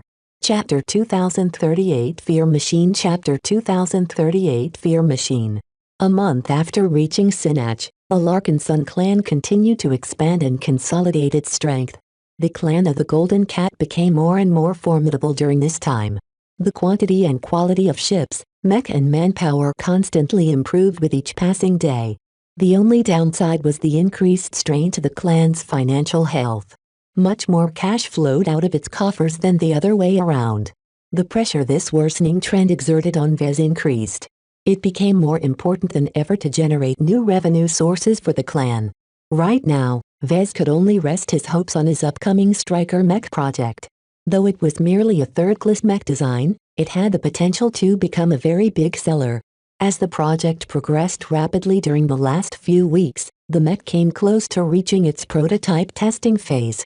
While Vez did not involve himself too closely in its design process, he spent a considerable amount of time and effort on preparing its spiritual foundation. He already decided to imbue the design with Zigra's spiritual fragment, but it needed a considerable amount of treatment before the striker mech glow became menacing enough to achieve its intended effect. Vez wanted his flamethrower-wielding mech to be able to scare away enemy mech pilots with its glow alone. This is the solution to the capacity problem, he concluded. He spent way too much time in trying to resolve this critical shortcoming. His striker mech boasted a decent amount of armor and a considerable punch, but its endurance and longevity on the battlefield never reached a satisfactory standard. Vez had already tried and failed to come up with an alternate configuration to its humanoid mech shape. At its current budget and tech level, there weren't any good solutions to the fundamental problem that his striker mech risked running out of propellant a bit too quickly. However, my mech doesn't necessarily have to burn its opponents to a crisp in order to complete its mission. He expressly designed his mech to act as a deterrent to massed attacks. While it would be best for his mech to destroy any enemies entering its reach, scaring them away was the next best outcome. There were multiple ways to fulfill this second objective. Previously, Vez focused most of his design efforts in integrating and optimizing the cooperation between the mech frame and the 34F Ensign spreader flamethrower model. The simplest way to deter incoming enemies is to throw a lot of firepower in their direction. With the Ensign spreader as the central focus, Vez designed everything else about the mech around the weapon. He even planned out its glow to complement the fear factor of putting up a wall of flames. It was only later on that his perspective started to shift. The glow for the mech needed to play more than just a complementary role. It had to be able to become frightening enough to deter approaching enemies even if the mech wasn't engaging in active area denial. When Gloriana heard his reasoning, she didn't look convinced. "I understand what you are getting at, Vez," she began. "As much as I have faith in your glows, your protagons aren't strong enough to carry a battle by themselves. Not at their current level of development. We always designed this mech with the assumption that the glow and the flamethrower would work in unison to achieve the effect we want. By themselves, neither of them are as effective as we would like. A suppressive glow mainly affected the mentality of the opposing mech pilot. However, there were so many variables which affected the success rate of relying on a glow to fulfill one of the mech objectives. Against an outfit with overwhelming numbers or excellent training, it was hard for a glow to affect their morale and composure. The confidence that mech pilots gained in their material advantages vastly outweighed any vague mental influences. Still, Vez didn't give up on his dream. "I think it should still be possible to rely on psychological pressure alone to keep enemies at a distance. I just have to spice up the spiritual composition of our mech design. Zigra alone can't do it alone." The former crown cat turned spiritual entity was truly a strong and frightening being. Whether he was dead or alive, his notable spiritual prowess which emerged as a coincidence was something that Vez had already made use of in the Kinslayer and Prideful Soldier designs. However, it was exactly because of his familiarity with Zigra's glow that Vez held little confidence in the huge cat. Properly speaking, Zigra excelled in devouring and corrosion. When he used to be alive, the crown cat was notorious for degrading the integrity of enemy mech and consuming the opponents he downed. The intimidation factor he possessed was mainly a side effect of his desire to prey on others. The cat constantly regarded everyone and everything else as its food. Though this was very disconcerting, Zigra would much rather maul and munch on its prey than scaring it to death. "I'm running out of time," he whispered to himself. Soon, we'll test out the prototypes and optimize the design even further. I can't introduce major changes while the project has reached an advanced stage. He began to run through his options. Which design spirit or spiritual entity could he choose from to turn his striker mech into a fear machine? Only one possibility remained. "I need to visit the Scarlet Rose's vault," he told Gloriana. "Can I come with you?" she asked. "No. I don't need your help." He took Lucky and departed the design lab. For the past month, more than half of the clan was working and living on solid ground. Too many Larkin suns. The return to normality that living on a terrestrial planet provided was very essential in restoring their mental states. Even Vez, who was determined to make his fleet his home, still wasn't used to spending so many months in space. Meow. Just one more month to go before we are ready to depart. We'll be saying goodbye to the Larkin Sun family at that time. Meow? I don't know, Lucky. It depends on the opportunities I can find. I'm still on the lookout for lucrative missions that can earn me lots of credits, but most of them are only suitable for teams. He had been dropping into the Rim Exchange every other day. Each time his Apollo Radiant avatar entered the Merit Hall, he gained numerous offers, each of which he ignored.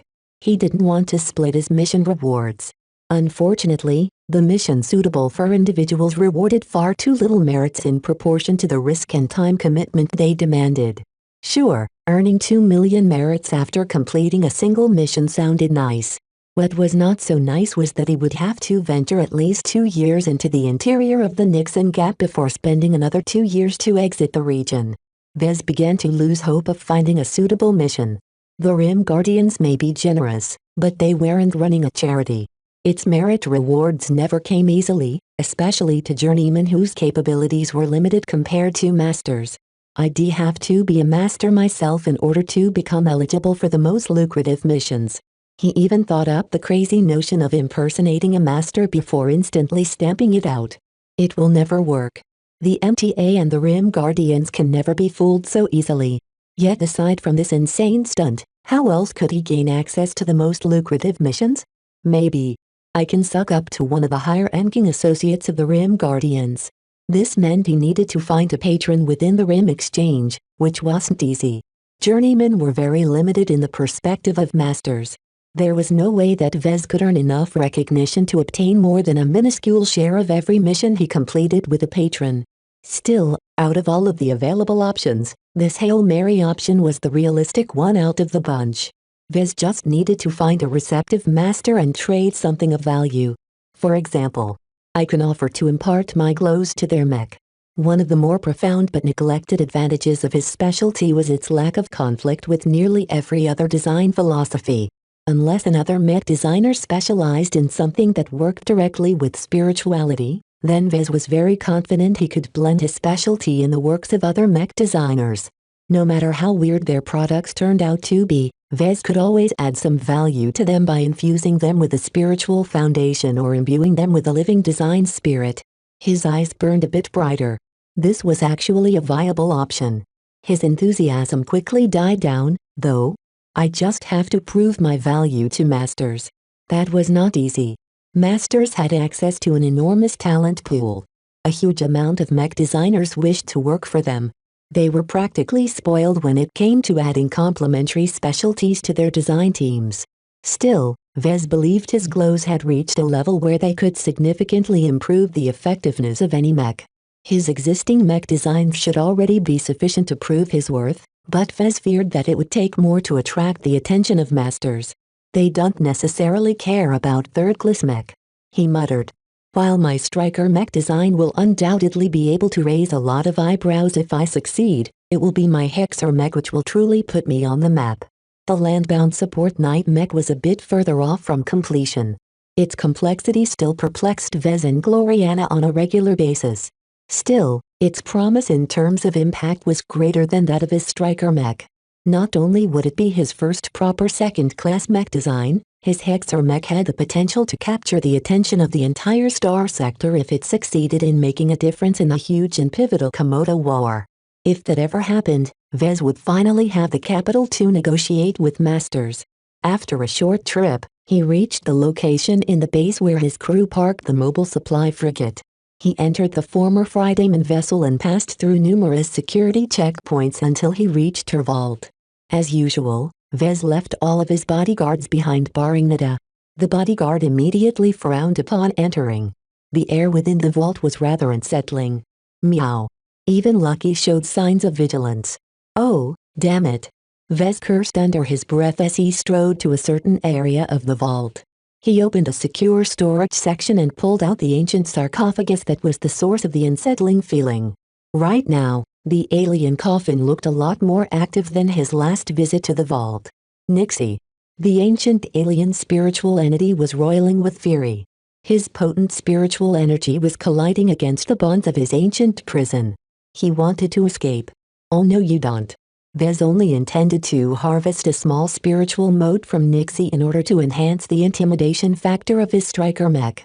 Right now, he couldn't afford to act with restraint. Nixie had restored some strength and was using it to erode his prison even further. A minor cut wasn't enough to suppress the dangerous spiritual entity. I need my stone. Fortunately, he stored all of the necessary tools in the same vault. He retrieved his stone lockbox and put it over his head in order to shield his mind. He also made sure to reinforce the basic spiritual shield he projected around his mind. After that, he retrieved his stone, drew out some of its offensive charge, and cut out a decent-sized spiritual fragment from Nixie. Having done this multiple times, Vez proficiently wounded the ancient alien tyrant without exposing himself to any counterattacks. Soon, the furious Nixie subsided as he lost too much strength all of a sudden. The ancient sarcophagus no longer appeared active as its bonds finally managed to contain the weakened outburst of its prisoner. While Vez had managed to succeed this time, he didn't look happy. What if I didn't come? Would Nixie have been able to succeed in breaking out his prison? That would have been a catastrophe to Vez and the clan. Chapter 2039 Surrogate Shopping Chapter 2039 Surrogate Shopping. Vez studied the only stone in his possession inside. The exotic's offensive charge diminished every time he drew on it.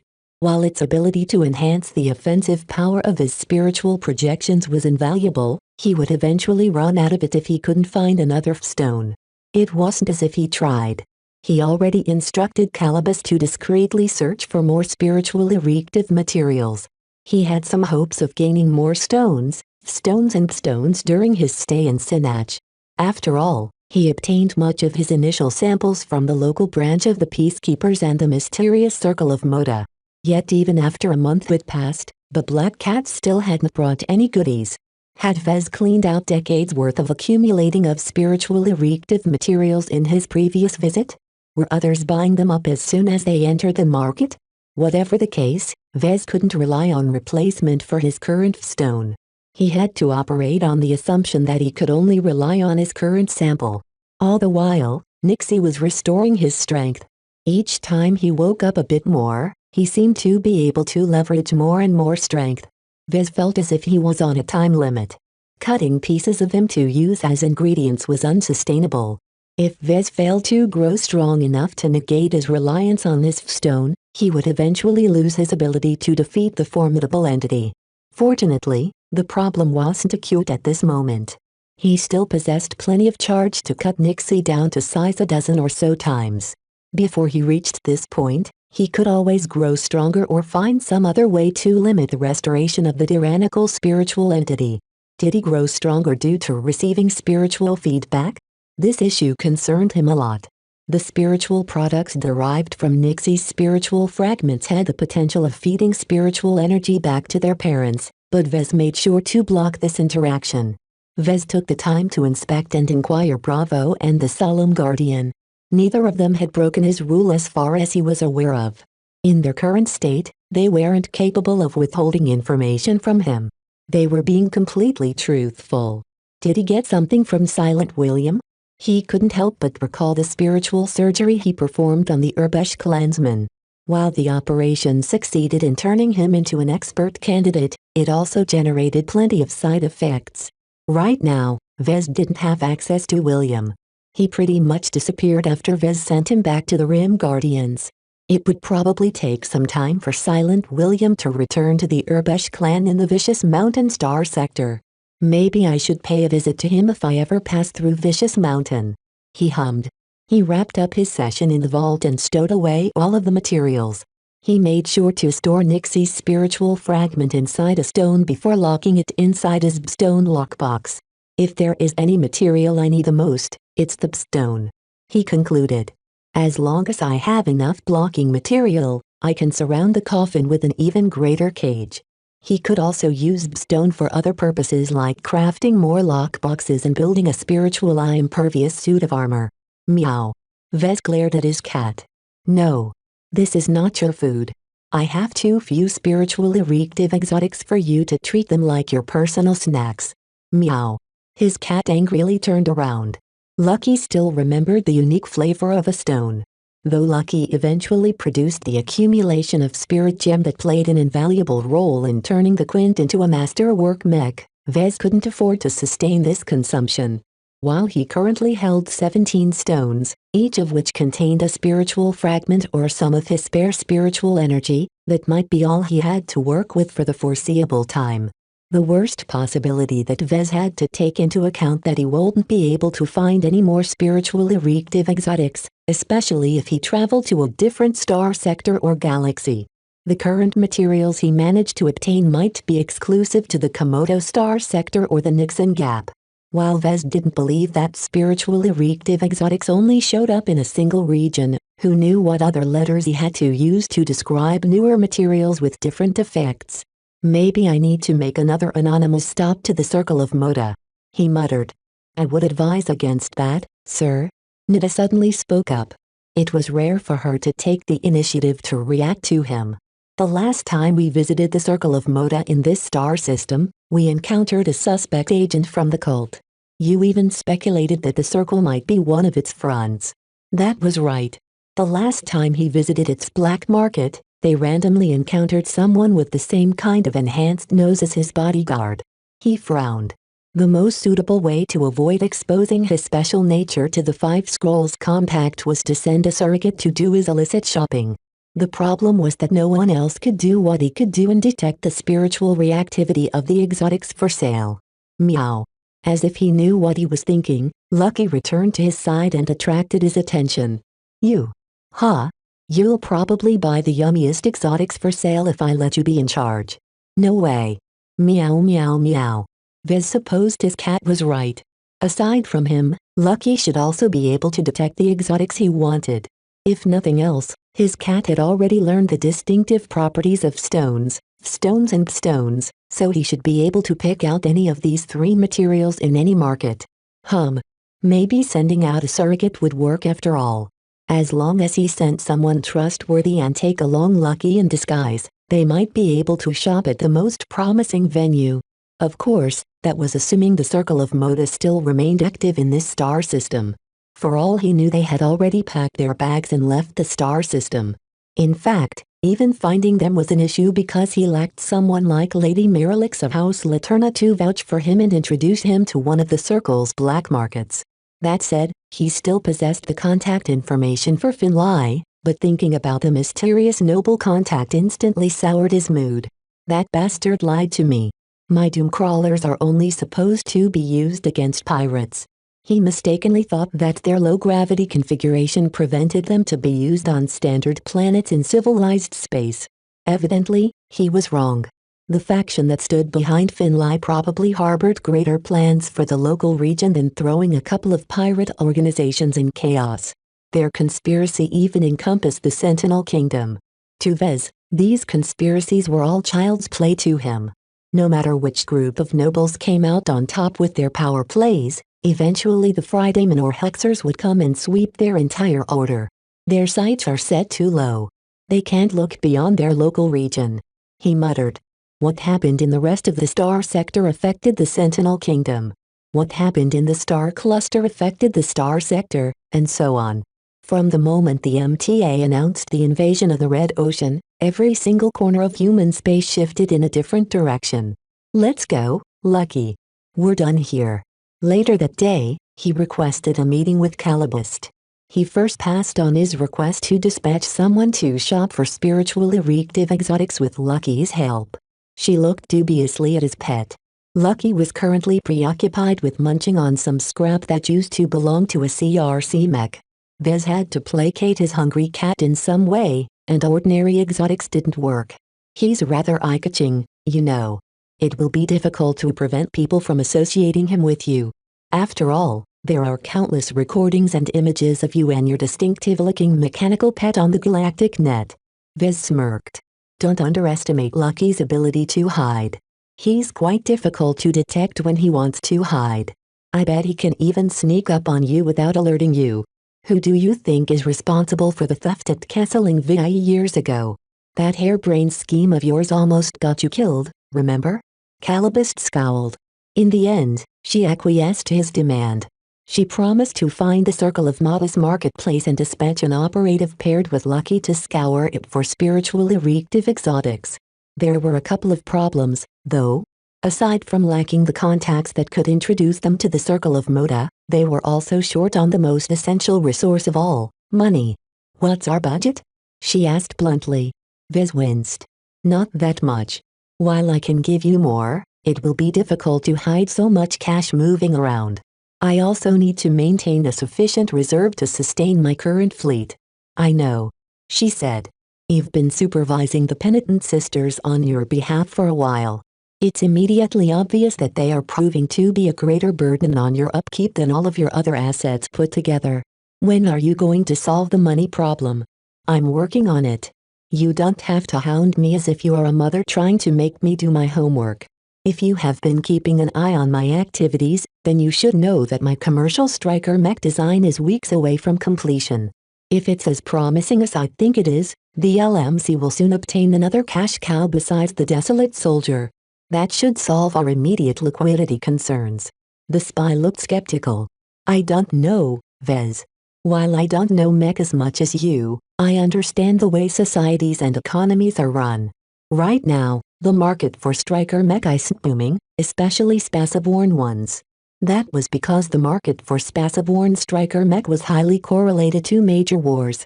While the Komodo star sector was engulfed by the growing ripples of the Komodo War, that was mainly a struggle between two superior powers. The surrounding third-rate states had nothing to do with the fighting up to now. Aside from some rare incidents, the lesser states mostly stood aside and tried their best to catch as little attention as possible. I think that will change soon enough. Vez ominously predicted. If hostilities ever break out between numerous third-rate states, the scale and frequency of battles will skyrocket. The demand for an area denial mech that can hold off an entire group of mech will become more relevant than ever. Besides, even if that's not the case, I think the inherent value of my next product is enough to turn it into a bestseller. Though Calibus still remained skeptical, it didn't matter. If demand for his product wasn't sufficient, then he planned to generate it. There was no way a mech as useful as his striker mech should remain obscure. They eventually moved on to another topic. How are the Penitent Sisters? Keeping them in line is tiring me out. Calibus glowered at Vez. Sorting out their many issues is becoming increasingly more difficult. The Penitent Sisters aren't people who are content with sitting around and doing nothing. They expect it to themselves at the Friday men, not rot away in the periphery of the star sector. You should really talk to Commander Chansey and come to some sort of according with the sisters. He looked confused. Why didn't you do it yourself? They have quite the grudge against normal hexers like me. Calibust crossed her arms. The hegemony single-handedly crushed their cult and forced them to make unpalatable oaths. While I'm not exactly a representative of the hegemony, to them I'm still an enemy. I'm a man, though. Shouldn't that even be a greater obstacle to gaining their cooperation? Not necessarily. Calibust shook her head. While their original ideology did call for killing you and every other male in human space, they have already sworn to disavow it. While a lot of hatred still exists, the sisters will never break their oath to teach you a lesson. As long as they realize that there is no point in antagonizing you, I expect they'll cooperate. Just talk to them, Vez. His expression turned flat. He didn't relish the idea of talking to the most extreme man-haters the hegemony had ever produced. He had already met them once before and his impressions were anything but positive. Chapter 2040 Led Astray. Chapter 2040 Led Astray. The Striker Mech project came one step closer to completion.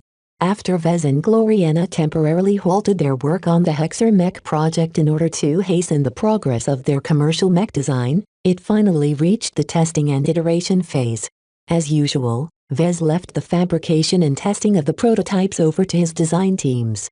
He was already fairly confident that the testing shouldn't generate many surprises. The mech was a fairly simple third-class mech whose primary armament was a relatively low-edge flamethrower. Perhaps some fiddly parameters might deviate, such as the distribution of heat or the efficiency of the Ennison spreader, but those were minor issues that just needed some optimization to mitigate. The smooth progress of this project made Vez appreciate the value of his design teams. While they didn't consist of brilliant mech designers like Gloriana and himself, their competence was more than enough to design adequate mech that had the potential to be a success on the market. As long as someone better provided direction and lent their distinctive specialties to a mech design, most of the hard work could easily be performed by apprentices who knew what they were doing. He looked forward to expanding the LMC's design department.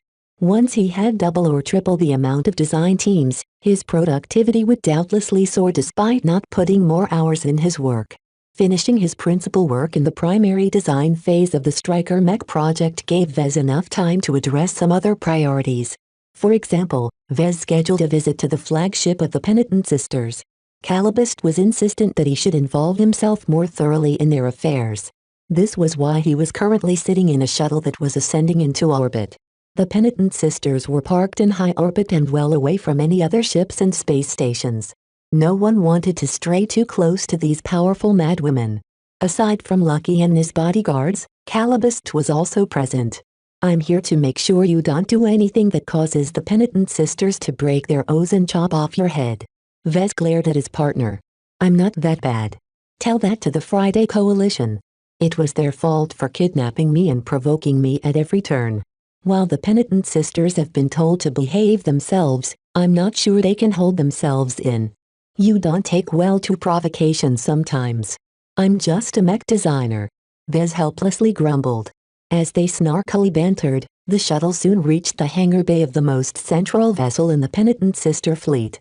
Aside from her name, this early cockatrice looked impressive. She started off as a Hexer combat carrier built for mercenaries. After several decades of service, the mercenary corps in question put it on the second-hand market before the Temple of Hexism finally bought her to be used as the flagship of the Penitent Sisters. As a punishment unit, the Penitent Sisters didn't get to have the best. That said, there was no point in giving them cheap third-rate trash either. The 600 mech pilots and thousands of support personnel were all highly trained soldiers and professionals. If not for their extreme ideology, they would have served as a powerful weapon for the hegemony. While the matriarchs in charge of the hegemony liked to be in control, they were fairly practical when it came to efficiency. Wasting valuable resources was not in their habit. Otherwise, they wouldn't have allowed boys to pilot mech and serve in the Hex Army, if only in a diminished capacity. Eventually, they stepped out of the shuttle. The bodyguards accompanying them became a little more alert due to the obvious hostility their arrival attracted. The mech technicians and mech pilots lingering in the hangar bay glared at Vez with such animosity that he would have already been killed if their eyes held power. "What a cheerful greeting," Vez dryly remarked. "They haven't even prepared a greeting party for us. I can already tell he'll have a jolly time on this ship." The interior of this early cockatrice was typically Hexer. In this star sector, only the hegemony built ships with hexagon-shaped corridors and objects. In addition, it also became clear that the Temple of Hexism had a hand in renovating the combat carrier, as there were several altars and religious iconography based on the orthodox interpretation of Hexism. All in all, the interior of this early cockatrice looked as if Gloriana would feel right at home if not for one major flaw. As Vez looked around, there was no way he could escape the ubiquitous symbol. Not a single Penitent Sister could avoid this iconic male symbol unless they closed their eyes. While the symbol didn't flood the ship, it was damn near everywhere. Calibust carefully observed Vez as he took in the extreme lengths the Temple of Hexism had gone to humiliate the Penitent Sisters. The Penitent Sisters used to serve in a martial order to a cult. She explained. They are both soldiers and devout worshippers, and that makes for a very strong combination. Matters of pride, belief and conviction are very important to the sisters. The Temple of Hexism knows this and deliberately shaped their punishment in a way that crushes their dignity. Is that why the women here are so angry all the time? Vez asked while hugging Lucky. He needed some comfort to shield him from the near-universal hostility on this Hexer ship. Even with the indignity of seeing the symbol of Mars on a daily basis, the sisters still would have taken offense at your presence. While they have disavowed their extreme beliefs, Old habits die hard. Without anyone to greet them, they eventually decided to stride forward. They passed a number of old but very powerful second-class mech. Vez had already studied the models in detail in his free time. Most of the mech consisted of last-gen cast-offs that the Temple of Hexism probably snapped from the second-hand market with hardly any concern for coordination or logistical burdens. The sheer variety of models meant that the Penitent Sisters had to buy a lot of different materials and spare parts to keep their mech running, and all of that cost money which Vez was responsible for paying. He grimaced even further as he counted the sheer variety of mech in this single hangar bay. If the Penitent Sisters used just 6 or less mech models throughout their entire mech roster, then Vez would probably be able to slash their annual upkeep by half. "What are you thinking about?" Calibust asked. "I'm thinking that I need to push forward my plans to replace the mech of the Penitent Sisters with my own design as soon as possible. I think I'll design the mech with an eye towards uniformity and ease of maintenance. While I'm grateful to have the power of the Penitent Sisters at my disposal, I'm less enthused about the burden to my bank accounts." The spy smirked. "Power doesn't come cheap. I'm glad you realize this lesson, kid. Couldn't you ask Diva or the Hegemony to take the burden of their upkeep off my hands?" Vez whined. "The cost of maintaining the Penitent Sisters is probably a drop in the bucket for the likes of them. Why do I need to pay for all of this stuff? You're asking for too much. You're already lucky you get to enjoy the services of the Penitent Sisters in the first place. You need to show that you deserve this privilege. If you can't even pay their bills, then you're too useless. Don't Hexers believe all boys are useless?" Calibust glanced at Vez with a dour expression. "You're stereotyping Hexers too much. We are not caricatures, Vez. We still recognize the complexity of life and reality." He doubted that statement, but there was no need to poke Calibust further. They briefly halted when they neared a group of Penitent Sisters kneeling devotedly to a 6-sided altar installed in an alcove built in the bulkheads. The altar rotated slowly along its axis in order to give the sisters an opportunity to worship all 6 phases of existence in a single prayer session. While the sisters deviated from orthodoxy, they are still devoted to Hexism. Calibust whispered. From their youth, they lived a life of training and religious worship. They didn't get to enjoy a normal life like regular Hexers. Their entire lives are centered around their professions and their beliefs. This pattern reminded Vez of the Cronins of the Ilvain dynasty. Their elites too eschewed mundane pleasures in order to increase their dedication to their service. Vez found it rather distasteful. Duty and devotion both complement each other, but demanded a lot of sacrifices. Holy warriors completely dedicated themselves to their faith, leaving precious little room to live a well-rounded life. That was something that the original Larkinson family always eschewed. They put a lot of emphasis on living a balanced life and starting your own families. While devotion was a good way to resist the cruelty and horror of war, the Larkinsons believed it was better to rely on the joys of life. Vez inspected the kneeling sisters carefully. They didn't stir or interrupt their prayer session in order to scowl at Vez. Their sincerity and devotion was so apparent that he didn't even need to employ his spiritual senses to glean more clues. Their faith is strong. Calibust whispered. It is unfortunate their cult leaders led them astray. They could have become well-meaning Hexers, but now your state pretty much treats them like damaged goods. Vez concluded. Yes. She didn't shy away from the truth. Do you know what the cult they belong to used to do to boys? I take it I won't like the answer. I'll spare you most of the gruesome details, but you shouldn't think that the Penitent Sisters are innocent either. Their cult leaders came up with many rituals to reinforce the evils of boys.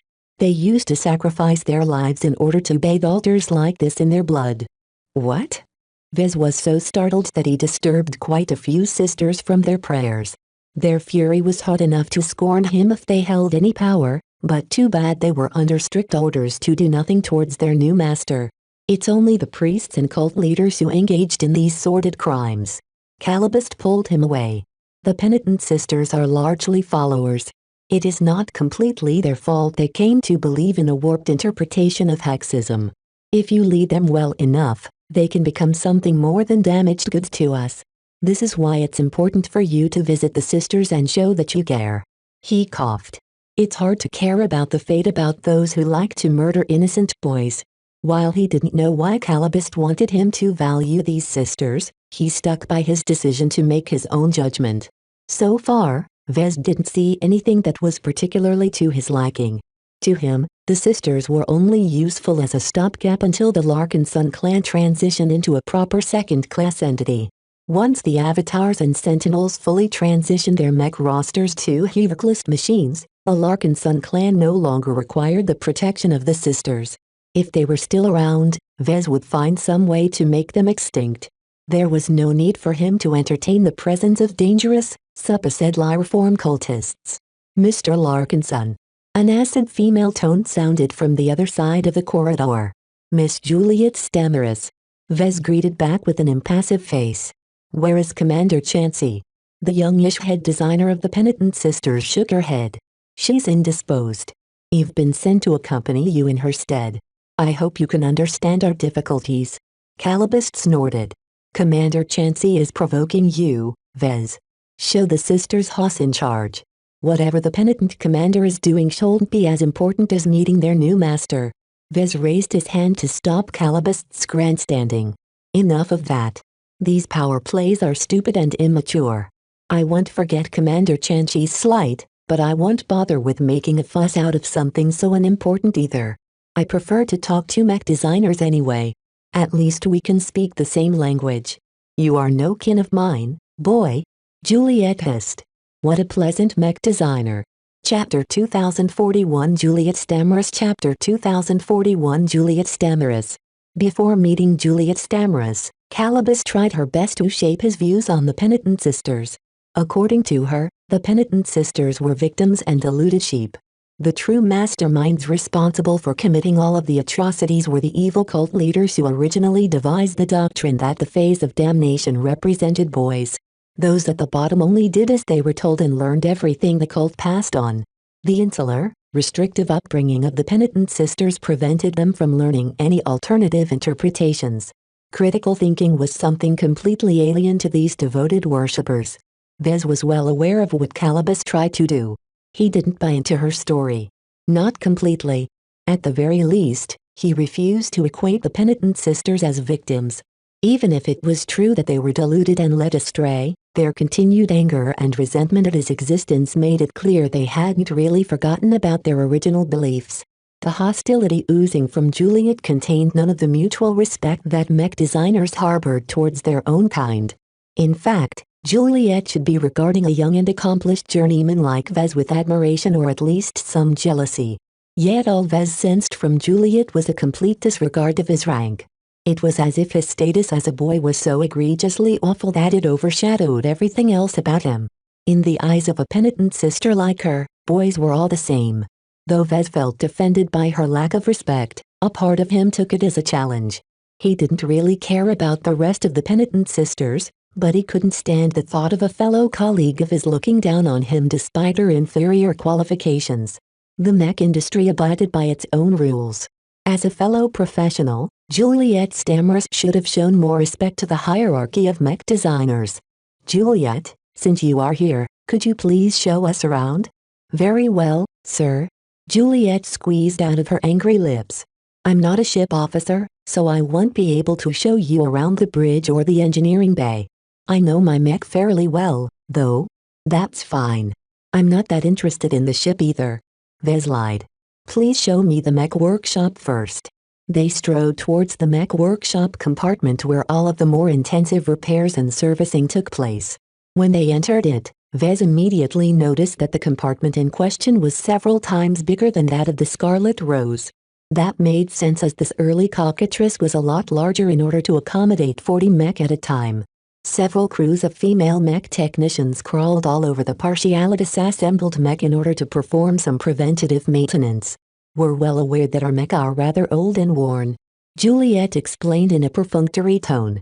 Instead of waiting for the mech to break down or malfunction in the middle of the battle, we prefer to nip as many problems as possible in the bud. We've been replacing and repairing parts before they reached their limits. That is a prudent decision. Anything to give my sisters a chance to survive. As the head designer of the Penitent Sisters, Juliet must have pushed this decision. On the surface, Vez recognized that preventative maintenance was the best way to extend the longevity of the mech of the penitent sisters. Since they were forced to leave the hegemony, the sisters didn't have any way of procuring new second-class mech on their own. They had to depend on either Vez or themselves to keep up their fighting strength. The mech may not seem like much, and their performance isn't on par with the modern new generation mech that have rolled out in hegemony space. Juliet elaborated as they observed the work on the second-class mech. Yet they are honest mech designed by great Hexer mech designers. The machines have served the Hexers before us well, and it falls to us to honor these machines and treat them with the reverence they deserve. While Vez was very pleased to hear that Juliet and the rest of the sisters valued their mech despite their relative age and condition, he was not as pleased with their reasoning. Her condescending tone directly rubbed the supposed superiority of female mech designers in his face. It was as if there was no doubt that anything proper female Hexer mech designers came up with was leagues better than his own mech designs. Meow. Yeah, I don't like it either, Lucky. He whispered to his cat. Though none of the Hexers glared at the mechanical cat that accompanied his owner, Lucky was a boy as well. Even he started to hate the open discrimination exhibited by the penitent sisters. At least with Gloriana, her expression of female supremacy was relatively tame and well-meaning. She had also become more adept at accommodating him by refraining from. The tour continued. Vez learned a lot how a second-class combat carrier like this early cockatrice serviced her mech. The tools and capabilities the mech technicians had at their disposal were very impressive, but so were the mech. Their complexity and difficult construction made it very challenging to keep them in good condition. The Hexer mech technicians were leagues above the mech technicians that Vez was used to working with. The impressive sight before him reminded Vez that he shouldn't be putting all of his attention on upgrading the mech and mech pilots of the Larkin Sun clan. The infrastructure around them needed to keep up as well. Third-class mech workshops and third-class mech technicians weren't sufficient in keeping the advanced mech in adequate condition. Vez had already heard that the avatars already started to experience a lot of strain in their attempts to service the new Bright Warriors. This mech model was only a bridge mech, so the problem would definitely become a lot more severe in the future once Vez designed more second-class mech. They exited the mech workshop and visited the stables where a lot of mech were safely stashed.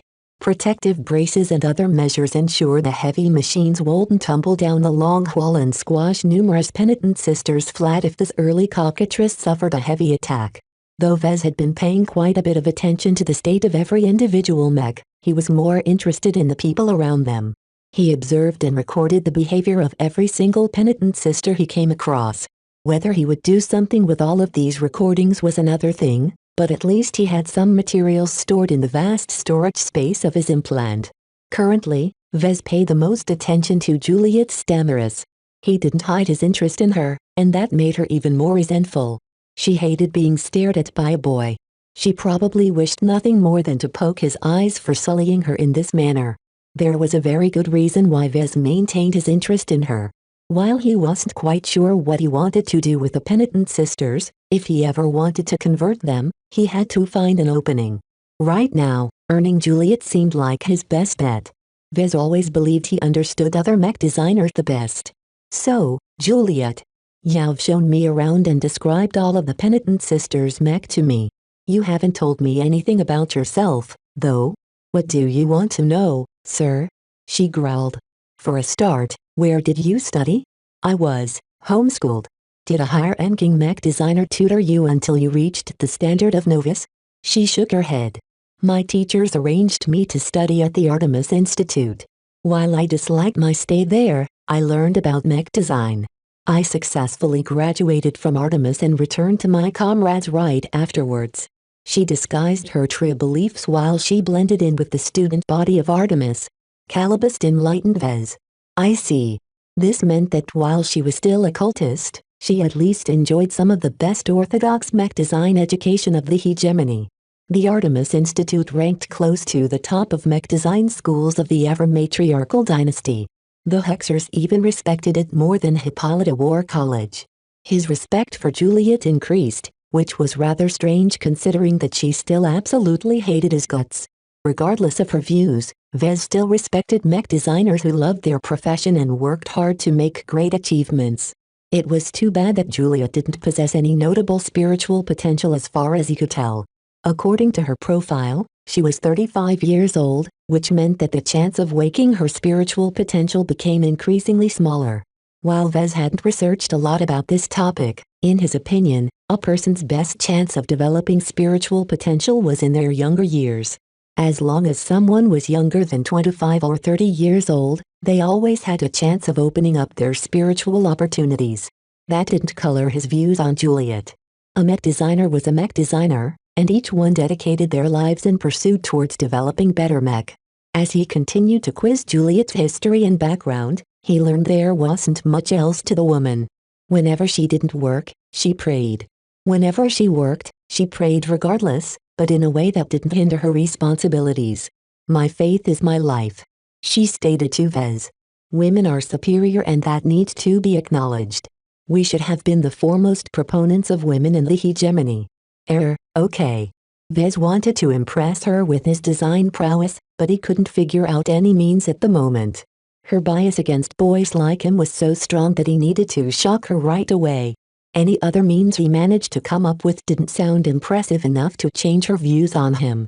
That said, he did come up with one idea that might transform her views on him, but it would take some time to enact that plan.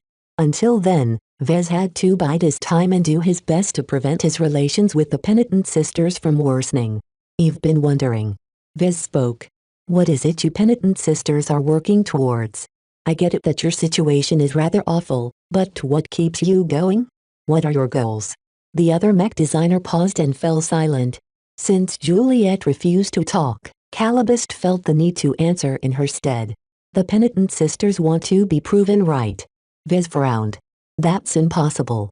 "I know." Calibist crossed her arms.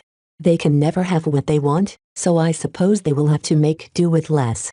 From my analysis, the penitent sisters seek acknowledgement and redemption.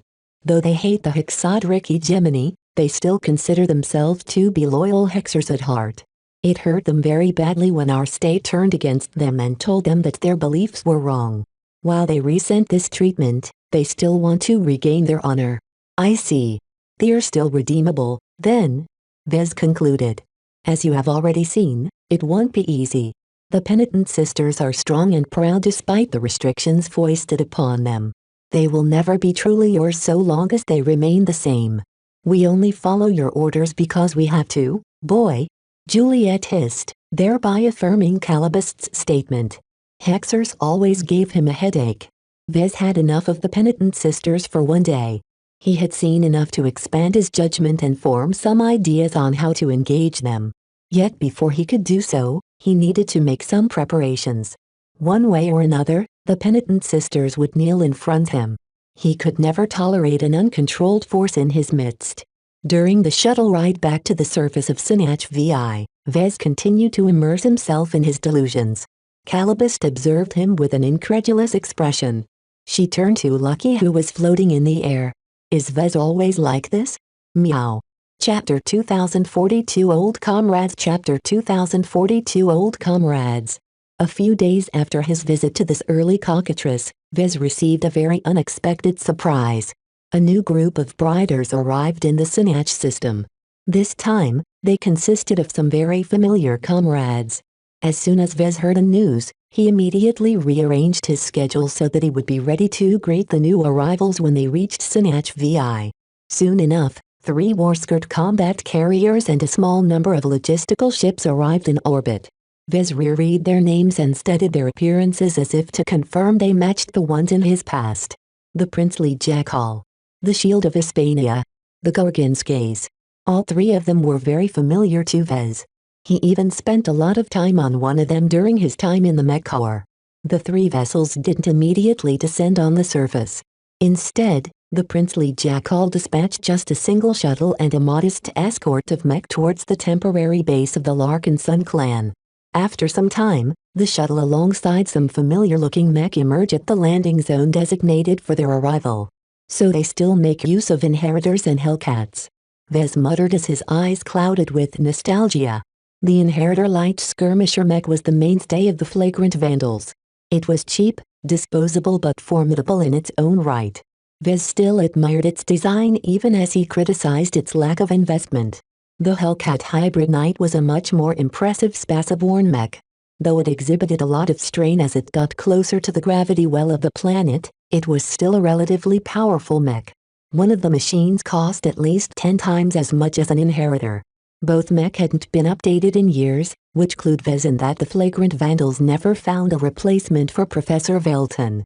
The sole senior who kept the mech regiment's exclusive mech designs up to date had already passed on, with no one left to continue her legacy.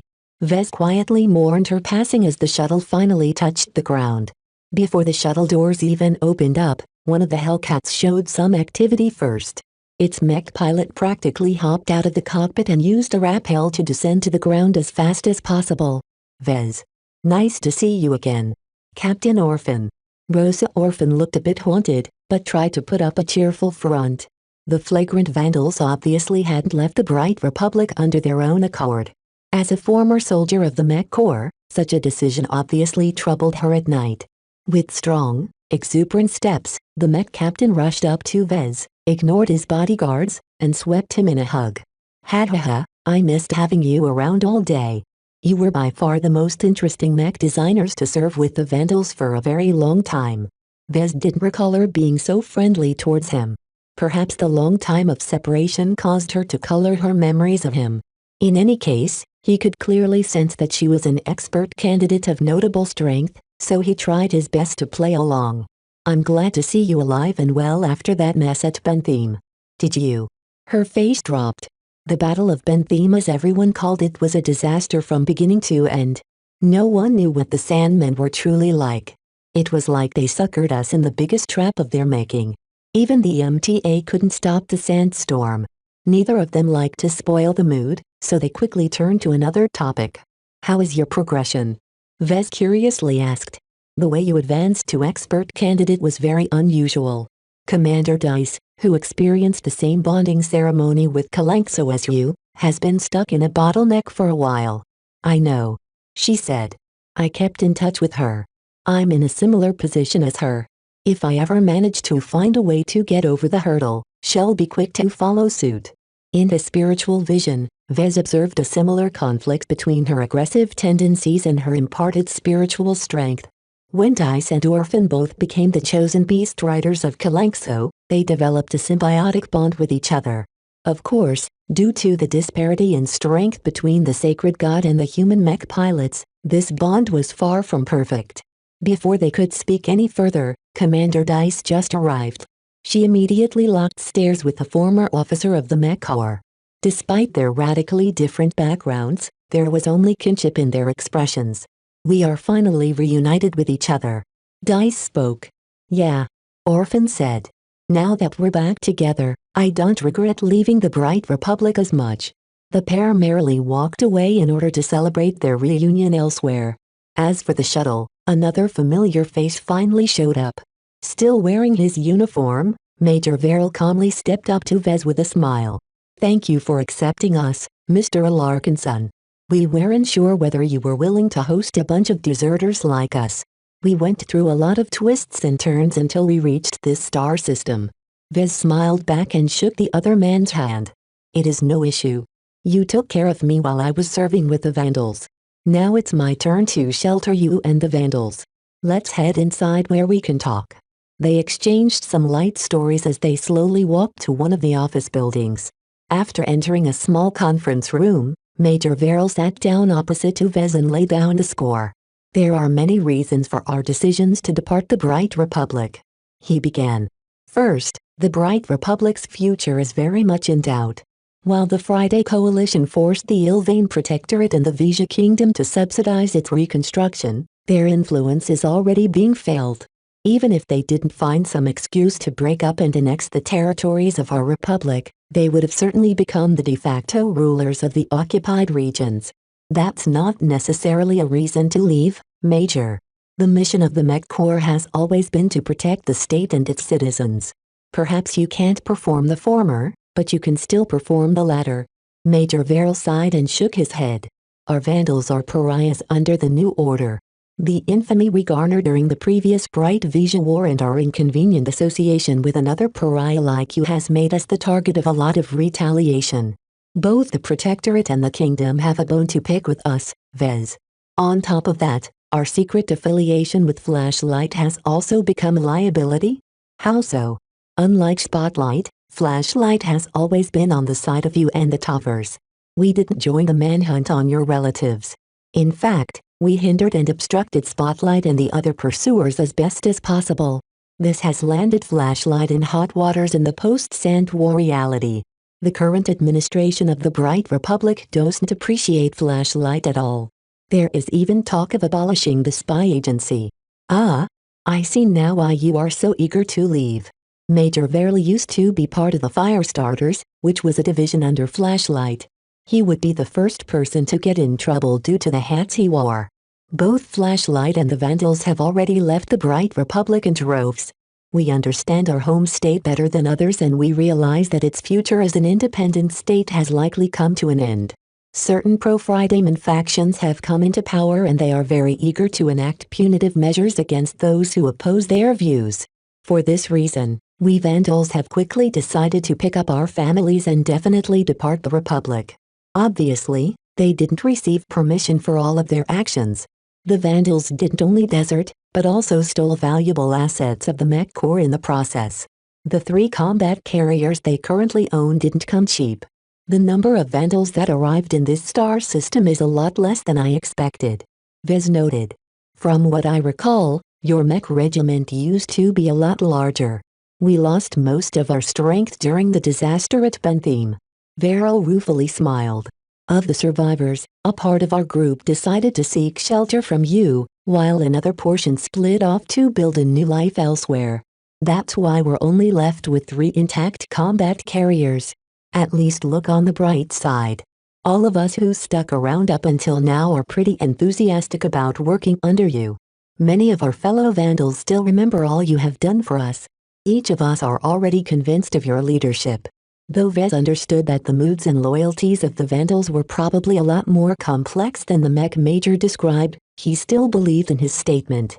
It was rather strange to meet Major Veril in the capacity of someone who stood above him rather than the other way around.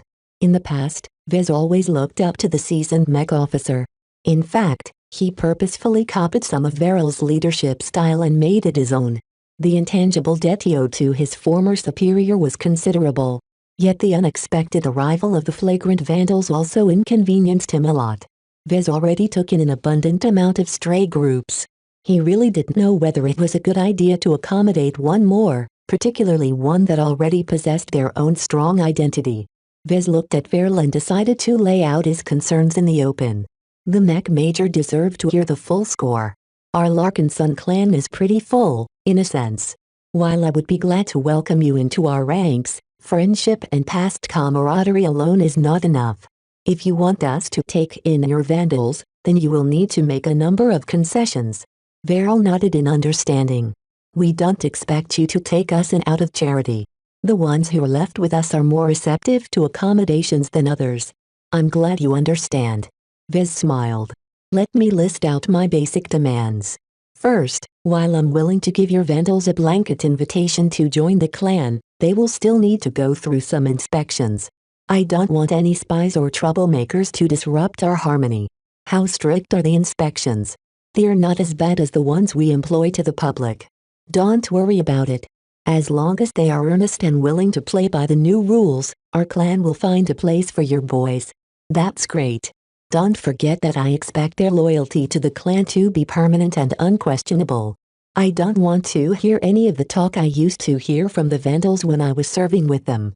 Do you understand? That's a given. Veril quickly responded. He'll make sure the Vandals understand that they're in it for life if they accept this opportunity. Vez moved on to his third and most controversial point. Third, I'm not sure whether it is wise to keep the identity of the flagrant Vandals. As much as I value your martial tradition, we already have the battle criers that fulfills a similar role to yours. Will your Vandals be willing to let the battle criers subsume your Vandals? To his credit, Major Veril didn't shout his objection to this proposal.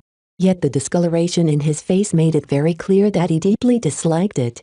Letting the battle criers absorb the flagrant Vandals would mean the death knell of all of its heritage and martial tradition. The Vandals would no longer exist except in record and footage. To the proud Vandals who always took pride in their distinctive identities, this was a deeply unacceptable move. At least half of the Vandals would outright leave if Vez voiced his intentions. "Are you testing us, Vez?" He smiled back. "You're a smart person, Major Varel. I've seen you in action enough times to know that you are partially putting on an act. Just because we used to fight alongside each other doesn't mean I am willing to neglect my responsibilities to my clan." If the Vandals thought they could take advantage of him and the clan, they were sadly mistaken. He was not about to let Major Varel employ his social manipulation on him and gain passage to the Larkin Sun clan for free. Chapter 2043 Inglorious Bastards. Chapter 2043 Inglorious Bastards. Vez spent a lot of time under Major Varel. The mech officer wore the hat of both the mech corps and flashlight. Someone who was part of both the military and a notoriously ruthless intelligence agency should not be treated as someone average. As one of the leadership examples that Vez always looked up to, Major Varel was someone who was very adept at social manipulation. The man was a maestro at using words to sway people into doing what he wanted. Though he didn't acquire a fancy nickname for it, Vez always considered Major Varel to be the true devil tongue. Unlike Vez, who employed spiritual manipulation to augment his social manipulation, Major Varel didn't depend on this advantage. The brighter mech officer was highly capable of establishing his authority through mortal means alone. This advantage alone meant that Major Varel was a very highly prized asset. One of his persistent concerns about running the Larkin Sun clan was the overall leadership deficit at the top. People like Melker Larkinson and Magdalena Larkinson possessed a lot of mid-level leadership experience, but there were scant few clansmen who could truly command a force of thousands of mech. With someone as experienced, capable and tested as Major Varel at the top, Vez could feel relieved his mech forces weren't mismanaged. The fact that he wasn't a true-born Larkinson would also insert some much-needed diversity and differences in perspectives at the command level. So far, the senior leadership of the clan was still vastly slanted towards the true-born. Was this bad?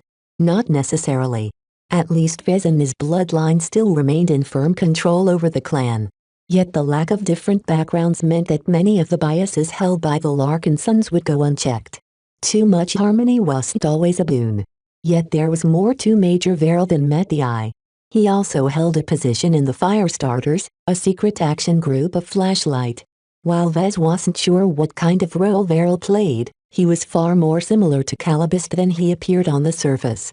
Vez never liked spooks. They were duplicitous, treacherous and dishonorable. It was fine if he was the one that hoodwinked others, but it was far from ideal if he was on the receiving end of this behavior. Right now, just because he and Major Varel were war buddies didn't mean that they were on the same side. Both of them had cut their ties to the Bright Republic. Both of them became independent. For all intents and purposes, there was no intrinsic reason that the Larkinson clan and the Flagrant Vandals should move together. Everything depended upon the negotiations that took place at this very moment. Vez couldn't afford to go too soft on Major Varel just because he considered the other man a friend. Vez crossed his arms while Lucky hovered nearby while stared curiously at Major Varel. "Major, please understand my position. As the leader of the Larkinson clan, I have a duty to be very careful about the people I bring into our midst. Do you know how many citizens of the Sentinel Kingdom have been knocking on my doors these days? Some of them even possess similar backgrounds to yours, but our clan has rejected their entry. Do you know why? They're not trustworthy enough?" Varel guessed. "That is one of the reasons. Another important reason is that the rejected applicants don't bring enough value to the table. You're Vandals. If you came as a complete mech regiment, then we would be having a completely different conversation. As it is, how many mech do you have?" 120? A bit more than that. Major Varel responded. "The princely Jackal can hold more than a standard mech company. Our combat carriers may not be the most cutting-edge vessels of the mech corps, but they are all capable of dropping into hazardous war zones. Our military pedigree is also something that shouldn't be discounted. Our tactics, discipline and use of formation is not something that regular mercenary corps can match. All of that is true, but my avatars come pretty close. Don't forget that much of my relatives are veterans. They have passed on all of their training and know-how to the mech forces of my clan. Even if we can't match the qualities of a professional military unit, we can still come close. Besides, with mech like the Bright Warrior and other upcoming machines, the comprehensive battle power of his avatars and other mech troops would undergo a complete transformation in the future. The two continued to trade various remarks. Vez constantly tried to press down the worth of the flagrant vandals and made it clear that it was not a unique and indispensable asset. For his part, Major Verrill did his best to parry the attacks on his boys and emphasize the benefits that the vandals could bring to the clan. Eventually, they ran out of arguments. Rather than circle around and repeat the same points, Vez cut to the chase. My point stands, Major. I already have a well-rounded force composition. The Avatars of Myth is my elite mech troop. The Living Sentinels is good for general-purpose combat. My battle criers can perform many of the same errands as your vandals. If discretion is paramount, then I can turn to the Black Cats and the Sword Maidens. Let me ask you again. What reason do I have to invite your flagrant vandals into the Larkin Sun clan as a package deal? After all of the arguments that Vez had made, there shouldn't be any. Major Verrill looked vexed. He probably never expected Vez to be too strict with regards to their requests to join. It wasn't as if Vez enjoyed it either. The Larkin Sun clan was growing bigger every day, so his clan patriarchy had to become a lot more selective about the people he added to the ranks. Major Verrill sighed. We have an expert candidate. Captain Orphan may be rough around the edges, but she is a true warrior. She also gets along very well with Commander Dice of your Sword Maidens. Aside from that, our boys are true briders, which is something that your Larkin Sun clan is sorely lacking. As an intelligence operative, Verrill's intelligence was on point. He did his homework, at least. All of that is true, Vez responded. That makes them worthy of individual recruitment. Yet that is not enough for me to retain your vandals as a single organizational entity. While I admire the spunk of your former mech regiment, there are plenty of customs that I would rather do away with. When it comes down to it, your vandals are partially feral. That is mostly due to the neglect and ill treatment that we have received from high command. As long as your clan understands our needs and treats us with respect, I'm sure my boys can be relied upon. That's not enough. A brief pause ensued after Vez made that declaration. He patiently waited for Major Verrill to finish his internal deliberations. Whether Verrill was putting up an act to give Vez the illusion that he was in control, it didn't matter. Only one person in the conference room held all the cards, and it wasn't the visitor. Having sparred with the likes of Calibust and the Living Prophet, Vez no longer dared to underestimate socially adept individuals. The barriers that he put up shouldn't stump Major Verrill. The Major eventually made an impactful decision. I have one more reason that might persuade you otherwise. The brighter mech officer said with a disarming smile. Do you remember the Ian Corona mission? What kind of question was that? He thought back on this long and harrowing adventure every day. I do. Vez mildly responded. It's difficult to forget how many times I've brushed past death during a mission I never signed up for. I'm still peeved that we lost all of those vandals and sword maidens just so that Senator Tovar can live an extra 100 years. That's the plight of small fellows like us. We were merely pawns of the state back then. Major Verrill shrugged. Fortunately, it's different now. Our vandals, what is left of us, are no longer an arm of the state. You on the other hand are well on your way to become your own power. While I enjoy the flattery, I'm not here to reminiscence about old times. My time is very valuable, so please get to the point. Very well, Vez. It's like this. While Captain Orphan and the few vandals that have managed to enter the Starlight Megalodon haven't managed to accomplish much, they did manage to raid the vault of the battleship in the end. Despite the losses that we have suffered, the mission was deemed a success. I know that. Senator Tovar wouldn't have been ecstatic if we came back empty-handed. He even made sure to award me with a bunch of shiny medals.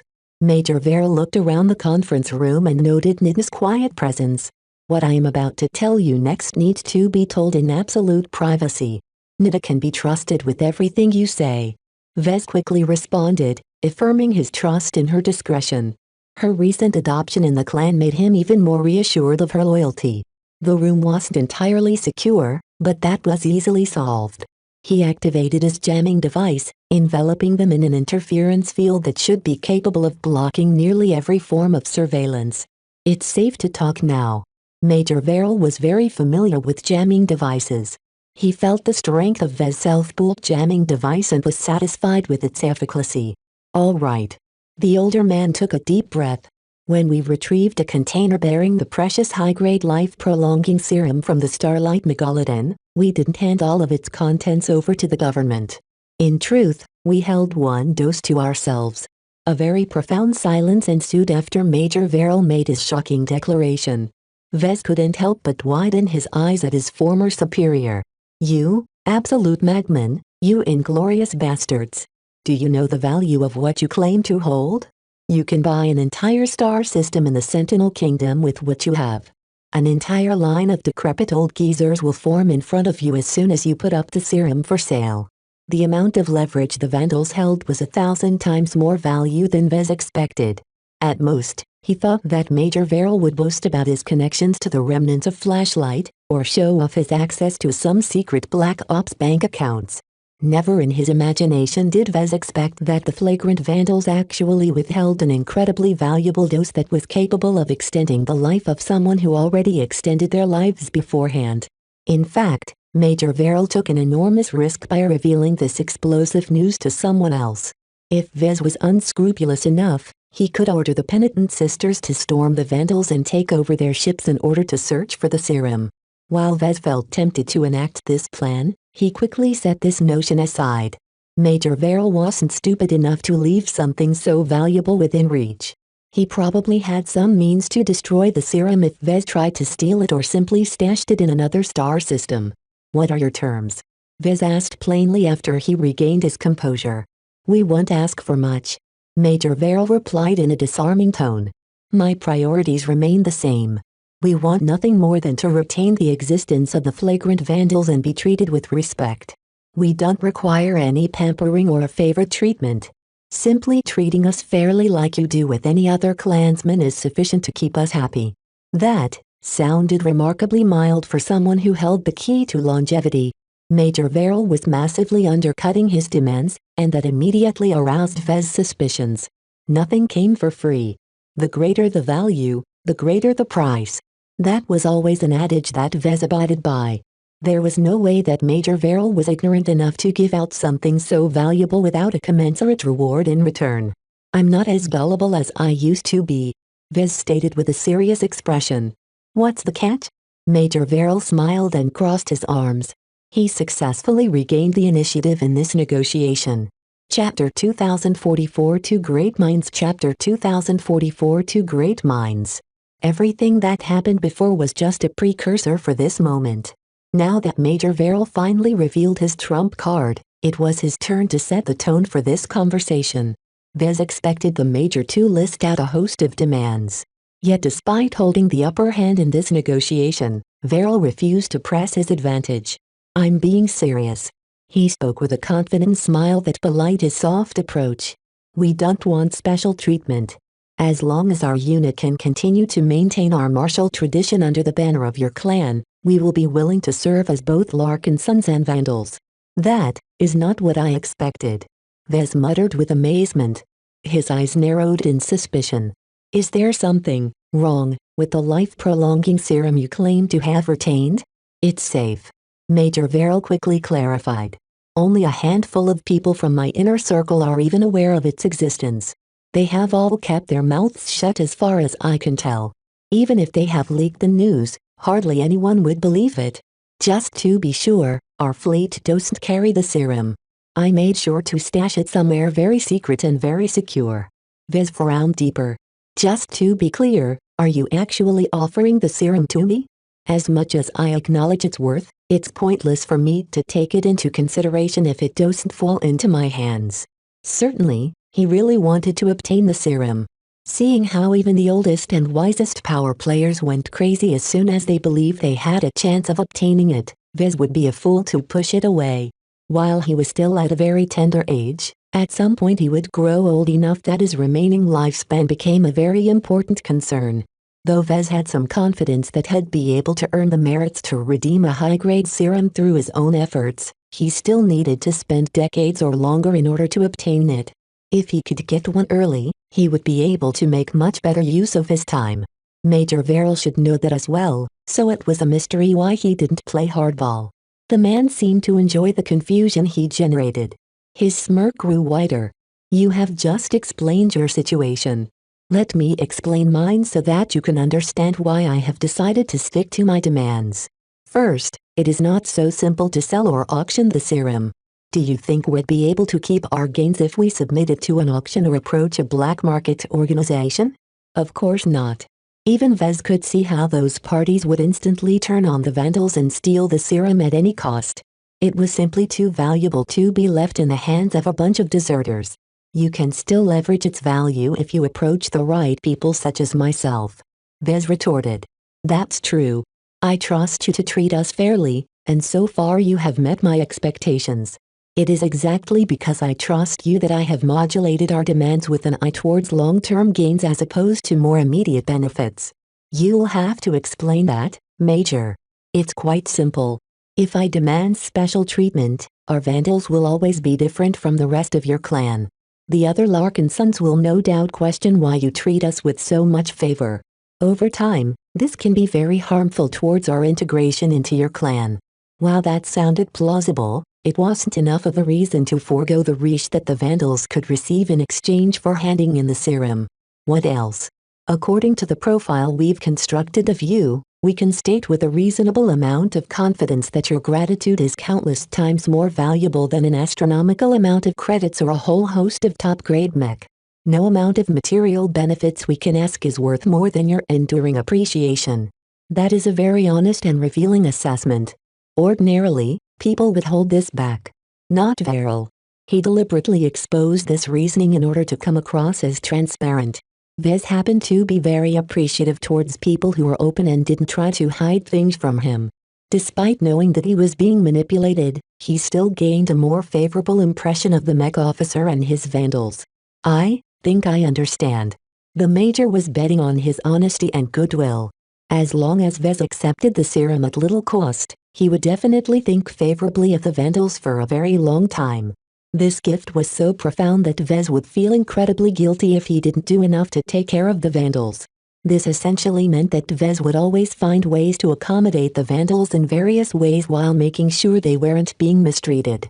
While the vandals still needed to pull their own weight, at the very least Vez would always make sure to keep them content.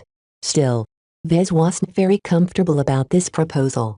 Something about it smelled rather fishy, and he never liked it when someone else held the upper hand in a negotiation. Verrill recognized his concerns and tried to allay them. "Let me be clear. We won't be asking for an early retirement or anything like that. Our vandals would just turn into useless leeches if we lose our edge. We will fight when necessary and won't shy away just because we have suffered some casualties. In truth, hardly anyone will know about this deal except for you, me and a handful of trusted vandals. To everyone else, our relationship will appear normal." Vez narrowed his eyes. "Are you saying you want to make a private deal?" "Partially," the Major admitted. "As much as I care about the vandals, I have to look out for myself as well. I already explained that it is impossible for me or my vandals to make use of the serum. I would rather trade it off to you and receive more attainable benefits in return. Aside from receiving your promise that you will take care of the vandals, Captain Orphan and I would also like our lives to be extended by at least a single round." This was a much more sensible demand to Vez, but still an unequal one as far as he was concerned. A typical baseline human lived up to 130 years. Extending it to 230 years was fairly doable to most seniors from a third-rate state. Yet trying to prolong it further was at least 10 times more difficult. The jump in lifespan from 230 years to 330 years was a much more ruinous price. The serum that Senator Tovar made use of was even greater in value. As far as Vez was aware of, the senator was close to 290 years old, which meant he already enjoyed 2 rounds of life-prolonging treatment. This meant that the third round was astronomically more expensive, so much so that he didn't hesitate to sacrifice thousands of soldiers to be able to live up to 430 years. What grade is the serum, exactly? Vez quizzed. Third round. You can live up to 4 centuries if you make effective use of it. We have already confirmed its authenticity. So Major Verrill wasn't exaggerating. Such a serum was truly a prize worth fighting for. Regardless of how prosperous Vez and the clan would grow into the future, obtaining this serum right away was a massive advantage. He could use it for himself to ensure he would have enough time to realize his ambitions. He could pass it on to Gloriana so that she wouldn't be burdened by her aging. He could pass it on to his children or descendants if he thought they were worth such a lavish benefit. He could even try and sell it in exchange for a factory ship and many other valuable goods and services. Perhaps he could even find a way to convert it into MTA Marriott's, thereby bringing him substantially closer to purchasing a fleet beyond her ticket. Whatever the case, something with so much value that even the citizens from the Galactic Center would fight tooth and nail to obtain it was intimately valuable. And all Major Verrill asked in return was to extend his life and Captain Orphan's life by a modest century. Oh, he also wanted to make sure that Vez would maintain his gratitude towards the Vandals. Is my appreciation worth that much? I'm pretty sure I'm not the only one who thinks that way. Verrill grinned. Your future potential is very clear to see. Out of every journeyman mech designer in this star sector, you are one of the most brilliant who isn't already a part of the MTA. Others may believe that you still need to prove yourself, but we have been observing your career for many years. We know that you are more than a flash in the pan. You are on the up and up. As long as we invest in you early, our gains in the future will definitely surpass the value of a mere high-grade life-prolonging serum. Vez understood. Major Verrill took the same long-term investment approach as Calibust. Two great minds think alike. He muttered. Similar to Major Verrill, Calibust once gained a position of advantage over Vez. Instead of using her leverage to blackmail Vez or turn him into her slave or something, she settled for becoming his partner. She made the right choice. If she pushed her advantage harder, she would only piss him off, thereby risking his retribution. Though she would doubtlessly gain amazing benefits in the short term, his hatred for her would make her future very uncertain. As it was, Vez had reluctantly gotten used to her presence. He didn't even object to her adoption into the Larkin Sun clan. Major Verrill must be making a similar calculation. As a former member of Flashlight, he must be well aware of the trade-offs between a short-term approach and a long-term approach. Right now, the Vandals would doubtlessly benefit from either approaches. Verrill just had to make a consideration if he wanted more modest gains in the short term or much greater gains in the future.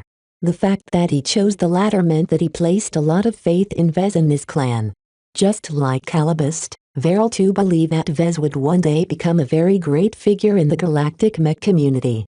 The amount of analysis that Flashlight had conducted on Vez should have certainly hinted at such, but even with it Verrill was shrewd enough to know what was best. Two great minds think alike. Vez smiled sardonically at the surviving leader of the Vandals. People like Calibust and Verrill were too astute. All right. He eventually said. I accept. Your offer is too attractive to me and your terms are very reasonable. I knew you would accept. Verrill smiled in satisfaction. The two men shook hands. For this type of agreement, there was no need to sign a formal contract. In fact, it was best to put as little in writing as possible, as Vez did not wish for the existence of the high-grade life-prolonging serum to be leaked. As soon as they finished the handshake, they became comrades in arms once more. Vez felt strangely warm now that he gained another dependable group of helpers.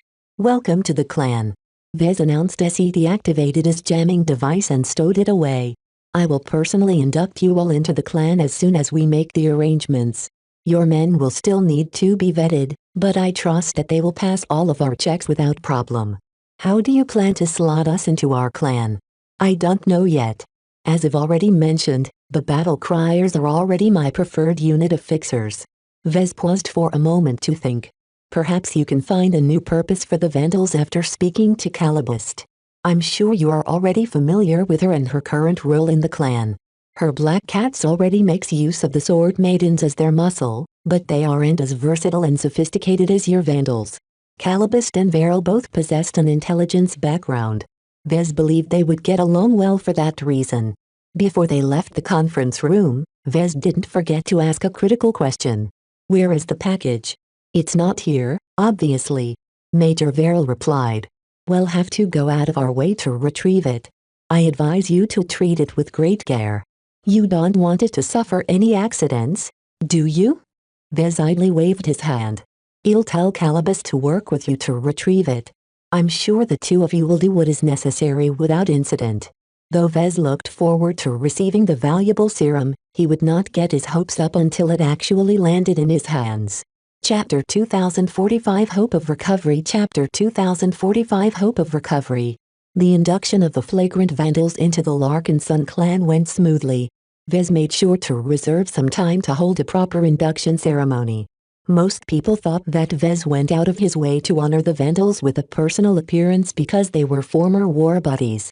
That was partially true. The benefits that Major Verrill provided to Vez was the biggest reason why they received special treatment. Ordinary candidates didn't get to place their palms on the Larkin Sun mandate.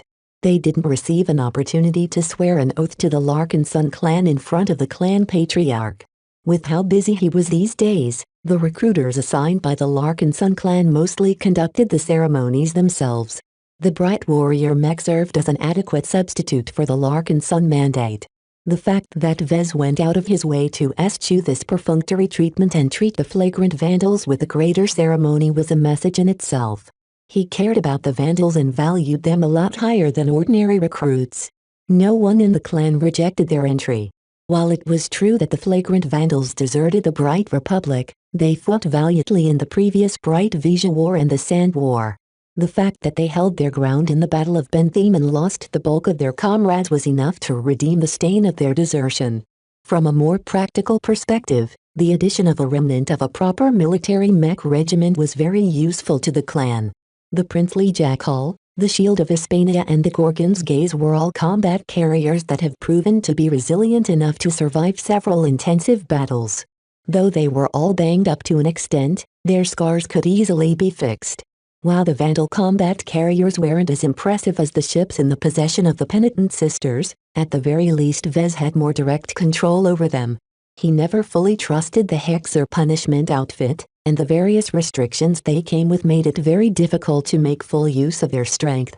Certainly, Vez planned to replace every third-class vessel in his fleet with second-class ships in the future, but that might take years to complete. Until then, having a handful of military combat carriers at his disposal was better than nothing. Before the arrival of the flagrant vandals, Vez always had a headache about the possible force composition of any excursion into the Nixon Gap. If he wanted to complete a mission into this perilous space, then bringing a bunch of light carriers was sheer folly. The ubiquitous asteroid that floated everywhere in this anomalous space made it trivially easy for the pirate gangs that infested the Gap to ambush any traveling fleets. Just a couple of surprise attacks was enough to cripple a lightly armored light carrier. Even with the protection of the Penitent Sisters, they only needed to expose a single hole in their defenses to cripple the weakest vessels in the fleet. Vez wouldn't have to worry so much if he could limit his selection to armored vessels. While that might mean that he would have to leave the bulk of his avatars and sentinels behind, at the very least he wouldn't need to worry too much about incurring an excessive amount of losses.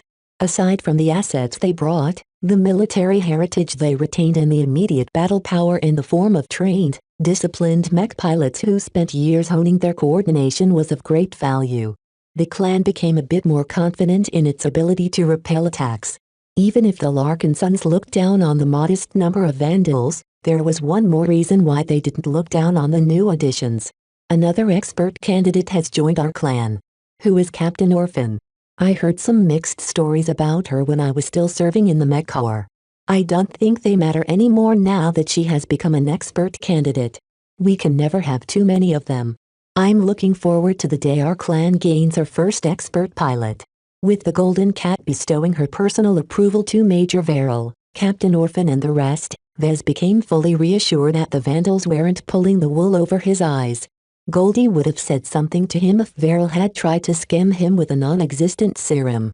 Once the vandals became a part of the clan, he let Calibust and the other leaders of the clan take charge of the follow-up arrangements. Right now, It seemed that Major Quinlist Verrill Larkinson would likely retain his rank and occupy a senior military position in the hierarchy. Captain Rosa Orphan Larkinson, on the other hand, would take charge of the diminished number of vandals. They had grown small enough that it wasn't necessary for someone as competent as Major Verrill Larkinson to lead them in person. All of these compound names sound rather ugly, Vez complained. It gets better over time, Gavin told him during a briefing.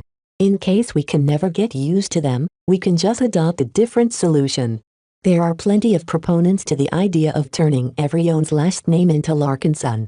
That was not so ideal either. Everyone would probably have to resort to serial numbers to refer to the correct Larkinson. Just as Vez thought he was done with current affairs, yet another incident demanded his attention. Brutus Wadden made a personal visit to Vez. When an expert pilot went out of his way to knock on his doors, then something truly important must be happening. To his surprise, Brutus didn't come alone. His companion wasn't who he expected, either. Instead of bringing his sister or Anaya, he instead came with a completely different woman. Davia Stark. Vez greeted. I hope the clan has accommodated you well. I apologize for my lack of visits to you. I was too busy to spare time on you. I hope you understand. With everything that was going on, trying to help a broken expert pilot sat rather low on his list of priorities. He was especially disinclined to waste his time on her when she was barely functional as a human. So far, Vez had been content to leave her in the hands of Clinton Larkinson and the various doctors and specialists of the clan. It is no issue, Davia softly responded. Vez looked taken aback at her response. Though the sense of gloom and malaise was very evident on her, the fact that she actually spoke like a normal human being was a substantial leap in progress. Vez studied Davia a bit more thoroughly. He concentrated his mind and tried to observe her through a spiritual vision. What he observed utterly surprised him. The protective force of will that Brutus often liked to drape on his sister and close family now nestled protectively around Davia's fragile and broken will. This strange interaction must have been responsible for Davia's transformation. Her force of will, though still broken, looked like it was starting to piece back together. While Vez didn't know how difficult it was for her to regain her original strength as an expert pilot, at the very least the odds were significantly greater than before. His entire stance on her changed. Her importance shot up in priority now that there was actual hope of her recovery. Congratulations on your improvement. You look a lot better than before. Davia didn't respond. Instead, she turned towards Brutus, who spoke on her behalf. Do you remember our previous request? I remember. Vez responded. You wanted to divert our fleet to the former capital of the Vinmer Republic. I rejected it because our entire fleet was desperate to reach safe harbor. I can't afford to frustrate the interests of tens of thousands of people just to accommodate a single wounded veteran of the Sand War. Brutus smiled as if he didn't take offense. We understand. Your choice is the most proper one. However, now that you have reached the Sinach system, you are doing quite well these days. Not only have you consolidated your clan, you have also expanded your forces and recruited a large number of skilled recruits. The recent addition of the flagrant vandals has increased your strength even further. What is it that you are getting at, Brutus? Vez frowned. I plan to take Miss Stark to the border state which she hailed from on the Serendipity. At this time, the dust of the Sand War has sufficiently settled. While it is not entirely safe to travel to the destroyed state, I'm confident that I alone can fend off any opportunistic scavengers. The tone that Brutus adopted made it clear that he wasn't asking for permission. He was stating his intentions as a courtesy. There was nothing Vez could do to retain Brutus in the fleet and enjoy his protection. That was bad news to Vez. As much as he could depend on his own forces and the penitent sisters for protection, the presence of Brutus alone was a very powerful deterrent. Expert pilots enjoyed a lot of respect, more than any other average mech pilot. A second-class expert pilot like Brutus was of immense value to Vez. He was like a lucky talisman that ensured that no one would have any funny ideas. Vez could react in two different ways. He could try to talk Brutus out of this inconvenient excursion, or he could roll over and support the expert pilot's decision. Short of persuading Gloriana to hold her brother back, there was nothing Vez could do to force Brutus to stay. Instead of coming across as selfish, Vez decided it was better to acquiesce. In any case, Brutus wasn't wrong. He enjoyed plenty of protection even without a powerful expert pilot presiding over the fleet. Vez smiled charitably at Brutus and Davia. "How long do you intend to take?" "It depends. My Serendipity is quite a fast ship, so it can take as little as 3 weeks to make a round trip. The former Vinmer Republic isn't that far away from the Sentinel Kingdom. We might incur some delays. Perhaps Davia wishes to visit some other star systems along the way. I think I need to visit the site of my defeat as well," she whispered while keeping her eyes down. "I never properly said goodbye to my mercenary commander." "A month," Brutus declared. "We won't take more than a month. Even if you have already departed the Sentinel Kingdom, my ship is fast enough to catch up. Don't worry. I am still committed to protecting my sister."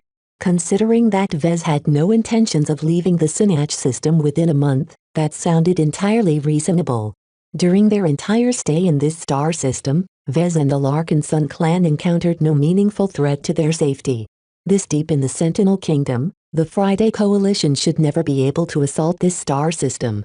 Of course, the Nixon pirates were a different story, but Vez didn't worry about them too much. Their strength couldn't compare against a second-rate state. The most they could do was launch feudal raids and terrorist attacks. "Very well." Vez smiled. "I wish the two of you good luck on your endeavors. As a Larkin Sun, I respect every mech pilot who has answered the call of duty. You deserve another chance to fight on behalf of humanity. It is a pity I was not able to fight against the Sandmen one last time." Regret suffused her tone and her crushed expression. If she recovered faster, she might have been able to take part in the Battle of Bentham. As it was, she was completely useless now. She wasn't even in a state to pilot a mech in a normal fashion, let alone exhibit the strength of an expert pilot. Vez tried to console her. "The Sandmen are hardly the only threat to humanity. There are more enemies out there who dream of nothing but slaughtering innocent people. Your fight is not over yet, Miss Stark." She didn't respond as she and Brutus rose up from their seats. As the pair of exceptional mech pilots departed, Vez frowned. Even if Davia recovered, he wasn't sure whether he would be able to retain her. There was hardly anything tying her to the Larkin Sun clan. To be honest, Brutus did much more to help her recover than he ever did during the month she stayed in the fleet. Chapter 2046 Military Bureau Chapter 2046 Military Bureau. The departure of Brutus Watton and his charity case didn't affect the Larkin Sun clan. Vez felt almost just as secure as before. Certainly, the emergence of an enemy expert pilot would definitely inflict a lot of pain. Without one of his own constraining such a powerful actor, a single powerful mech could wreak untold havoc in his ranks. While the Larkin Sun veterans and the flagrant vandals received training on how to resist the aggression of an expert pilot, it was easier said than done to put it into practice. The natural awe and fear towards expert pilots was a huge detriment to the effectiveness of such massed tactics. Cases where a single expert pilot managed to disintegrate a force consisting of 1,000 mech weren't unheard of in the galaxy. If all of those regular mech pilots kept their composure and worked together to surround and tire out the expert mech, then the latter would not be able to achieve much results before being taken down by sheer numbers. Yet this was not always the case in practice. The success rate of these plans often hinged on the discipline and training of the mech pilots. As long as they didn't trust each other to cover their backs or possessed the will to sacrifice their lives for a greater purpose, the selfish mech pilots would always back off and try to avoid being included in the list of casualties.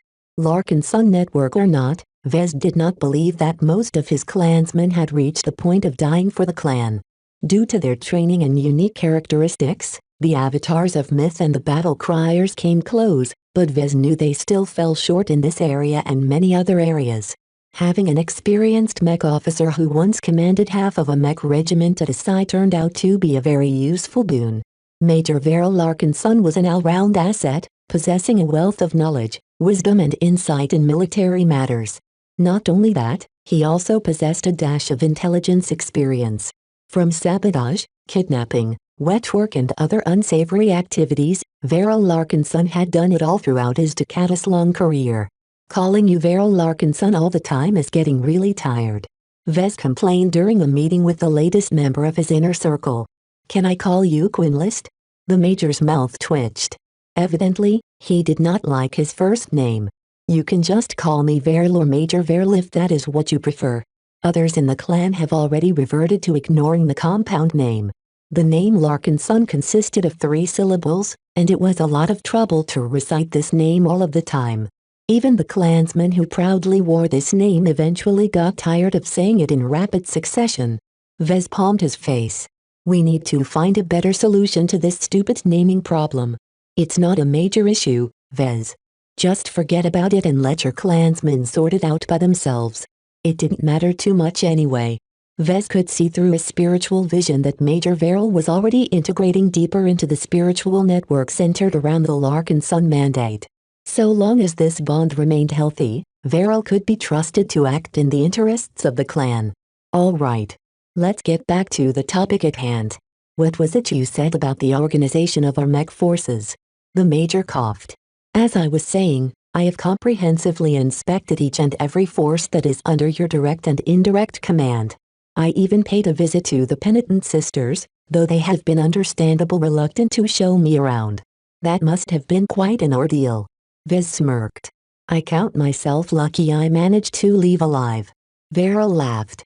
"In any case, after I have taken stock of your combat assets, I have ascertained many shortcomings and inefficiencies. While the various forces such as the Avatars and my flagrant Vandals are individually well run, at the strategic level there is a dangerous lack of cooperation and coordination." Vez blinked at this answer. "Please explain." Let's take the Mech Corps as a model. In a very simplified overview, the Mech Corps consists of 3 basic layers. At the bottom, there are the individual mech regiments which do all of the fighting as cohesive units with distinctive specialties. At the middle, there is the mech division level which gathers a number of diverse mech regiments together to achieve a strategic goal in a war theater. Above this level is HQ, which manages the military at the state level. It didn't take long for Vez to understand what Verl was getting at. "We are lacking in layers, is that what you are saying?" Verl nodded. "Headquarters isn't just a place where the brass makes all of the big decisions. It also functions as an administrative center, much like the headquarters of your mech company. Countless policies, standards and other aspects are constantly being updated by one of its many offices and departments." "I can understand that." Vez rubbed his smooth-shaven chin. "So far, the Avatars, Sentinels and other forces run their own affairs as self-contained silos. That is fine if they are only expected to operate by themselves, but the truth is that they will likely be asked to fight alongside other forces. Some conflict and friction is inevitable. I've reviewed the Afteriction reports of the Battle of Kesselingvei. Major Verl stated. It's obvious that the problems I've mentioned have already started to become evident during that time. The unexpected and uncoordinated reinforcements from the Sword Maidens and the Ilvanan defectors may have saved your clan from defeat, but the lack of coordination in their movements has led to an excessive number of preventable casualties.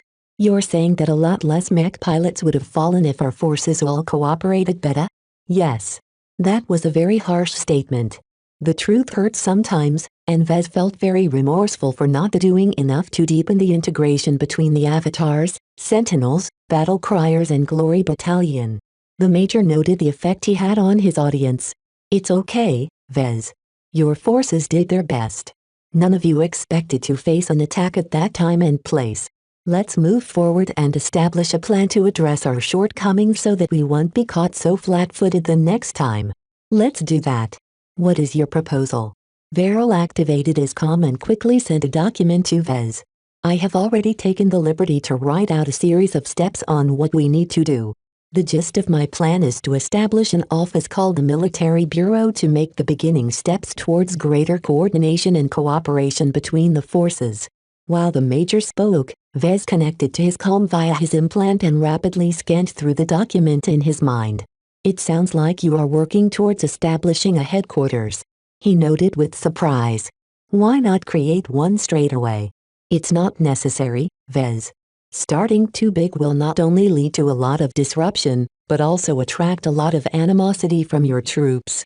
I don't intend to replicate the flaws of the Mech Corps in the Larkinson clan. You have already witnessed and suffered from the great disconnect between High Command and the soldiers doing all of the fighting, right? Vez immediately nodded. He had no good opinion of the leadership of the Mech Corps. So the purpose of establishing a modest-sounding military bureau is to begin with a light touch, is that right? Right. The bureau will initially concern itself with establishing some common standards and protocols between the different forces. There are plenty of areas that need to be standardized, such as recruitment, wages and transfers. Once we get up to speed in matters related to human resources, we can move on to harmonizing certain rules and regulations in order to establish a common law between all of the forces. After that, we can tackle something more substantial as standardizing the technological specifications of most of their hardware. All of this sounded very beneficial, but Vez also understood that this would be a huge endeavor. It might take years for all of these measures to make a difference. Still, considering that the Larkinson clan would only grow larger in the future, it was best to address these matters early when it was still easy to enact these kinds of changes. You have my permission to establish a military bureau and enact the changes which the clan deems necessary. Vez officially declared. While I am willing to afford your bureau a certain degree of independence, I want you to regularly report your findings and your actions to someone here up in the clan. For now, that includes both me and the Executive Council. Is that clear? Looks like you are developing your Larkinson clan into a state-like entity. Verrill cleverly observed. Do you approve? He shrugged. All of this is a bit new to me. I don't exactly have the best impression of Spaceborn clans. They can be rather snobbish and elitist. I hope you won't steer your clan in the same direction. We'll see. Before they ended the meeting, Verrill brought up one more topic.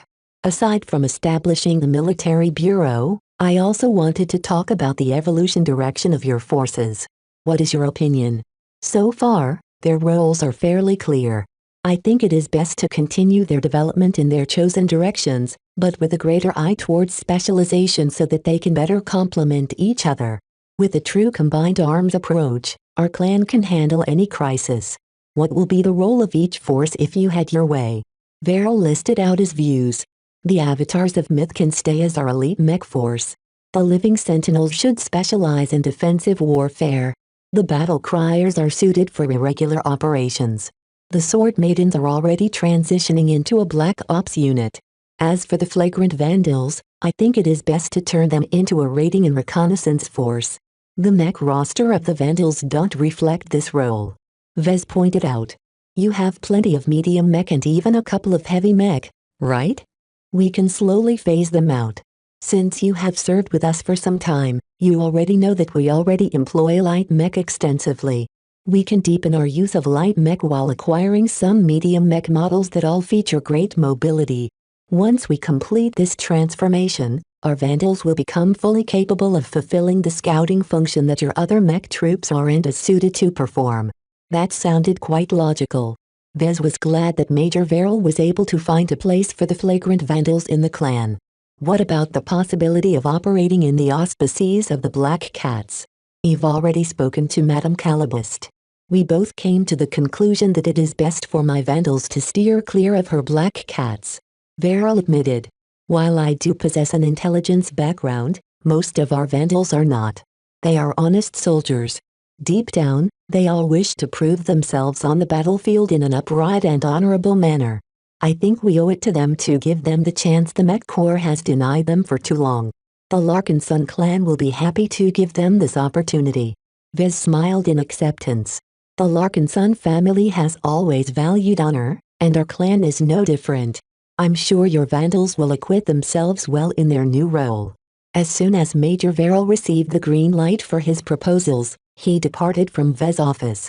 His first step after establishing the military bureau was to pull in fleet coordinator Ophelia Cronin Larkinson. In a way, Ophelia already played the role that Verrill described.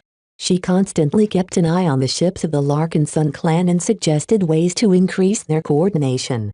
Placing her in the newly established military bureau would cement her role and allow her to act with greater authority with the mandate she gained. Chapter 2047 Burning Bread Chapter 2047 Burning Bread. The addition of the flagrant vandals to the Larkinson clan proceeded smoothly, all things considered. Their military pedigree and their brighter heritage meant that they were already very compatible with the ideals of the Larkinson clan. Though they were a little rough around the edges, they were hardly the worst in this aspect. With Major Verrill Larkinson and Fleet Coordinator Ophelia Cronin Larkinson banding together to form the nucleus of the Military Bureau, a lot of changes were in store. Hopefully, the various combat units of the Larkinson clan would soon be able to function alongside each other as parts of a greater whole. In a way, what Major Verrill started was much like designing a mech. The Larkinson clan already possessed different parts which could fulfill their functions by themselves. Yet in order to transform their strength to a level where they could meet any crisis with confidence, it was essential to combine them together into a single design that brought out the most of the specialized components. The undercurrent of the Larkinson clan surged even further. Though not every Larkinson accepted Major Verrill's sudden elevation in leadership, the former Brighter proved to be a quick worker. Much of his work entailed convincing other people to accept his suggestions. This was something that Major Verrill was particularly good at. After meeting Commander Melker, Commander Magdalena and Commander Cinnabar on a regular basis, he soon managed to come to an accord with each of them. Every commander became willing to accept his suggestions. While all of these movements took place, Vez could finally devote himself fully to his mech design projects. Though they had already been chugging along in his absence, his personal attention was still essential. He not only conducted marathon design sessions with Gloriana in order to speed up the progress of their Hector mech design project, but also supervised his design teams as they fumbled with the testing of the prototypes of the Striker mech. As a project that was much closer to completion, Vez paid an increasing amount of attention to the final stretch of development of the Striker mech. During the second round of prototype testing, he even took Michael and Xanther on a little excursion into space. At one of the Sinach system's asteroid belts, a fair number of spaceborne testing grounds had been set up. Sinach VI was the home to a large number of mech companies, each of which constantly developed new products that needed to be tested. Right now, the LMC booked one of these testing grounds in order to comprehensively examine the performance of the current iteration of the Striker mech under real conditions. The sight was very spectacular. Thick, armored mech flew steadily across an obstacle course while firing their large and slightly oversized flamethrowers at various groups of targets along the way. The test pilots skillfully increased the spread of the Ensign spreaders to engulf entire squads of projected mech in flames. Against a single, more distant target, the pilots narrowed the cone of their flamethrowers in order to increase their range and concentration of energy. The Striker mech expended a huge amount of propellant and oxidizers. Both of these substances were stored in the storage tanks attached to the Ensign spreaders and integrated in the frame of the machines. While Vez had contemplated attaching the storage tanks to the exterior of the mech, they were far too vulnerable if left exposed. A traditional Striker mech had to be able to withstand a lot of hits.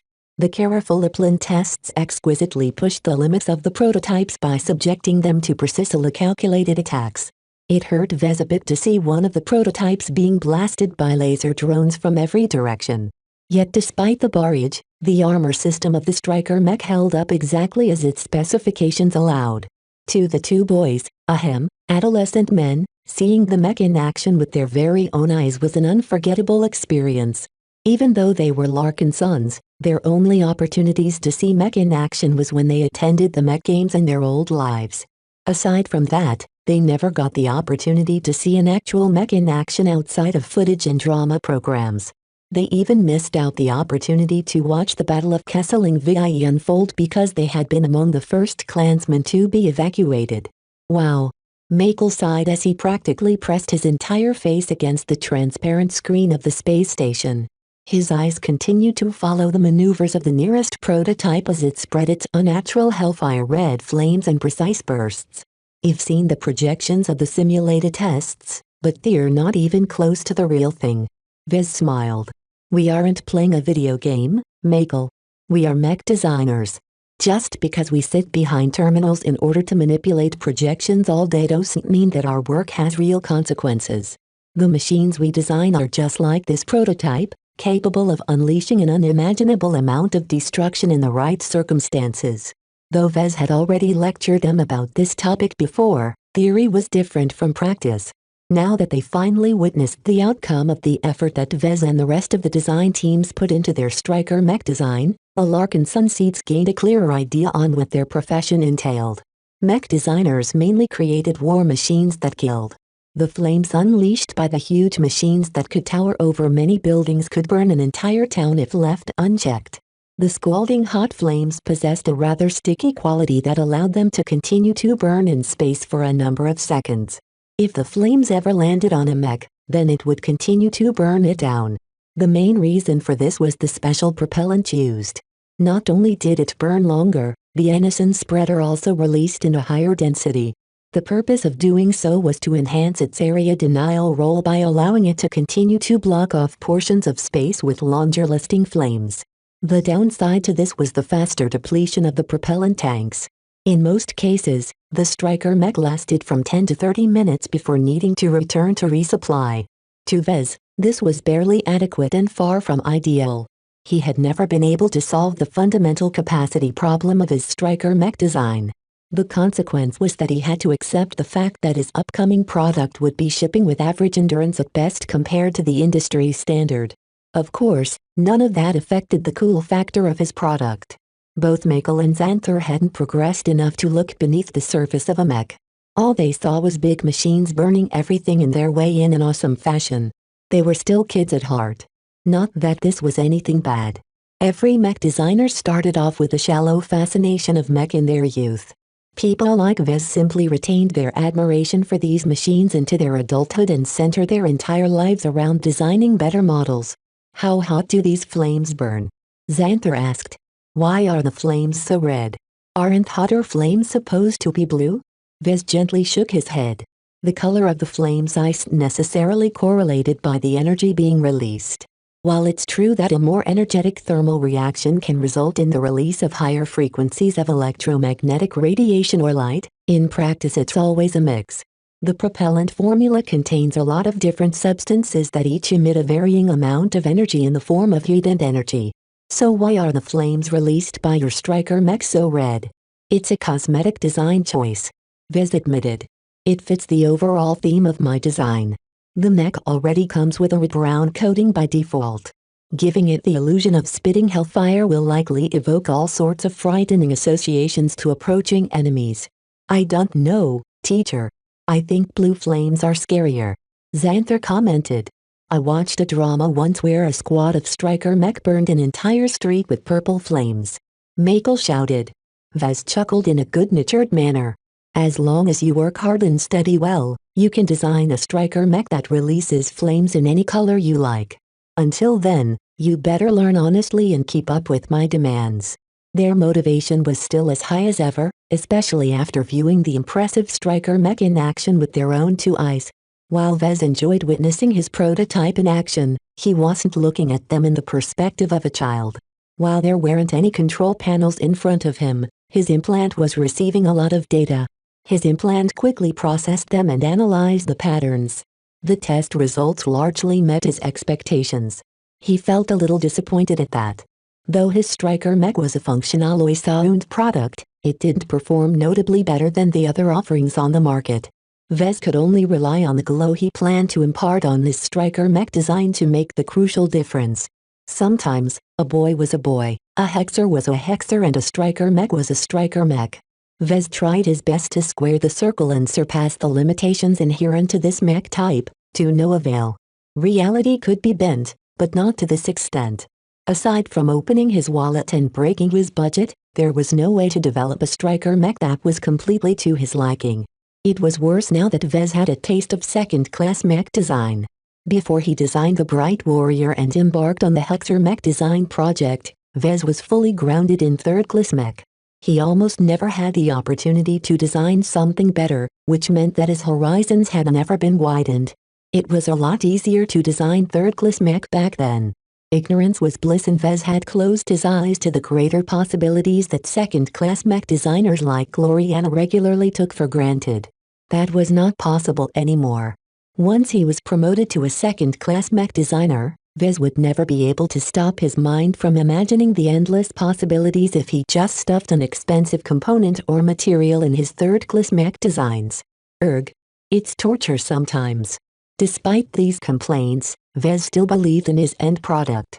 A mech was more than the numbers on a spec sheet. Throughout his entire career, he had become increasingly more dependent on his glows to augment his mech. The material performance of his products didn't matter as much as the combination of the tangible and intangible properties of the mech.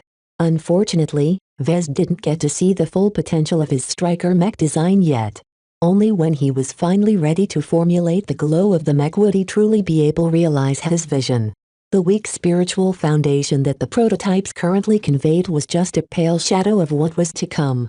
"Let's go, students," he said. "The testing will proceed for at least 3 more days. That's far too much time to be wasted on seeing mech burn empty space. There's a lot more homework in store for you once we return to Sinach VI. While his striker mech already performed well enough to be competitive on the market, Vez had already made the decision to subject it to iterate on it for at least another round. While he wanted to finish this project as fast as possible, he couldn't rush the project too much. Vez noticed plenty of details that required further optimization in order to receive good reviews from industry outlets. This was not the time where he was in the middle in a crisis and in a hurry to publish a new mech design. The circumstances surrounding the development of the Desolate Soldier was completely different from his current project. "I won't tolerate as much sloppiness this time." Chapter 2048 Most Honest Mech Designer Chapter 2048 Most Honest Mech Designer.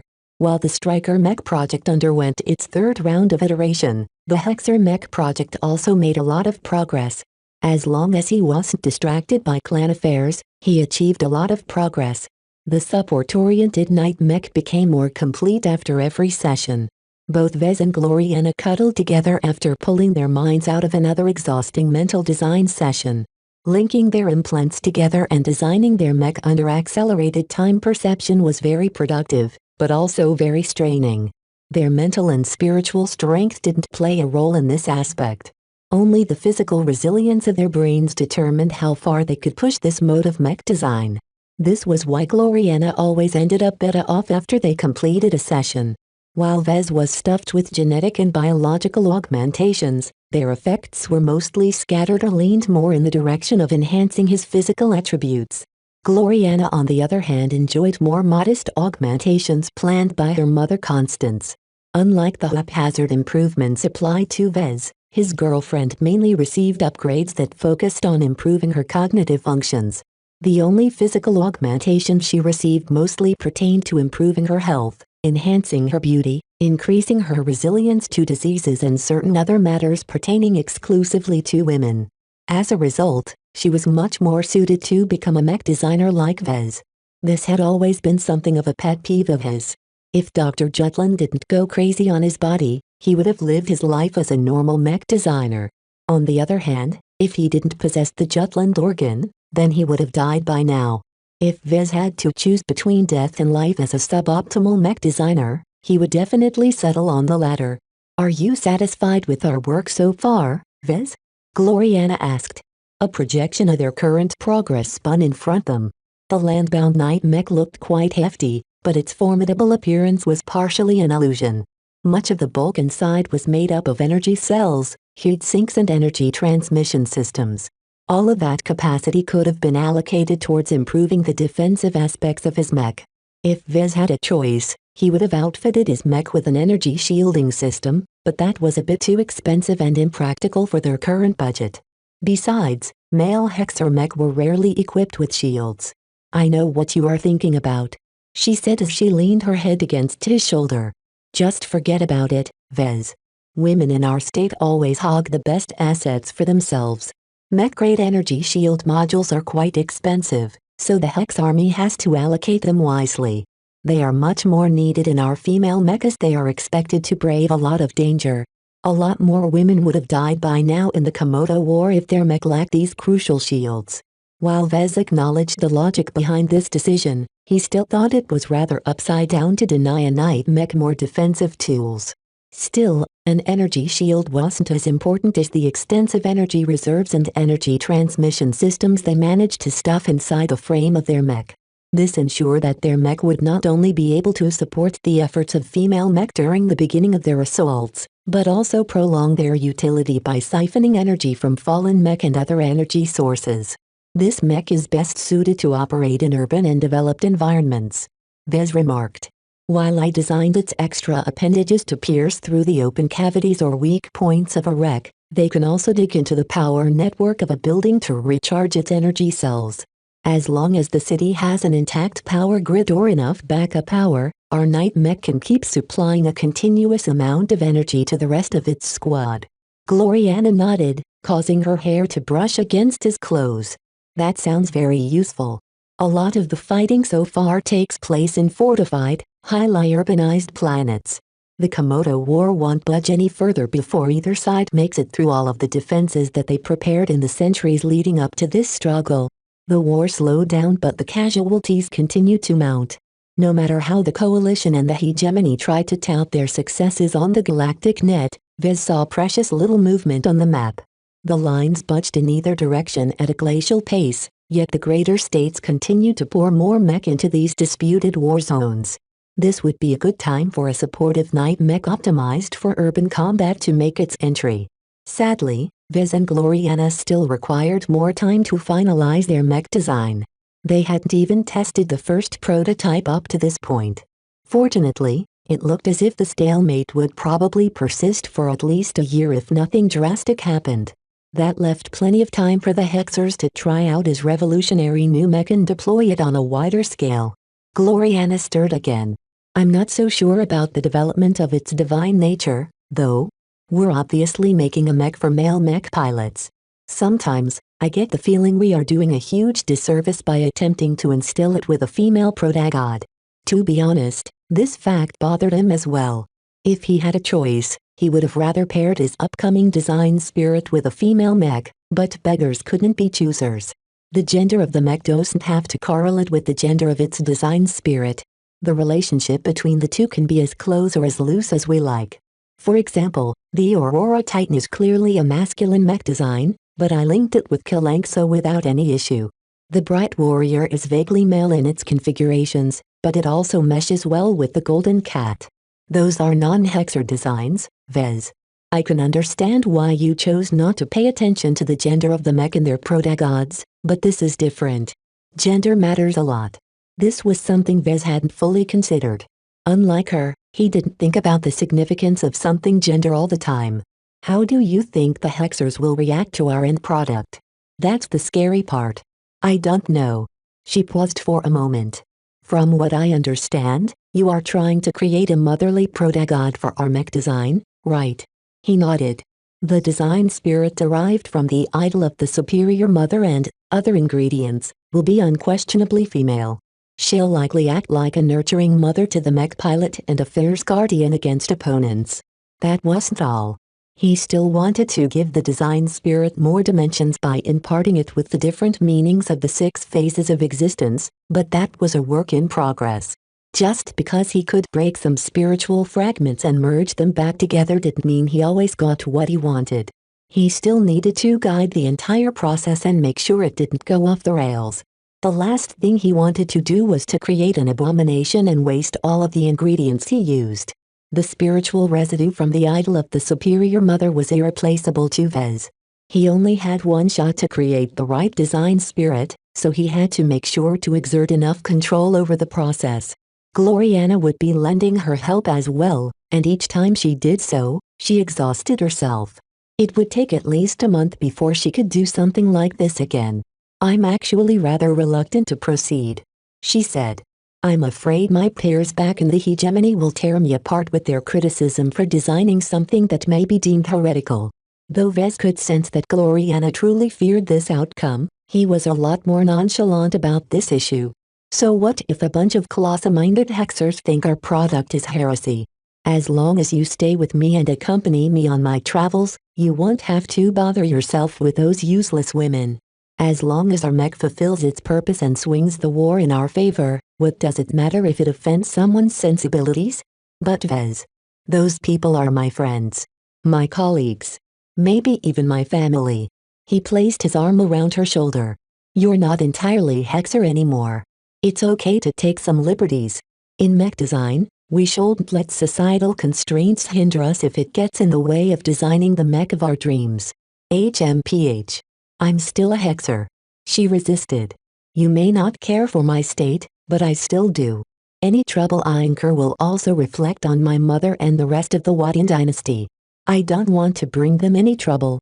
Erg. That was a good point. Gloriana essentially faced the same situation as Vez when he landed on the bad side of the Friday Coalition. As a result of his conflict with the Fridaymen, they went after his family.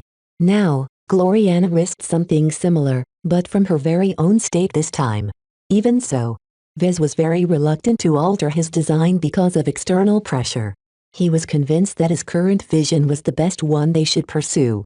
He was not willing to neuter his design just so he wouldn't step on the toes of some rabid female supremacists. Gloriana, it's really bad if we change the direction of our mech design project at this advanced state. We would have to throw out at least 30% of our work if we change our mind. Let's just keep building up our mech design until it's finished and decide from there. As long as we confirm its performance and the value it can bring to the hegemony, I'm certain that you'll change your mind. If you say so. I'm willing to give it a shot, but only because of you. If my co-designer was anyone else, I would have long pulled the plug on this project. Vez believed it wouldn't come to that. Only he possessed a complete picture of the vision of this mech. The design spirit he had in mind for this mech would be so profound that he was convinced that he could sway every hexer into supporting his product. As the two enjoyed their loving moment, his hand that was resting on her shoulder gradually swept lower and lower.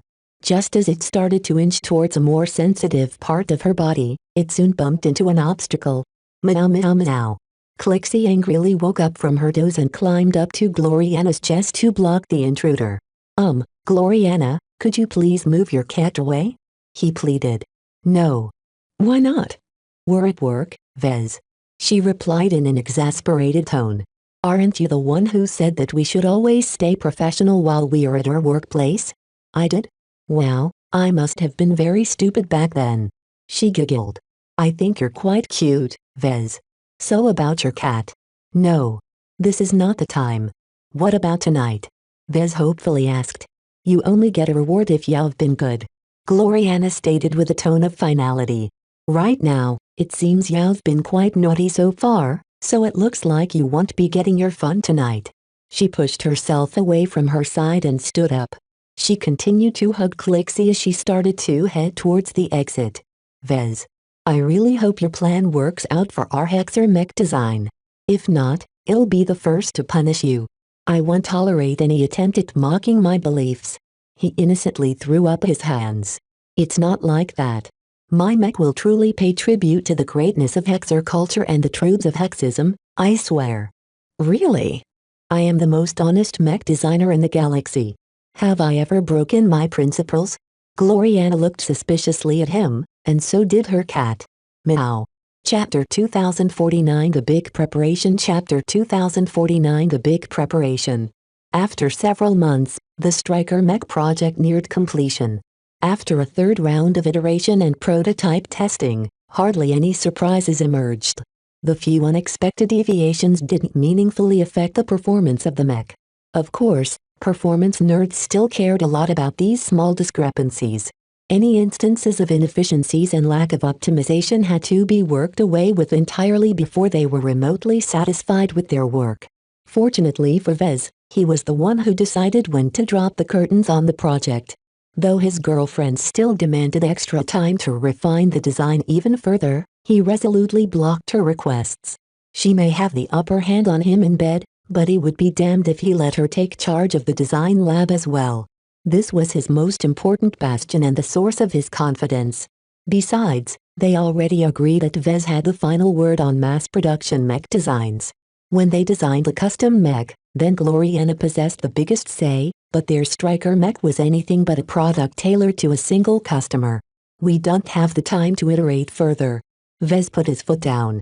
Our Larkin Sun clan is bleeding cash left and right and will likely deplete all of our savings in less than a year. On top of that, the LMC hasn't published a new product that possesses wide appeal since the start of the Sand War. With all of the disruption that has happened in the Komodo Star sector, All kinds of pirates and scum are already pouring into the space devastated by the Sandman. A mech that can proficiently deal with hordes of low-quality mech will be incredibly valuable to many outfits looking to pick the ruins. His personal analysis of the market situation concurred with the market reports compiled by the LMC's marketing department. Everyone saw that his product would likely sell well if it fulfilled its role. While its technical performance didn't particularly exceed other spaceborne striker mech, its promised fear-inducing glow was something that might completely revolutionize everyone's views on this mech type. The living mech corporation needed to strike while the iron was hot. Not only did Vez want to take advantage of the current market trend, he also wanted his mech company to show up on the news again. The company's hard-earned reputation was already eroding due to its lack of activity because the market's attention span was too short. Are we truly ready? Gloriana asked with doubt. This isn't the Sand War anymore. While the Komodo War is still raging in the center of the Star Sector, many of the lesser states are in the process of accumulating their strength. He shook his head. Even with some minor inefficiencies, our striker mech is still competitive compared to the competition. Besides, what you are talking about mostly concerns state actors. Our striker mech is a purely commercial product that is targeted towards security companies, mercenary corps and other private outfits. Their procurement patterns aren't as sensitive towards generational shifts. States possessed a high sensitivity towards new generation shifts. Their mech militaries abhorred fielding outdated mech. Even a 10% difference in performance between the generations was enough to shift the outcome of a war against a rival state. For this reason, ever since the new generation rolled in, practically any state that wasn't destitute or in collapse had undergone a very broad renewal process. Their mech militaries gradually recycled as many mech as possible and built new generation mech as fast as their military industrial capacity allowed. Of course, they mostly procured mech designed in-house or in partnership with certain trusted seniors. As for the regular outfits, they tended to cling on to their older mech for a longer time. Their financial situation usually didn't afford them the luxury of exchanging their mech as if they were clothes. While the more prudent outfits saved enough money in the past to invest in new war machines, even they tended to be cautious and patient. The first models to enter the market were usually overpriced and underpowered. It took several years for the product offerings to slowly ramp up their standards to an optimum level. At that time, the mech designers became fully proficient in the changes the MTA introduced in the new generation. So far, this ramp-up pattern was still an ongoing process, but the rate of improvement had already slowed down. The mech industry already familiarized itself with the most drastic changes. This meant that more and more outfits were entering the market in waves. The actual details concerning their purchasing behavior was actually very nuanced and complex, and Vez could talk for days about this subject. However, that didn't change his overall conclusion, and that was that this was a good time to release a new product. Are we really going to settle with this iteration of our design? Gloriana asked. We are. Vez smiled. Let's finalize our work. We have spent enough time on it already.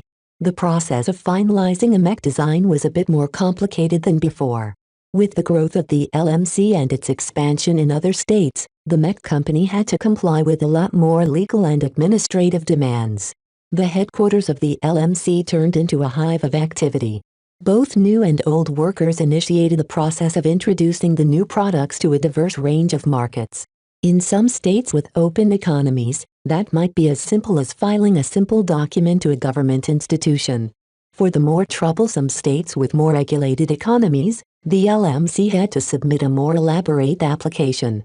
Not only that, but the mech company also had to submit the mech design and a physical copy to the MTA for validation. Without the Mech Trade Association's stamp of approval, there was no way those picky foreigners would allow a potentially dangerous mech to be put on sale. In addition to all of this regulation-related work, the LMC also needed to finish its preparation for a large, multi-state marketing campaign. In truth, the mech company already began its marketing preparations at the start of the Striker Mech Design project. Vez frequently fed pertinent information about the project to Gavin, who proceeded to pass it on to the marketing department. Vez and the LMC both had high hopes about this new product. Most of the LMC mech with glows had already proven successful, and this one should be no different. The question wasn't whether the product would be a success. The true issue they worried about was whether it would sell quickly enough. As long as the opening sales surpassed a certain threshold, the momentum generated from all of the hype about the new product's release could be used to drive up even more interest. In order to reach sales figures that were close to the numbers of the Desolate Soldier, the LMC had to go all out and invest a lot of money to publicize the new release. Though Vez winced at the astronomical price of the marketing campaign, he knew it would likely pay off in the end. Just because Vez and the LMC had both become famed throughout the star sector after their latest accomplishments didn't mean they could just coast on free publicity. While all of this took place, Vez and Gloriana prepared to fabricate the first production model. The first copy of a mech design was always a significant step to mech designers. This was usually the time when they both completed their mech design and received the corresponding feedback from their design seeds. It was also the best and most hopeful opportunity to fabricate another masterwork mech. To Vez, this moment was even more significant. First, he deliberately refrained from bestowing a name upon the mech design. Second, he held off on bestowing the mech with a design spirit until the final moment. Both of these measures served to maximize his momentum for his upcoming fabrication session. Every member of the design team gathered at the mech workshop next to the design lab. The Tavers and the Ilvanans both looked incredibly enthusiastic at the show they were about to witness. It was rare to see Vez and Gloriana put together a mech in person. Each time they did so, they served as an example for the others to follow. This was because their fabrication and assembly skills were some of the best in the LMC. It was a pity they weren't allowed to assist in person, but with their lack of experience and proficiency, they would just get in the way of the lead designers. In the worst case, the clumsiness exhibited the assistant mech designers might very well spoil the creation of another masterwork mech. Both Vez and Gloriana prepared carefully for this fabrication session. Gloriana, in a rare moment of benevolence, dismissed the guards from their stateroom the night before and allowed Vez to enjoy some much-desired fun. The glow he exuded when he woke up the next morning was so bright that even Lucky couldn't stand its intensity. Meow. What do you mean I smell? Vez frowned as he began to eat his hearty breakfast. I took an extra long shower this morning.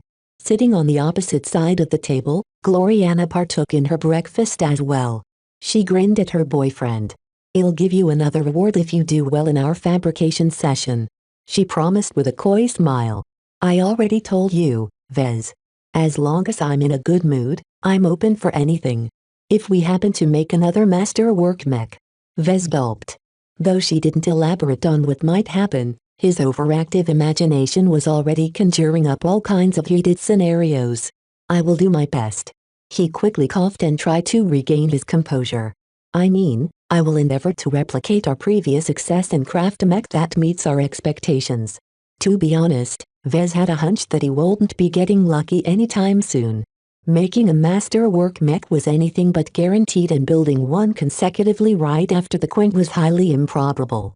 Though Vez harbored plenty of enthusiasm for his Striker mech design, it hadn't reached the level of anticipation he held towards his Hexer mech design project. The latter was a true game-changer as far as he was concerned, and Vez already made more elaborate preparations in order to maximize its impact. As for this session, he believed it was much more likely he would be getting the cold shoulder after this conclusion. Vez tactfully refrained from voicing his doubts. There was always a chance a fluke might occur, and he never ruled out a lucky break. It was just that his intuition hinted that he should temper his expectations this time. Before he began to bestow his mech design with a glow, he turned to the two Larkin Sunseeds that had been invited to the mech workshop as well. Just like his assistants, they looked forward to witnessing their idols in action. When you witness what we are about to do, don't focus too much on what you can see with your eyes, he advised. Instead, feel the love and care we put into our work. Close your eyes and sense how we shape the intangible properties of our mech with our efforts. As long as you can perceive what we do on this level, there is hope that you may be able to develop a similar specialty to mine. Both Michael and Xanther looked incredibly hopeful at his vague words. Though Vez didn't outright spell it out, He basically suggested that he might pass on some of his core teachings to the Larkin Sun seeds. He had no intentions on passing all of his exclusive knowledge to them both. Neither of them possessed the high degree of spiritual perception that his design philosophy depended upon. That did not mean he could steer them in a direction that enabled some forms of spiritual manipulation. Perhaps he could raise another mech designer like Kedis, who received so much influence from him that she found a way to manipulate spirituality in her own unique way. Chapter 2050 Spiritual Counterbalancing Chapter 2050 Spiritual Counterbalancing. Kedis watched from the sidelines along with the rest of the assistants. This time, Lucky approached her position, causing her to hold him in a hug. "What do you think, Lucky?" "Meow. I don't even know why I ask." She ruefully smiled. "I don't even know what you're saying." Clixie soon padded over as well. She looked up to Kedis and Lucky with a curious expression. "Meow? Do you want me to hug you as well?" "Meow." Since Clixie didn't seem to refuse her suggestion, Kedis picked up the organic cat. "Wow, you're so soft. Your fur is so fluffy. No wonder Gloriana likes to carry you around a lot." Both cats were incredibly adorable in their own way. For a moment, Kedis wanted to obtain her own cat. "Stupid Vez," she grumbled. "You never did get me a pet." "Meow. Meow. Oh, you lovelies. At least I can cuddle with you. The two of you are so warm." While Kedis fooled around with the two cats, Vez temporarily withdrew himself to a private office with Gloriana and Nita and activated his signal jammer. He held out his hand and accepted the Larkin Sun mandate from Nita. The golden cat who resided inside looked curiously at the clan patriarch. "I might need your help." He spoke to Goldie. "What I'm about to do is very experimental and likely very dangerous. I may have to depend on your abilities to contain the possible fallout.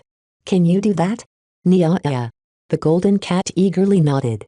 She had finally stabilized her strength after the Larkin Sun clan had ballooned in size. Not only that, but the constant development of clan culture and clan cohesion constantly shaped her as well. Her horizons constantly expanded due to all of the diverse people that joined the clan. With the guidance she received from Kalanxo, she was far from simple these days. With Goldie's reassuring aura suffusing his body, Vez felt as confident as ever in the experiment he was about to perform. His goal? To stuff two spiritual entities of equal strengths into a single mech. This was something that he had never really done. He vaguely did something similar with his images, but that was a different case. His original plan for his Striker mech project was to designate Zigra as its design spirit. This was a simple and cheap solution that cost almost no effort on his part. The reason why he settled on this choice was because he believed that Zigra's predatory intimidation should be enough to impart his Striker mech with a reasonable amount of deterrence power. Yet when he failed to solve the capacity problem, he no longer thought that was enough. Making the Striker mech flames a little more frightening was not sufficient anymore. In order to truly raise the value of his product, Vez concluded that he needed to amp up the fear factor of his mech. Of all of the fearsome spiritual entities at his disposal, he could only turn on the only remaining entity that had the power to frighten everyone out of their wits as long as they came close. For this reason, Vez turned his attention to a couple of boxes placed on the desk. He first opened up a box containing his precious stone. He wanted it to be ready and within his reach should anything go wrong. He next inspected the stone he retrieved from the vault that contained a reserve of spiritual energy. While he didn't anticipate expending a lot of energy this time, it was still prudent to have an extra supply within reach. After that, he took a brief glance at the stone which held the spiritual entity known as Zigra. Though the former crown cat hated Vez with a vengeance, it knew better than to leave its confines. Zigra would almost certainly die if he attempted to brave the corrosive winds of the imaginary realm. After making sure that everything was in order, he finally proceeded with the most important step. He approached the stone lockbox and carefully opened it up, revealing a stone containing a very ominous spiritual fragment. He picked it up with his hand and tried his best not to become affected by the spiritual fragment's unsettling attributes. Vez had already purified the fragment he carved out of Nixie beforehand. Through a ruthless cutting process, he spiritually isolated and amputated many of the spiritual attributes that had nothing to do with what he wanted. As a result, the fragment rapidly dropped in strength while at the same time becoming less muddled. The final version was a spiritual fragment that contained a reasonable amount of spiritual attributes that Vez found creepy. Ever since he opened the stone lockbox, the fragment's disconcerting aura already started to bleed out into the office. Both Gloriana and Nida paled as they sensed as if something very powerful was looking down on their existences like they were bugs that needed to be squashed. Goldie. Naya. The golden cat soon began to intensify her glow. The Larkin Sun mandate began to unleash an aura that spiritually counteracted the purified fragment's influence. The altered fragment backed down a bit, but still seemed determined to scare everyone within reach. "Is this what you plan to put inside our mech?" Gloriana asked with worry. "This is way too much. What stops our customers from dying from fright?" Though he understood her concerns, the fragment wasn't representative of the end result. "I have a plan, Gloriana. Please be patient. The glow of our mech design will be substantially different." Actually, Vez didn't really have a good estimate on how it will end up. This was because he was doing something new. Though he formulated a range of possibilities, even he couldn't control the process. As he held the stone with a suppressed fragment, he took a deep breath. "It's time we bestow a name to our striker mech design. As a machine that is meant to deter approaching enemies in space, it should have a name that reinforces its dominion. At the same time, its name should also reflect the terror that it is able to evoke in its foes." What name did Vez settle on for this ambitious new mech design? "From now on, this mech design shall be known as the Doomguard." Doomguard. It was a name that reflected both aspects of his vision. Gloriana's eyes widened as she contemplated her boyfriend's choice. The word Doom described the unsettling certainty that people felt whenever they came under the sway of Nixie's frightening influence. The word guard alluded to its defensive role. Vez designed the mech to guard a ship or defensive position with its thick armor plating and formidable flamethrower. The slow acceleration of his mech due to its proportional underpowered flight system meant that it moved far too slow to participate in many offensive actions. The moment he confirmed the name for the mech design, a small shift in mentality took place in both Vez and Gloriana. After so many months of working on their mech design, they could finally call it by its true name instead of its mech type. Calling it the Doomguard at this moment served a very specific purpose. Vez wanted to latch on to the meaning and connotations of this name to guide the process he was about to start. After he concentrated his mind, he began to perform several simple acts. First, he attempted to project Zegra's presence into the imaginary space of the Doomguard design. This was a relatively familiar process to him now. Soon enough, the mech design gained a glow that was very reminiscent to the Devil Tiger. Vez didn't need all of those properties. In order to modulate the glow, he brought out various empowered images from his mind and stuffed it into the Doomguard design. The spiritual foundation of the design combined with the newly introduced images. The resulting combination exerted more influence on Zegra's projected presence. The glow of the Doomguard design slowly grew weaker. At the same time, it became a bit less mixed as the images weakened the primal and cat-like qualities. What was left was mostly a sense of restrained aggression. The glow of the Doomguard now exuded a sense of predatory intimidation, which fell in line with his previous vision. If Vez followed his original plan, then he would call it a day at this point. That was not what he intended to do today. He wanted to augment the glow of Doomguard. If he wanted to form a proper spiritual configuration for his Doomguard, then his normal solution was to form a new spiritual product. This option was not on the table. Each time he created one, Gloriana exhausted herself. How could Vez ask her to make this sacrifice when their Hector mech design was close to completion? For this reason, Vez racked his brain for an alternate solution. He wanted a way to achieve his objective without resorting to costly methods. Eventually, he took inspiration from the haphazard spiritual surgery he performed on Silent William. He became fascinated by the way his original spiritual potential coexisted alongside Nixie's spiritual contamination. Vez eventually resolved this contradiction between the two spiritual presences. He broke them apart in order to create a new spiritual product derived from both. What if he didn't? What if he allowed the status quo to remain in existence? Certainly, Silent William would never be able to advance to expert candidate with a conflicted mind and spirit, but other than that, he performed quite well.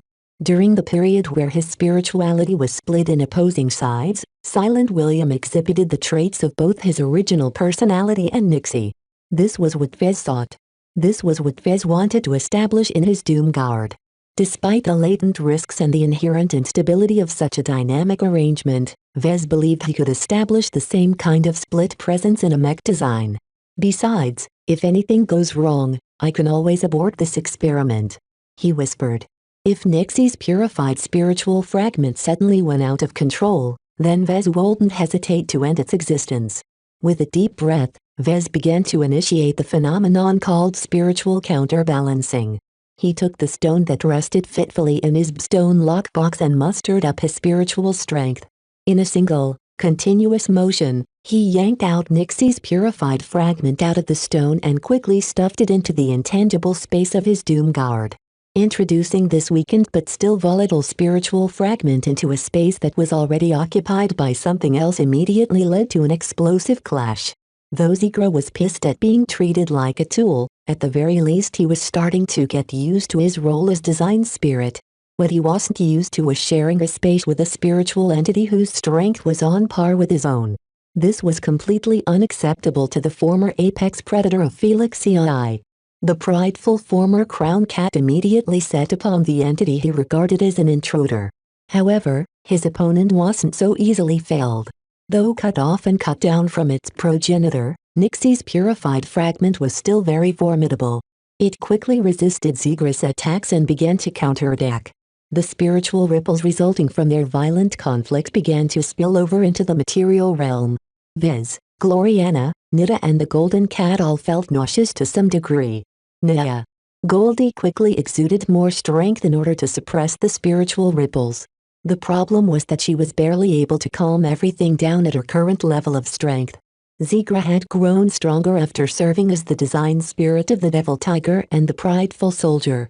Nixie had always been strong, and grew even more imposing as his main spirit slowly began to emerge out of his eons-long slumber.